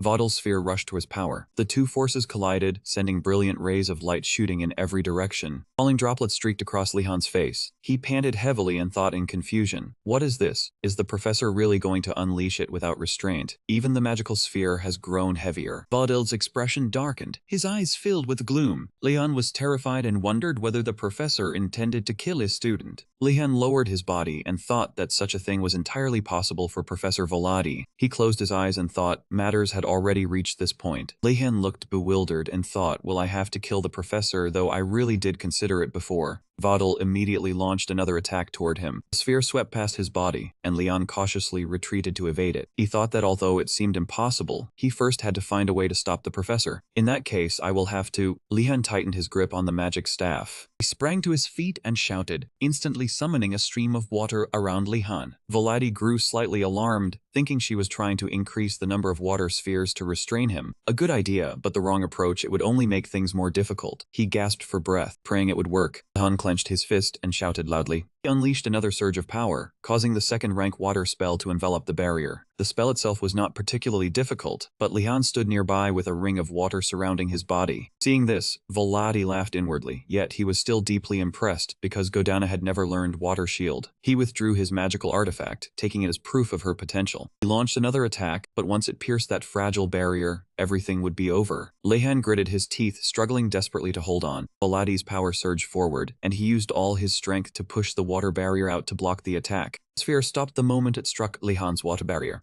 Volati was slightly surprised that his shield had managed to stop the sphere. He suddenly understood, since Lehan did not need to move the barrier back and forth, he only had to focus on compressing and reinforcing the shield. Lehan laughed inwardly, feeling somewhat proud that his shield had worked. Now it is my turn, Professor. He gripped his staff and controlled Volati's sphere, sending it back toward him. Volati saw it coming but did not move, his expression showing no trace of fear. He merely tilted his head and easily dodged it. Seeing him evade so effortlessly, Lehan cursed angrily and pulled a skeletal arm from his coat pocket. Lehan hurled the skeletal arm at Volati and shouted, "Hurry up and bite him." Then he turned toward the table, thinking that it still was not enough. Lehan kicked the table with his foot. He had to defeat the professor at any cost. Gritting his teeth, he kicked the table straight toward Volati. The skeletal arm was also flying directly toward him. Seeing this, Volati merely smiled without reacting. The sight of that expression made Lehan panic. He flew backward, while Volati merely flicked his hand, causing the table to rise. The sphere on the table also began to move. Then it instantly shot high into the air, moving too fast to be seen clearly. The sphere flew straight toward Volati and passed through his body. It struck the skeletal arm, shattered several fingers, then flew back toward him. Lehan watched the scene in astonishment. Immediately afterward, the sphere smashed through his water barrier. Only then did Lehan react in time, raising his hands to defend himself. Before the water shield shattered, droplets poured down like rain and soaked his entire body. Lehan collapsed onto the ground. Volati calmly walked closer. He stopped directly in front of him. He looked down at Lehan with an approving expression. He maintained that expression without saying a word. Lehan looked up, panting in disbelief. "Impossible, you resolved everything in mere seconds. It turns out I only know how to defend myself." Volati gently placed down his hand, preparing to do something. Then he suddenly patted Lehan's shoulder and offered only one compliment. "Well done." Lehan panted, his face drenched as he stared at him in confusion. Several months later, after asking countless questions, Lehan finally understood Volati's intentions. He pondered deeply. "The professor is trying to tell me that..." Lehan remained puzzled. "He likes pushing me into a corner because only then will I reveal my full potential." He sat motionless on the table while Volati stood below. Lehan refused to accept it. "Next time, let me try again." He slowly replied, "Wanting to increase your strength is understandable, but you will learn in time." He continued, "Sometimes taking one step back is the true shortcut." An adorable chibi figure appeared, pointed ahead, and said, "This way." He desperately ran after it. Volati encouraged him, "Do not be discouraged. The next lesson will build upon what you displayed today." Lehan replied, still utterly confused. Hearing him, he secretly wondered, what is the professor talking about? Does he simply ignore the details and do whatever he wants? Volati began casting magic with his fingers. Lehan was startled when the surrounding tables and chairs began to tremble. Then he fell hard onto the ground in pain. Lehan panicked, unable to understand what was happening. Every table and chair mysteriously rose into the air by itself. Volati stood nearby, casting magic while saying, "Now learn how to maintain your focus amid chaos." He slowly continued, "You may repeat everything you did earlier. I will increase the difficulty if necessary." His face showed clear resentment as he cursed inwardly, "Please stop already." The scene shifted to a cloud-filled night sky, where bright moonlight illuminated a house nestled among the hills. Zeta carried a basin of something while humming, "Time to look at pictures of my beloved garden." Suddenly, she spotted a figure lurking behind the door. She realized someone was there. Lehan's gloomy face appeared. "Greetings, Professor." Zeta screamed in fright. She stepped back in shock and asked why he looked half dead. He dejectedly lifted the basket of vegetables and replied that it was nothing. "I just had a grueling lesson with Professor Volati." Zeta was stunned and asked how he could be so foolish. Lehan asked in confusion. Realizing she had misspoken, she hurriedly covered her mouth and said it was nothing. Zeta quickly changed the subject and asked whether he had any questions after studying for a while. He pondered as he walked toward the stream. "The question is it allowed to raise flying beasts at the academy?" She asked in surprise why he wanted to know that. Lehan sat down beside the stream and said he was merely curious about the academy. Zeta thought that he apparently did not know the white horse was a griffin. She continued, "This academy has everything, and if you search carefully, you will find it." He wondered whether he could tame it if he found one. She crossed her arms and said it would be difficult even for someone experienced. Lehan dropped several potatoes into the stream. "May I learn from you when you are free, Professor? I trust you." Yet inwardly, he was thinking it would help him escape from the academy. Hearing that, Zeta marveled inwardly that the boy had such a passion for taming monsters. She smiled with determination and said that she would teach him everything. Hearing that, his face brightened with joy.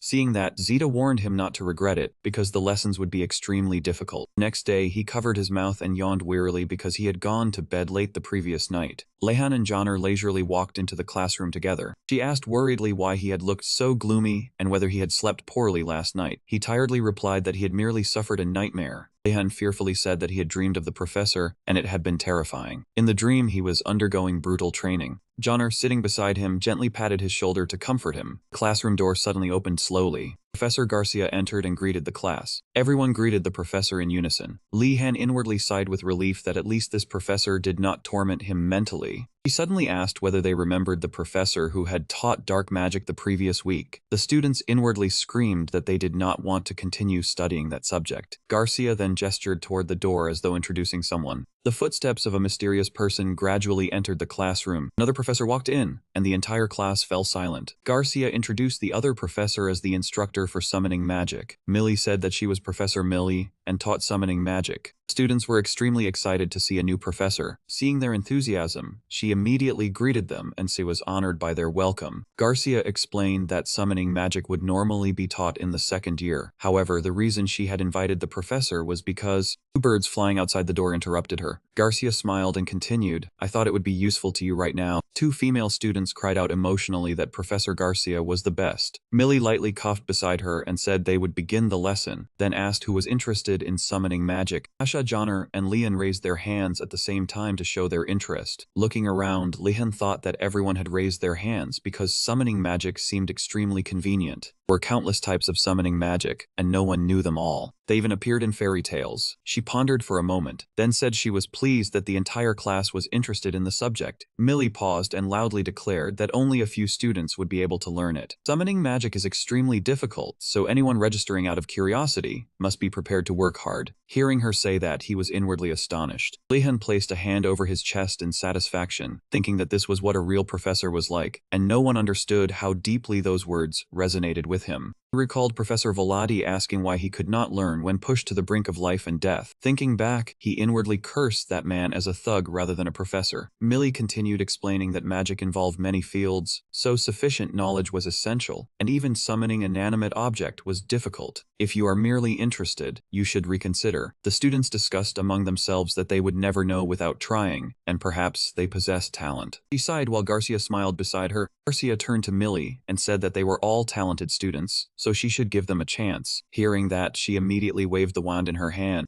A sheet of paper appeared before every student, astonishing everyone. There was only a single drawing on the paper, and everyone recognized it as a magic scroll. Joner picked up the scroll and said it was not a single-use magic scroll. Lehan replied that it was an ordinary scroll with a magic circle drawn on it. Millie asked whether they had all studied basic imperial geometry and arithmetic. Everyone answered yes in unison. Lehan admired how she had darkened the entire classroom with a single sentence. Some students truly were poor with numbers. Fernando dejectedly collapsed onto the desk and said it was too difficult. However, he remained calm because what they studied here was far easier. She pointed at the students and said that those who could not do it would be unable to use summoning magic. Focus during class, drawing magic circles and performing calculations are essential. Now redraw the circle on the scroll in your minds. Lehan picked up the scroll and began studying it. No matter how long he stared, there was still only a single magic circle on the scroll. He reasoned inwardly that a magic circle resembled a circuit board, with mana flowing through it like electricity. The higher the level and difficulty, the more complex the circle became. He had figured that much out. There were many formulas for amplifying, reducing, and biasing obstructions to transmit mana. I understand now, so that is how mana is transmitted. Suddenly he thought of a quill pen and countless images of feathers appeared in his mind. Lehan was confused as to why he had suddenly thought of a quill pen. Beside him, Joner was still deep in thought, while Millie spoke about the magic circle. It was the minor spell quill pen restoration, and she was also holding a symbolic quill in her hand. Hearing that, he was utterly astonished that his wild guess had actually been correct. As everyone focused on Professor Mu Lee's explanation and stared at the scroll, Lehan finally realized why he had remembered them. She continued, saying they would begin. As soon as she finished speaking, the students began practicing. One boy strained himself while commanding a quill to appear, while the person beside him wrestled with the formula and wondered what on earth it was. Another student begged the great quill pen to reveal itself. Immediately afterward, a surge of power shot from somewhere straight into the scroll. It was not just one scroll, as the scrolls belonging to several other students also exploded, making them cover their faces in fear. One boy realized that even an advanced spell scroll would break if abused too much. Another student received a new scroll and exclaimed in surprise that the professor had handed them replacements.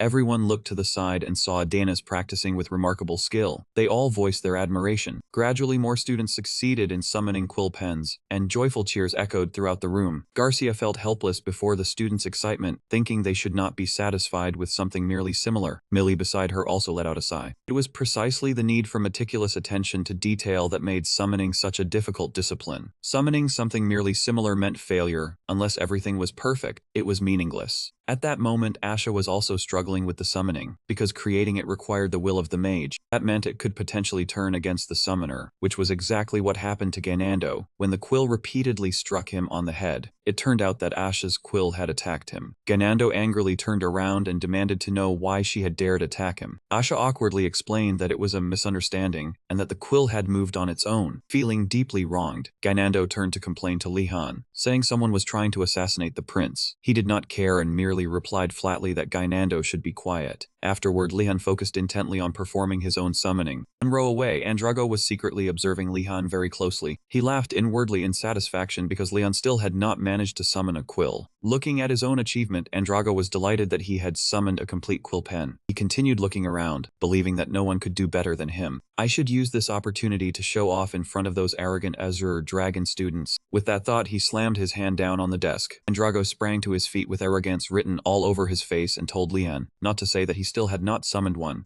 However, Lehan responded only with indifference. Furious at being completely ignored, Andrago snapped at him to stop looking away and watch. Joner beside him added fuel to the fire by asking whether his family owned no quill pens, since he had to shout so loudly. Andrago continued retorting that he only wanted Lehan to look at what he had summoned. While he was speaking, Lehan gripped his staff. He took a deep breath to focus energy. He calmly commanded the quill pen to appear. Powerful blue energy surged outward and enveloped the entire scroll. In the next instant, Lehan unleashed his ability. The drawing on the scroll gradually rose from its surface. It continuously emitted streams of mysterious blue light. However, no quill appeared even after a long wait, making Lehan wonder whether he had failed. Suddenly, an enormous dazzling light flooded the entire room. At that moment, he was thrown backward onto his back. Joner anxiously asked whether he was all right, while Andrago covered his head in fear. Someone shouted that it sounded as though something had exploded. Yet in front of Lehan, a quill pen had appeared and was floating in midair. It was not only one, as countless quill pens appeared at once and flew wildly around the classroom. All the students were astonished by the sight. Everyone stared blankly and asked what those things were. One person guessed that Lehan had summoned them all. Only Andrago remained terrified, trembling as he said it was impossible. Lehan gently took hold of one of the quill pens. He examined it carefully and judged that it had taken proper form, but there had been no need to overdo everything like this. Transmitting exactly the required amount of mana was truly difficult. Looking toward the scroll, he guessed that it had also been damaged. Unexpectedly, however, the scroll remained completely intact, no different from how it had been at the beginning. Lehan was utterly shocked and picked it up in disbelief. Lehan's mana control was better than he had realized, and the reason was Velati. On the other side, Garcia also reached out and caught one of the quill pens. As she held it, she smiled happily and looked extremely satisfied. Garcia looked toward Millie, thinking that summoning even one was difficult, yet he had managed to summon so many, so Professor Millie must surely be very proud. Before Garcia could finish that thought, she was surprised by Millie's reaction. The woman was not proud at all and instead looked extremely angry. Seeing this, Garcia approached with a smile and said that mistakes were unavoidable because Lehan possessed too much mana. Before she could finish speaking, Mu Li interrupted her with a shake of her head and a firm refusal. She replied coldly that this was not a mistake. Garcia did not understand and stared at her blank, Millie looked toward Lehan and declared that he was a highly talented student, but he was far too arrogant. She judged Leon with a serious expression. She continued explaining that summoning so many quill pens merely to show off could only be called arrogance. Hearing that, Garcia could only reply helplessly that he was not that kind of person. But Millie gave her an unfriendly look. This left Garcia somewhat flustered, unsure what to do next. The professors also had their own hierarchy, especially when one professor had once studied under another, as with Garcia and Muley. She turned to correct her, saying that trusting students was good, but they still needed to be taught to recognize their behavior, leaving Garcia no choice but to comply. Perhaps Millie also knew that although Garcia did not object outwardly, she still had something she wanted to say, so she reassured her and told her not to worry. Looking toward Lehan, who was still controlling the quill well, she taught that there were many ways to cure arrogance. Lehan teased Andrago by writing the words "I do not have a quill" on his face. He struggled in protest while Joner laughed heartily. And several people rushed in to rescue Andrago, shouting that they had to protect him, forcing Garcia to helplessly tell them to calm down. She hurriedly reminded them, "Everyone in the class be quiet." Everyone fell silent again, and no one dared make another sound. Millie spoke loudly. "Through today's lesson, you will learn that some things are not as easy as they seem. Today in particular is only the most basic knowledge," and those words left the students dejected, because it was already so difficult. Millie continued, "Normally, you should be able to do this without a spell scroll. However, should you wish to continue learning, come attend my class." She looked toward Lehan and warned that many people believed talent was the most important thing. He felt those words were directed at him because she was looking straight at him. Millie solemnly instructed them that patience and perseverance were the most important, then repeated it once more. Lehan and Zenato stood outside, looking at the shadow building. He could not help remarking the place was as gloomy as ever, and that they should at least make it more pleasant to look at. He immediately recalled that even if it was not a popular subject, it was still important, especially when only the two of them were interested. Two of them were startled when they noticed people ahead. Two people were already waiting in front of the entrance to the shadow building. They tilted their heads slightly and looked toward him and Ganando. Lehan was surprised. There were actually other people, 2 more students. Ganando turned toward him in alarm, leaving him confused as to why those two had come to study dark magic. Lehan then asked whether he hated the subject that much. He pointed blankly at his own face and said proudly that the professor had called him talented, but asked whether Lehan did not hate dark magic. A voice suddenly interrupted their conversation. "Those fools from Azure Dragon Tower are truly noisy." Lafdal crossed his arms arrogantly. "So you are the infamous Lehan." His face darkened with obvious disgust. Lehan was startled when he saw his golden eyes. He quickly shielded Ganado behind him, thinking that the golden eyes and strange aura meant the other student must be from White Tiger Tower. Lehan was slightly startled. Could he possibly be a Nephilim? Hearing this, Lafdal answered proudly, "That is right. The blood of my great ancestors flows through my veins. Even a vile sinner like you can recognize my nobility." John quietly marveled that he seemed proud of his half-angel bloodline. Even though his blood was less pure than Deju, he studied him thoughtfully. Although he showed hostility toward him, he did not seem like someone who merely followed others. Looking at Lafdal, Lehan decided to seize the chance to shock White Tiger Tower. Why would someone of noble blood work for Giselle? Hearing that, he immediately denied it. "Do not misunderstand, Lehan." His face filled with hatred. "I would never obey Giselle. You are deliberately insulting me." Lehan asked in confusion, "If you do not obey him, then why are you?" His voice faltered. "Why are you hostile toward me?"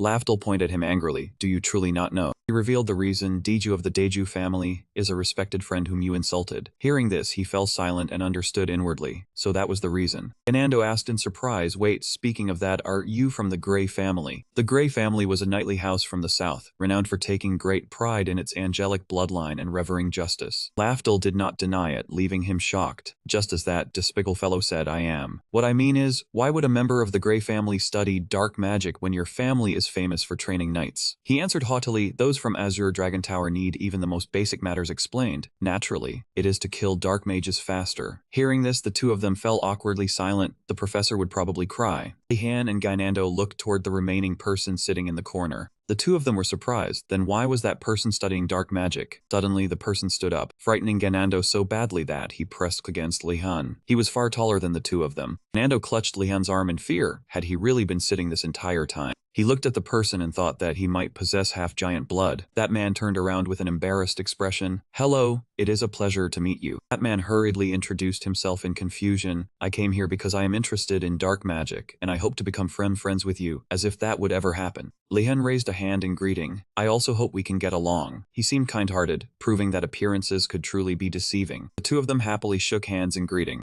Immediately afterward, he was utterly terrified by something. Mana instantly flowed into his hand and emitted a bright light. His hands trembled in pain after he released his grip. Lehan stared at his reddened hand, thinking that his bones would have broken without mana reinforcement. She was incredibly strong. Fernando hurried over from behind before he could stop him, saying that he was very glad to meet him. A loud scream echoed throughout the forest. A voice came from inside the room, telling them to come in. Morton looked utterly astonished, never expecting so many students to be interested in dark magic. The old man looked toward Lafdal and happily asked whether he was excited about this subject, and he answered that he was Professor. Lehan glanced at the delighted Morton and suddenly felt sorry for the old man. Immediately afterward, the old man instructed them to stand behind the table he had prepared, and they asked the professor to guide them well. The old man glanced at him and asked whether he had found a bone suitable for summoning, and he immediately replied that he had not. Hearing this, Morton gave him a dangerous wink and suggested trying somewhere stranger and darker. He felt somewhat helpless upon hearing that, but still answered reluctantly. The old man began the lesson, asking whether they remembered the previous class. Today they would not begin immediately and first needed to deepen their understanding of curses. Hearing that, Ganando suddenly remarked that curses were honestly far more entertaining than summoning. Morton was startled and asked whether he had already studied summoning magic. After receiving his answer, the old man became slightly dejected and asked about the other students. He excitedly replied that they loved it. Everyone except their group had gone to the summoning classroom today. Morton silently closed his book and lowered his head in disappointment. Immediately afterward, the old man pushed the stack of curse books aside. With an astonished expression, the old man loudly announced that they would learn how to summon undead. Everyone became excited, while Lehan secretly wondered whether the professor was really allowed to do that. He was utterly shocked, wondering how much material they had just skipped. Morton began the lesson, explaining that undead summoning was the most fundamental core of summoning magic. Then Lafdal raised his hand and said he had a question. He asked whether bones were needed to summon undead, leaving the old man confused. In the past, mages had to dig up graves, but now they used officially authorized corpses. He asked whether dark mages still enjoyed grave robbing despite it being forbidden. Morton admitted that some did, while Lehan stood beside him in discomfort, wondering whether he understood what he was saying. Morton coughed softly and turned around, explaining that he would not force them to summon a complete undead because they might lose control. With a grave expression, the old man warned that they could end up meeting their ancestors. Lehan turned pale, wondering why they had to do this, while Ganando added that he had once nearly died because of a magic quill. The old man casting the spell, starting with the hand, Morton chanted the incantation with complete seriousness. Lehan was utterly astonished by the scene unfolding before him. A magic circle appeared on each person's table. Suddenly, a skeletal hand emerged from below. Its moving fingers looked incredibly terrifying. Lehan stared in surprise at the skeletal hand before him. Everyone exclaimed in admiration, saying it looked amazing. Morton coughed softly and explained that everyone wanted to learn summoning because it looked impressive, but it was far from easy. The old man immediately presented several typical examples of undead summoning. Many factors had to be considered, ranging from the independent will of ordinary monsters to even less controllable elements within undead. Morton continued his warning, explaining that this was why they needed a special method to approach death. His warning terrified everyone. He said they could not perform it yet and should try approaching the hand through any other means. Hearing that, Ganando immediately reached out to test himself. Lehan silently stared at the skeletal hand, deep in thought. Immediately afterward, he asked Morton whether there were any undead that were easily frightened. The old man replied in confusion that there were none, since undead were not living creatures, and most of them did not understand fear. The moment he finished speaking, the old man's eyes widened in horror. The skeletal hand on his table was trembling in terror. It seemed utterly terrified whenever he stared at it. Morton could not believe it and wondered why it was behaving that way. Perhaps there was something wrong with the regent. The old man suddenly looked at Zenado being tormented by the skeletal hand and rejected that possibility. Since all the other hands were behaving normally, the old man suddenly froze, secretly wondering whether it could be because of something else. Morton looked toward him and cried out, startling him. Immediately afterward, the old man made a request that horrified Lehan, telling him to summon one himself. He asked in confusion whether he could really do it, and Morton assured him that he certainly could. The old man handed him a bone fragment and explained that a mage's greatest strength was the ability to adjust their own training. Lehan followed the old man in confusion, wondering whether this could truly be called self-adjustment, since improvisation sounded far more accurate. The old man placed his staff on the ground, leaving him wondering what he intended to do. Immediately afterward, the old man turned toward Lehan standing inside the magic circle and told him to begin chanting. Hearing that, he frowned and sighed inwardly. quietly, deciding to deal with whatever happened. He immediately dropped the bone fragment into the center of the magic circle. Lehan exhaled a long stream of black energy. Then, he solemnly cast the spell and summoned a skeletal hand. Everyone was astonished by the sight before them. A stream of black energy moved forward and enveloped the skeleton. Morton watched solemnly, silently assessing what stood before him. The streams of energy began seeping into the skeleton. After a while, the skeleton gradually began to transform. Lehan stared blankly at the skeletal arm slowly rising upward. His eyes widened, unable to believe what he was seeing.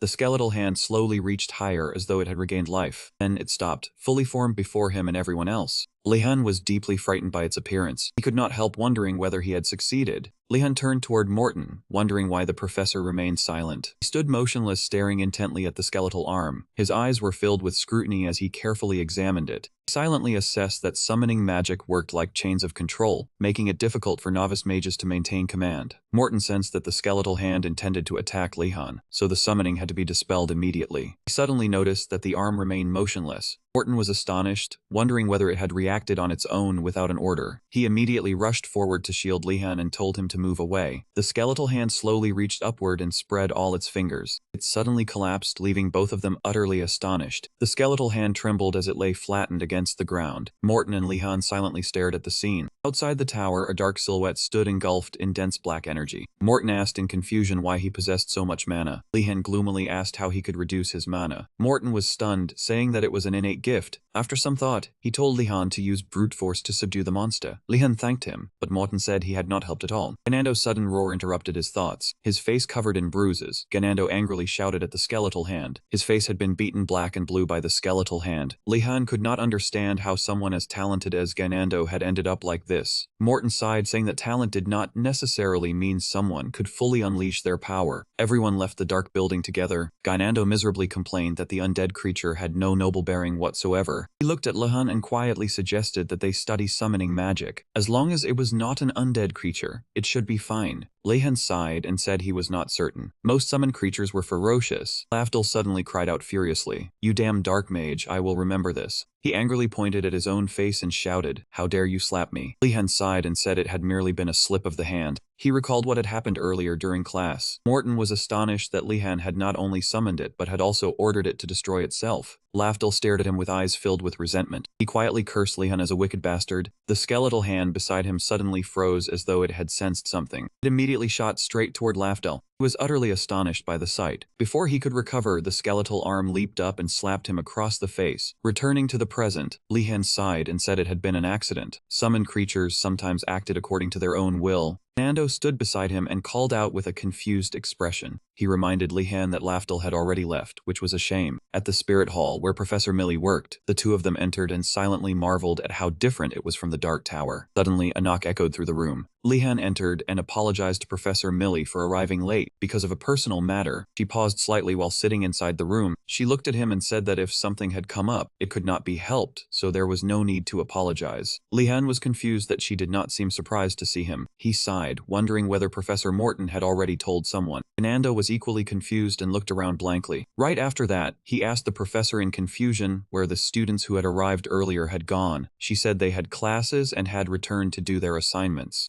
Nando smiled faintly upon hearing that, happily accepting that they could leave early. He suddenly paled in horror. "Wait, assignments? I already have a mountain of assignments from my other classes." She immediately cut him off before he could finish. Several books instantly appeared before the two of them. He picked up one of the books. Right after that, she calmly invited them both to sit down. Millie immediately instructed them to read the books, mark the relevant sections, and answer the questions. Lehan looked at the book with mild surprise. The questions seemed to concern applying principles in practice. He read the book with complete focus and seriousness. He immediately became interested. "This book is amazing. It is much easier to understand than any specialized textbook I have ever seen." He suddenly recalled all the books that had wasted his time. Most of them were nearly identical. Lehan grew excited. "But this book is different. She truly is an excellent professor." Millie looked at him in confusion, unable to understand why that boy was staring at her like that. She assessed him silently. How surprising. This teaching style usually makes students complain, especially young ones. She looked toward him. "Yet the student I expected to be the most arrogant is quietly following my instructions." Millie thought that she should keep a closer eye on this boy. Millie's voice rang out softly. "That will be all for today. Remember to read and study all these books by next week." Both of them were extremely surprised upon hearing that. Afterward, they gathered the books into their arms. Gainando replied with a lifeless expression, "Yes, Professor." He and the professor shared the same thought. Ganando would never attend this class again. Absolutely never. The two left the building and said, "Then we will see you again this weekend." Millie fell silent upon hearing that, unable to say anything more. Her voice suddenly rang out, taking him completely by surprise. Millie stood in the doorway and looked toward him. She smiled faintly. "I am sorry for misunderstanding you. I will see you again next week." Lehan stared blankly at the closing door, unable to understand what had happened. He turned to look behind him, utterly confused. His face turned pale with worry. What exactly did the professor misunderstand about me? Osu's voice rang out, surprising everyone. "All right, it is time for another life lessons class." His face was filled with excitement. "Surely you have not forgotten the homework I assigned. Let us take a look." Lehan sighed softly upon hearing that their assignment had been to take the flags from the other towers. How could he possibly forget? Osu continued, "I will check Xuanwu Tower and Vermilion Bird Tower first." The two students stood up together and reported, "We exchanged flags peacefully. Xuanwu Tower and Vermilion Bird Tower have completed the assignment." Osu sighed slightly upon hearing that, leaving the two students confused. "That is good, but does he really need to look so obviously uninterested?" Osu called on him and asked about Azure Dragon Tower. He stood up to report, "We also obtained the flag peacefully. Azure Dragon Tower has completed the assignment." Osu looked at him with slight disappointment. "Good, you did well, truly excellent." His gaze immediately shifted toward the side. He looked at the two startled students, who were huddled fearfully in their seats. His face loomed before them. "My esteemed knight students, you brought your flag as well, did you not? Say that you did." Lehan flinched, feeling as though someone were aiming a laser at the back of his neck. Osu questioned them sharply, "Why are you not taking it out? Giselle, stand up and lower your head. You are sorry, are you?" Giselle replied dejectedly, "We could not obtain a single flag. White Tiger Tower failed to complete the assignment." Giselle clenched his fists in anger. "Damn it, this will seriously affect our grades." Osu smiled with interest and asked whether his negotiations had failed, leaving him helplessly wishing the professor would shut his mouth. Osu's voice grew solemn. "I already told you that the purpose of this class is to help everyone become acquainted and get along. Even so, it appears not everyone understands." Right after that, he issued another assignment. "Therefore, I will make this task easier for everyone to understand. If you head west of the academy, you will find a lake. Anyone who has seen it will know that it is as vast as an ocean. There is an island in the middle of the lake. I have hidden a permit there that will allow you to leave the academy." Everyone immediately paid attention, utterly astonished by what they heard. Osu watched them with great amusement. "Your eyes are practically shining." He continued explaining, therefore, this time, he gave an order that shocked everyone. "I want all of you to work together and bring it back to me." Gainando trembled with fury. "That damned skeleton?" He shouted and pointed ahead. "Why do we have to work with these people?" For the team assignments, Xuanwu Tower and Vermilion Bird Tower will form one group, while Azure Dragon Tower and White Tiger Tower will form another. Whether you follow the instructions is entirely up to you.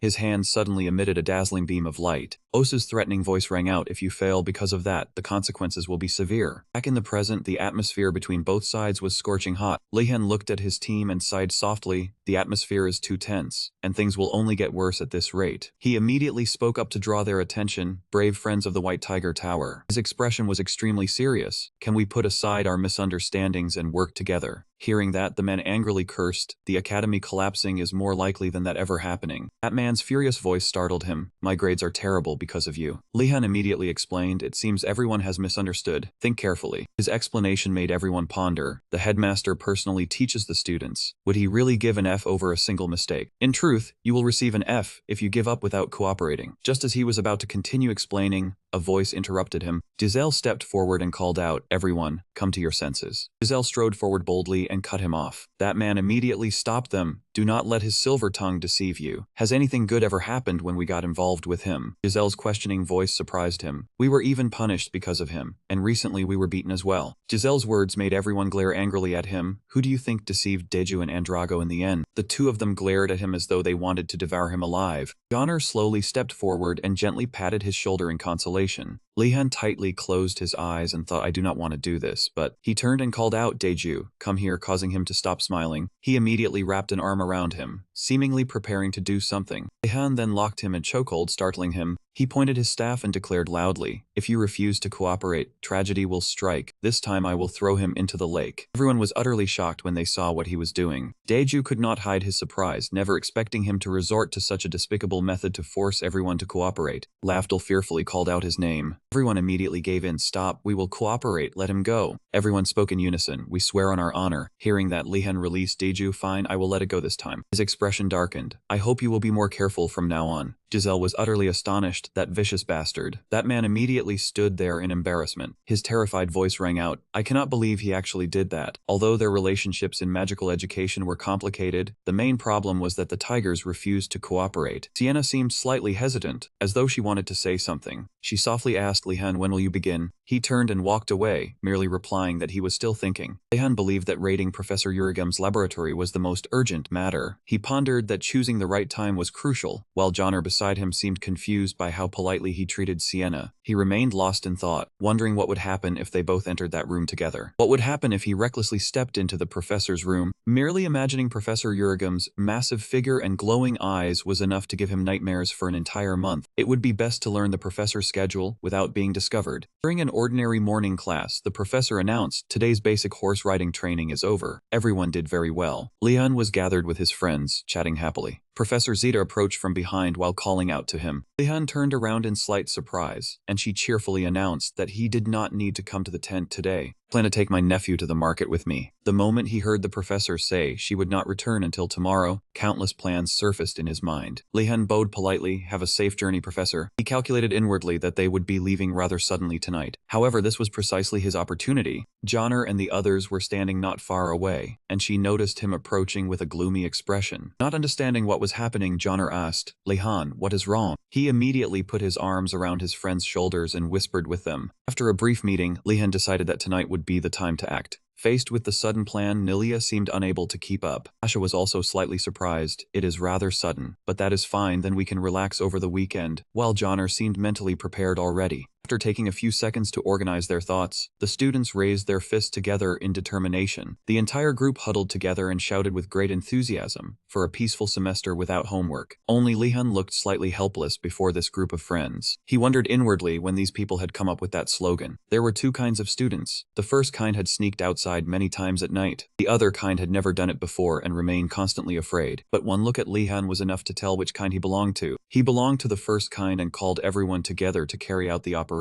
Sienna slowly approached and asked whether he knew how to open the Horn Beast Tower door. Faced with this situation, he and Radford had worked out a solution together. Lehan told everyone to watch quietly, saying they would soon see what had been prepared. Before them stood a wall that had been completely smashed apart. Large stones lay scattered across the wooden floor inside. The hole in the wall was large enough for all of them to enter comfortably at once. Asha could not believe it and adjusted her glasses for a closer look, while Joner also gaped in astonishment. For a moment, everyone found Lehan terrifying, never expecting him to have prepared so thoroughly. He looked displeased, as though he were about to say something. Then he became just as surprised and turned to ask what that thing was. Asha asked in surprise whether he had not done it, while he looked at them helplessly and wondered what kind of person they thought he was. The original plan was for Radford to unlock the physical lock, while I unlocked the magical one. But this is bad, his words left everyone confused. Lehan carefully observed the scene. The debris lying inside the tower meant someone had already entered. In other words, something that should have been outside had infiltrated the Horn Beast Tower. The students sneaking out for the first time could not avoid feeling frightened, unsure whether to continue or turn back. He coldly cut off his classmates' desire to retreat. Lehan slowly declared that they were not secretly infiltrating the Horn Beast Tower. From this moment onward, they were here to stop the summoned monster that had invaded the tower and protect the professor's valuable property. Encouraged by his words, the students became excited as though they were about to receive an honor. They then eagerly hurried inside to carry out their mission of protecting the professor's property. He waited until everyone had entered and told himself that the search would not take long. Suddenly, one student remarked that perhaps it was because the place was so dark, but it felt strangely eerie and the surrounding silence was terrifying. Lehan immediately cast a spell to illuminate his wand and use it as a lamp. He reassured everyone not to worry because the darkness was not the problem. The real problem was, he said as he stepped onto the stairs. Standing on the staircase and looking down, he said they had only explored the first floor, while the second floor was completely unknown territory. Asha and Joner remained close beside each other, their faces showing their determination to see this through. Now that there was light, he finally noticed something. Everyone was anxious, though he could not blame them. However, they could not turn back when the second floor was only one step away. It appeared ordinary on the surface, but they could not let their guard down.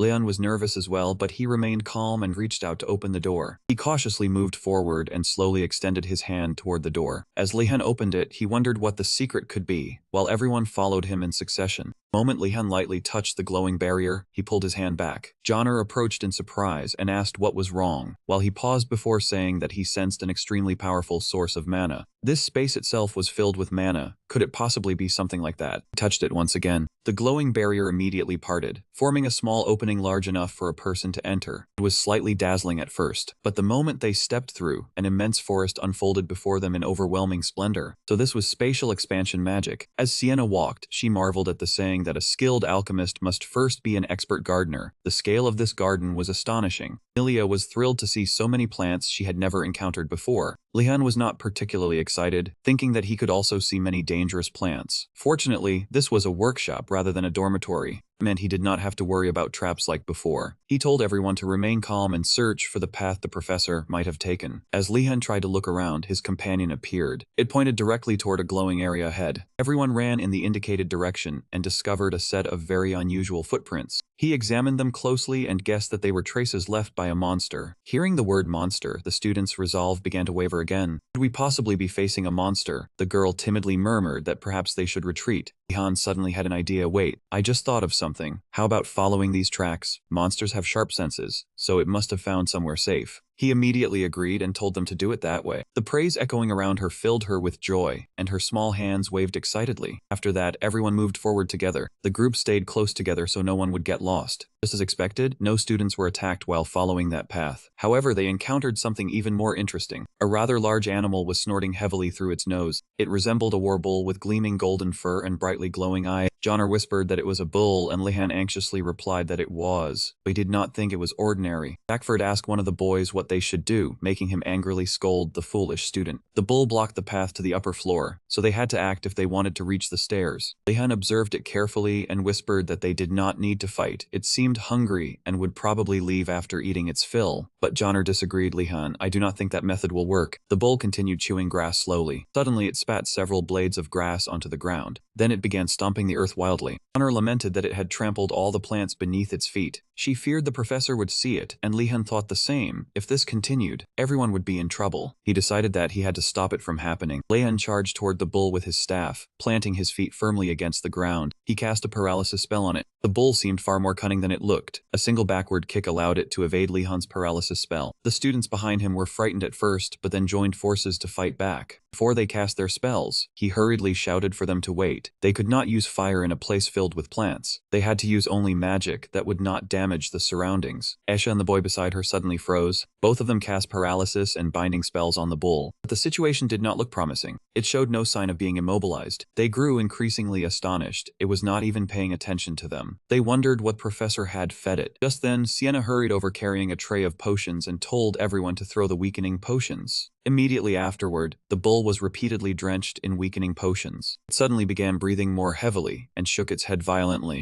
It appeared enraged and immediately changed direction, charging toward those who had thrown the potions. Joner tried to calm everyone, telling them to stay calm because its magic resistance had fallen and their spells would now work, then urged them to chant again. Everyone cast the paralysis spell together. Sure enough, it worked, and the bull truly stopped. Once the bull was caught by the spell, everyone finally dared to leave their hiding places. For now, the spell was still working perfectly, but only a few seconds later, began moving again and charged toward them. The bull ran wild once more, sending everyone scrambling to dodge. It leaped so high that it soared above their heads. One boy failed to escape in time and was about to be attacked. Lehan feared that everyone would be injured. At that moment, he needed a stronger spell, right then and there. The desperate situation drove him to grow stronger, and the magic activated before he even recited the incantation. Once again, Lehan cast the paralysis spell. This subtle yet mysterious change would become a miraculous moment that astonished everyone. Then the dreamy green forest, water from the sprinkler sang like the melody of a verdant fairy. However, a loud noise from the opposite direction brought the watering to a halt. Perhaps a nearby tree had gained sentience, and it was greatly surprised by the strange events occurring in its garden. Meanwhile, the crazed bull had been struck by Lehan's paralysis spell. It froze completely before crashing to the ground in front of him. Everything happened so quickly that Lehan had no time to process it. Time seemed to stand still for several seconds. Only then did everyone breathe a sigh of relief, grateful that they had been saved. Seeing everyone celebrate, he felt even more compelled to warn them that they could not rest yet. Lehan recalled what had happened, still confused inside. Something had felt extremely strange, as though some kind of magic had manifested. In any case, the bull would eventually awaken. It had only been knocked unconscious. I wonder whether there is anything else around here. The moment he finished speaking, a noise came from behind, shaking the surrounding branches and leaves. Everyone panicked at the sight before them. Something seemed to be approaching. Its footsteps came from countless enormous roots moving across the ground. The willow tree shouted loudly, "Who are you to dare trespass upon this place?" The students immediately screamed in terror. The willow tree can speak. Everyone feared it was another monster, but Lehan quickly signaled for them to remain calm. He seemed to be the only one who realized that this willow tree was no ordinary being and was at least one of the guardians of this place. With that thought, Lehan signaled Joner to take a gamble. He spoke clearly, "We are protecting the plants for Professor Uragum." Joner understood his intention and quickly nodded in agreement. Hearing this, the willow tree immediately softened. "Oh, that is wonderful. You are protecting the plants while he is away. I am a professor of botany. You may call me Professor Willow." Looking at the unconscious bull nearby, he praised him. "Did you do this? Impressive work." Willow lifted the bull while complaining, "This is Professor Uragum's bull. It is far too clumsy." Lehan approached and asked whether he always cared for the plants here. He replied that he had been assigned to guard them today. "It is unbearably dull, but he had to meet with the king's representatives, so there was nothing to be done." He was astonished. Professor Uragum said he was going to assist Professor Thunderstep. Professor Willow seemed unconvinced after hearing this, so Lehan added that he could ask Professor Thunderstep himself. Hearing that, he looked slightly displeased. "I understand, thank you for telling me." Willow then changed the subject. "Right, I should reward you for defeating the bull and protecting the plants. What would you like?" Seizing the opportunity, he asked whether the professor knew where to find alchemical ingredients and reagents. Willow hesitated. "There are too many things here that are dangerous for you." Realizing the professor did not want to tell him, Lehan had no choice but to rack his brain for another approach. He scratched his head sincerely. "I apologize for asking too much. I suppose I became greedy after entering such an incredible place. I am also curious to see Professor Uragum's laboratory." Professor Willow immediately agreed. He slowly climbed the stairs and said as he walked, "Follow me to the 3rd floor. I will give you whatever you can use. Just tell Professor Uragum that the bull ate everything." Having achieved his goal, Lehan rejoiced inwardly.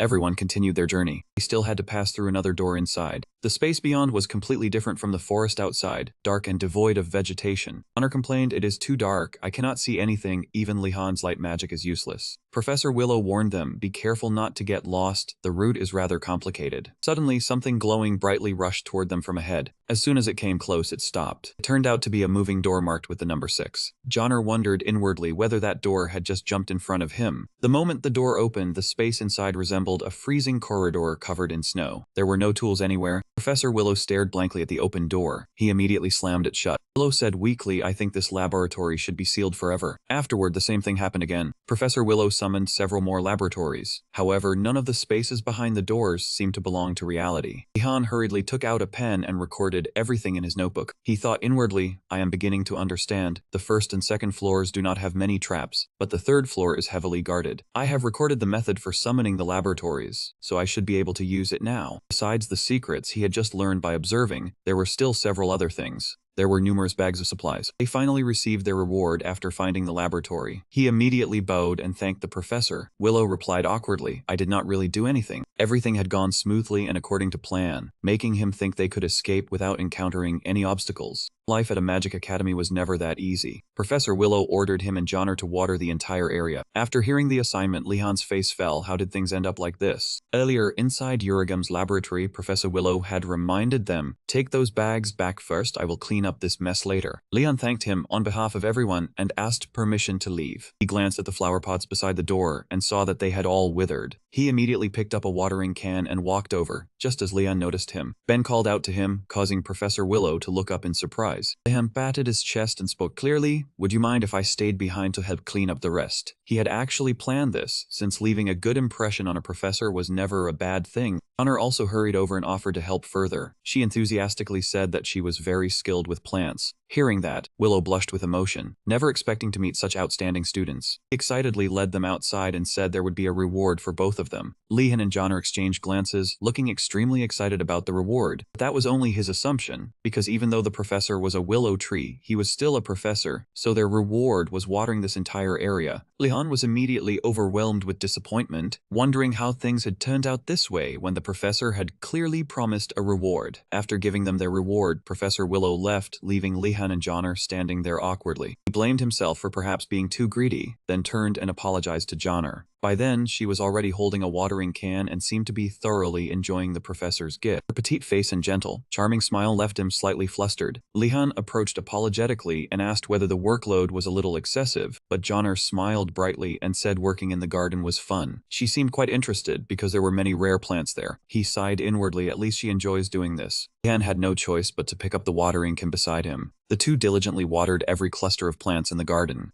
Perhaps neither of them noticed that there was also a pond in the garden. Something seemed to be moving within the refreshing blue water. It took them several exhausting hours to finish watering the plants. Joner stretched and said they seemed to be done, while Lehan worried about his aching body after so much exertion. He still felt guilty and said the work had been harder than expected, then apologized to her. When Lehan turned toward her, he saw an adorably smiling face. She said that although it was tiring, it had also been fun, so he reconsidered and decided there was no need to feel guilty. After finishing their work, the two happily headed back together. At the same time, the surface of the pond behind them began rippling more intensely. The image of the two walking and talking was clearly reflected on the water. Lehan suddenly heard a faint voice saying that it had been watching him all along, young man. Joner, standing beside him, was equally surprised. The two hurriedly assumed defensive stances. Then Lehan saw something strange. It was a spirit shaped like a drop of water, floating in midair. Introduced itself as Parasit, the spirit of this pond. The moment they heard it was a spirit, both of them were stunned speechless. It continued, young man, you must be that tree's disciple. Seeing that the situation did not appear dangerous, he turned and signaled to Joner that it was probably harmless. Lehan curiously asked whether Parasit knew their professor. It calmly replied that it was more than that. It had formed a contract with him, and its duty was to watch over this garden. It praised them, saying it was rare to see youths their age willing to care for plants, and that it was truly admirable. Lehan now understood Willow's intention. The professor had sent them to work here, so they could make a good impression on this spirit. Lehan felt slightly guilty for being angry with the tree professor. Parasit cheerfully offered to help, and asked what it could do for him. It could also offer advice about whatever troubled him. This was the perfect opportunity for Lehan to ask about something that had long bothered him. Spirits often feared him and fled, so he wondered whether there was any way to befriend them. Parasit enthusiastically explained that it might know the reason, saying it was fascinating that he carried a wood spirit with him. He knew it was referring to the staff in his hand and explained that an oak tree had given it to him. Parasit gently advised him not to worry. Although the spirit within the staff also feared him, it said his true nature was very good. Only then did he learn that the staff he always carried was so afraid of him. Joner anxiously asked whether Lord Parasit knew any way for Lehan to form a contract with a spirit. Parasit immediately replied that low-ranking spirits would flee the moment they saw him. Therefore, he should seek more powerful spirits, and a violent, ferocious spirit would suit him quite well. He nodded slightly in thanks, but it did not stop there and continued explaining that even high-ranking spirits might still run away. It said that was his only possible option. Hearing this, he became slightly doubtful and felt that its tone was not particularly trustworthy. Joner seemed unable to remain patient any longer and hurried closer, asking whether Lord Parasit could form a contract with Lehan now that it had finished speaking. He stared at his friend in disbelief. Parasit also suddenly fell silent and looked away. Lehan hesitantly told Joner that she did not need to do that, but she still believed this was a rare opportunity for him. Lehan started to say something, then faltered and stopped. He was inwardly flustered and did not know how to explain, wondering whether Joner could not see how embarrassed he was. He even imagined it felt like a teacher helping a child find a partner. Only then did Parasit regretfully refuse, saying it was afraid that would not be possible. After all, it had already formed a contract with the short tree. Lehan had expected this and hoped Joner would understand. However, Parasit was rather kind-hearted, so it offered him guidance, saying that if he did not want to leave empty-handed, it could introduce him to a spirit it knew. Parasit then recreated an image of that spirit's residence, a vast castle. It also warned him that the spirit had an extremely peculiar personality, but if he said that he knew Parasit, the spirit would at least be willing to listen. Parasit smiled sweetly, hoping that this encounter would prove helpful to him. As soon as Parasit finished speaking, the lake immediately turned blue again. Under the spirit's control, the water began flowing upward in reverse. Before long, it gathered into a gigantic drop of water, revealing the dried lake of it. It continued guiding them, saying that if they entered here, they would meet that spirit. Parasit pointed out a passage beneath the lake to the two of them. Lehan and Joner quickly jumped down, not forgetting to thank the spirit Parasit. Before they left, it hurriedly called them back and told them to hold out their hands. Both of them extended their hands, and Parasit immediately infused them with a stream of magical water. Lehan stared at his newly empowered hand, which shimmered brilliantly, in astonishment. Before he could ask anything, it explained that it had transferred its power into the charm, and that it would help them someday. The two of them happily thanked it once again. Parasit was also delighted to have helped them. Even after Lehan and Joner reached the gate, it still called after them, reminding them not to forget their love for plants. He secretly felt fortunate that even as a spirit, Parasit was kinder than most professors, then cast a light spell and stepped inside. Lehan stared thoughtfully for a moment. He wondered whether it would be too pathetic to admit that the spirit down here frightened him a little. Joner ran after him and excitedly asked what the spirit they were seeking might look like, since the other spirit lived beneath a pond. Lehan guessed guessed it was probably a water spirit that lived beneath a lake or river. She hoped it was a river spirit because she had heard they were all very wise. After walking for a while, he discovered a square opening in the ceiling of the tunnel that resembled a shortcut. Lehan hoped that escaping this prison meant he would gain wisdom while studying at the academy. He successfully opened the iron door and pushed it aside. But the moment he poked his head through, he slipped back down. Standing below, Joner grew even more anxious and alarmed when she heard him cry out. She hurriedly climbed up after him. Joner's reaction was much the same as his, perhaps even more panicked. This shortcut had led them into the disciplinary room. Lehan felt somewhat disappointed, as this was certainly not a river spirit. Joner asked in surprise whether this was the place where he had been imprisoned before, and whether the same thing was happening again. He remained silent and gently opened the room's door to look outside.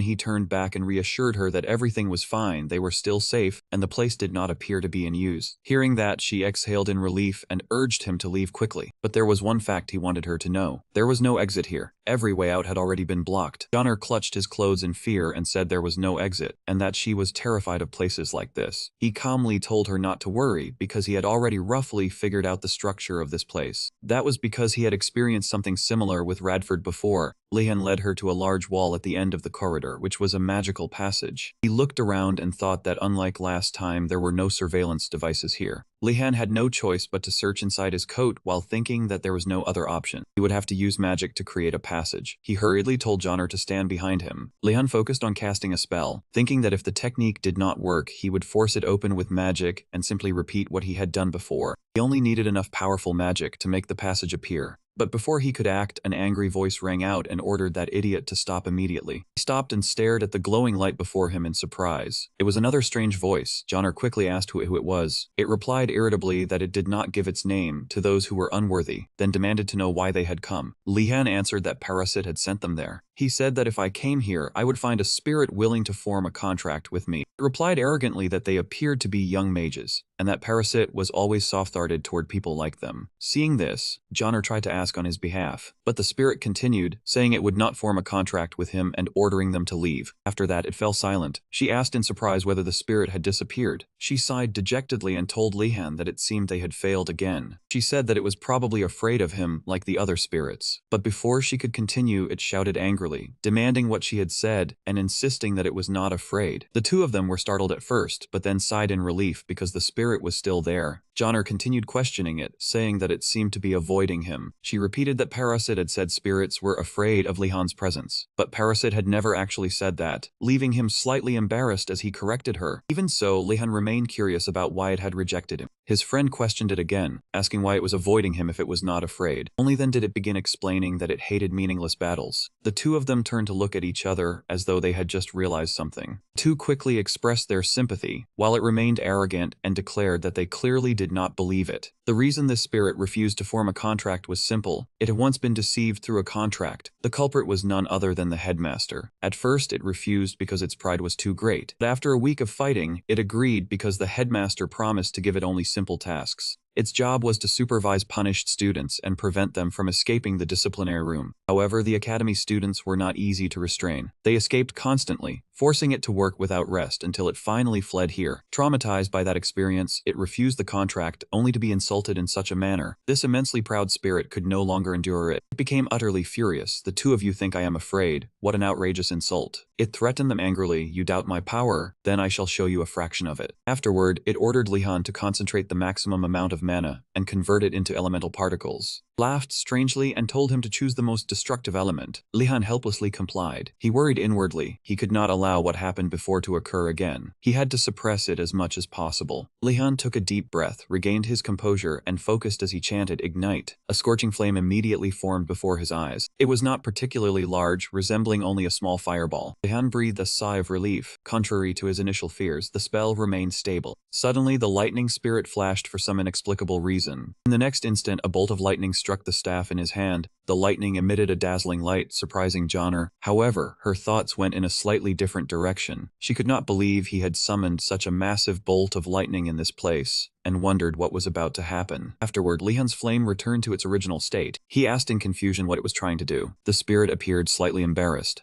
Was both anxious and confused. Impossible had it actually failed to transform the element. Elemental transformation was an ability spirits used to display their talent. Interfering with spells or elements was how they demonstrated their power. Yet even now it still could not understand what had just happened. It thought inwardly that it could easily manipulate the elements of veteran mages. So why could it not transform the fire magic of a young mage? Could there be something special about that spell? After observing closely, the lightning spirit suddenly discovered the key. The flame looked ordinary on the outside, but it contained an astonishing amount of mana within. It was as though the flame before it belonged to a dragon. Could not believe this young mage had created such a flame. Meanwhile, Lehan remained unsure whether the spirit had just fired that bolt of lightning. It grew fearful. This was extremely dangerous. The more anxious it became, the denser the lightning crackling from its body grew. It calculated silently that young mages usually possessed very poor magical control, making him no different from a child holding a time bomb. How could he possess so much mana? If that thing exploded here, not only this room but everyone inside it would also be in danger. Both of them would undoubtedly face a mortal threat. It suddenly became far more responsible, since this was no longer a matter of pride. Its most urgent thought was to dispel the magic before he panicked. Lehan spoke in confusion. The lightning you showed us was incredible. He then raised the flaming staff in his hand and asked whether it could open a path for them now. The lightning spirit suddenly roared in fury, "Do not move your staff." He confusedly waved the object the spirit called a staff from side to side, driving it mad with rage. "I just told you not to." Lehan looked at it in genuine confusion. The lightning spirit worried that if it explained the danger, he might become startled and cause the flame to explode. It had no choice but to invent an excuse. "I dislike people waving staffs in front of me." He turned toward Joner in confusion, but she merely shrugged, indicating that the spirit was rather strange. It still had a headache over how to dispel the spell. With his poor control, he would have great difficulty canceling such a powerful incantation. It suddenly imagined him panicking before the spell could be dispelled, causing a massive explosion. It now seemed helpless. There was no other choice, so it would have to try. It raised its voice and declared that it had changed its mind. The lightning spirit decided to form a contract with Lehan. He wondered in surprise why its attitude had suddenly changed. Lehan asked why it had abruptly changed its mind. It answered honestly, "Because I have witnessed your limitless potential. Your mana is so immense that few other mages could compare, and surely you are aware of that." He confusedly brought up what it had said earlier. Lightning spirit snapped irritably. "That was because I did not know before. Now I believe I understand. Hurry, let us form the contract." Seeing Lehan's flame blazing only frightened it more, and it worried inwardly that it had no idea when the flame might erupt. Joner was curious about what he would do. Lehan remained deep in thought. He reasoned inwardly that this must be a special spirit, since Parasit had suggested it. But now he found its judgment somewhat questionable because it kept urging him to form a contract. Lehan sighed wearily. He decided that he was in no position to be overly selective. "All right, let us form the contract." The thunder spirit reached out toward him, praising him and saying that his decision was absolutely correct. It began guiding him, telling him to open his heart and accept its existence. "I acknowledge you as my partner, and remember this well, you will have the right to summon me at any time." The thunder spirit emphasized that it was not his servant, nor was he its master. As the contract was formed, Lehan began to vaguely realize the spirit's true identity. A dazzling bolt of lightning struck him directly, then condensed into twin lightning marks at the center of Lehan's forehead. He slowly began to sense it. A new source of energy had just entered his body, the power of the lightning spirit.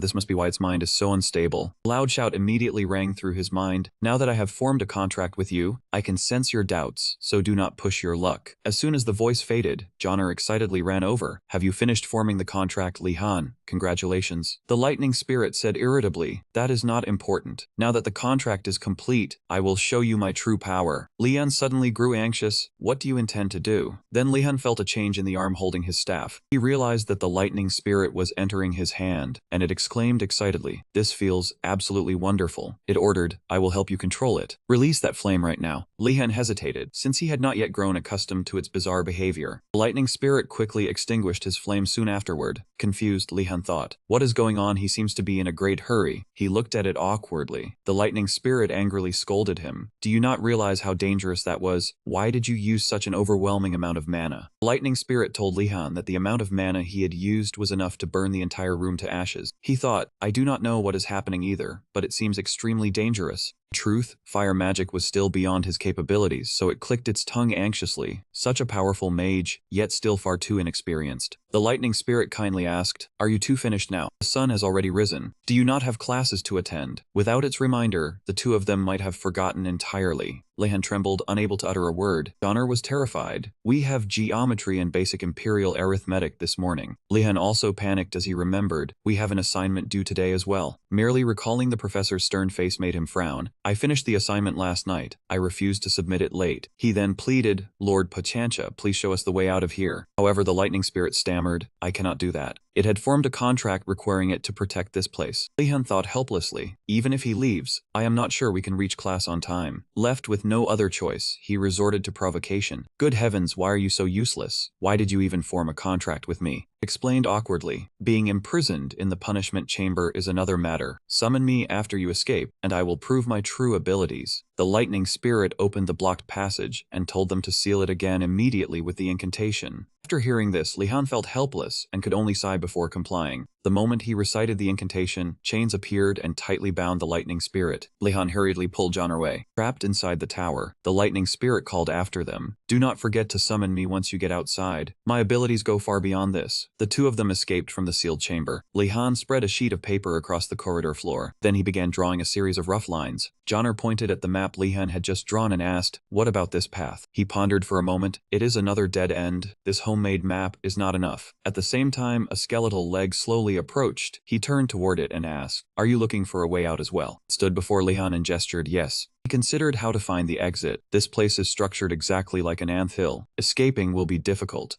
Lehan was about to inspect this corridor again when a woman's voice sounded behind him. You two are only wasting your time. Both of them looked toward the source of the voice in surprise. It spoke again. Are you searching for a way out of here? Realizing that someone was inside the cell, he approached the door and asked who she was. The girl seemed to recognize his voice. She asked suspiciously, are you the new student who was arrested after escaping from the tunnel? He suddenly remembered. Are you the senior who was arrested for stealing from the headmaster's storeroom? What did you do wrong this time? Joner approached and asked who she was. Lehan explained, when I was imprisoned here, this senior was held in the cell next to mine. Meanwhile, the skeletal limb from earlier seemed to be searching for its remaining fragments. The senior said coldly, the way out is not easy to find. The skeleton tried to call him over, but Lehan was speaking with her and dismissed it. Therefore, it went off on its own. It turned out that it had found the place where the rest of its bones were scattered. The loose bone fragments began joining together one after another. Before their eyes, they formed the body of an animal. The senior's voice remained indifferent. Why should I tell you? This made him think. I have nothing to persuade her with this time. And the skeleton began pestering him again. However, the moment Lehan bent down, he was startled. The skeletal limb from earlier had now become a complete bony foot. There was even a skeletal tail wagging behind it. It had reconstructed itself into a four-legged beast, with only its head still missing. Even though he could not see its face clearly, it seemed extremely excited to show this to Lehan. Joner screamed in fear the moment he saw it, thinking it was a monster. He quickly reassured him, stay calm, I think I understand now. Perhaps the reason lay in the golden cord tied around one of its legs. Lehan crouched down and asked, the skeleton is yours, isn't it? Did you put it back together yourself? It gently shook its skull, signaling that it had. He felt a little worried, unsure whether this was a good thing or a bad one. Lehan looked at it in confusion. So we need to find the bone fragment hidden in the punishment chamber. After hearing the story, the senior hurriedly asked, wait, you said you managed to summon a skeleton. Could it be that you accidentally learned inscription magic from Professor Mo Xiang? He did not hide it, yes, but so what? She fell silent in thought, then slipped a letter through the gap beneath the door. Take this. The senior suddenly changed to a kind tone. You were asking for the way out, weren't you? Good luck. Lehan obtained the map, but he did not feel happy. He said softly, thank you. After that, the three of them hurried off once more. Behind the prison door, the imprisoned senior seemed full of mystery. She smiled to herself, a first-year student who studied dark magic. Must meet him again someday.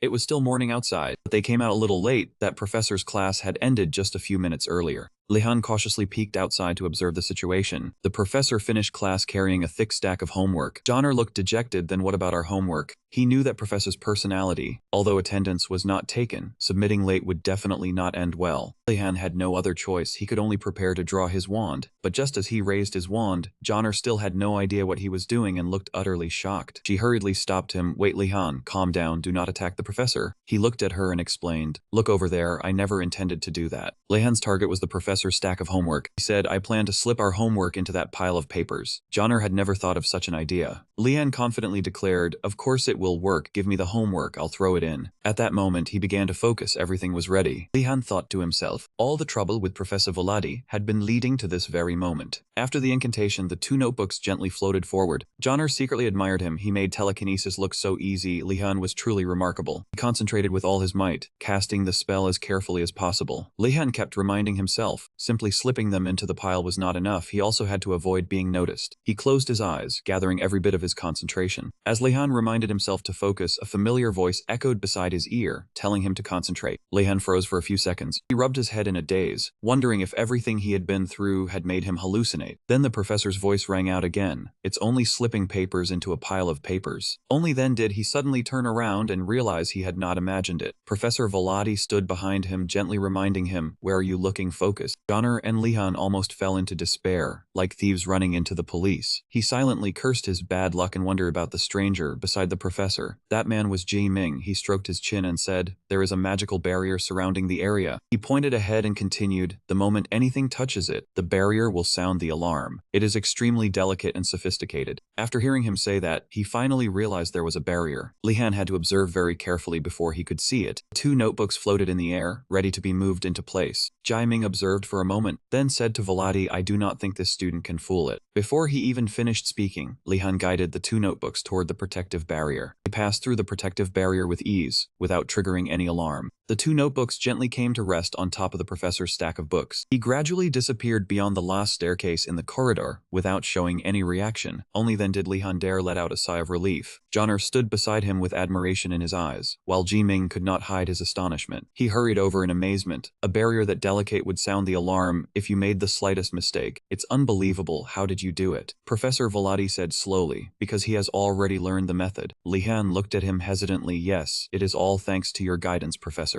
Ji Ming took the opportunity to smile warmly and introduce himself. Honestly, this student is incredibly talented. You are Godana, aren't you? He cheerfully introduced himself. I am Professor Ji Ming. I teach illusion magic. Magical barriers are my specialty. Ji Ming reached out his hand toward him. I suppose we should shake hands, but I would advise against it because of our races. Lehan understood and politely agreed. He thought to himself, illusion magic. I should leave a good impression on this professor. He seemed very interested in Lehan. You will meet me soon during Garcia's lecture. I will teach you the fascinating world of illusions. Professor Volati beside them looked rather displeased. Hen Nanlung believed illusion magic was useless because high-ranking mages were not easily deceived. He worried that the new professor had criticized someone to their face. The situation would surely become tense. Ji Ming calmly asked why you had tried to push the paper through the barrier, leaving him slightly surprised. Lai Hang scratched his head and awkwardly replied, because we submitted our assignment late. He looked surprised after hearing that. You did all that just for a small assignment. Ji Ming smiled wryly. You really are a hard-working mage. If it were me, I would not even bother doing Professor and Fen Nathan's assignment. He asked him in surprise for the reason. At the same time, Professor Volati's voice drew his attention. As a senior administrator of the Empire, he was better at abusing authority than practicing magic. Ji Ming sighed. Did you know he cut half of my research funding? Lehan silently pondered. So the professor had once been a senior administrator. Then I have even more reason to maintain a good image in front of this man. He looked at him with a half-joking, half-serious reminder. I advise you to be careful or you might end up becoming an imperial official. Professor Volati quickly cut him off. That's enough joking. Do not choose a lowly path unrelated to magic. Ji Ming smiled brightly. That's right. He is from the Kadanajora family. Leon suddenly felt speechless. He secretly thought he should run away. My dream is to become an administrator for the Empire. The 2 of them had returned to the dormitory. Joner sighed wearily. We are finally back. Leanne was about to call everyone down to divide the finished products when he saw them already chatting at the gate. He had just praised everyone for doing well yesterday, when Asha spun around in surprise. You are back. He hurried over and anxiously said, there is a huge problem and we need your help. Deju and Gernando have been captured. Everyone immediately rushed off to rescue them. As Asha ran, he explained, after class we were attacked by summoned monsters. Most of us escaped, but Ganando was knocked down by a monster and carried away. He added that Deju had also been captured while trying to save Ganando. Asha said they could ask a professor for help near the administration building, but their friends seemed to be waiting for someone. Teacher Andrago had just stepped outside. Everyone hurriedly asked whether he would rescue Deju. He said with a trembling voice, the teacher told us to handle it ourselves. Silence filled the air for a moment. Everyone was worried, while Lehan had expected this and was not surprised. Suddenly he noticed something.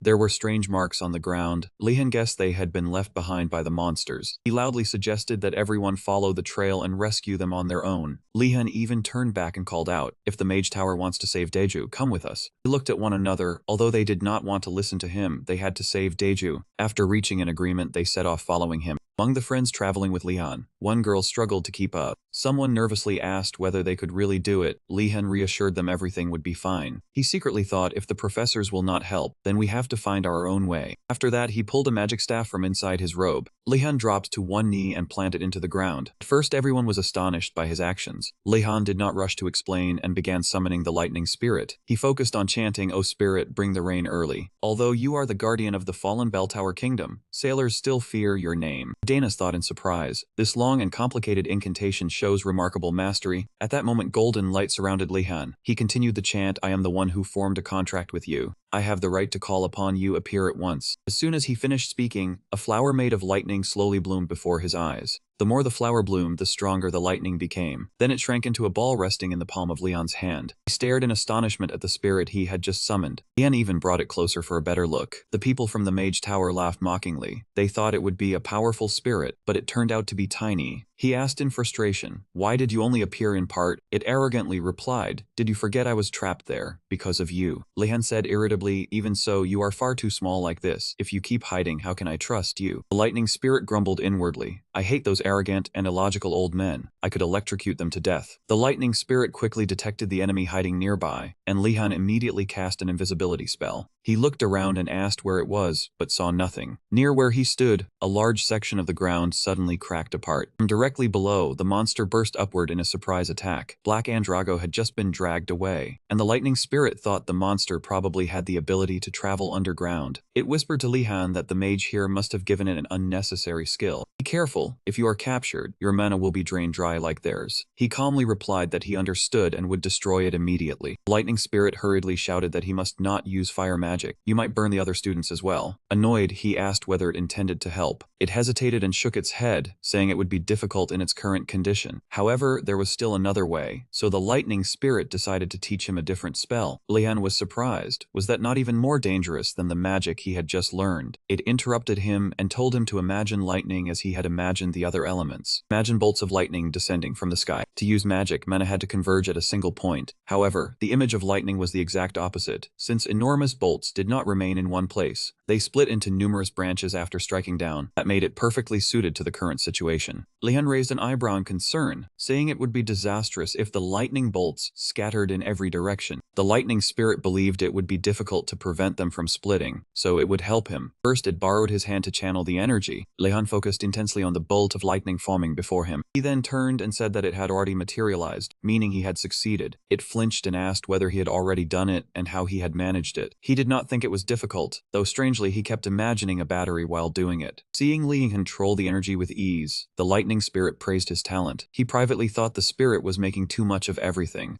Continued instructing him to focus on the incantation it was about to recite. Unlike the brutal magic of other spirits, even a novice mage could use this spell with the lightning spirit's assistance. It was low-level lightning magic, yet it was teaching Lehan a second circle spell. The lightning spirit explained that the monster was unstable because of the experiments and conducted electricity extremely well, so the spell would be effective. Lehan understood immediately and said he would cast it at once. It continued guiding him, telling him to turn what he imagined into reality. He focused and began chanting the spell. Suddenly, the lightning spirit realized that something was wrong. It noticed that far too much mana was gathering in one place. The lightning spirit stared at Lehan in confusion, wondering what the young man was doing. Immediately afterward, he aimed his staff directly at the monster and fired a bolt of lightning before it could defend itself. At the same time, one student had summoned Professor Garcia, and she rushed over at full speed. They hurried toward the rampaging monster. The moment they arrived, Deju and the professor were stunned by the sight before them. Garcia grew worried, realizing it had already captured so many students, and declared that she would save them immediately. She carefully raised her staff, preparing to use just enough mana to defeat it. Suddenly, Garcia noticed something unusual. A colossal bolt of lightning tore through the sky and struck directly at the monster, unleashing a horrifying electrical shock. The resulting shockwave forced everyone to brace themselves to avoid being blown away. She wondered in astonishment where such an enormous amount of mana had come from. The monster was quickly subdued by the electrical shock. It writhed in agony. Garcia had not yet figured out who could have done it. Diggy hurriedly shouted that the students were falling and urged the professor catch them. Garcia swiftly used a spell to lower them gently to the ground. She ran over anxiously and asked whether everyone was all right and whether anyone was injured. Professor Garcia looked at her students with deep concern. Andrago had also been struck by the lightning and lay dazed on the ground, his face completely blackened. Lehan looked at the monster in satisfaction. Noting that it had been burned to a crisp, he turned to the lightning spirit and asked whether he had done it correctly, adding that it did not seem very focused. It angrily blamed him, saying that this was his fault. Just then he heard Professor Garcia say that she had been wondering whose mana it was, and as expected, it belonged to Lehan. He looked over and saw the professor approaching with Diggy. Lehan worriedly asked about the students who had been captured. She smiled brightly and told him not to worry too much. They were only slightly numb from the electrical shock. Hearing that they had been shocked, he was startled. Garcia approached with her staff and said she would heal them. She then waved her staff lightly, and a stream of blue light appeared. Seeing this, Lehan thought that judging by the professor's reaction, the situation did not seem serious. Moreover, he had not known Professor Garcia could use healing magic, since professors usually specialized in only their fields. Fortunately, after she healed them, the students attacked by the monster were able to move again. Andrago managed to stand and said, "We survived. Thank you, Professor Garcia." She gently told them not to thank her but to thank Lehan, since he had defeated the monster and saved them. After hearing the professor's words, they were quite surprised at first. Then their gazes shifted toward him, filled with anger. Lehan felt guilty. Being electrocuted was worse than having one's mana drained, so he understood why they were angry. He was about to ask Hen a few questions when Andrago politely approached and bowed in gratitude. He awkwardly said, "This is uncomfortable, but it would be improper for a knight to receive help without giving thanks. Thank you for that. Now I understand why Deju trusts you so much." Receiving such unexpected gratitude lifted Lehan's spirits, but Andrago immediately poured cold water on him, saying he did not consider him a friend and would not forget this. They would only cooperate during the lake mission. After saying that, they left together, leaving Lehan dejected. These people truly knew how to draw a clear line. Professor Garcia shook her head in exasperation. He asked Lehan whether he could explain the corrosive magic from earlier. He looked toward the lightning spirit. It was time for it to explain. It hesitantly apologized, saying its summoning time was almost over. Lightning spirit passed the responsibility to him. Apparently he would have to manage on his own, while Garcia waited for an explanation without understanding anything.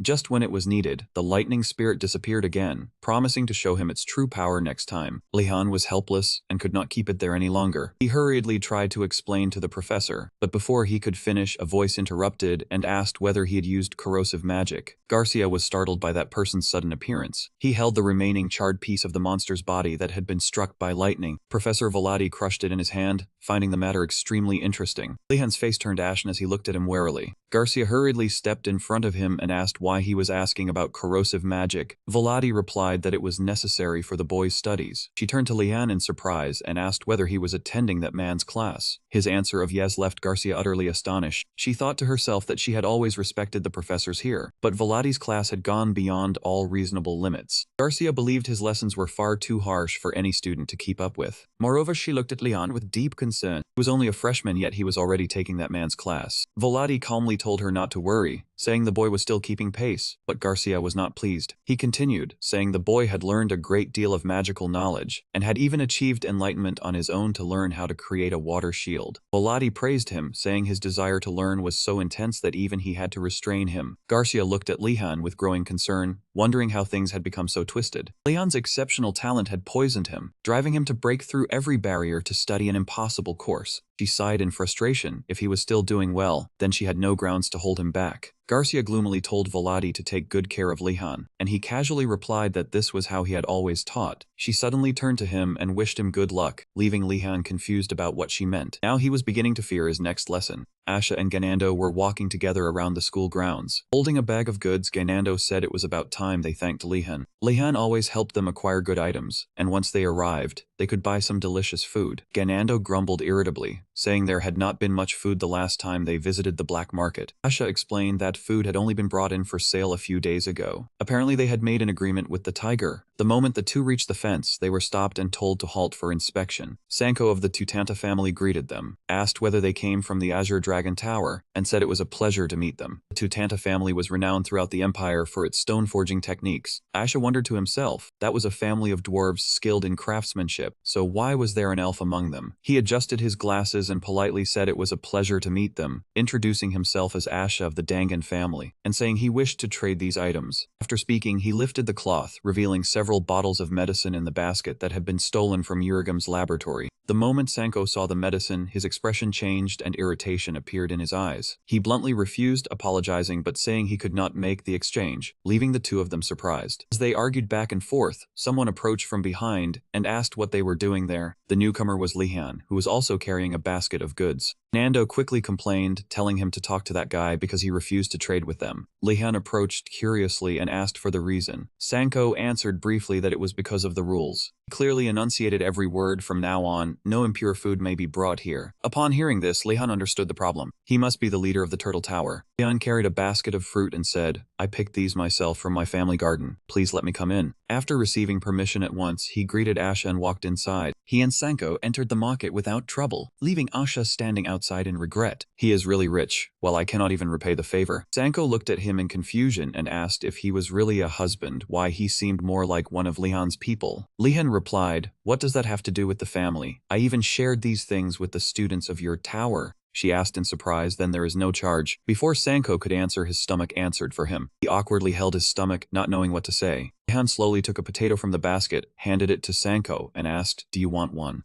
Even the picky princess could not stop praising this potato. In truth, only her fan said that, because he thought she was actually not picky about food at all. Sanko shook his head and refused, saying he had nothing to pay with right now. Lehan kindly told him to take it anyway. There was no need to pay. Unexpectedly, those words struck his pride. Sanko snapped, do not insult me. I will not accept something for free. After saying that, he quickly turned around and left. Lehan watched Sanko leave in confusion. He thought that guy was an elf. At one of the stalls, an excited voice welcomed him back. Radford shook his head, saying he had probably already heard the news. Hard times had come for a thief like him. Lehan sat down across from him and asked if he could explain what had happened. Radford said the black market was expanding under Sanko's direction, but naturally problems began to appear. He explained that some students had been selling stolen goods in the market, or some students came only to cause trouble. As you know, the Turtle Tower often suffers whenever the other towers go to war. So Sanko introduced a new treasure to keep the Turtle Tower safe. It was a strict rule, no work, no food, and as compensation, stolen goods would be forbidden. Lehan slammed his fist onto the wooden crate in anger. He was annoyed. Everywhere he went there were people like them making the students suffer. Lehan thought with a heavy heart, the students would starve to death. Radford suddenly remembered something and proudly told him that something new had appeared while he was away. At the next table, 3 people were huddled together doing something. One of them pointed at the cards on the table and said, one of these 3 cards is a club. I will shuffle them. If you find it, your wager will be doubled. He asked in confusion, gambling is allowed. Radford explained that although he disliked it, it was still permitted. Groans of defeat came from the next table. My bread for 3 days. The other man stammered an apology, saying he had shuffled too slowly. In reality, that man had hidden the other card in the palm of his hand. Radford quietly warned him not to play with him. Lehan nodded. That technique was unusual. Did it come from the gambling guild? Suddenly someone called Lehan from behind. He turned around in surprise. Turned out Sanko had brought 2 students to question him. Apparently they had accepted his things without giving anything in return. He looked extremely angry and refused to accept such behavior.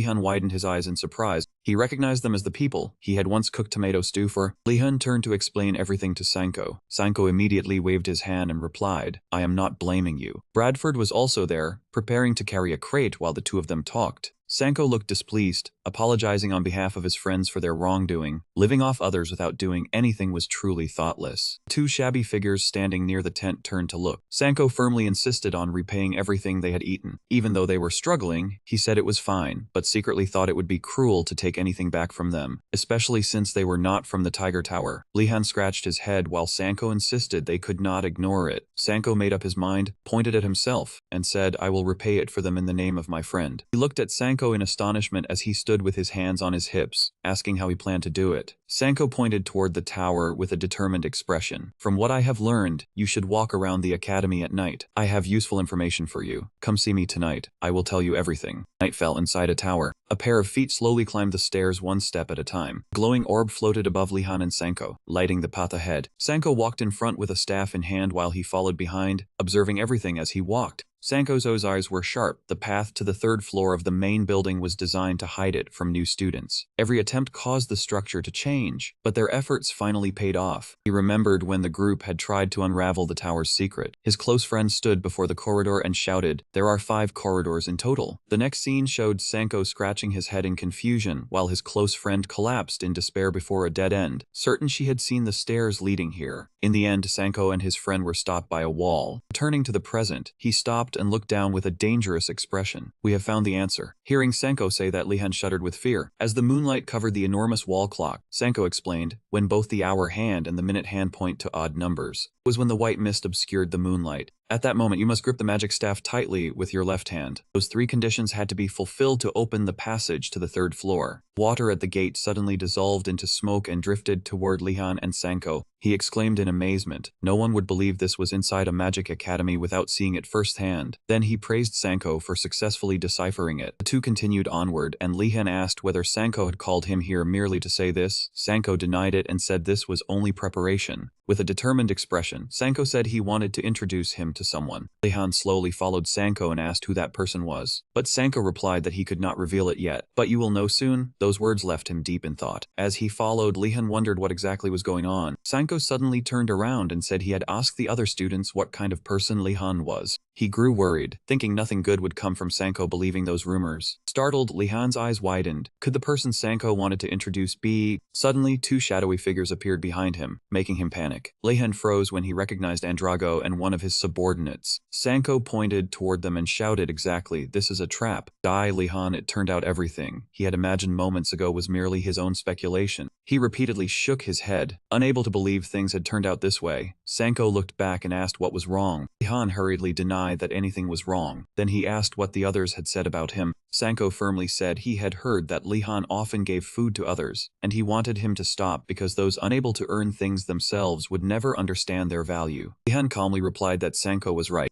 Sanko asked in surprise whether he truly agreed, and he replied that there was nothing wrong with those words. He declared that those who never worked could not understand the value of labor, while Lehan secretly thought this applied especially to the professors. Sanko's eyes widened in astonishment. Sanko clenched his fist, saying he might have misunderstood him and apologizing. Sanko excitedly rubbed his nose and said several people from the Tiger Tower had called him a heartless and cruel mage, but he believed those rumors were completely false. He continued walking behind Sanko and thanked him for believing the rumors were false. Lehan cheerfully thought that he did not quite understand what was happening, but he could fight to disprove the rumors, and outside the tower lay a star-filled night sky. Inside, the 2 stood before a statue of a woman seated on a chair, her delicately carved face cold and stern. He looked at the statue and thought that although it was slightly cracked, it was still beautiful. Lehan raised his chin in thought, finding the statue strangely familiar. Then Sanko called his name. Sanko pointed toward a damaged corner and asked whether he could see the crack there. Sanko seriously explained that after discovering the crack, he had restored it, since he could not allow it to remain broken forever. Standing beside him, he watched Sanko repair it with a small hammer, and Lehan thought he was truly diligent. Then he asked why the statue kept cracking. Sanko tapped the damaged spot and said it continued to crack no matter how often he repaired it. The moment he finished speaking, Sanko stopped moving. Lehan was astonished when the ground began to shake. A door gradually appeared, and Sanko solemnly explained that this was how the secret entrance opened. Lehan turned around in surprise, but Sanko pushed him inside and said he had to continue alone from this point onward. Lehan hesitantly raised his head. He stood before the cave entrance, sweating as he stared into the pitch-black passage, while Sanko said he believed in him. Sanko placed his hands on his hips with a satisfied expression and told him to trust him. Lehan took a deep breath, then strode boldly inside. High on the wall, a glowing red eye slowly opened. It belonged to a mysterious lion with 2 horns, and it spoke, "Another new student has arrived." Lehan approached and carefully examined the monster statue,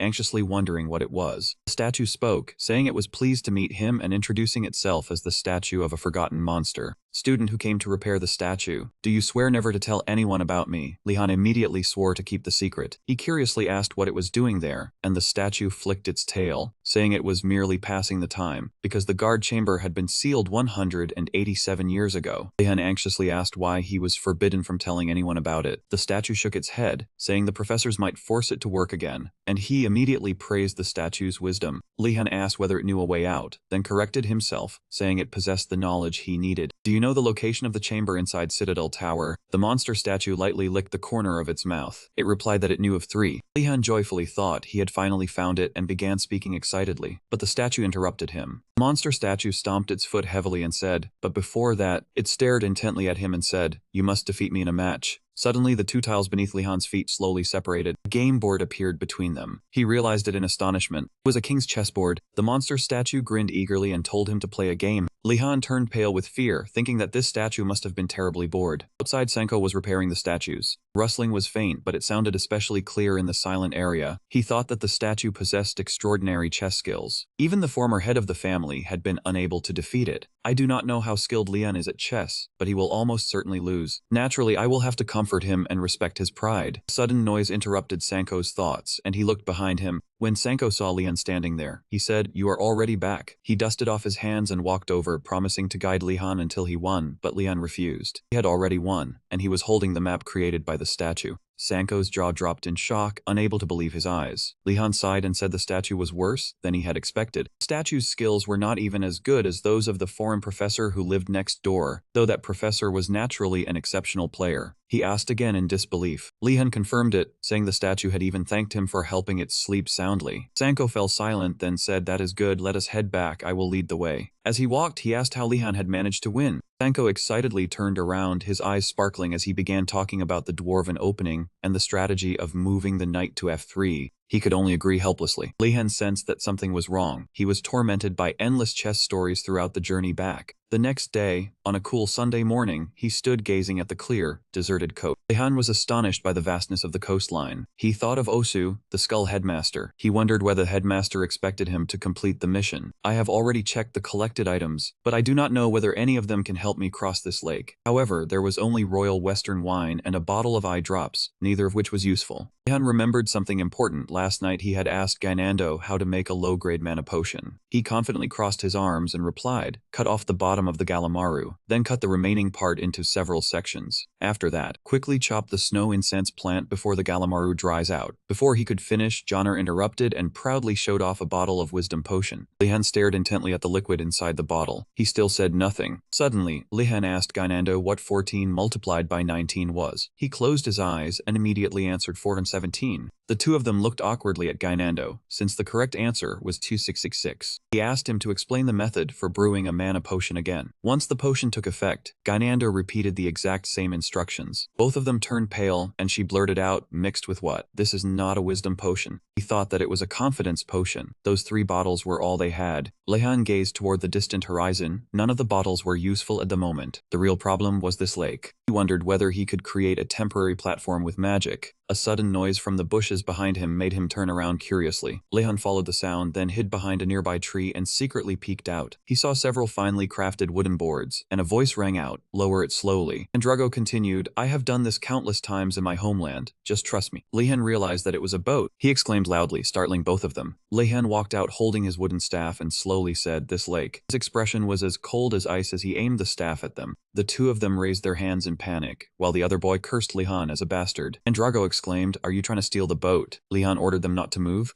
Lehan suddenly realized that he had no reason to threaten them. These habits were truly frightening at times. He lowered his staff and said there seemed to be a misunderstanding. "I only wanted to ask where the boat was going." The two of them froze. Andrago lowered his head and pondered. Then he looked proudly at Lehan and said, "You're interested in the boat I built." He laughed loudly. "If you are interested, then try it." He turned pale with fear. "So you built it yourself?" Lehan thought that he was not entirely convinced. A while later, Lehan sat aboard the boat built by Andrago and the other boy. He pondered silently. The boat remained perfectly fine even with several people aboard, but it was hard to believe they were so easy to deceive. Lehan recalled how he had tricked them. "I merely pretended to doubt their skills, and they offered to take me along. They even allowed a stranger onto the boat. Contrary to what I thought, we really might be able to become friends." His thoughts were interrupted as Lehan leaned against the side of the boat and said, "Now let us confirm the island's location." He nodded in agreement, and Lehan moved to the bow to observe the surroundings. He stood up and looked ahead, thinking that he needed a pair of binoculars. A thought suddenly flashed through Lehan's mind, and now that he thought about it, he remembered Alla teaching him as a child that a swordsman who reached a certain level could use mana to enhance his body. Although it was not as powerful as magic, it could strengthen the body in dangerous situations. Returning to reality, Lehan covered his face and closed his eyes. If what Allah said was true, then I can use mana to enhance my vision. Lehan cast a spell, causing blue light to radiate around him. The light surrounding him began to spread and grow brighter. 2 blue rings resembling lenses appeared over his eyes. Although he had not reached the level needed to enhance a single organ, his limitless mana allowed him to imitate the effect. Lehan began to see a small island in the distance, and it gradually became clearer. At last, he could clearly make out the island's shape and the trees growing on it. He looked surprised and said, I can see it. Lehan pointed ahead and said, I found it. There is an island over there. Andrago and his friend shouted in surprise, you found it. He stood up and said, it was just luck. Now that we know the direction, we can go there later. Lee Handel stood watching them with a hesitant expression. Why are you holding up your wooden swords? Andrago and his friend nervously replied that it was nothing, but in truth, they were frightened by the mana radiating from Lehan. He could only tell them to head back, and Andrago immediately obeyed. Meanwhile, large bubbles began rising from beneath the water. Holding the oar, he closed his eyes and rowed while thinking, I was worried at first, but everything turned out fine. Rowing is exhausting, we should return soon. Suddenly, Andrago's oar struck a large bubble, but it did not burst. He immediately looked surprised, while Lehan sat before him with his arms crossed and asked what was wrong. Andrago hesitantly replied, I think I just struck something. At that moment, a bubble rose from the water, reflecting the 3 people aboard the boat. Lehan's face filled with alarm, this aura. He stood at the bow holding his staff, when the bubble suddenly fired enormous jets of water. Lehan shouted that a water spirit had appeared, as droplets of water surged down to attack the 3 of them. The other friend clutched his head in terror and shouted at Andrago, what did you do? Andrago immediately apologized loudly. At that moment, the water spirit stopped attacking. Lehan studied it and guessed, it cannot speak, so it does not seem to be a high-level spirit, and the emotion coming from it is... Water spirit trembled, and he thought it was afraid. Lehan covered his mouth in astonishment. Had he realized something?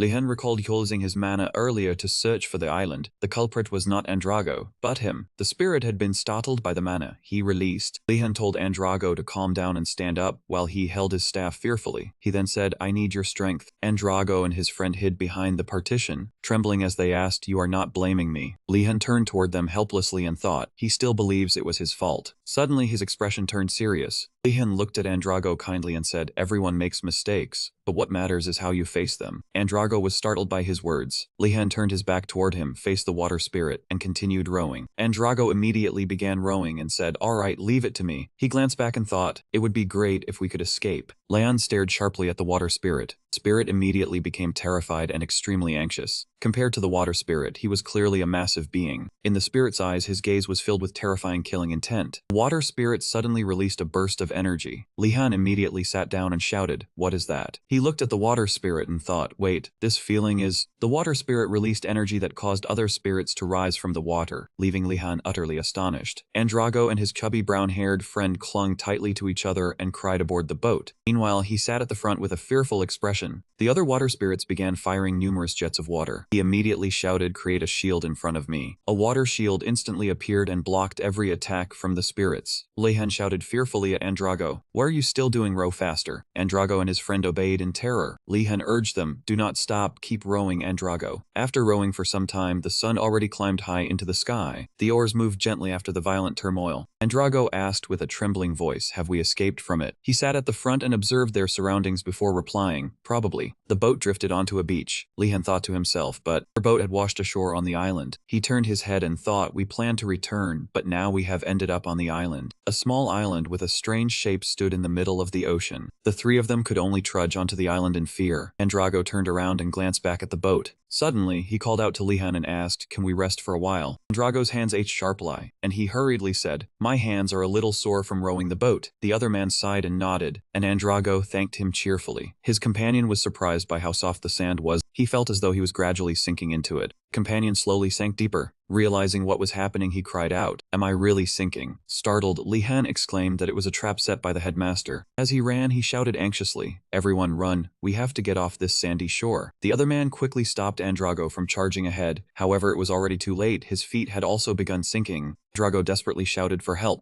Lehan calmly thought that the 2 of them had reacted too slowly, then took out the sphere. He threw it into the air, thinking that basic control could not lift another person. Lehan grabbed hold of the sphere, barely managing to cling to it with the help of his technique. He told himself, I will move the iron sphere, and... Lehan strained his arms with all his strength to hold tightly onto the sphere. Then his entire body slowly rose from the quicksand. Lehan hovered in midair, desperately trying to maintain his grip. Looking down, he thought he could escape simply by maneuvering the sphere. He slowly flew toward a nearby rock, and the other two could still do the same as Lehan. That was only possible as long as they had not sunk past their waists. His entire body slammed heavily onto the ground. Lehan sat up, startled and horrified. Before him, the boat was gradually being swallowed by the sand, while Andrago and his companion had disappeared. Lehan thought it would now be difficult to escape by boat. Suddenly, the surrounding sand shifted, startling him. A large gloved hand emerged from beneath the sand. Duvan slowly pulled his entire body out. Lehan stared tensely at him. That man towered before him. Joven looked at Lehan and remarked that compared to the other freshmen, he was quite skilled at running away. Lehan realized that the strange creature before him was an undead, and suspected this was Oshu's trap. Lehan immediately bowed to greet him. He wondered, "What are you doing here? Did you come to give me a mission?" Duvan was confused and could not understand what was happening. He wondered why Lehan was neither shocked nor surprised. He replied, "Of course I am surprised." Duvan privately felt that Lehan was a peculiar and unusual student. He said his plan was to sink him into the sand and put all three of them through a test. Duvan pointed toward the sand. "Get inside, the others are waiting for you." Lehan bowed in obedience. He quickly pulled out a wooden egg. Lehan shouted a command and the sphere shot forward. It swiftly struck Duvan squarely in the face. That man stared at the sphere. It fell at his feet. He growled, "Freshman." Joven angrily emitted a blue glow. "What the hell did you just do?" He bowed and apologized, claiming it had been an accident. Jovan was confused by his response, and Lehan seized the opening to control the sphere and make it rise. He shouted another command, and the sphere spun around in front of him. Sand began rising from beneath his feet. When Lehan attacked, Joven immediately used the sand to defend himself. The sphere instantly flew back toward him. That man shouted angrily, "You dare toy with me." Lehan sighed and thought with determination, "Rather than trust my teammates, I would prefer to defeat this undead myself." He shouted, "Hide within the night, feet upon the earth." Joven roared angrily, "How do you know my master's magic? Did you steal that spell?" Deep down, Lehan had never wanted to learn that kind of magic, but circumstances had forced him to. Lehan summoned the skeleton and commanded it to rise. That man hurled his summoned creature away and cursed, "You truly are troublesome." Van breathed heavily. "You used your summon to buy time, then concealed yourself with invisibility magic." "Correct." His entire body radiated killing intent. "I admit that for a freshman, your idea was rather bold." Duvan's eyes blazed brightly, but that was as far as it went. Amid the wind swirling around him, he declared, "You fled to this island, and now you are like a rat trapped in a corner." Suddenly, a sword shot toward them from afar. A streak of light flashed past and slashed straight into Joven's leg. He never expected Lehan to stay instead of fleeing and even drain his mana, leaving Joven bewildered by what was happening. He collapsed after the attack, and the reason was the sword in Lehan's hand, an anti-magic weapon called Morning Star. The sword was forged from obsidian. It possessed the ability to absorb mana.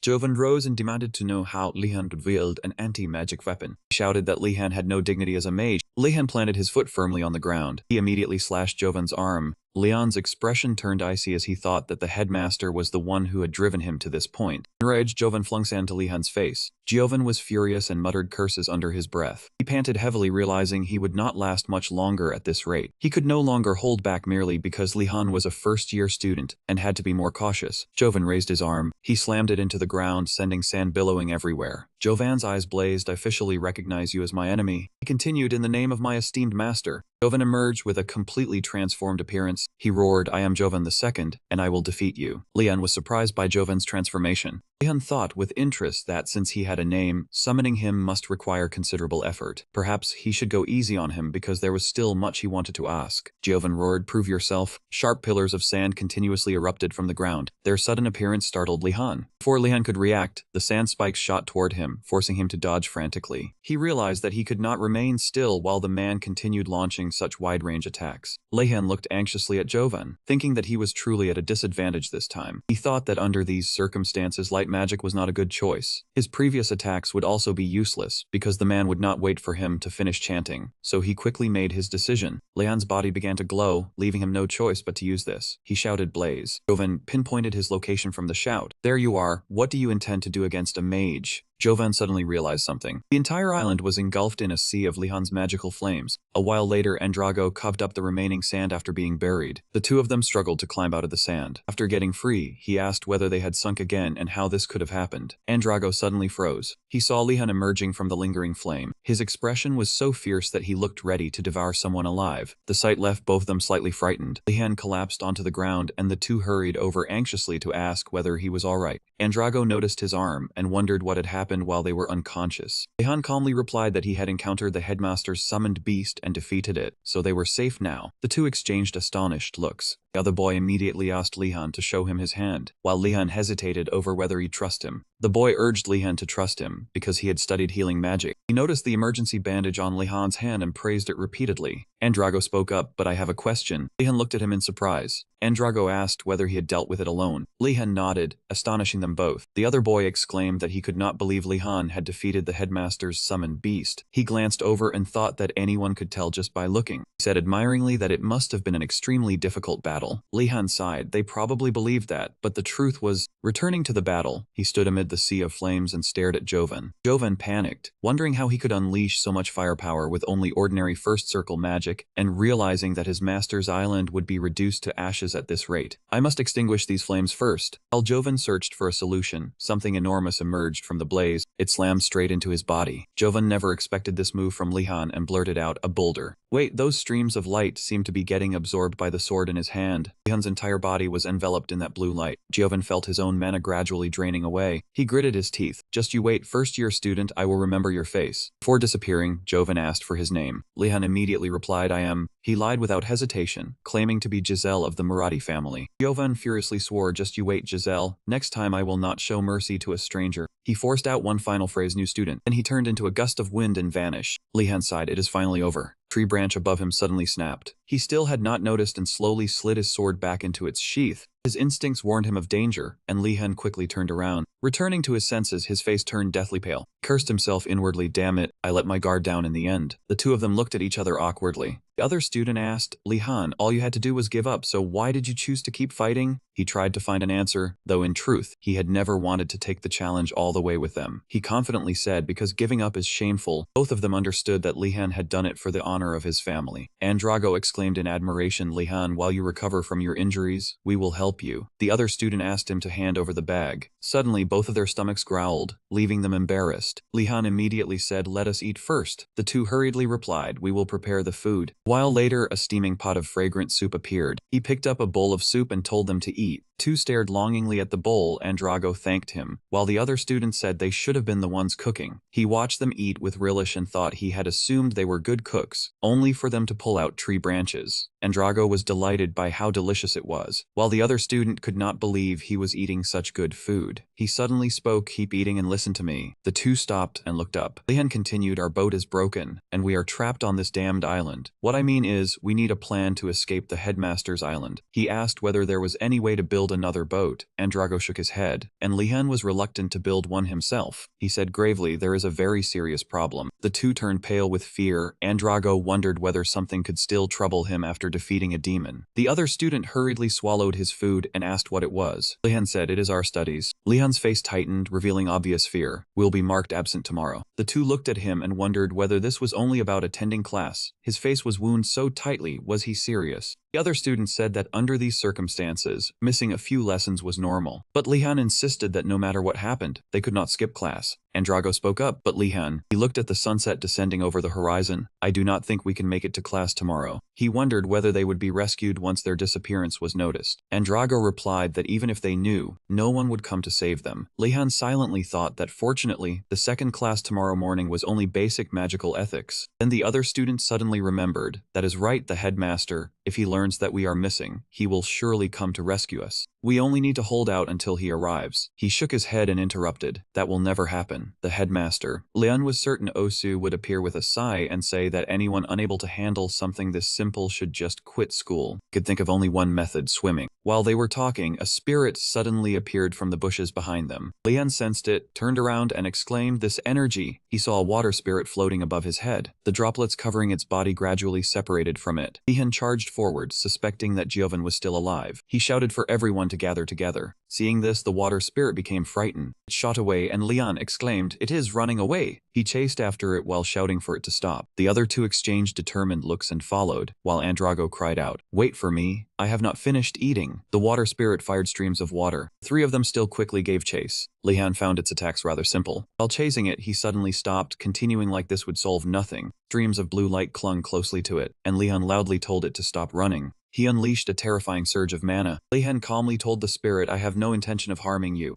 Hearing that from behind, Andrago thought no one would believe such a claim. He asked, "You are the headmaster's subordinate, are you not?" It kept shaking its head, and Lehan asked again, "Do not even think about lying. Why did you keep attacking us while we were resting?" The water spirit pointed, and he immediately looked in that direction. The water spirit was pointing toward the broken tree trunks leaning at odd angles. Neither of the two people behind him understood what it meant. Lehan exclaimed tensely, "I understand now." His face turned pale. "It is angry because we burned this area." Drago came over and asked what the spirit had said. So Lehan immediately fabricated an explanation. "It is angry because you struck it with your hand while climbing." Andrago looked confused. "I did not do it on purpose. If I had known someone was there, I would have been more careful." The water spirit could not understand this behavior. The water spirit found it strange but was swept along by the story, and he quickly said, "It has forgiven you, so do not worry." Andrago immediately relaxed. Lehan turned toward it. "There is something else I want to ask you. Although you are not one of the headmaster's subordinates, you must have seen what he did on this island. What exactly did he seal on this island that day?"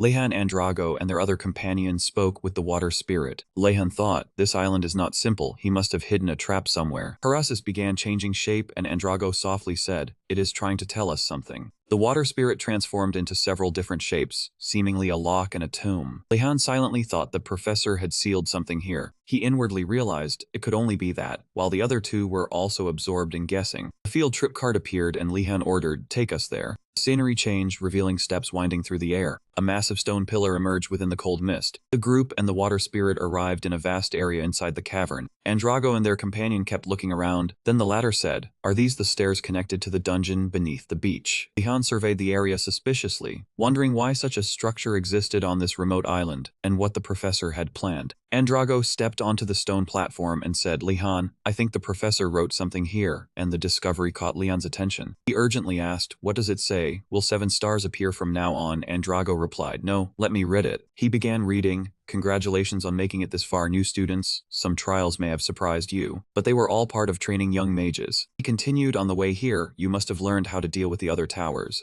I want you to remember that lesson for the final cooperative task. Once you enter, you will find an altar standing between the stone pillars. When one person steps onto it, you will break the seal and the field trip card will appear." All three listened seriously until the end. After the instructions ended, Lehan asked, "What will happen to the person placed on the altar?" Their companion spoke up, "What kind of ridiculous method is that? There must be another way." Lehan helplessly replied, "There is no such thing." He explained, "This is exactly what Professor Osu likes, or more precisely, the kind of teamwork he devised." Lehan grew anxious. "This is bad. There are 2 of them, and with my injured hand, I am at a disadvantage." While he was thinking that he would have to ambush them to win, a figure suddenly darted past beside him. He was startled. Andrago has already acted. I did not react in time. Lehan was a step too slow and watched Andrago from behind. Suddenly their companion screamed in terror from behind, leaving Lehan confused as well. Their companion cried out in panic, "What are you doing?" Andrago answered firmly, "I will sacrifice myself." He continued, "I cannot forgive the wicked things Lehan has done." And Lehan thought in shock, "He really knows how to hold a grudge." Andrago declared, "But without Lehan's help, we would have been trapped in the dungeon just as we are now. So I will leave the field trip card to him and obtain the next one through my own strength." His words deeply moved their companion. The companion shouted, "Let me go with you," and Andrago was also touched by this loyal gesture. Lehan secretly made up his mind. It seems they still have some conscience left. While he watched them, his thoughts were suddenly interrupted by the water spirit's actions. He guessed its meaning and asked, "You want me to stop them?" Replied, "I do not know why, but fine." Lehan cast Rising Wave, stopping the 2 figures ahead. Andrago and their companion were immediately knocked face first to the ground. Their suit-blackened faces rose as they shouted, "Lehan, what are you doing?" Andrago cried out, "Are you stopping our noble sacrifice?" After being blamed, Lehan darkened his expression and confronted the water spirit. "I did as you said. You must have had a reason for telling me to stop them." The water spirit quickly used body language to justify its actions. Lehan immediately understood. He confirmed, "Even if someone steps onto it, the seal will not open." The spirit nodded vigorously to confirm it, leaving the other 2 bewildered. At that moment, Lehan was stunned. That old professor has really gone too far. He thought fearfully, even the sacrifice is a trap. Lehan told the 2 of them, "It seems this is not the correct method." Both immediately understood and replied, "It really does seem that way." Next, Lehan glanced over and scrutinized the water spirit. Unless it was meant as a sacrifice, it had looked suspicious from the very beginning. It was an altar, yet it had been maintained far too well, as though it wanted people to notice it. He acted as he thought, just as he had when breaking the barrier at the lake tower. The cord behind the magic staff blazed with power. Energy gathered at the tip of the staff, ready to surge forward. A fierce wind rose, and the other boy called out, "Wait, Lehan, you are..." Lehan cast the spell with force and resolve. Water spirit beside him went limp with fear. A dazzling burst of light followed immediately. After a period of silence, the water spirit gradually calmed down. It wriggled as it looked around. Lehan stood ahead in contemplation, thinking, I knew it. The altar remained intact despite the attack. It was no ordinary altar. Andrago and the other boy ran over and shouted, Lehan, what happened? He calmly replied, I used magic to dispel the spell, but it failed. The other boy stammered in disbelief. Lehan pondered, there should have been a reaction, but this magic is different from the one in the communal house. In that case, only one method remains. But if I am caught, Lehan's face filled with tension and fear. He felt deeply conflicted, knowing he might lose his life. Lehan called out coldly, everyone step back. Lehan raised his magic staff into the air once more. He raised his voice and shouted, surging wave. A sphere of water quickly formed. Lehan thought Professor Velati saying I should create a whirlpool was a little excessive. Yet his actions contradicted his thoughts. As long as they do not know, there will be no problem. Suddenly, the image of Velati's icy gaze flashed through his mind. Lehan grew frightened. What if I caught? Pieces of brick and stone shattered apart as droplets of water scattered everywhere. Andrago and the other boy were too shocked to speak. The bricks and stones surrounding the altar were destroyed in an instant before the group's eyes. Andrago stared intently. What kind of magic is this? Andrago thought he created a gigantic water bomb and made it explode. I have seen Lehan use water magic before, but I never knew it was this powerful. Andrago looked at him warily and thought, just how strong are you? Suddenly, the cord behind the magic staff slammed heavily into the ground. Weakened and pale, Lehan leaned against his staff. He thought using it only once consumed so much mana. I must never abuse it. That moment, something inside his robe began slipping out. A book fell to the ground with a thud. The mana-infused book began opening and closing by itself. Lehan panicked inwardly. Wait, could this be? Before he could finish the thought, the book rapidly flipped through its pages and released ancient characters. Light and characters burst forth for a brief moment. He gradually began to glow, while Lehan's lips trembled with unease. In the next instant, he collapsed before the two of them. Andrago cried out in fear, Lehan, what happened? The other boy also shouted, are you all right? Lehan raised a hand to calm them down. Weakly, Lehan whispered, I am fine, go ahead and find the card. Andrago quickly agreed. Only then did he relax and pick up the book, thinking, why did he do that? Lehan gazed at the book with complicated thoughts. Why did he teach me all these spells? A thought suddenly surfaced in his mind. Gonadantes' Sharp Hands is a second-tier body enhancement spell that makes a mage's hands extraordinarily sharp. He remained lost in thought. Was he mocking me for breaking the altar, or did it mean something else? Andrago's voice interrupted him. Andrago shouted excitedly, here's the exit card, Lehan, you did it. He happily handed it over. Take it, it belongs to you as promised. Lehan agreed without emotion. He held it up and examined it, finding that it looked much like the other one. Perhaps all the cards were identical. Lehan then asked, could you bring that flat stone over here for me? Andrago immediately became puzzled. Why that one? The other boy also said, I do not really understand. Can we rest first and do it afterward? Lehan refused without hesitation. We have to do it now. The scene shifted to Monday morning in the basic magical properties class. An adult voice shouted, tell me where Lehan is. Sienna, Asha, and the other girls surrounded Giselle and questioned him. Asha guessed, the last time we saw Lehan, he was with several other students in the lake tower near the lake. I am 90% certain that you kidnapped him. Giselle immediately denied it, of course not. Giselle panicked inwardly. Damn it, I was wondering why I'd not seen them. What are they doing? He tried to resolve the situation, but before he could finish speaking, a blue flame appeared. Osu appeared immediately afterward and said with a smile, good morning, Iron Head.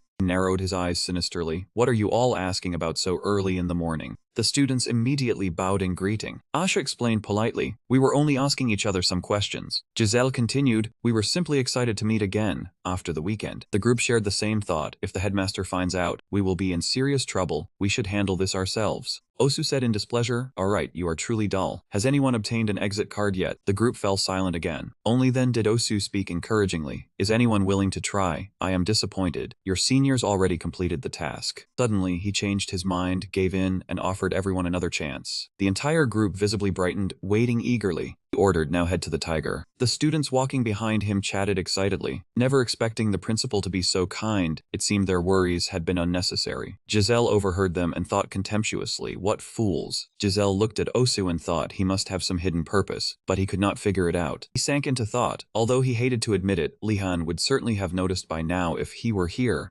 Suddenly sensing something strange, Osu cast a quick glance over, his pupils contracting. He began spinning repeatedly through the air. Then he turned upside down and thought, strange, where is that brat Lehan? He flew higher and observed the students. It would be fortunate if the boy had skipped class today, but if he had already reached the island, there would be trouble. Osu suddenly remembered Lehan and thought, then this is unfortunate. He was trapped in the dungeon for the entire weekend. He secretly found it amusing, thinking it would be entertaining anyway, while breathing icy air down onto the sea current. The surface of the water began freezing outward, accompanied by waves of biting cold. A road of ice gradually formed across the sea. Osu ordered pair up and cross over, but his true scheme had already been revealed. The principal had guessed that some students had not finished their homework and would try to escape. Everything was meant to prevent anyone from getting away. None of the students grew suspicious when he gave them an impossible task and then helped them. Osu thought excitedly, your suffering is only beginning. Just imagining your screams is thrilling. No, it makes me sad. But immediately afterward, he noticed an unusual change.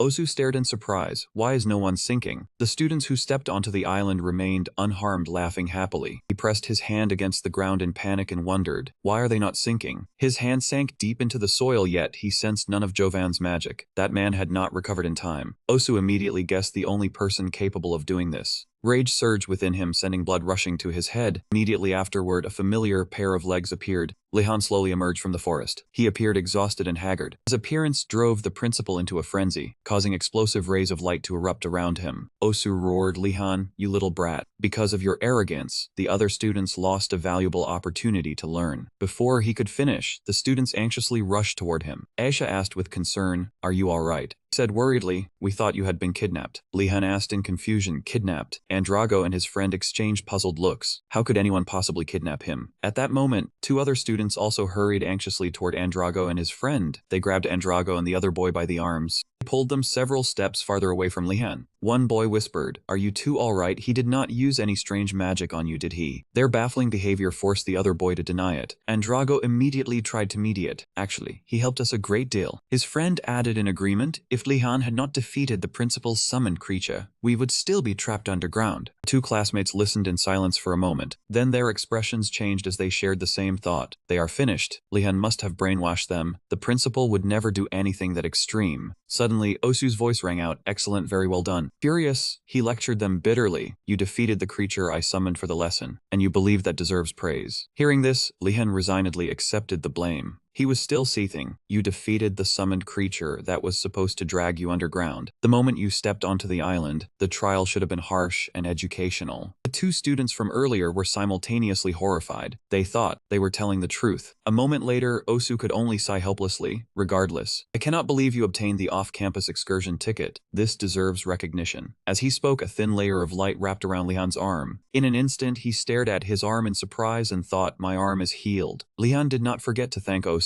He then spoke, besides, I did not do it alone. There are two others over there. He interrupted the speech and pointed toward Andrago and the other boy. I obtained the ticket together with those two. The two proudly took turns speaking. The other boy began, no, we did not do anything. Andrago then continued awkwardly, Lehan did everything. Osu replied indifferently, I already knew that without you telling me. Why state something so obvious? His words struck a nerve, leaving the two furious but unable to respond. Even Lehan had to admit inwardly, he truly has a talent for irritating people. Osu's voice became light as a feather. Lehan of the Lehan family, since you were the first to complete the assignment, I will award you special points. He continued and extended his hand, give me the ticket. I have already inspected the off-campus excursion ticket. At that moment, a flash of light gleamed in his eyes. The ticket in his hand began to transform. In an instant, light flashed and the ticket vanished. The Aixa group and Lulia also exclaimed in astonishment. Nearby students whispered loudly, the off-campus excursion ticket disappeared. Asha protested indignantly. You took it back, principal. Is that not different from what you promised? He shamelessly changed his story. What did I promise? He closed his eyes, then opened them and said, remember my exact words properly. The memory of the lecture resurfaced. Osu had told them that he had hidden an off-campus excursion ticket on the island in the middle of the lake and wanted them to work together to retrieve it. The memory ended, leaving the entire group stunned and disappointed. Azan burst into tears. He never said back then that he would give us the excursion tickets. Osu looked delighted as he laughed at his students. See, now you finally understand the importance of every word. His gleeful voice echoed around them. Consider this a lesson. Everyone turned to stare at Osu, while Lehan helplessly thought that the man truly enjoyed causing trouble. Osu continued, Lehan, does this bother you? What do you think? Did I deceive you? He remained silent for a moment before answering clearly, "No, headmaster, I never expected to obtain the ticket myself, so I have no complaints." Everyone around him voiced their admiration. "Lehan, you truly are generous." Osu thought with satisfaction that talented people were usually arrogant, so seeing him remain humble was truly heartwarming. However, things did not seem to have gone as expected, and he still looked displeased. Refusing to give up, Osu thought there would be another opportunity. At last, the students dispersed and headed back. Everyone returned along the frozen path. On the way back, Lehan walked among the crowd. Suddenly, he noticed that the other boy and Andrago were still trailing behind him. Lehan held his chest and silently thanked his luck, never expecting the headmaster to come here personally. He thought that the thing he had handed to the man was, returning to the previous night, a voice sounded in the still darkness. "Is this really all right? Will that man be fooled?" Another voice replied, "It is worth trying." Lehan and the other two breathed sighs of relief as they looked at the results of their work. Before them lay a scattered pile of identical tickets, some successful and others failed. It turned out that the secret shared by the three of them was that all those tickets were fake. Back in the present, Andrago whispered and asked whether Lehan had foreseen this, and he gestured for him to keep quiet. Andrago stammered as he asked whether this was truly safe, feeling anxious about holding something so valuable. The other boy added that the headmaster might have made very few, yet each of them had one. Lehan solemnly warned them to use the tickets carefully, and never while the headmaster was still at the academy. The two watched his retreating figure and agreed. He glanced excitedly at the two behind him, calculating that he had to treat his accomplices well, so they would not betray him. He silently assessed Osu, wondering whether the fake excursion tickets would work. With such an unexpected situation, the man probably would never suspect it. The two knave boys knew nothing of his scheme. He would decide whether to use his own ticket after seeing them use theirs, since he still possessed the genuine one. At last, every student returned safely to the other side of the island.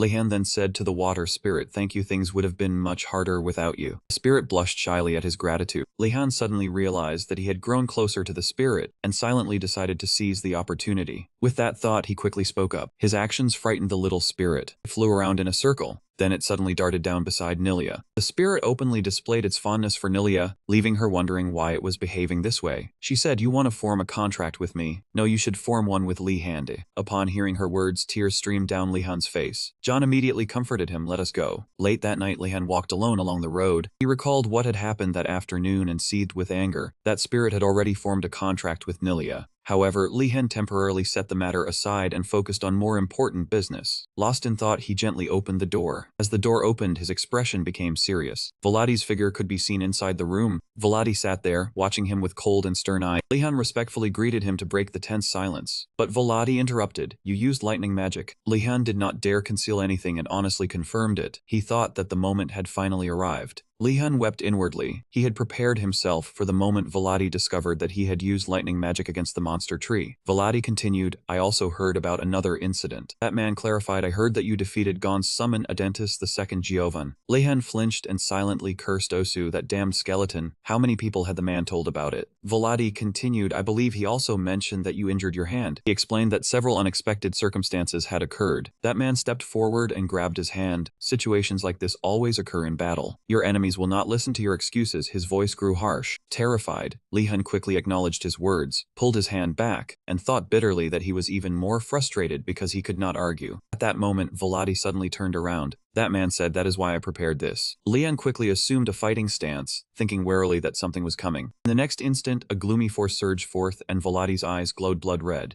Dangerous aura surrounded that man, while terrifying lightning projectiles seemed ready to erupt. Lehan opened the battle with force manipulation, thinking that he would strike first. Vladi also swiftly unleashed his power. That man attacked fiercely, leaving him no choice but to defend. Sensing something strange, Lehan pondered. His attack had been stopped before it could even begin. Han had never done this before. He looked at that man and wondered whether he wanted him to dodge instead of block. At that moment, bolts of lightning flew toward him again, grazing the side of his arm. They exploded directly behind. Lehan stared at the scene before him, his entire body breaking out in goosebumps as he imagined what would have happened if he had failed to dodge. Vladi aimed at him again and unleashed an invisible force. The bolts grew increasingly vicious, forcing Lehan to cry out as he desperately dodged them. The lightning bolts exploded one after another, but fortunately, Lehan managed to evade them all. He no longer dared to lower his guard, telling himself that he had only managed to dodge them for now and wondering whether he could maintain this pace forever. Vladi said confidently, "Just as I predicted, this is far too easy for you." Immediately afterward, he snapped his fingers and activated some kind of technique. Every light in the room went out, and pitch-black darkness engulfed them both. Lehan reasoned that he was hiding in the darkness, but believed he could still do something regardless. Before he could finish thinking, Lehan caught something Vladi had thrown toward him. He asked in confusion, "What is this?"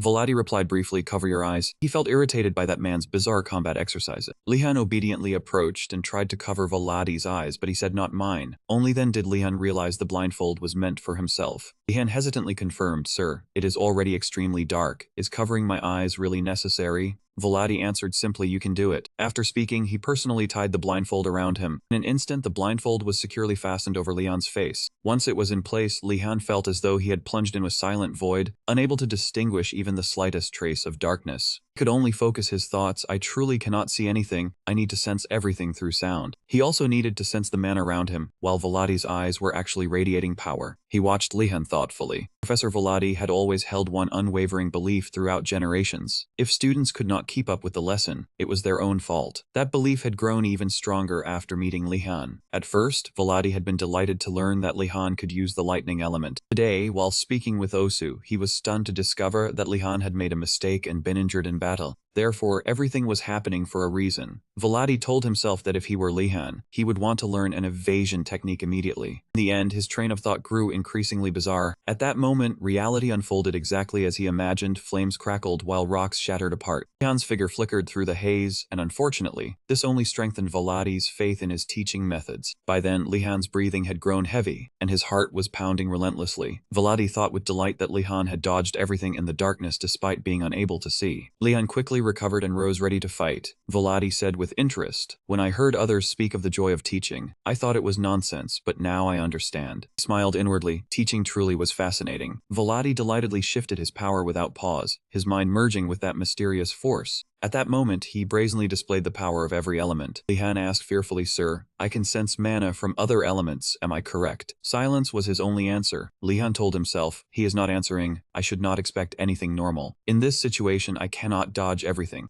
I will reduce the impact and pain when the attacks strike me." With that thought, he charged directly toward the oncoming power. Few people knew that this lesson was normally taught only to third-year students and above. Vladi was rather surprised. Lehan had far exceeded his expectations. Although he had been blessed with immense mana, his true talent was... Vladi watched Lehan pant and said, "I never expected you to overcome everything on your first day." He highly valued Lehan's ability to learn so quickly. Although overshadowed by his immense mana, his exceptional talent would undoubtedly reveal itself. Seeing that Lehan appeared exhausted, Vladi picked up the paper-wrapped package on the table and handed it to him. He marveled inwardly. "Is he worried about me? I never expected him to do this." Lehan thanked him and opened it to see whether it contained medicine. He took out a book, and Vladi explained that it was a lightning magic textbook and ordered him to master it before their next meeting. Lehan's face turned pale upon hearing that. He replied with a hint of irritation, "I understand." He thought again, "Do we not have a written examination this week? I will be so busy that I will not have time to sleep." Suddenly, a loud commotion erupted outside. Lehan asked, "What is happening outside?" Vladi replied, "The professors are dealing with the escaped summoned monsters." Lehan froze in place for a moment. Then he recovered and asked, "Why are they doing that?" Vladi calmly replied, "The reason is simple. They are being eliminated because they could interfere with the examinations." Lehan's face turned deathly pale. He staggered and excused himself. "I understand. Please allow me to leave immediately." Lehan walked out through the door. His face was filled with disappointment. He should never have asked. He walked while reading the book he had obtained earlier. Lehan grew increasingly surprised as he turned through the pages. It was better than he had expected, teaching not only magic, but also providing extremely detailed instructions for handling dangerous situations safely. The book did not name its author. Perhaps it had been compiled by the Magic Academy. Just as he thought studying would be easy, someone suddenly appeared behind him and said, "It is good to see you, Lehan." Lehan was surprised to recognize Kerman. He asked, "Are you heading to your next class? Let us go together." Lehan saw Kerman smiling brightly and had not expected him to be so cheerful. It was hard to believe he was Professor Vladi's friend. Lehan began a conversation. "Do you teach illusion magic?" Kerman replied, "Yes. It is far more useful than many people realize. Using magical barriers to stop intruders or creating illusions to deceive opponents was only a small part of it. Some mages even combined it with spatial magic to create labyrinths. Others combined it with mind magic, allowing them to defeat an opponent with a single glance into their eyes." Lehan called it amazing, but inwardly thought it sounded perfect for stealing. Kerman asked, "You have talent for illusions. Would you like to learn?" Lehan stared in surprise. "I have talent for it?" After thinking for a while, he realized that since he had joined the academy, studying was unavoidable. The important matter was who would teach the subject. This man also seemed like a good person. Very well, illusion magic was not my choice. Kerman suddenly asked, other than Professor Volati, are you receiving private lessons from anyone else? Lehan remembered and said, Professor Urgum. There are also Professor Von Jigu, Professor Willow, and Professor Millen. Kerman trembled slightly. Wait, you are studying under that many professors? Something suddenly stirred inside his bag, and a white skeleton ran out. Lehan hurriedly urged it back inside. Kerman cautiously asked, is that a summon? Cheerfully replied, Professor Morton gave it to me. Suddenly Kerman saw something. A gigantic white sphere came crashing down. He is even studying dark magic. He felt utterly helpless about the situation. Just how many people had their eyes on him? Merely hearing their names was exhausting. Lehan called out, startling Kerman, sorry, my thoughts wandered when I saw that summon. I hope you are not tired. That Saken is a rare monster and extremely valuable. Lehan was surprised. Is it not merely a leopard? Kerman flinched again. Yes, it is a leopard. Filled with suspicion, Lehan decided to investigate what a Saken was after class. Kerman secretly glanced at him. He had so many private lessons. Studying under Professor Volati alone was enough to exhaust anyone both mentally and physically. I would love to take him as my student, but his opinion matters most. Kerman cleared his throat, unless you object. Before he could finish, Lehan interrupted. The headmaster gave me this magic book. Could you help me look through it? He held the book out before him. Kerman froze. He screamed inwardly. The headmaster gave him that book. Even the greatest madman in the academy has his eyes on him. Lehan asked, Professor, there are several things I would like to ask about illusion magic. Kerman extended his hand.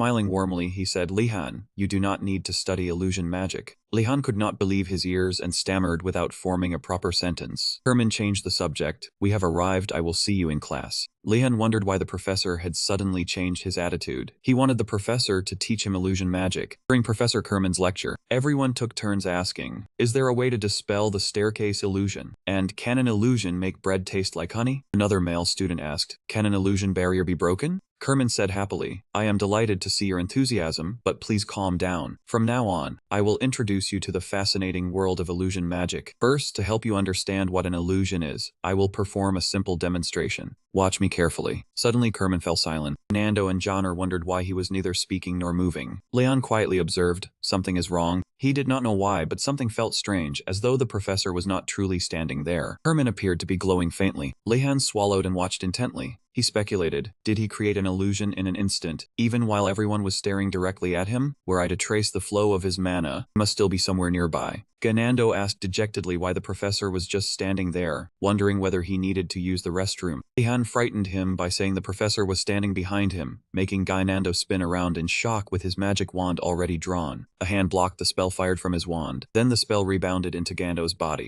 Lehan was not particularly surprised as he watched Ganando tremble. Only then did Jiming reveal himself and praise him. Well done for discovering where I was standing. But you should not have been so startled. Lehan stood up, bowed, and apologized to the professor. Jiming then immediately cast Dispel. He returned to his original position. As you can see, I easily sneaked close to you without anyone noticing. This is the power of illusion magic. It allows us to become invisible and approach enemies hiding nearby. It can also create illusions that confuse the enemy. Of course, you must begin with the basics. I will invite students who can perceive the illusion to demonstrate. Those who are not yet confident may practice more. Try dispelling the illusion cast here. Lehan was surprised. The wooden boxes had been empty earlier, so why had they suddenly appeared? Jiming pointed at a student. Let us begin with you. The girl awkwardly cast Vanish Illusion. The lock rattled and opened. The lid opened by itself, startling the female student. Jiming offered advice. You must not let your guard down. An illusion cast upon reality can also be a trap. He called the next person. Lehan stepped forward. He secretly resolved to make a good impression. The wooden boxes were merely illusions. Although they looked like this, these were probably their true forms. Lehan took a deep breath. He shouted firmly, Vanish Illusion. The boxes immediately began to fade. Then they vanished. Everyone exclaimed that they had disappeared completely, and as expected, Lehan succeeded on his first attempt. Kerman called out to him and said somewhat awkwardly, you did very well for your first attempt, but you do not need to push yourself so hard to master illusion magic. Lehan froze, never expecting to receive such a reaction for the first time. Did I do something wrong? Or is it because I possess too much mana? Many thoughts ran through Lehan's mind, and a while later, Jiming dismissed everyone and ended the class. Lehan hurried over to speak with him privately. He anxiously asked whether there was a problem with him, while Jiming also looked slightly awkward and replied that there was nothing wrong with him. The reason I said that to you is, very well, I will tell you. Too many professors are currently paying attention to you, Lehan. Lehan froze upon hearing that. His face turned pale as he listened to Ji Ming explain that attending so many classes would exhaust him. He joined this class as well. He should rest when necessary. Lehan had never expected to meet such a kind professor. That was precisely why he could not afford to lose the professor, but he had already made up his mind. It is all right, professor. I am prepared for this.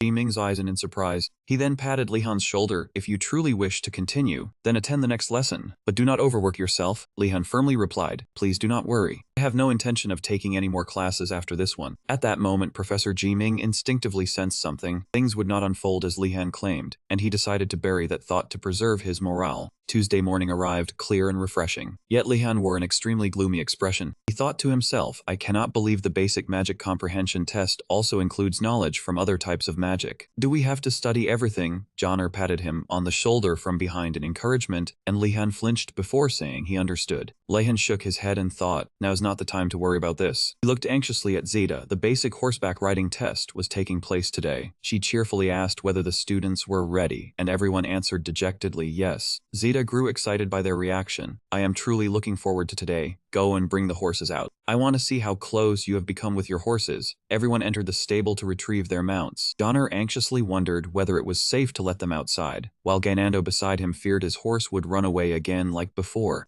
Lehan looked at them and also grew worried about his own horse. Lehan stared at it and thought, this horse seems to have the strongest personality in the stable. The two horses glared at him angrily, and Lehan thought it looked so large, powerful and enduring that he wondered whether Professor Uragum had given it some kind of magical potion. Lehan removed the collar. Fortunately, he had already found a way to control it. Both of its legs were shackled. Meanwhile, she was tightly bound with a rope. Lehan happily let it out. All right, let us go, and the dejected horse obediently followed him. Everyone was surprised, and someone pointed at Lehan and exclaimed, look over there. I cannot believe he managed to tame such a fierce wild horse. As expected of Lehan, I can sense elegance from both him and the horse. He thought that everyone had misunderstood. The horse was merely waiting for a chance to take revenge. Not many people in the tower could tame horses, and Zeta, who stood nearby, called out, attention, I will explain today's test. She placed the sundial down. Zeta explained the rules. Lead your horses along this path. Let them drink from the river at the end. Then return to complete the test. I will use the sundial to record your time. Does anyone have any questions? Ganando whispered to Lehan. No one would know if we only let the horses drink from the well and came back, right? As though she had heard him, she looked over and said that anyone who dared to lie would be drowned, making Ganando obey in fear. Zeta shouted, all right, begin. Joner sat on her horse and asked why Lehan was not riding, and he replied that it would grow tired if he rode it because a magical device that reduced its endurance had been attached. She thought for a moment, then climbed down and said she would walk too, but he advised her to ride ahead. Joner happily stroked it and said, now that I think about it, my Bammy might get tired too. Looking at her horse and Joner, both surrounded by sparkling light, Lehan glanced at himself shrouded entirely in gloom. Tears fell from his eyes as he wondered why only his horse was like this. Suddenly, a scream rang out. Ganando shouted as his horse nearly knocked both of them aside, though they fortunately dodged. Lehan wondered why they were heading back, while Ganando clung to the horse in fear and yelled, I cannot control it. Help! Watching them struggle, he secretly felt relieved that he was not the only one in this situation. It glared at him with hatred, and Lehan wanted to tell it, I have tried to take care of you. Show me at least a little sincerity. He gave Hesios a sugar cube. This was its favorite treat. Suddenly, a voice called from behind Wyden, what are you doing? Startling Lehan. He turned around and saw Sanko with two of his friends. Sanko stared intently at Lehan. He asked what Lehan had just fed the horse, and Lehan replied in confusion, I gave it a sugar cube. The friend behind Sanko exclaimed, why would you feed it that? You should have sold the sugar cube on the black market. He wondered what that man was talking about. Sanko turned and told his friend to focus, then called out to Lehan again. Sanko held out a basket of carrots and said, horses like carrots too, sugar is rare, feed it carrots instead. Lehan wondered why they wanted him to feed Hesios carrots, then thank them. Sanko replied, it is nothing. Remember to visit the market next time. He then left, not forgetting to invite Lehan to play a game of chess when he visited. He watched them leave. Perhaps that was why Joner came over and gazed happily at the basket of carrots. Now he could save the sugar. Lehan held a carrot to its mouth, but Hesios turned its head away in disdain. He looked at it helplessly. As Lehan led Hesios toward the river, he wondered whether switching it with another horse would be easily discovered. Rowena turned around and said, you are here, Lehan. Be careful. He wondered what had happened. He pointed toward the other side and said, look over there. The girl from earlier was letting her horse drink. Just as its mouth was about to touch the surface of the water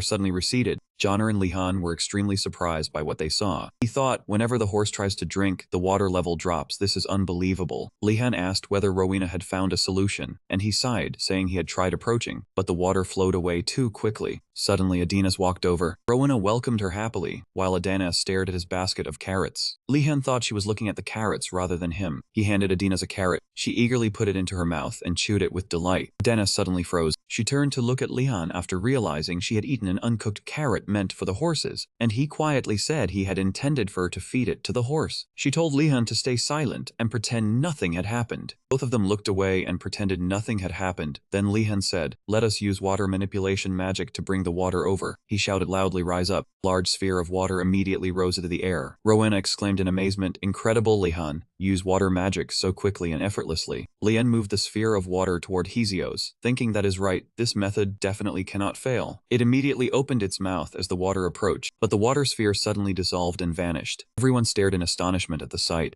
Rowena asked what had just happened, while Joner wondered whether the water had evaporated before reaching its mouth. He believed they had to lead the horse all the way down to be acknowledged, and she thought that was far too harsh. Joner asked what they should do now, while Lehan calmly searched his bag and said he had prepared for this situation. She was dumbfounded when he pulled out the item that could save them. Joner was stunned speechless. A while later, someone slowly descended into the lake with a rope. Everyone and the horses were connected by those ropes. She looked at Lehan in surprise, never expecting him to carry such a long rope. He sighed and said that as long as they relied on one another, they could endure even a powerful current. Lehan asked whether the horse had drunk enough, and a voice below replied that it had. Rowena said they had to go deeper, but the water level would not fall any further. He tried to pull Hesios down, secretly relieved that the mission would be easy to complete under these circumstances. It grew angry as though asking who had given him permission, so Lehan immediately soothed it with a sugar cube and told it not to resist. Hesios' eyes immediately fixed on the sparkling sugar cubes. It had no choice but to obey him.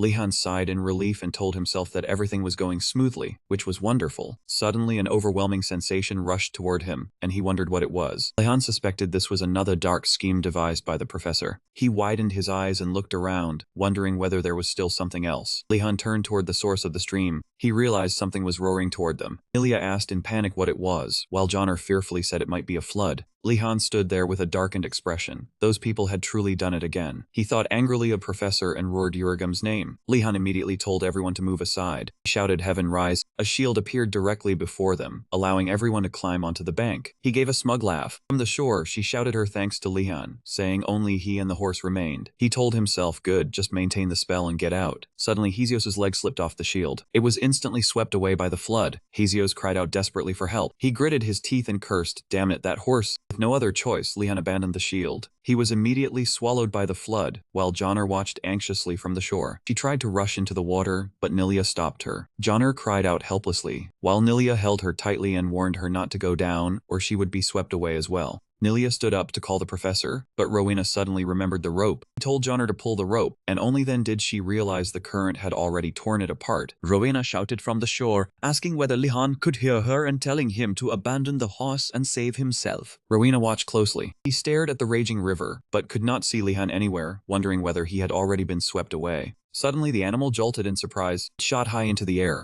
Beneath its body was a hand lifting Hesios upward. The hand stood soaked in the middle of the raging river. Everyone stared in surprise. They realized the water shield still remained. Although weak, it was still being maintained. Hesios wondered what kind of madness this was. His entire body trembled under the weight, and he angrily warned that if it resisted again, he would sink it to the bottom of the river. The animal recoiled in terror. It thought that he could barely hold himself steady, yet he was still trying to save it. Lehan's mind spun as he told himself to concentrate fully, maintain the shield, and use all his mana, because the slightest lapse would cause him to be swept away. He climbed onto the shore, and Joner ran toward him anxiously. Lehan was utterly exhausted. He gasped for breath, then furiously roared Urigam's name. She stood at a distance watching him, wondering why Lehan kept searching for that professor. Rowena also failed to understand the meaning behind his furious shout. Hesios ran toward him anxiously, as though asking whether Lehan was all right, and whether he was injured. Lehan immediately placed his hand on Hesios' head. He approached it, but no matter how kindly it behaved, he did not loosen the collar or straps at all. Hesios immediately flew into a rage, looked ready to tear Lehan apart at once, but he shoved it away. Lehan declared declared that it had finally revealed its true nature, and asked whether it truly thought he would believe it. The two watched from a distance as they blamed each other. Both of them felt helpless. Joner said it was fortunate that Lehan had not been injured, and the other agreed. Everyone witnessed the scene, and the nearby girl could not believe Professor Uragum had done such a thing. The student beside her also found it unbelievable that the horses' lives had been placed in danger. She wept because the professor she had once admired through Uragum's books of exploration had done something that disappointed her so deeply. The other student immediately pointed toward the sky and cried out, "Wait, look over there." A pair of black wings suddenly appeared overhead, spreading wide across the sky. The bird landed on the ground. Nilia and Xena were riding on its back. She spoke. It seemed they were not too late after all. The girl from earlier immediately exclaimed that they could not participate in this test. That guy also said it was better to accept a failing grade than to gamble with their friend's life. Zeta said irritably, "I knew it, the spirit of the forest is performing a cleansing ritual, right?" The two of them instantly put on a tense expression. Hearing that, she continued, "The horses almost died. Someone asked, you came to stop it, didn't you?" "Wait a moment." They immediately fell silent, and Zeta turned to ask, "What is it?" The two replied it was nothing, because they kept thinking Uragum had done it, but it turned out to be that old man. Whoever he is deserves respect. She immediately noticed Lehan. Nilia asked him, "The two of you have really become close, haven't you?" Lehan replied, "It's not closeness, it's deception, don't be fooled." Hesios then glared at him in anger. She said helplessly, "In my opinion, that's just a way of expressing affection." Suddenly a voice exclaimed, "Hold on." Zeta looked dazed, and she paled. Now what has the white horse done? Zeta could not believe Hesios had accepted its master. He looked at Lehan. "What about this brat?"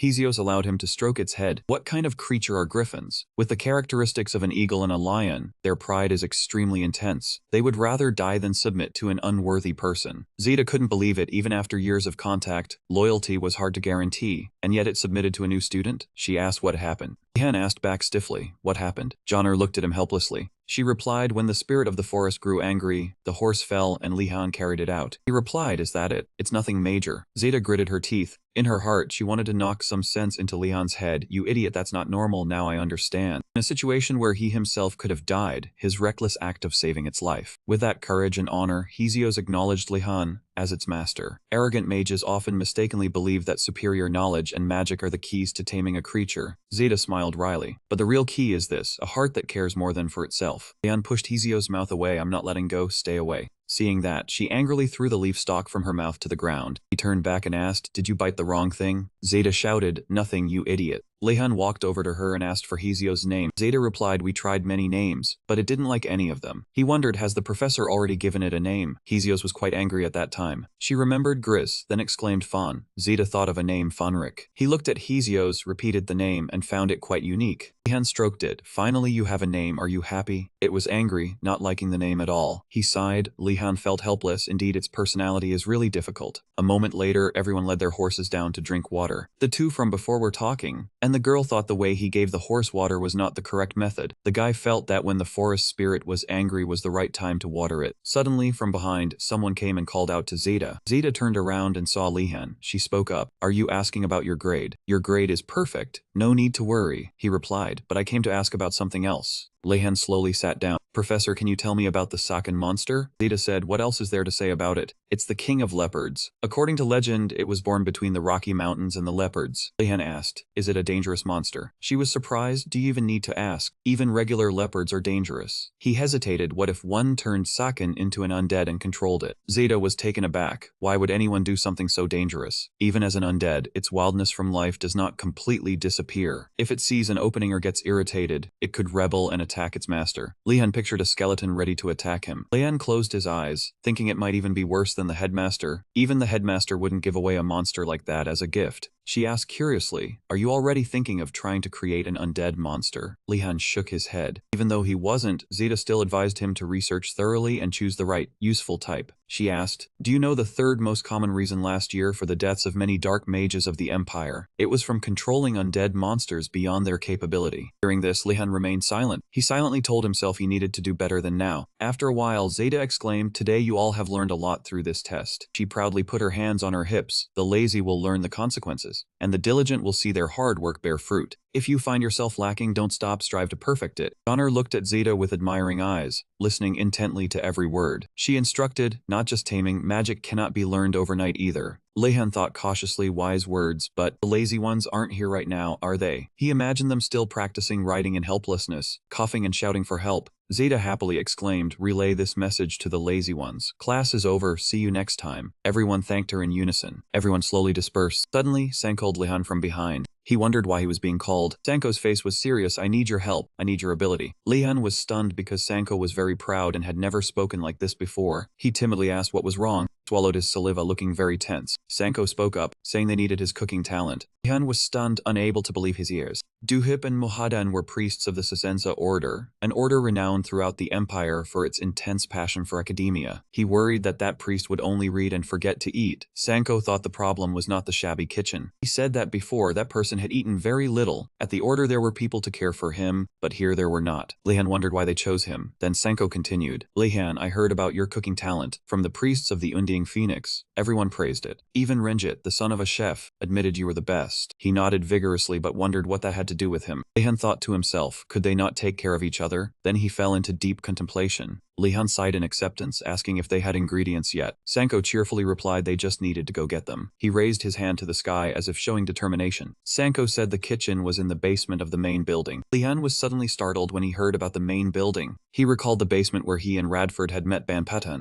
Turned around to leave, saying he was busy. Sanko hurriedly pulled him back, arguing that he was the only one, the person who had once infiltrated the Tiger Tower. He was surprised. If he needed cooking skills, why was he talking about strange things? Just get the ingredients and cook, he exclaimed. Indeed, Lehan had seen through everything. His companion ran over holding a box, saying they would not let him work for free. He handed the box to him, saying a look inside would change his mind. Lehan was curious about what they'd prepared. The other person then opened the lid. Inside was a forbidden book on dark magic, radiating a bright red light. They asked curiously if he was interested. The curse burst forth, startling Lehan to tell them to close it. He quickly shut the book. All four of them were silent. He asked fearfully about the curse that had just been released. What are you doing? Sanko happily said Lehan liked the curse. He was confused, not understanding what he was saying. Sanko said according to information from the tiger, he liked these things. Lehan clenched his hands in anger, vowing to lock those who spread that rumor in the punishment room. He asked where they found the book. He replied on the 4th floor of the library. There was a bottomless pit, and he had found it there.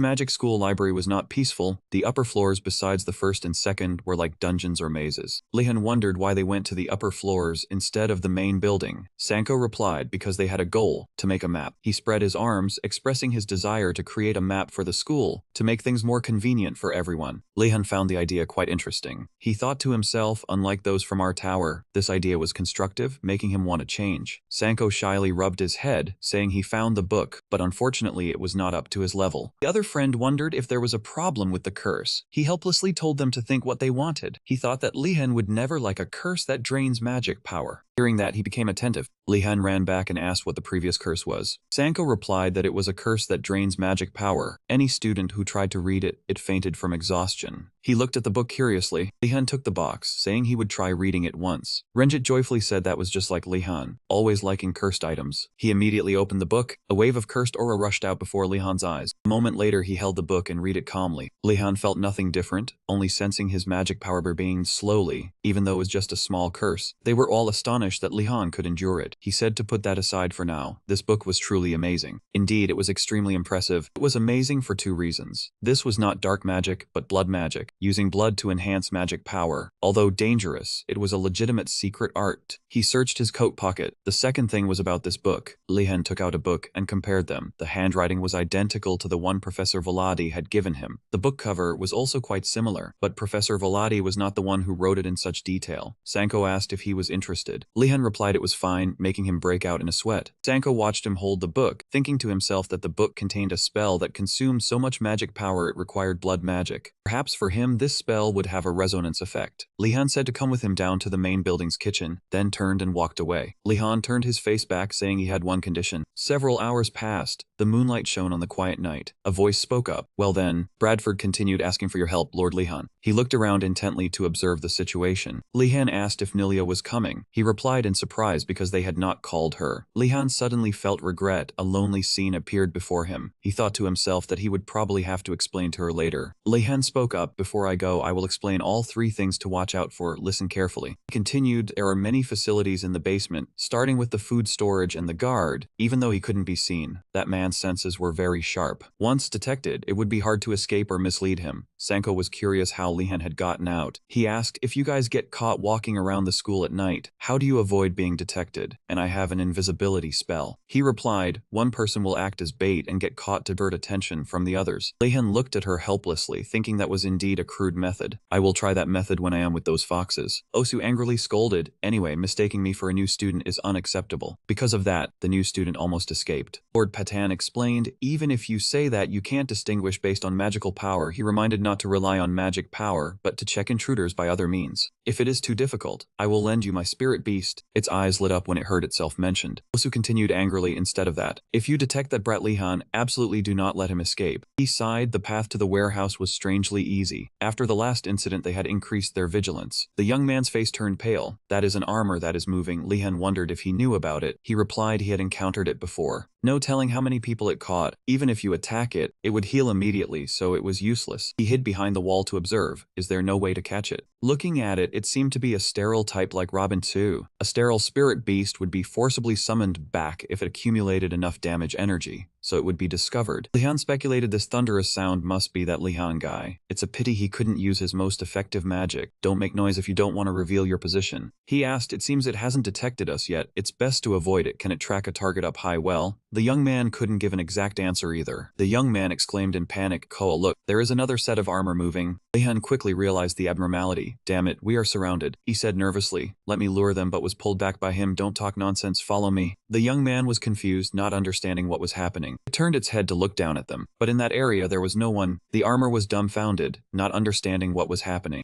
He didn't realize there were people hiding behind the door. Lehan covered his mouth, signaling to be quiet. He breathed a sigh of relief. The danger was over. But this room seemed to have been used as a classroom. Bradford wondered, is something wrong? Lehan evaded the question, while the other two rummaged through the belongings. He looked up at the ceiling, feeling a bit uneasy, but thought it was probably just his imagination. Lehan reminded that perhaps we can't here for long. If the armor breaks in, use a spell to take it down and then run immediately. That will create a big commotion. The other two quickly understood his intention. That young man hadn't finished his sentence. When he was pushed down, he panicked and yelled that someone was there. A piece of white paper appeared in front of the young man. Pen floated in the air, writing the words, can't keep quiet, can you freshman? This made him even more scared, stepping back. And look, Pen wrote further, it's not a ghost, it's your senior here, you stupid freshman. Ian was surprised. A senior? The young man asked suspiciously why he wouldn't show his face. Show us your face, or are you the principal's lackey? He replied, don't talk nonsense. He didn't want to go to the discipline office. Coming here was already too much. Only then did he understand. It turned out the senior would be punished for contacting them. The principal was indeed too cautious. Senior reminded them to speak softly and not to spread the news about using a spell to take down the armor. Lehan and Radford looked at each other meaningfully. He thought this was an opportunity, so he immediately asked, Senior, how do we lose that armor? Lehan wondered when he would meet the senior again on campus. The other two also asked random questions, putting him in a difficult spot. I told you to be quiet, and you don't even know what that armor is. He spoke up, telling everyone to calm down and listen to the senior, then asked what that armor was. He explained that the mobile armor was the spirit beast of Principal Skull. It could move around all day and sense temperature. It was notoriously terrifying among the students.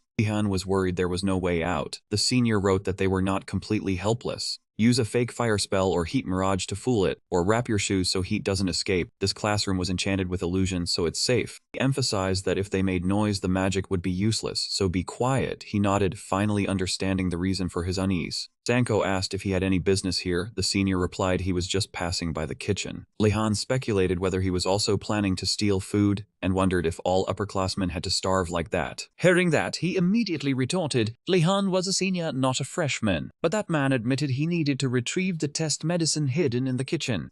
His hope seemed to die out. The future was truly bleak, the senior said in confusion. All the armor is passed, let's go. But Leon still insisted on not leaving senior. Is there a way to learn illusion magic immediately to fool the armor? He explained, even if I taught, this wasn't magic for freshmen. But if you want, I will explain. This is a low-level illusion spell from Faction 2. It can summon an illusion accompanied by temperature. I use it to create a bone cover without changing the scenery, enough to fool the armor's gaze. Maintaining the illusory armor consumes a lot of mana. He read aloud the words on the paper. Lehan stared intently at the paper, frozen by the difficulty. Actually, for a freshman, this is a very difficult spell. Their control of mana is still immature, their mana reserves are limited, so it's hard to use. He pondered for a moment before understanding. Lehan picked up the staff ready to fight. He commanded heat distort the air. Everyone was surprised by Lehan's actions. His spell began to spread throughout the room. Paper was still floating in midair. The senior was dazed, not understanding what had just happened. Lehan suddenly turned around and asked, "How was it, senior?" The senior flinched slightly and then immediately pointed out the mistakes. But he quickly crossed it out. "Why am I making such an embarrassing scene? Am I just trying to find fault with my junior's talent? It seems he has a talent for the fire element. Professor Garcia said that, didn't he?" He held the staff and looked around. The professor had already banned using fire spells. The senior wondered, who exactly is he? After a while of observing, Lehan spoke, "Moreover, we don't know when they'll return. Let's quickly move into the kitchen." He began to introduce this place as the kitchen. The senior instructed freshmen, "Look over here and be careful not to scream." Over there were all kinds of meat that looked very appealing. He said smugly, "The poor freshman will definitely rush in with longing eyes." He calmly picked up the sausage. "Oh, thank you, well done." This surprised the senior greatly. Wondered, how can you be so calm and even commenting, "Who is this guy?" Leon turned his head back, found the ingredients he needed. "Now it's your turn to pull it out." The liquid inside the pot was boiling fiercely. The senior asked, "What is that?" He replied, I'm making a nourishing dish for you." He panicked, cooking? This is clearly alchemy. Freshmen shouldn't touch this difficulty level. Step back immediately. Sanko waved his hand. "It's fine, no problem at all." He breathed a sigh of relief. It seems he has faith in something. That's fine, because Sanko is not a reckless person. He rummaged through his pocket. "This is my family's secret recipe that I recorded meticulously." He encouraged him, "You can do it." Lehan stiffened, so what he believed in was him. "But it's not too hard to make, right? I've done much harder experiments before." The senior was helpless, "I warned you." He turned back to reassure, "It's fine." He thought, this arrogant freshman, fine. They usually fall before learning their limits. "I just hope he doesn't cry when the liquid spills on him." A moment later, the liquid inside was prepared. Everyone couldn't help but admire Lehan's talent. The senior was stunned, unable to speak. He couldn't believe it. "You're not a freshman, are you? Tell me, what year are you?" He calmly replied, "I'm a freshman, senior." But the senior was still suspicious. Lehan asked, "So is it done, Sanko?" He stirred the liquid in the pot. "Yes. This is my family's secret technique, beer candy." He was dumbfounded after hearing that and then wondered. Sanko put the candy into Lehan's mouth. Beer candy is an excellent nutritious food. It's also preserved food that can be stored at room temperature for months. Just one piece provides enough nutrition for 2 days. He licked it. "The candy is good. Tastes like malt candy, right?" He continued to introduce, "Moreover, it has the effect of restoring mana. My ancestors, when trapped in a mine lacking beer, created this to substitute. Hence the name." Leon listened to the story, so that's how it was. Goal achieved, now let's go out. Hearing this, the senior was startled. He slammed the paper into him. "Consider it done." Leon asked angrily, "What's going on?" The senior warned, "Don't say anything." Outside now, a dark shadow was approaching. Kwang Ko was getting closer. He stopped in front of the door. Pan said nothing, just looked towards the door. He quietly moved close. This made everyone even more panicked. The senior quickly ordered, "Hide in the corner. Let me cast the spell." He wondered, "Are you sure you can fool Kwanko with this?" He reminded, "I don't know either. Be quiet." Panpadam placed his hand in front of the door, but it had been a while. The door still hadn't opened. Lehan grew even more confused, standing at the door but not daring to step in. A sudden ray of light emitted from his hand. Banpadan was casting magic right at the room's door. He sensed something and quickly spoke up, reporting that the storekeeper was using magic, and the senior agreed. He wondered how Lehan knew he had placed a seal outside. Lehan explained it was because he could sense the movement of magical power. After hearing this, the senior was extremely surprised, and everyone couldn't help but admire his talent. He crumpled the paper and said to drop the matter. The storekeeper seemed very determined. The senior thought usually the storekeeper just passed by, so why this time did he cast spells on both the kitchen and every door like this? He even used that kind of magic. Before he could finish his sentence, he froze stiff. The senior was so shocked he dropped his paper and pen. He panicked as he realized that was spatial magic, the most difficult and dangerous type. Seeing this, Lehan immediately asked the senior what was wrong that made him so tense. A door suddenly swung wide open. Another door also burst open, surprising him greatly because both opened at the same time. Everyone was scared and looked around nervously.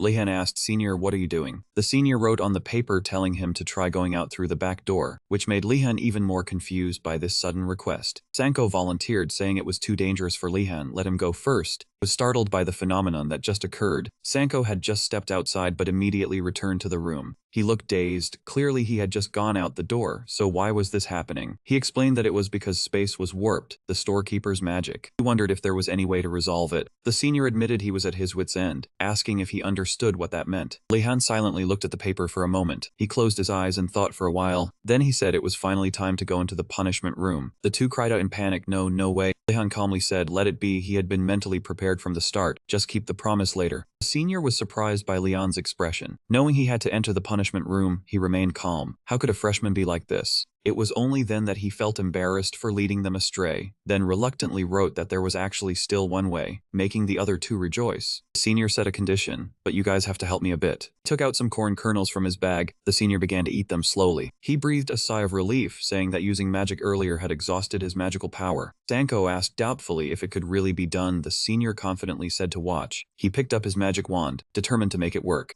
The symbol of a third-year pure silver student, the senior had to show off in front of the freshman. He chanted the incantation to enhance spatial awareness. Fire, turn into an arrow and fly. Lehan was surprised. These were 3 incantations chanted simultaneously. He shouted out commands for the magic, and it flew towards the door. He silently assessed. This magic was on par with Lehan's. The shape was still not perfect. Control when activating was also unstable. It needed more practice. Was he thinking the same as Professor Volati now? Was his mind being corrupted? The flaming arrow flew into the door. The strike created a huge explosion. Both of them stared intently at that spot, anxiously awaiting the result. But the magic still had no effect on the door. The senior was at a loss and remained silent for a long time. He stammered an apology, saying it was a failure. The senior continued to take out the corn kernels from before. Then he slowly resumed eating. He apologized while explaining, the range of the storekeeper's magic was stronger than he thought. It consumed too much magical power. Sanko was furious, meaning only the border candy survived, but escaping was a failure? The senior was fuming with anger, cursing these idiots for not understanding the difficulty of magic. Lehan silently stood before the door, staring intently. He touched it and called out to the senior. He was determined, teach me that spell, I will try it. He panicked, what, you think you can learn it? The senior recalled past events. Lehan had once successfully created a low-level illusion of pahit on his first try. Making beer candy was also successful on the very first try. He had to go along with Leon's wish, said to do whatever he wanted, but wait a moment to write it down in detail. Hearing that, he gave a brief thanks. Senior began to instruct. This magic required at least 3 steps. First was the second-tier spell to enhance senses. Enhanced senses was a support magic that provided better reflexes. It was necessary when facing a sensory distorter, as the name implied. It amplified all 5 senses. Next was a first-tier spell, spatial awareness. This support magic helped the user clearly perceive the surrounding space. Battle mages often used it, especially when fighting against spatial magic. Although it was tier 1, its difficulty was on par with tier 2. Finally, there was a spell with great destructive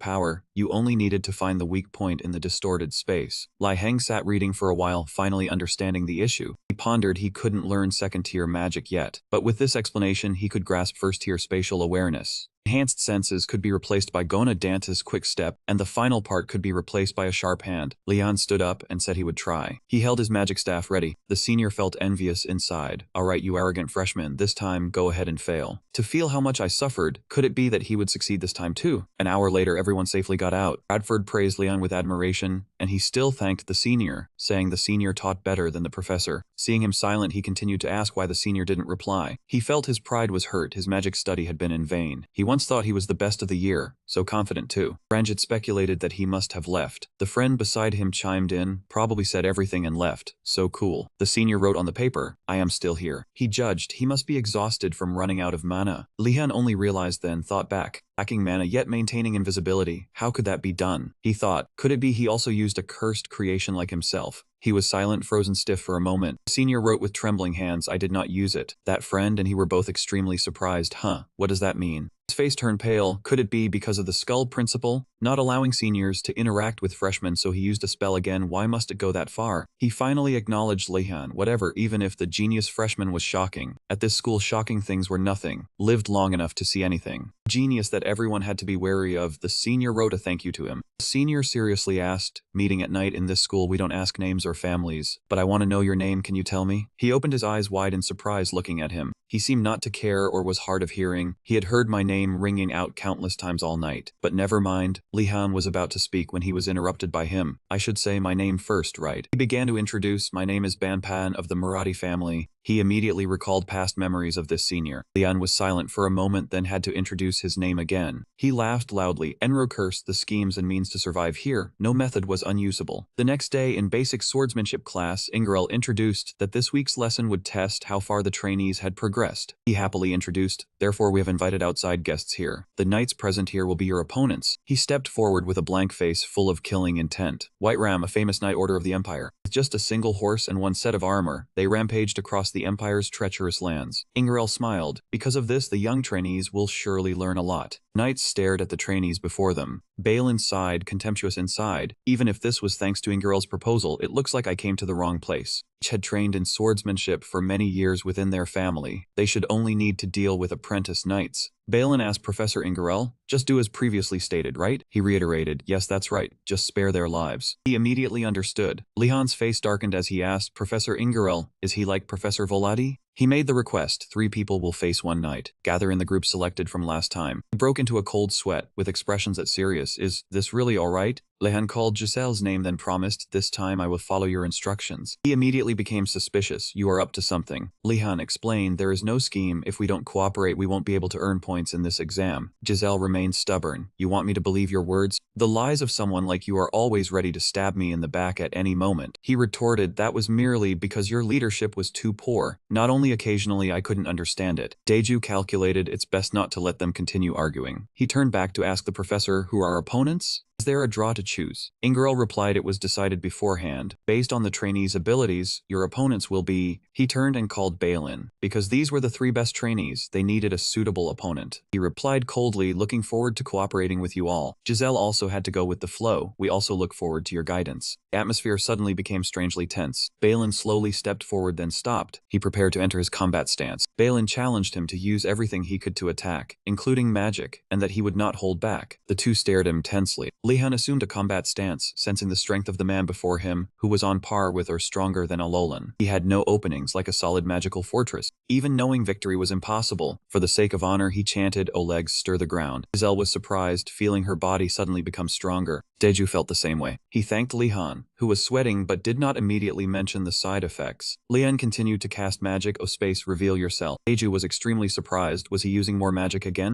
Light surrounded him, O fire, warp the arrow hands, tear apart the enemy. Lehan thought, facing a regular knight, he did not know which spell would be effective. Then the only option was to test every possible type of magic. Balin was worried using many spells could easily exhaust mana, which was very dangerous for a young mage. He looked at Ingirel. Why was the professor not stopping this? Lehan saw an opportunity and immediately cast a spell. Light flashed. He turned around and shouted, Deju, attack. A flash of light passed over Balin's head, but he dodged quickly. Turned back to see Giselle already swinging her sword and closing in. He frowned, his feet were lighter than usual, and although angry, he had to admit this magic was impressive. The two of them swung their swords at Balin together, but he disappeared instantly, surprising Giselle. He shouted loudly, where did he go? Balin suddenly attacked from behind Deju. Strike sent both of them tumbling down without being able to retaliate. He raised his sword to finish them off. Lehan immediately stopped him, surge forth. Balin swung his sword to block. This basic spell could just be dodged. But the water sphere suddenly changed direction and flew towards him. Balin had not yet recovered from what had just happened. The water sphere had already flown in and hit him. His hand was wet because he had caught that water sphere. Balin smiled and began to praise his ability. He called out, hey there, young mage. He ignored him and continued his attack, surge forth. Lehan created countless water spheres. He concentrated intensely, the space-sensing magic helping him control the amount of water more easily. He admired Lehan's ability. Truly amazing. Could it be that all first-year students were this good? No, that was impossible. Talent like this was very rare. This was a talent unique to him alone.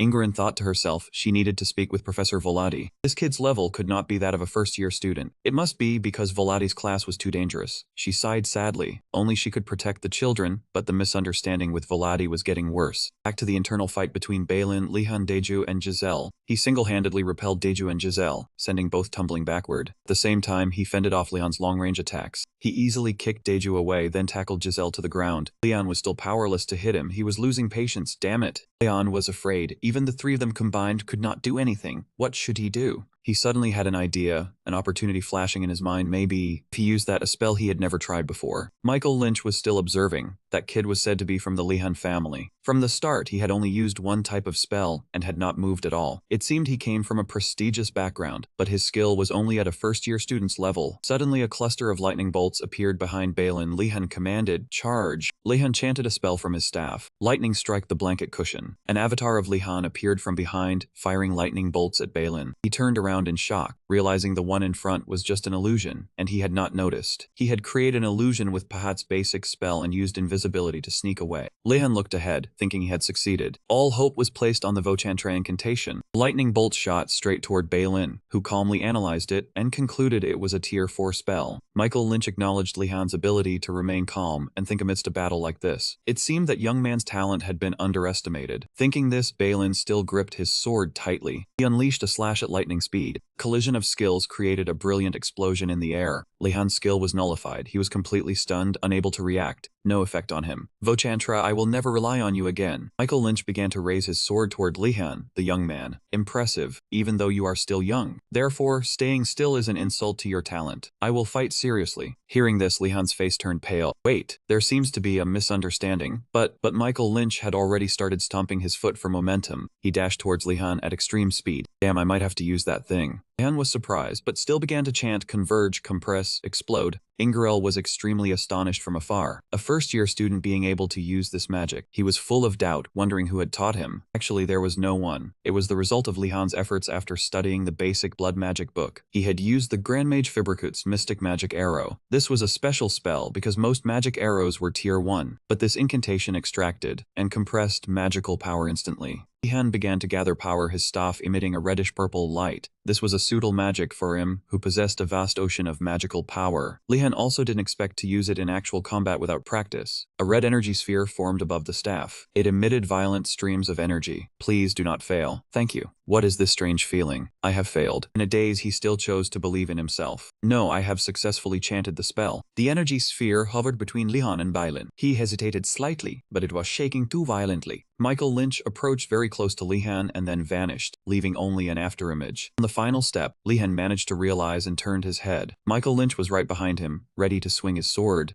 Lehan felt the energy sphere was about to explode. Bailin aimed straight at his shoulder. Lehan suddenly smiled, realizing this was not a magic arrow to be shot out. The energy sphere expanded to its maximum and began to explode. Light radiated in all directions. Michael Lynch began to realize its power. Lehan looked at him with closed eyes, implying everything was over. The explosion caused a blinding flash in the space, smoke and dust enveloping everything. Michael Lynch tried to resist, realizing this was a point-blank explosion chant. Smoke began to clear. Giselle and Deju quickly asked what happened, and Lehan also asked if he was okay. Lehan's silhouette was faintly visible through the smoke. He was still standing firm but was very annoyed because the book's description of the magic was inaccurate. He seemed to have suffered a backlash. Lehan inwardly marveled at his luck of surviving thanks to controlling the explosion's range. Just as he was thinking to himself, the opponent must be...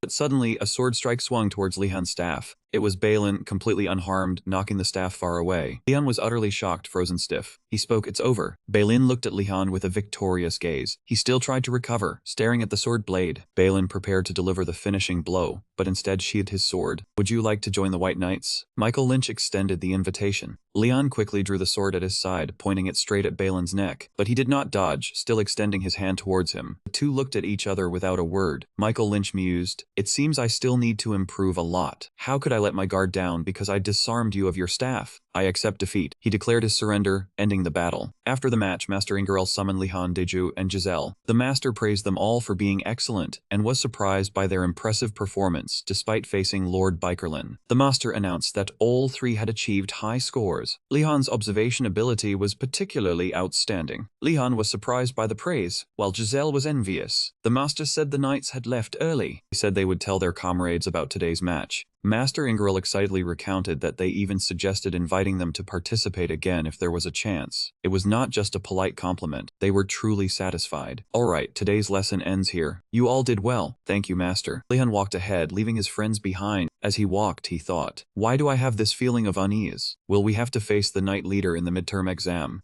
Anyway, forget about that. My stomach has been upset for a while. I feel like throwing up. My vision is spinning." Everything in front of Lehan began to warp and distort. Deju realized something was wrong with her friend. Placing her hand on his shoulder, she asked Lehan what was wrong. Suddenly, Lehan lost his balance and fell backward. He fell to the floor. Deju panicked, asking if he was okay. The friends behind them also did not understand what was happening. Deju helped Lehan up, letting his arm drape over her shoulder. Lehan muttered that he could not let the tigers find out. His face was pale. Deju was confused, saying this was not a battlefield. She decided to take him to the medical room. Lehan covered his mouth, nauseous. Ever since he used that thing, his body felt very strange. It was powerful but had no protective mechanism. Lehan's vision grew blurry. He told himself he should rename the spell Vivlicus Frenzy. The scenery spun again. Deju warned him not to faint. Everything around him was pitch black. Lehan could only hear a few strange voices. There was Deju's voice saying she could not reveal it. Lehan lay drowsily on the hospital bed, not understanding what they were talking about. He came to sat up and realized he was in the medical room. Lehan heard voices from behind the curtain. They said he was strangely afraid of the professor. Someone said this was the first time a healing spell was cast on Lehan. A flying book with eyes was talking to Deju. Lehan was utterly astonished. He was stunned to see a talking book. The book praised Lehan for his strong will after the explosion, but it warned him never to do it again. The book turned around, startling Lehan. He thanked it for the treatment. The book suddenly opened wide. It called itself the demon of the medical room. Lehan was shocked, quickly saying he would see it later.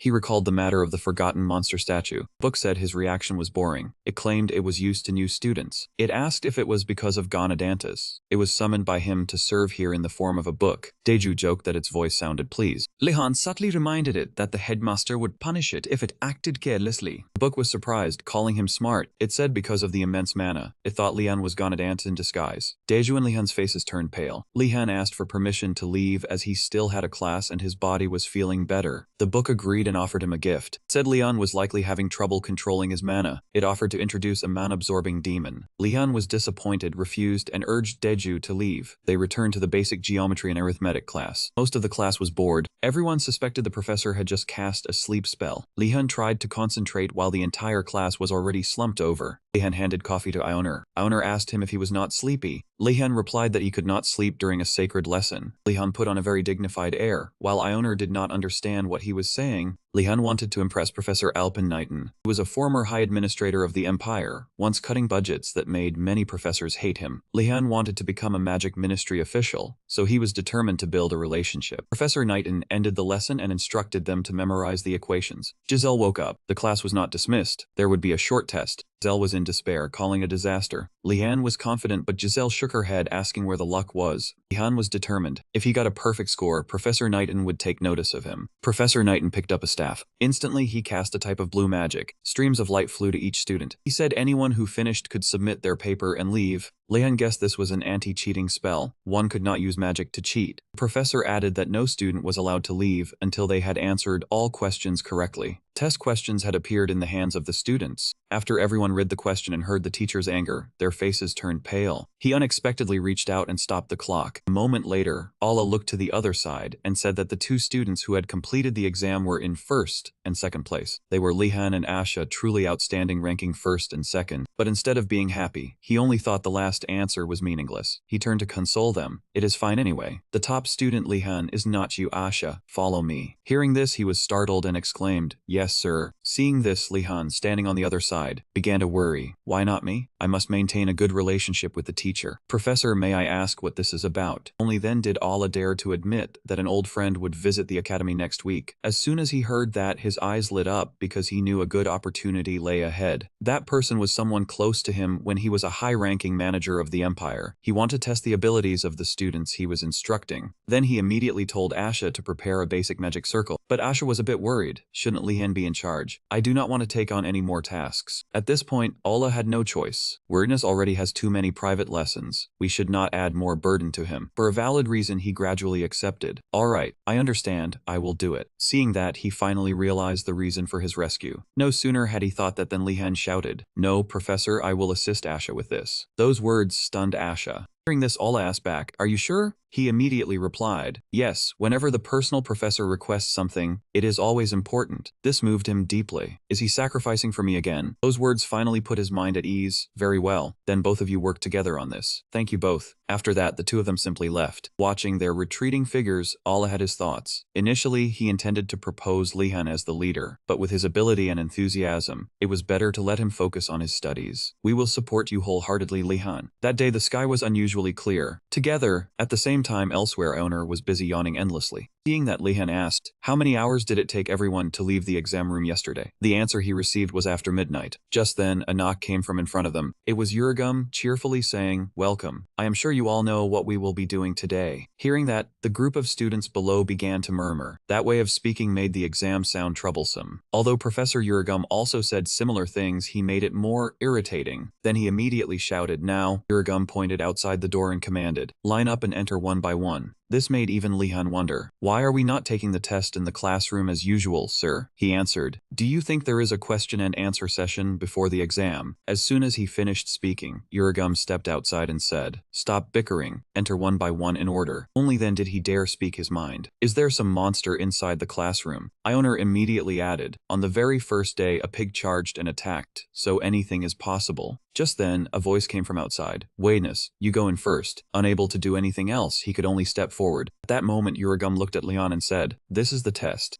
Surrounding him were countless bottles of unlabeled potions, to be made using only the materials available in this room. He held up a potion bottle and declared, "Brew this potion." This one sentence made Lehan's face turn pale. He tried to calm himself and asked, "Is this what you taught in the last lesson, sir?" Hearing the reply, "No." Then Lehan asked again, "Then can you at least tell me what kind of potion this is, sir?" He received a blunt answer, "No." After speaking, Uragum even deliberately flipped the hourglass over, saying it would be best to start immediately. Seeing this, Lehan was drenched in sweat, but unable to do anything. He turned and asked again, "Professor, does this mean I am allowed to use anything in this room?" He only heard him say, "Did you bring your own materials? Do as you please." Seeing that, he replied, "I understand." At this moment, Lehan's eyes widened, showing his determination. Using some force, he flew over and snatched that potion bottle. Seeing this, Uragum reached out to grab it, but Lehan had already stepped back. That scene stunned him. A moment later, Uragum finally reacted and shouted, "Hey, you cannot just take a professor's belongings like that." He had to lower his head and apologize. "I am sorry." Then Lehan asked back, "But you would not have given me this material if I asked, would you, sir?" He replied, "Of course not." In the end, Uragum still had to compromise, letting him see how he would handle it. In his heart, Uragum understood that just taking the potion would not help him find the solution for this brewing. This was not an easy test, not even for someone like him. Suddenly, his face changed expression. What is that magic? Outside, the sky remained clear blue. In the sliding library, a voice sounded, "By the way, Bradford." Nilia looked ahead and asked, "Why did you sneak off to explore the academy at night last time without me?" Bradford, being questioned, turned pale. "I was busy and distracted, so I forgot." Fortunately, she only said, "Regardless, you should have informed me before going," making him realize when Wilderness would arrive here. Just then, Lehan opened the door and entered. "I am done." Causing Jefford to cheer, "He is here." Immediately after, he ran over and pleaded, "Please explain what happened last time to Nilia." Yet Nilia remained very calm. "What is the matter, Bradford?" But her voice was full of threat. "I am just curious about the two of you exploring the academy at night the other day." At this moment, even he could see that was not the expression of someone merely curious. Lehan still decided to speak up and explain. He took all the responsibility on himself. Sanko gave advice, I invited him, but was stopped. Kang told me not to do that. Lehan even baited that if a talented hunter like you joined, others would lose confidence, causing her to blush. Then he turned abruptly and said, "Anyway, do not blame him for being harsh. He was just worried about his friends." Nilia finally accepted. Radford, who witnessed everything, was speechless. He lied without changing his expression, truly skilled. As they were talking, a classmate ran over and asked, "Wayness, how was the exam?" Lehan answered honestly, "Very difficult. I also encountered obstacles."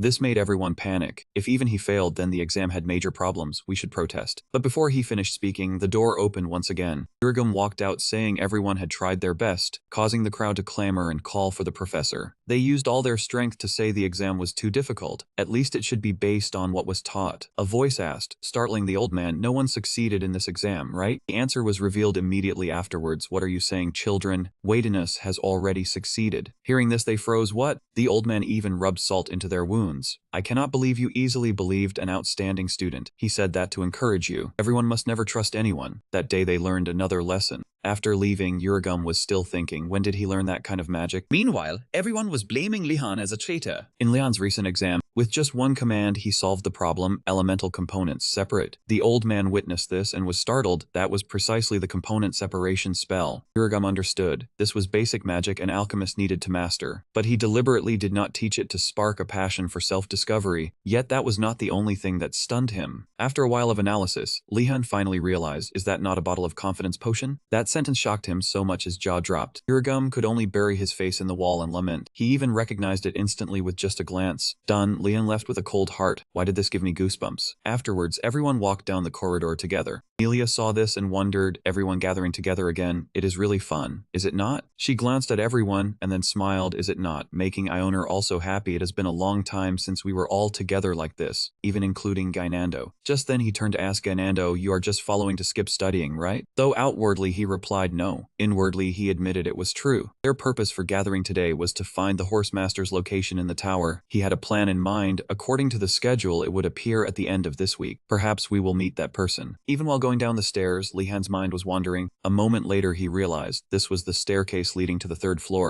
After thinking for a while, Lehan decided to take a risk, a right onward to the 3rd floor. Turning back, this was the path Radford had discovered earlier. Lehan walked while thinking aimlessly. We once went to the 3rd floor with Sanko before, but this path is completely different. I wonder what will happen on this side. Not only that, he was also angry at himself for having to stay alert. Finally, Lehan's hand touched the gate. A moment later, he drifted out. No, the scene before his eyes stunned Lehan. Since when had they become a dense forest? Had the scenery changed? His mind was once again confused, knowing the academy was full of ruins, but he did not expect the difference between areas on the same floor to be so clear. It was said even the principal did not fully understand the origin of this place. Shortly after, Lehan made a decision. Since it has turned into a forest, let Nilia lead the way. I trust you. But since when had she turned into a gray cat, Nilia? He saw this and froze like a cat. Around him were a group of animals, but Lehan did not know they were his friends. He kept calling for Nilia, Joner, Radford. As soon as she heard her name, she kept shouting, "It is me, Nilia, Professor." So doubt arose in his heart. Why did you answer me? A moment later, Lehan noticed the anomaly. Wait, these eyes, and the appearance of a fox. Finally, Lehan realized, could it be Nilia? He understood. Could this be a transformation spell? Not just a forest, but a transformation forest that turns people into beasts. But why was he not affected? Was it because of his mana pool? He needed to understand the situation first. After a while of analysis, Lehan gradually realized Joner, Nilia, Bradford. Then he wondered where Gainando gone. Saying that, he gave the order, Sakan, go check that area. As soon as it landed, it turned its head to search. Instead, he stepped forward and asked, is there something there? When Lehan stretched out his hand, a sudden flame appeared before him. He was extremely puzzled because a powerful surge of mana was emanating from that direction. It turned out a fluffy tail was protruding from the bushes. That was exactly the one Lehan was looking for. He looked towards it and suddenly thought it was a mouse. Lehan then curiously approached it. Words appeared on the ground. Cross the forest, duel, winner stays, loser gets expelled. As soon as it finished speaking, the mouse turned back and said, fine, I accept the challenge. Seeing the aura surrounding Lehan, it was startled and frightened. Unbeknownst to when, his body was already filled with killing intent. Behind him was the shadow of a mighty aura. Bradford saw this and was so scared his face turned green. Lehan didn't understand, so he turned to ask, what is this? He suddenly remembered, wait, it judges strength based on mana, like the warehouse keeper from before. At this moment, Lehan finally realized, if so, the mouse misunderstood. I am not the principal. From the mouse's perspective, he was the principal. Ford saw this and immediately ran away. Lehan quickly chased after him. Don't run. Even a mouse have some self-respect. Nilia shouted, just hearing it mention a duel, it must be the forest leader. Chase after it. Lehan kept chasing and yelled, stop, I challenge you to a duel. Right then, the mouse jumped into the water in front of it. Strangely, it managed to fly to the other bank. A pillar of water suddenly rose from the river below. Lehan shouted loudly, oh spatial magic, open Fokuncha. If it doesn't work, I will seal you. Countless rays of light radiated, and the lazy golden blade of Fokuncha descended. Bite down. A golden light fell vertically from the sky down onto the forest. After that, a trail of white smoke remained, and the space gradually became clear. Parasite was motionless, unable to move its huge body. Lehan probed and concluded, rest assured, it seems there is no damage. Nilia used telepathy to warn, it has collapsed, only mana sustains its form. Lehan moved to a nearby spot, his arm sweeping down like a fan. His sword just sliced through Parasit's flimsy body. The three allies looked up, feeling a waterfall crashing onto their heads. Lehan sheathed his sword at his waist, calmly, always flaunting strength, but the spirit deceived itself when signing the contract. The mouse lurking in the nearby grass was terrified, not daring to show its face. It was drenched in sweat, admiring. He took down Slim with one blow. He must be the principal in disguise. It pursed its lips in reproach. He never cared about anything. Now he shows up to cause trouble. Suddenly, something landed slowly right in front of it. Lehan shouted loudly, are you here? Fokuncha screamed as the spiritual power rope tightened, the cry of bound hands echoing. Lehan slowly walked over to interrogate, hiding here. Looking at the trembling little beast, he felt pity. It still thinks I am the principal, so he wanted to explain. He held back his words, puzzled. Should I explain? It will probably just challenge me again. He decided to play the villain and intimidate it. That is right, I am the principal. He crossed his arms and stated a condition. If you let me and my friends leave, I will let this go. The little beast cried out, its tail tense like a bowstring pointing behind it. Ahead was a clear path, seemingly safe. A split second later, it revealed a different appearance. The path led to a closed door. Lehan was delighted. That is the corridor to where I need to go. But then he felt a knot in his stomach. Wait a moment. The yellow mouse cried pitifully. He gently let it lean against his chest. I forgot about Gainando. That voice was definitely his. Done. Lehan kindly left a final word. Well, goodbye for now, little forest mouse. He half turned, a gentle smile appearing. See you later. I mean it as a normal greeting. To the mouse's understanding, it became a threat, and the smile looked twisted. I will send you down to hell. Jumped, its fur standing on end, its mouth puckered as if pierced. Its hands swiftly dug a hole to escape, whimpering, "Please spare me." It showed goodwill by offering, "Instead, I offer this item to you." The mouse pulled out a cloth. Lehan was surprised, a bone fragment filled with dense mana. His eyes widened in confusion. "Why are you giving me this? We have no interest." Then, he saw the scattered bone fragments automatically rejoin into a complete piece. The flexible joints pieced together into a shape, and only then did Leon fall back and exclaim, his voice hoarse. Half a second later, that skeleton had an extremely peculiar reaction. Lehan still stood still, staring intently at it, the skeleton of Sakan. He looked at the thing before him, muttering to himself. They had been completed into a single mass. Lehan thought suspiciously. Professor Urigum once said Sakan was extremely dangerous. Whether Morton had prepared it as a gift for the freshmen, or had just carelessly forgotten the safety procedure. After a moment of silence, he gently called out Sakan. The skeleton seemed to have heard but did not bother to respond. Lehan was annoyed. It was ignoring me. He was impatient to find out the reason, voicing his doubt if there was a problem with it. At this time, Nilia walked by in a haughty manner to investigate. It looked like it was resisting orders. When Han heard this opinion, he immediately asked, Sakan, if you have something to say, show it. Sakan finally reacted. It raised its sinewy arm. Lehan looked at the body language and guessed, do not tell me that, you want me to create a body for you. Sakan did not shake its head or turn away, proving that he had guessed correctly. Lehan also saw another desire of the other party, with my own hands. He quickly refused immediately, I do not have that ability. At this time, Ioner suggested that Lehan try using the essence of elements as material to shape a body. He unconsciously repeated the keyword, essence of elements.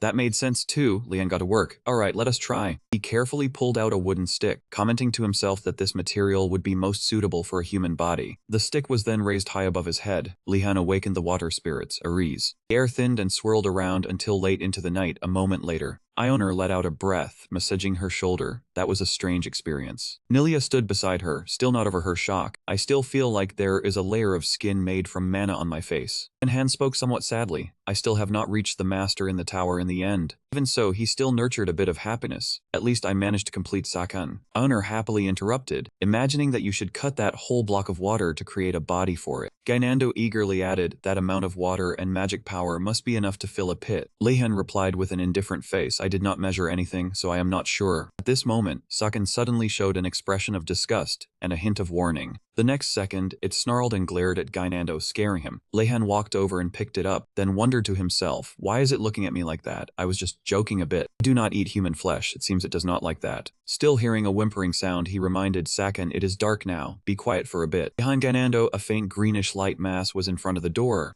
Osu appeared in a form identical to Sakan at the beginning. Lehan was stunned for a moment, the corner of his mouth twitching. Is that the principal's skeletal soldier? He tensed up, immediately having a strange premonition. Wait, do not tell me this is. Right then Ioner also turned around to look. The principal's skeletal soldier. Lehan did not wait for a reaction and immediately ordered, Ioner, up all the sleeping people. He raised his wooden staff high, as if waving a revolutionary flag, his voice booming like thunder. The principal is attacking. Surely he wants to sabotage our exam review for tomorrow. Wake up everyone, Ioner shouted loudly to awaken the sleeping students, while Lehan launched an attack on the two undead that had just appeared. Wait, look, the outside is also under attack. Nando warned, the undead have already surrounded the tower. The group of skeletal soldiers holding torches were approaching. It seemed they had prepared very thoroughly. Lehan ordered, Sakan, if any enemy tries to break in, push them back. Everyone has entered a state of readiness for battle. Lehan Aangon, Tadang. Everyone has been brought here. With her were Asha and Adanas. Is the principal attacking the academy? Asha asked. Lehan continued to command, there is no time to explain. Everyone help reinforce the obstacles at the door more. Everyone started using tables and chairs to block the door. Adanas behind began to chant a spell. She conjured a pile of brown slime to help reinforce the door. Truly a princess is different. Lehan was impressed inside. She uses spirits to strengthen the magic barrier. Also from behind the door came a very loud crashing sound. What is that noise? Ioner worried. Outside a giant hand kept pounding on the door. You fools. Open the door, that is the principal. Recognizing his voice, Ioner's and Ganando's faces turned pale. Asha called out to everyone. Pile more things on, hurry. Bring anything you can. The principal outside still shouted. Why is the door still not open? Enough. What the hell is he doing? Asha began to get angry. Lehan did not expect the principal to personally control the undead. This matter is too big, it cannot be just a simple disturbance. Do not tell me. Lehan began to realize something. Turned to his friends, everyone, could this be the ethical test of using basic magic in combat? The principal on the other side of the door nodded approvingly. Indeed, you students catch on very quickly. But Asha began to lose her composure. What does this have to do with ethics, huh? He emphasized, just do whatever it takes to not get caught by the Bone Army. If you get caught, consider it a failure. Survive until dawn and you pass. Ganando was still indignant, but there were many exams tomorrow. He began packing up the food to prepare emergency rations. The principal, Zhen-an, reassured them, saying the other dormitories were also participating in similar combat tests. Hearing this, Ganando optimistically thought that Mai would not have to take the exam. Asha wondered if this was the time to be happy.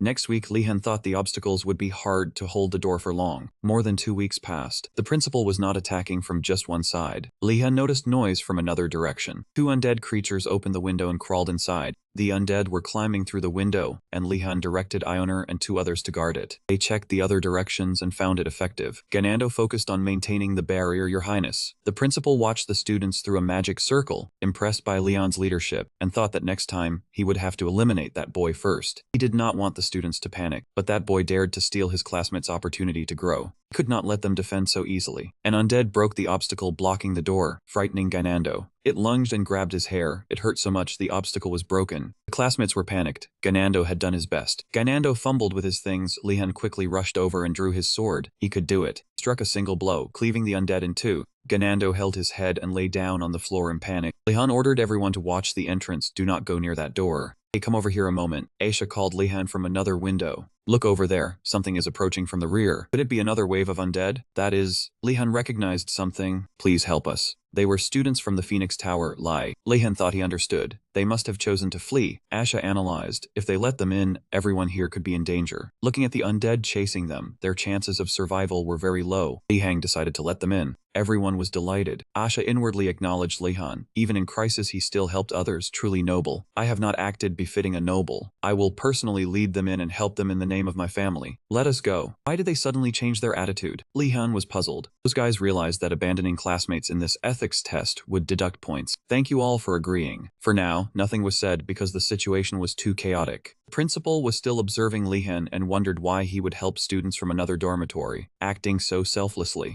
Actually, helping other dormitory was not part of the test. It reminded him of his youth, but that boy's way of thinking was still hard to understand. They would always misunderstand each other. Lehan stubbornly eliminated the undead, not letting himself lose points. I have entered. The main entrance is safe. Everyone quickly come in. Lehan, the Phoenix Tower students inside. Thank you, Lehan. Alright, now just get inside and… Asha suddenly collapsed. My leg has a cramp. I have been struck by a curse. I cannot move. Lehan turned to look at Asha, his instincts warning of trouble. Lehan did not hesitate for a moment, immediately lifting Asha onto his shoulder. Before leaving, he loudly instructed the others. I will take Asha along. The rest of you get inside quickly. Asha was hoisted up unexpectedly stunned. Suddenly, a phantom surge of magical power appeared, enveloping the space around them. Lehan looked back warily, while Asha could not help but be astonished. Without a wasted movement, Lehan immediately used Asha as a shield. Before he could understand what was happening, he was forced to be a shield. Asha was slack-jawed. His head scraped against that mysterious barrier. Then, Lehan hoisted him back onto his shoulder. Asha complained, why was it like this? Lehan did not reply yet, still pondering the curse that felt ticklish. After a long while, Lehan finally spoke, sorry Asha, but thanks to you. He looked toward the group of skeletal soldiers, thinking inwardly, I have discovered the one behind this. Lehan raised his staff toward them, launching an attack. Strong gust of wind whipped past them at an incredibly fast speed. In the blink of an eye, one of them exploded. However, Lehan could not yet relax. He observed his surroundings, telling himself there were too many troubling matters. Just then, firebirds flew in from somewhere. A voice rang out from behind. The force of the burst was extremely strong. Those fires flew straight toward the skeletal soldiers, erupting into a huge blaze. The person shouted, "Wordiness!" Lehan immediately turned around. That was the first time. There were 3 other cadets. You also came to assist. Their faces showed clear unease. One of them loudly reminded him, all Phoenix Tower cadets have been safely evacuated. You should also return. Lehan replied, I understand. In his moment of distraction, he was surrounded by the skeletal soldiers. Damn it, I have been caught. Suddenly, an orange-haired boy shouted loudly, and flames erupted violently. This action caught Lehan off guard, and it took him a moment to recover. A rain of fire poured down from the sky, originating from that young man. He had caused the enemy to flee in panic. Asha, who had been silent until now, suddenly spoke. That is a demon fire skill, is it not? She commented enthusiastically about the boy, a freshman who was already proficient in magic. Lehan was also very curious. Is he a half-elf count of the fire lineage? At that moment, the other person shouted, cutting in, here's our chance. Enter the tower. The flames were still burning, and everyone quickly ran inside. Shortly after, they gathered safely in one spot. The flame boy initiated the conversation. I am Wardenat. Thank you for allowing my teammates to retreat safely. Lehan replied politely, I am the one who should be thanking you. The two shook hands warmly. Lehan said, you have helped me a great deal. This action startled the other person. He looked at the hand, emitting a faint magical force, panicked. Wait, if you touch me… Lehan pulled his hand back, noticing the heat but not being burned. A blue shield surrounded his hand, and he thought he had unconsciously used mana to protect himself. The boy asked worriedly if Han was okay. Lehan reassured him, I am fine, then asked, is this temperature related to the fire spirit? The other confirmed, then realized he hadn't introduced himself. That's right, I am Nijizer. I'm a priest of the Abba sect, those who worship the flame. He recounted that his ancestors had once made a pact with the fire spirit, so the bloodline was mixed. Hearing this, Lehan understood why he was so skilled in fire magic. He felt a slight pang of envy, jealous that his own family was full of false rumors. Suddenly, a cry for help was heard from afar. Designer hurriedly left, not forgetting to bid Lehan farewell. Thank you, if you need help, just speak up. I must be going now. Lehan cheerfully replied, see you again. Watching Nijizer, he smiled, thinking to himself that he was a good person. Digi objected again. Are you talking about Priest Nijizer? I advise you to keep your distance. Lehan was surprised. Turning back to look at her with a puzzled expression, he asked, Digi Link, why do you say that? Has Nijizer ever caused trouble in the tower? Digi had not finished explaining when someone found Lehan, saying, so here you are. That person beamed, calling him the talented secretary of the Lehan family. Lehan was surprised to recognize her as Priestess Sienna, an outstanding member of the Freeman sect. He immediately started talking, forgetting about Digilin. Your alchemy skills are still impressive, Priestess Sienna. Seizing the opportunity, Lehan asked, has Priest Nijizer ever caused any trouble? Sienna replied immediately, never. Then she gave a wry smile. But I still advise you not to get too close to him. A statement identical to Digi's left Lehan bewildered. Before he could get an answer, they were called away. The student who had been silent pointed downwards. Look over there. It's the bone soldiers from earlier. He said excitedly, they are retreating. The girl rejoiced. The sky is getting brighter. She was so happy she teared up. Everyone did well. They encouraged her in return. Ganando was overjoyed and wanted to rush outside to breathe fresh air. But as soon as he stepped out, Lehan stopped him. Wait. He gave a serious command to his spirit beast. Sakan, go out first. The spirit beast obediently followed its master's orders. Sure enough, Sakan discovered and chased after a zombie. Ganando watched with round eyes. He cursed, that man still sets traps for us until the very end. How despicable. Osu appeared. His first words were, you are still annoying. Maximum points. Lehan bowed respectfully. Thank you, teacher. Lehan thought the rescue of the Phoenix Tower students had helped increase the points. Osu also wondered, did he help others just to provoke him? Lehan turned to Digi, expressing regret for the Phoenix Tower for losing a few students. She comforted him. Points aren't everything. Then she suddenly perked up, remembering something. By the way, have you heard this news? This weekend, some priests will be visiting the academy. Hearing this, Lehan froze, his expression changing. Because when priests visit, not only are there parties, but the principal's lectures also become easier. Thinking of this, he smiled contentedly. It seemed the weekend would be relaxing. They say it is calm before the storm. He had no idea what would happen during that anticipated weekend. Osu was unlikely to let things be easy. After Professor Garcia's exam, he asked Lehan if he had finished the course material. He replied yes. The weekend arrived and they began to feel relaxed. While walking on campus, Joner asked, long time no see, shall we visit the priest? Lehan replied, you're planning to go to the Flemen sect. He guessed correctly. She confirmed, intending to ask about some potion bottles, then pulled out a bag of liquid. Lehan picked it up to examine, worried that if there was something suspicious, it would be hard to explain. Joner was calm, saying she would claim she found it by chance. Facing the potion bottle, Sakan stared intently. It suddenly jumped up. Lehan commanded, Sakan, stay still. Why are you acting so strangely? He put the potion bottle in his pocket and Sakan's expression changed. He asked, are you hungry? This isn't food. He said goodbye to Joner. She asked, are you planning to meet the priests of the Pressinga sect? Lehan replied, I need to greet them. Hearing that keyword, Joner found it strange. Lehan quickly explained that he planned to meet the priests from other churches as well, and if possible, join them all. Having said that, he turned and walked away decisively. Farewell then. Even though he had left, Joner still smiled and silently blessed him, wishing him good luck even though she did not know what he was planning to do. On the other side, Lehan was walking with Nijizer. He led the way and said, this way, Lehan. Arriving before a door, he called out, greetings, priest, we have arrived. A young priest lifted the hide curtain, smiling warmly in greeting, Priest Nijizer. The two sides politely bowed to each other and repeated the characteristic phrase, may the flame of Abba protect you. Seeing this scene, Lehan was slightly puzzled. I have come here, but I truly do not know much about this religion. I heard it is a fire-worshipping sect. Right then, Nijizer introduced him to the sect. Honorable priests, this is Lehan of the Lehan family. Afterwards, Lehan respectfully greeted, salutations. The other man smiled awkwardly. I am a bit surprised. I did not expect a mage from the Lehan family to be interested in religion. Lehan immediately corrected him, saying that it was merely a rumor. After a few exchanges, the priest invited them inside. In any case, please come in. Would you like me to introduce our faith? Lehan did not refuse. Yes, please instruct me. Inside, the priest invited Lehan to sit at the table and began to explain. I will start with the most fundamental doctrine. He introduced the belief in the Abba flame. They believed that one day, the apocalypse would come with the Abba flame, burning everything, engulfing all things in a sea of fire. Hearing this, Lehan fell silent. Unable to contain his curiosity, he asked directly, is that fire a metaphor for an evil spirit? The priest enthusiastically explained, no, it burns everything literally. Lehan grew even more curious, so is it like destruction to rebirth the world? The priest was pleased with the question. That interpretation is quite interesting. He continued explaining, but no, if the world is destroyed, nothing will remain,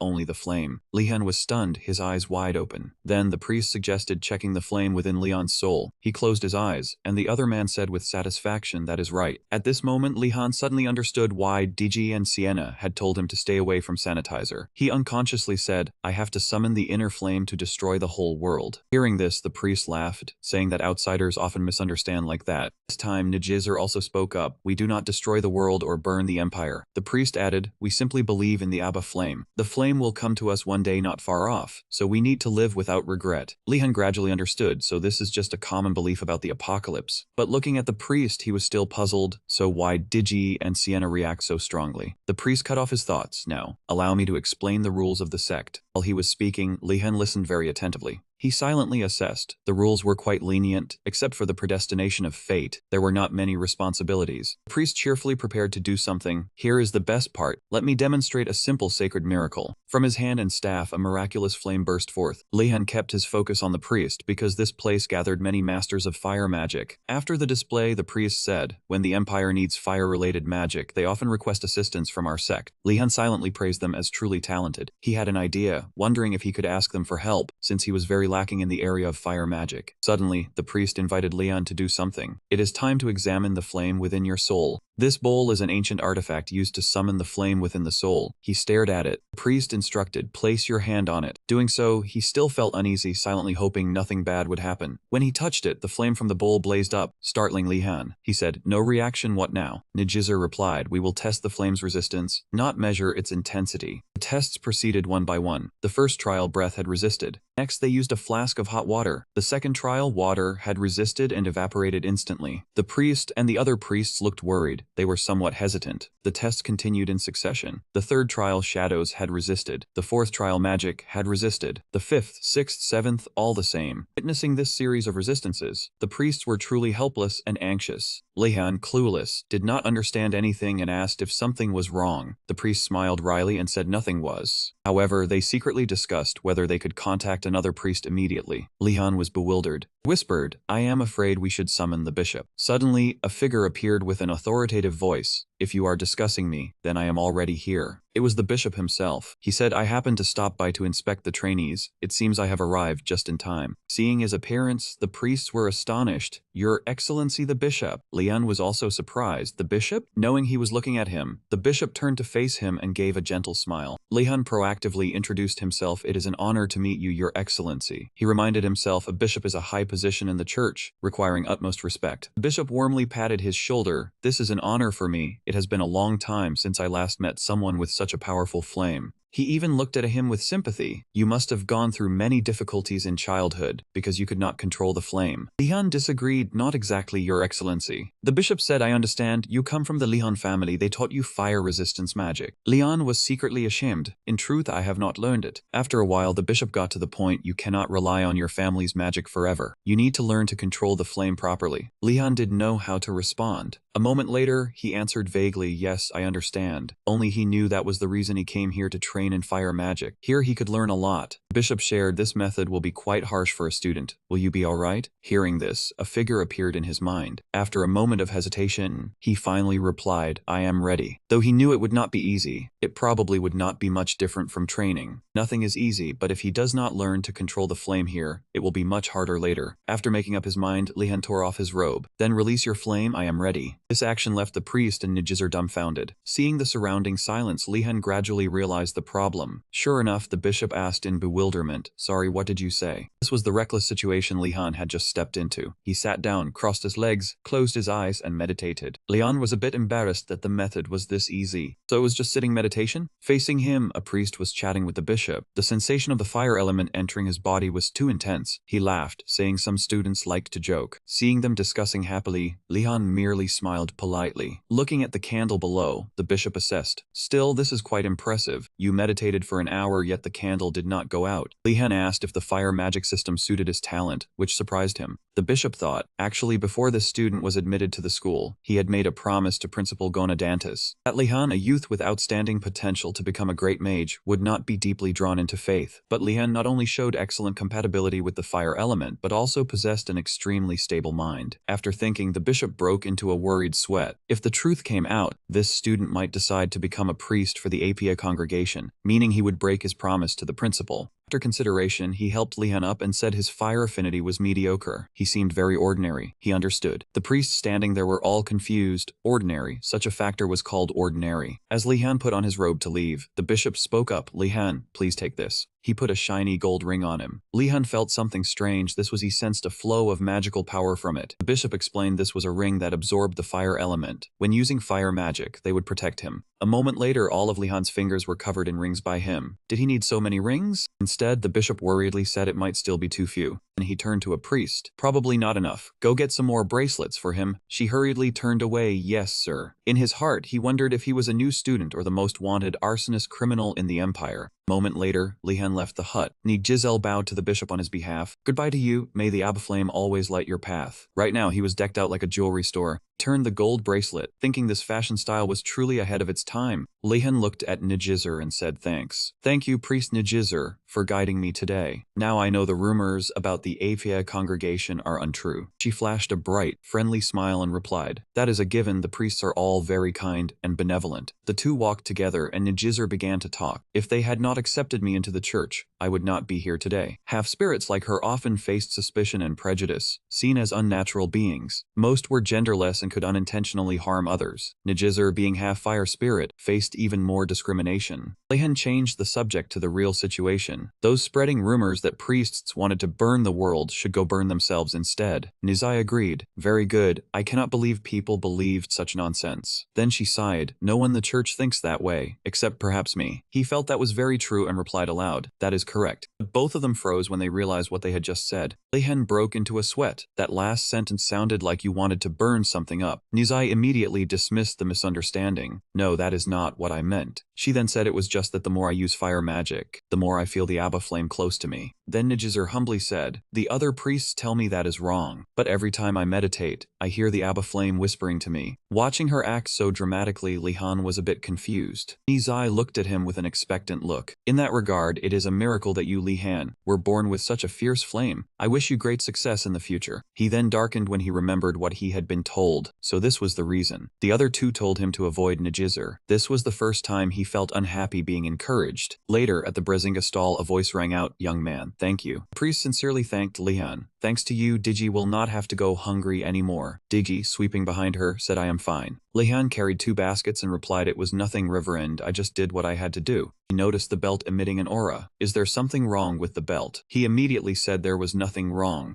Lehan said, in fact, I almost wanted to wear even more. The priest then had an idea. That is great if so. She offered a silver ring. This too is a cursed artifact. It can absorb magical power and has other uses. He asked, what is this ring for? The priest pondered, then replied, let me see, right, the ring allows breathing underwater. Lehan repeated in his head in surprise. Breathing underwater, he thought to himself. The Magic Academy was a place where one could never let down their guard. Even walking the hallways could descend into chaos at any moment. One never knew what would happen, so preparation was extremely necessary. Lehan did not refuse and took it. I will take them. And warned, the ring emitted a faint aura as expected, showing almost no magical absorption, without an enemy to fight. The priest warned worriedly, young man, you are wearing too many artifacts. If too many artifacts interact with each other, magical power could conflict or cause unforeseen reactions. Lehan answered firmly, I will use them alternately. She smiled reassuringly, then it is fine. Diggy stared at him, wondering why he was wearing so many artifacts at once. The priest then asked, young man, could you help Digi prepare for the spring festival? She paused, seemingly not notified beforehand. The spring festival. He remembered, I have not told Deju yet. Meanwhile, Lehan also remembered, I have not told Deju yet. The emperor has approved them to hold the festival. I just received word from the API congregation. Lehan answered without hesitation, if there is anything I can help with, of course I will. What activities will the Brezinga congregation organize? The priest explained, we will have a play, a ring toss game, and a cursed experience. Hearing this, an image formed in Lehan's head. He could only sweat in silence, telling himself, maybe I should bring some people from the White Fox Tower. At the same time, elsewhere, a person approached Garcia. Professor, did you call for me? She turned, recognized her, and invited her in. Nilia, come in. Garcia explained, the spring festival is coming. Every professor decides to prepare something. We need support from students, and you are the first volunteer. Nilia smiled brightly. It is nothing. She waved her hand, thinking excitedly. Every tower sends its base students to help, so of course I had to come. Nilia found it strange and asked further, by the way, is Wadanus not coming? There is no way the list of top students would be missing him. Garcia replied, Lehan is very busy lately. I do not want to add to his burden. She had to nod. I understand.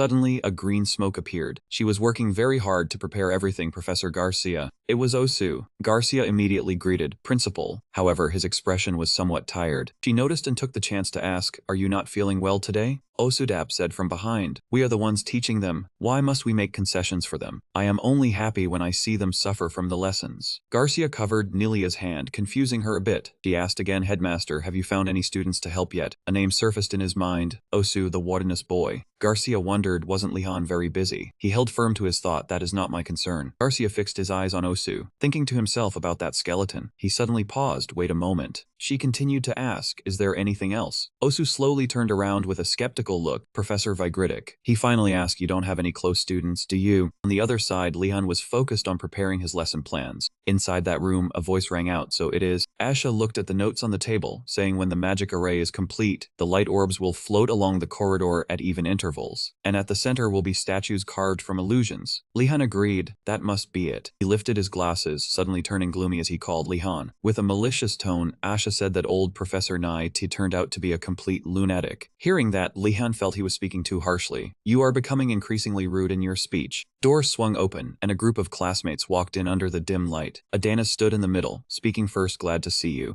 Lehan recognized her, thinking to himself, is that the princess and her entourage? He did not answer but asked, what business do you have here? The male attendant replied, we came to study together. He asked again, what were you busy with last weekend? Lehan answered without hesitation, I was handling the professor's assignments. He continued, I heard next week your professor's friend will be visiting. I am setting up a magic array to demonstrate for that person. The female attendant took turns speaking while Adanas chatted with the male attendant. Doesn't that mean you are the professor's favorite student? That is truly awesome. After a private discussion with the princess, the male attendant called out again, hey, Wadeness. He spoke on behalf of Adanas, saying the princess wants to help. Can we lend a hand? After hearing the proposal, Lehan felt a bit awkward, wanting to take on more work himself. But responding to their expectations, he answered, sorry, but that is not a good idea. Looking at Adanas, Lehan said to himself, the princess's reputation is too big. If we work together, my own efforts will be overshadowed. I cannot say it outright like that. Just as he was at a loss for words, someone suddenly entered. It was Anpan. He stood at the threshold and asked, I dropped by to see how you are working. What are you all doing now? Everyone immediately looked over in surprise. Lehan quickly greeted him, Professor. He immediately reported this matter to Anpan, saying they wanted to help me. With a flicker of hope, thankfully, that strict teacher will surely not let it slide. Seeing his surprised expression and silence, Lehan said to himself, please tactfully send them away for me. But on the contrary, he seemed interested and praised. That is excellent. Hearing that, he was puzzled. Anpan continued praising nonstop. He even advised Lehan, it is good to have such good friends. Knowing how to accept help from others is also a good thing. He turned and walked away, not forgetting to say, in that case, try cooperating with other academies. Coordinating a large workforce is a valuable experience. Watching Anpan's retreating back, Lehan was stunned. Asha quietly asked, hearing what the teacher said, it seems letting them work together is fine, right? Of course, the atmosphere became heavy as Lehan spoke Asha. He said with extreme coldness, go to the dormitory and drag all those loafers out here for me. He was startled by the threat. Is it that serious? Though unwilling, Lehan had to plan something else that benefited him. Since I am already committed, I will drag everyone into this to earn even higher valuation points. So the students of the Green Academy gathered together shortly after, and the atmosphere became lively and noisy. Lehan's calculation had worked, but unfortunately,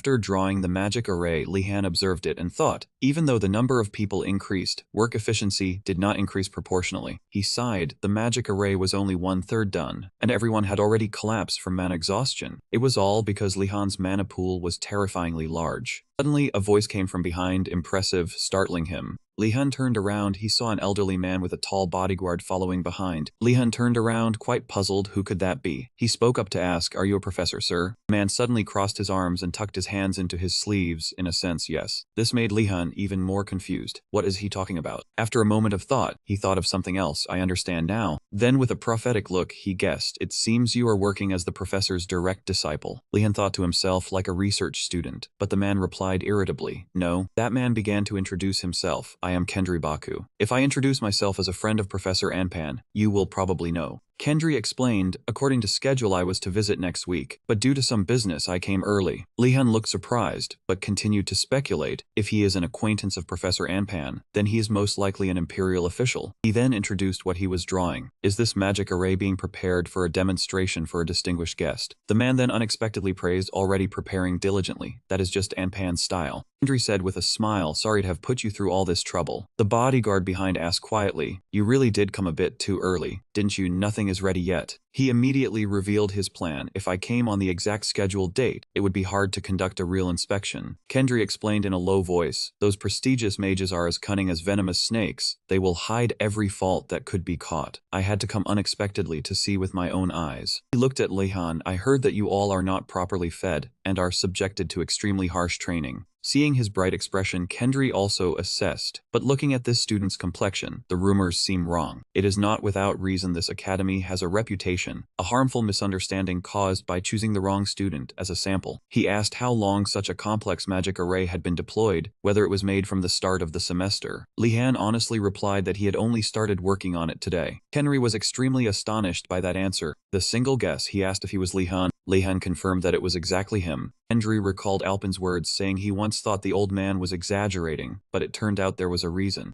Lehan was surprised to hear this, thinking that his teacher had even mentioned his name to an imperial official, which showed that his effort of not sleeping in class was not wasted. Henry smiled contentedly, saying that the Magic Academy existed to nurture students like this. He, the guest teacher, believed that imperial officials were just as important as research, made the official laugh at Leon's strange statement. Kendry expressed that if he became an official, he would be very suitable. Lehan's eyes lit up. He asked if the official truly thought so, as if the path of officialdom had opened before him. But Kendry dashed his hopes, saying it was just a joke, and that a talent must follow the path of research. Lehan felt as if he had fallen from a great height. Before leaving, Kendry left a remark that he had broadened his horizons and would support him, and that he should no longer think badly of Gonadantis. Lehan's face sank again, saying that the official could continue to think poorly of this place. He revealed that there would be visitors from outside the academy this week, and he casually asked if there was anyone else besides the scholar. Kendry laughed and replied that since it was the festival season, those who cared about Enrigat would come. Even people from other magic academies were coming, and upon hearing this, he was somewhat surprised. Lehan was worried about the other magic academy, a big question arising in his mind. Outside the campus, meat was being grilled on the stove. Lehan's friends were gathered outside, some eating, some studying the lesson plan, while he was grilling the meat. He stopped his hands and asked Ioner about the plan and how the medicine bottles were. She smiled confidently, almost certain. Ioner said she had already tested a few bottles, and only the first one was alcohol. She also recognized that the other bottle was a transformation potion, seemingly a beast transformation potion. Additionally, there was a useful bottle, said to be a potion for dispelling adverse magic with strong pharmaceutical power. As Ioner was rambling on, a shout rang out. Done. Besides the magic dispelling potion, there was also. Lehan heard the shout from the tower and turned to ask. She also thought they should go take a look. He rushed over to open the door to find out what was happening, what had happened. It turned out that inside Sakan was causing trouble. Witnessing that scene, he immediately shouted out the name Sakan. Seeing it carry a potion bottle and run, Lehan yelled out to signal that Sakan was escaping. He looked in the direction it ran, confused as to why it was causing chaos, and then shouted for it to stop. Chasing after it, Lehan suddenly remembered to turn back and ask Ioner which potion the Sakan had taken. She answered that the color was hard to tell, either the antidote or the beast transformation. Hearing this, he could only sigh. Occasionally it reminded him of the time when it was still a docile skeleton. While running, Lehan sprained his foot. The place it went turned out to be the stable, not far from them. Joner heard the noise and wondered what was wrong with the horses. Lehan suggested they go in and check. The two of them then opened the door and stepped inside. The scene before him startled him. Looking down at the saken's feet, Lehan recognized it and now knew what it had drunk. Not only that, beside it appeared a large pair of wings. A while later, the two of them finally understood the situation. A nightmare horse appeared right inside the stable. That was the reason for the chaos. The horses were terrified because a horse hunter had appeared. Finfia felt satisfied because its master had finally realized its true identity. Joner did not understand his point, thinking that the Saken had stolen a potion to transform into a nightmare horse. Finfir wanted to deny it, but could not. Suddenly, a plume of smoke appeared around it. Immediately after, the Saken transformed into a white horse. The curse was too strong. One potion could not fully remove it. Lehan suddenly remembered to ask Joner if the truth could be the opposite. She asked what he meant. Lehan stated his point. What if the stolen potion was not the beast transformation? Joner denied it, saying there was no way the professor would turn a nightmare horse into a horse for a student. The space between them suddenly fell into silence. Lehan wanted to test it by trying the green potion. She stopped him, saying that randomly feeding transformation potions to animals was very dangerous. Hearing that, he said he did not plan to give it to Finn but to Gainando. Lehan suddenly noticed the unfamiliar name. Could it really be so? A normal weekend passed, and Monday came again. He stepped up in front of Voladi and greeted him. The teacher's subsequent action made him panic, because the moment he saw him, he sighed. Voladi slowly said that he had warned him not to be complicit, not to be hasty, leaving Leon confused. Then that man recounted the things he had overheard. He heard that you tried using the multi-water sphere. Hearing that, he was a bit embarrassed knowing that Professor Ingerell had spoken about this to many people. He explained that the situation at the time was urgent, and he had no choice. Even Voladi could guess that. Afterward, that man only gave a light nod, but Voladi felt dejected inside. Teaching obedient students was truly a difficult matter. A mage would never stop reckless actions, just because of a few empty words. Only when they understand for themselves would they stop. So this was the responsibility of a teacher. A man then tossed him a robe, telling him to put it on. Seeing this, Lehan suddenly realized Sung's warning like last time was useless. He asked again, was this a mage robe? Not only that, Lehan also discovered there was magical power on it. He asked the teacher what spell he had enchanted onto it. Voladi replied it was a defensive spell. This made him even more uneasy, not knowing how much the teacher planned to put him through. Right after that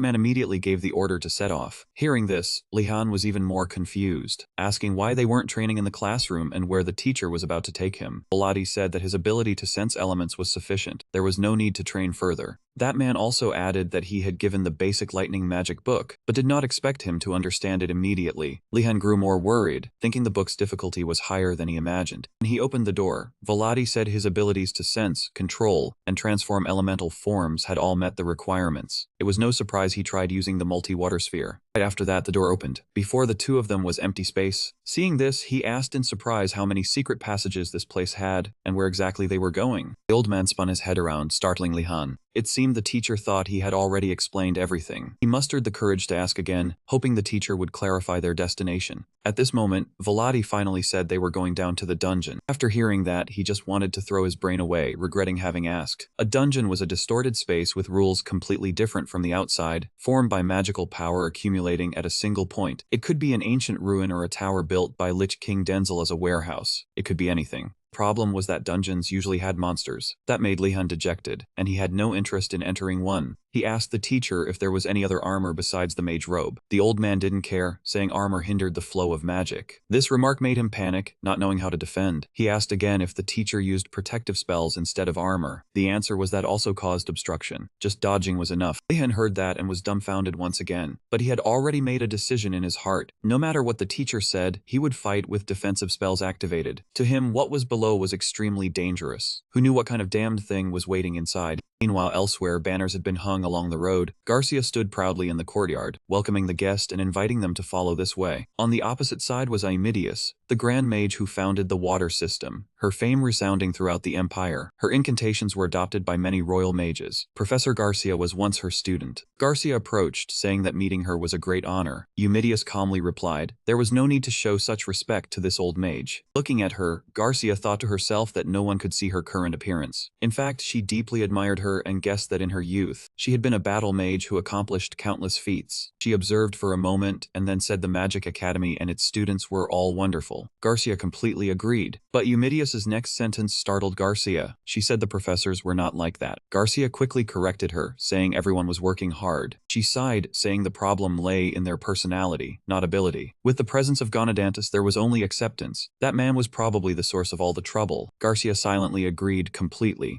Garcia probed, asking if she was teaching any interesting students. Eumidius replied nothing was more satisfying than teaching a talented student. Thinking of that, her heart inexplicably felt joy. She had resolved everything logically, but had never trained herself properly. Eumidius asked about Vladi Vagradek, who was also working here. She needed to see him before she left. Garcia immediately replied she would guide the way. Walking, Garcia thought that at this hour, it should be the basic magic theory class. She said she would take her to the combat practice class immediately. Eumidius praised her as wonderful. In her heart, Garcia hoped Eumidius would witness his teaching session and fly into a rage. The two arrived at Vladi's classroom, but the class was empty. Garcia wondered, clearly it was class time. Where had they gone? Eumidius didn't mind using a spell to find the person. Beneath their feet, streams of green energy appeared. She said he was teaching at another location. He had definitely entered a dungeon. Garcia was extremely surprised. More than anyone, she understood that when a student's level reached a certain threshold, real combat was the fastest way to train. As she spoke, Garcia dashed forward. She judged that he was teaching third-year or fourth-year students. As soon as she finished speaking, Garcia yelled out the order to set off. Eumidius saw this and was puzzled. She asked why she was reacting so strongly. Garcia replied she feared that Professor Vagridic had taken first-year students into the dungeon. She was also terrified. Eumidius confidently thought that they must be talented individuals. Garcia was at a loss for words, saying talent was not the issue here. She remained calm, recounting that in their time, they taught magic right inside dungeons. The abundant mana energy make casting spells stronger. Moreover, all magical phenomena occurring there were valuable material. Garcia retorted that modern mages did not learn that way. Eumidius affirmed that balance and safety limits were very important. Vladi would keep everything within limits, so Garcia didn't need to worry. This made her worry even more, because that professor would never do that. Garcia suddenly realized something was wrong. The way she spoke about Professor Vigratex seemed off. She steadied herself and asked, could this truly be the Eumidius? Garcia had finally recognized that professor's master.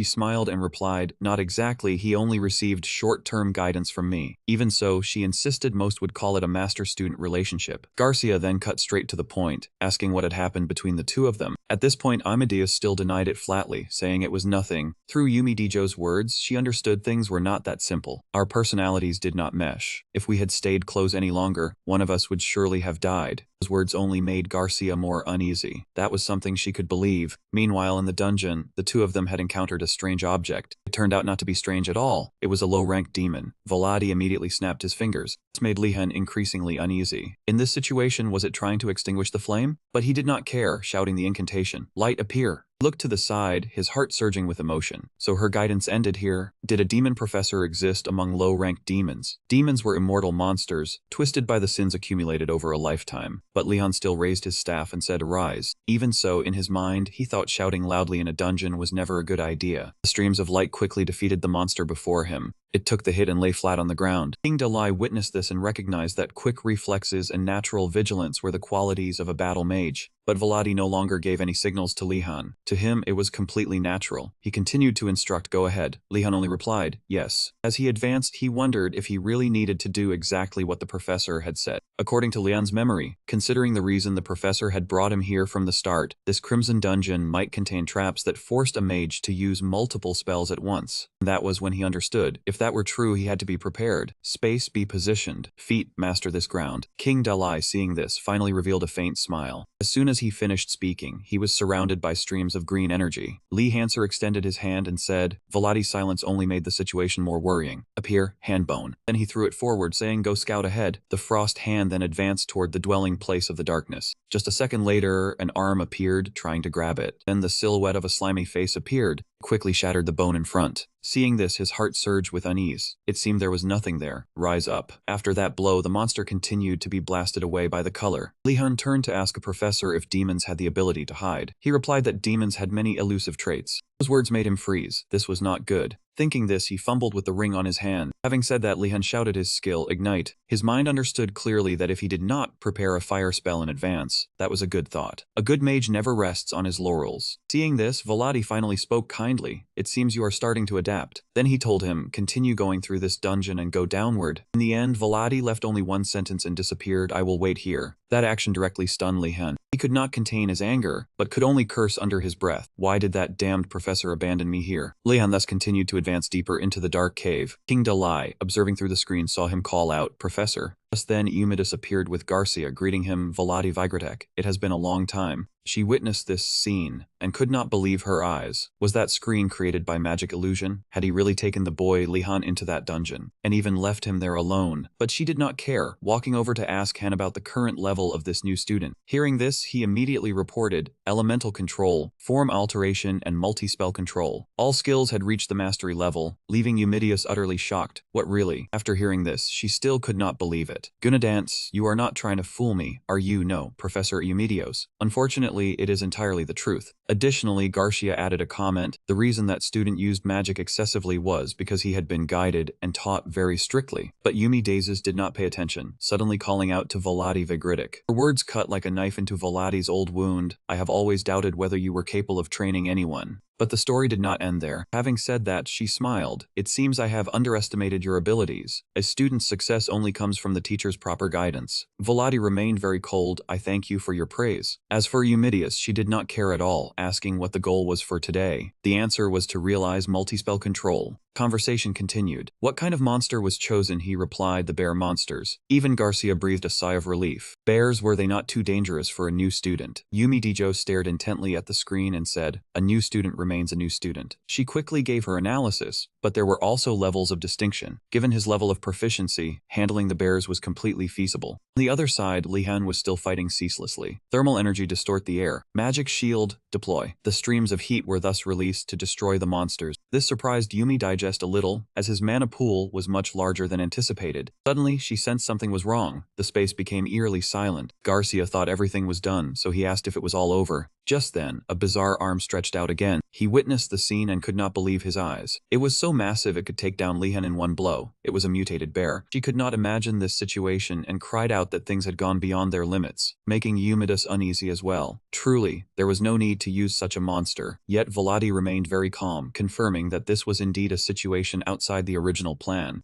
Both of them were stunned speechless after hearing that. She thought for a moment, then said it was not appropriate to let him enter, that she would go instead. To achieve absolute control, every action must follow the correct method. Just a second later, she blurted out Lehan's name. That scream made her spin around in shock. Eumedes quickly ran over to observe with a worried look, asking what was happening, and not to tell him that he had been defeated. She exclaimed in astonishment, "What?" That stone completely absorbed the ray. The sight made her eyes widen in shock. At the same time, on the other side, Lehan was racking his brain, calculating. He raised his staff forward to unleash a technique. The attack quickly wrapped around the monster's body. However, it seemed nothing had changed. Was Fokencha's magic always this futile? Truly a useless spirit. The more he thought, the more Lehan's mind panicked. Then he would use his most familiar element. Thinking it, he did it. He immediately summoned a small orb. Around him, countless orbs appeared. Lehan understood this technique better than anyone. An ordinary water orb would be ineffective. He had to find a way to make it spin. He had been making detailed calculations for a while now. It did not need to be as perfect as when used against the golem. All he needed now was enough penetrating force to take down the opponent. Then at Lehan's command, they immediately shot straight forward. They could even pierce through the monster's body. Seeing that, he froze, so that attack was actually effective against it. Finally, a green aura once again enveloped his body. Seeing that, Lehan roared, "Die!" unaware that Eumedes was standing behind him, praising, "Impressive." But Lehan said, "A bear." She was in no hurry, calmly explaining that it was not an ordinary bear, but a mutated bear, who could suddenly appear in the dungeon at a time like this. Seeing a stranger, Lehan politely bowed. "You must be the mage from outside, greetings." Hearing Eumedes ask, "Do you recognize me?" His answer satisfied her. "I do not, but since you are a guest from outside, I must greet you with courtesy." Immediately after, Eumedes continued, "A mage who is both talented and courteous. You just defeated a mutated bear. Are you not surprised?" Suddenly, Eumedes asked, "Do you not resent Volati over Grytek for setting up this trial?" Those words made Lehan realize she did not use the title professor when referring to Volati. With his genius mind, he quickly realized they must be close acquaintances. "Not at all, Professor only prepared this to teach me. Why would I be angry?" That brilliance made Eumedes open her eyes wide. How did Volati Vigratek find such an outstanding student? This was truly impressive. After a moment, Eumedes looked around and asked, "Are you okay, Lehan?" Hearing that, Lehan replied, "Professor Garcia." While she was in a panic, she never expected him to have to face a mutated bear. He was not concerned. "I am fine." Professor Volati had everything calculated and prepared, but Garcia insisted on explaining that the mutated bear was not part of the plan, just an unexpected accident. Lehan. Hearing that, he trembled with anger, but since there were adults present, he had to swallow the bitterness. No wonder his magic was ineffective. It is fine, Professor. On the contrary, it was a good opportunity for me to learn. Then, she continued, by the way, let me introduce you. This is Eumidius. You have heard of her reputation, right? Seeing that, Lehan suddenly realized, the renowned water mage of the Empire. It is a great honor to meet you, Eumidius. Then she probed. Earlier, you made the water orb spin, correct? That made him feel slightly embarrassed. I still cannot do it perfectly, but Eumidius said, no. Through Eumidius' words, it was not just a matter of being unable to do it. The mere act of achieving that was already extremely impressive. If you fully mastered the ability to make things spin, many other mages would probably have to break their own staves. After a moment she asked again, you said your name was Lehan, right? Eumidius looked at Lehan for a while, then asked, I will be staying here for a few more days. Would you like me to teach you a few simple things? Hearing that, his whole body suddenly surged with excitement.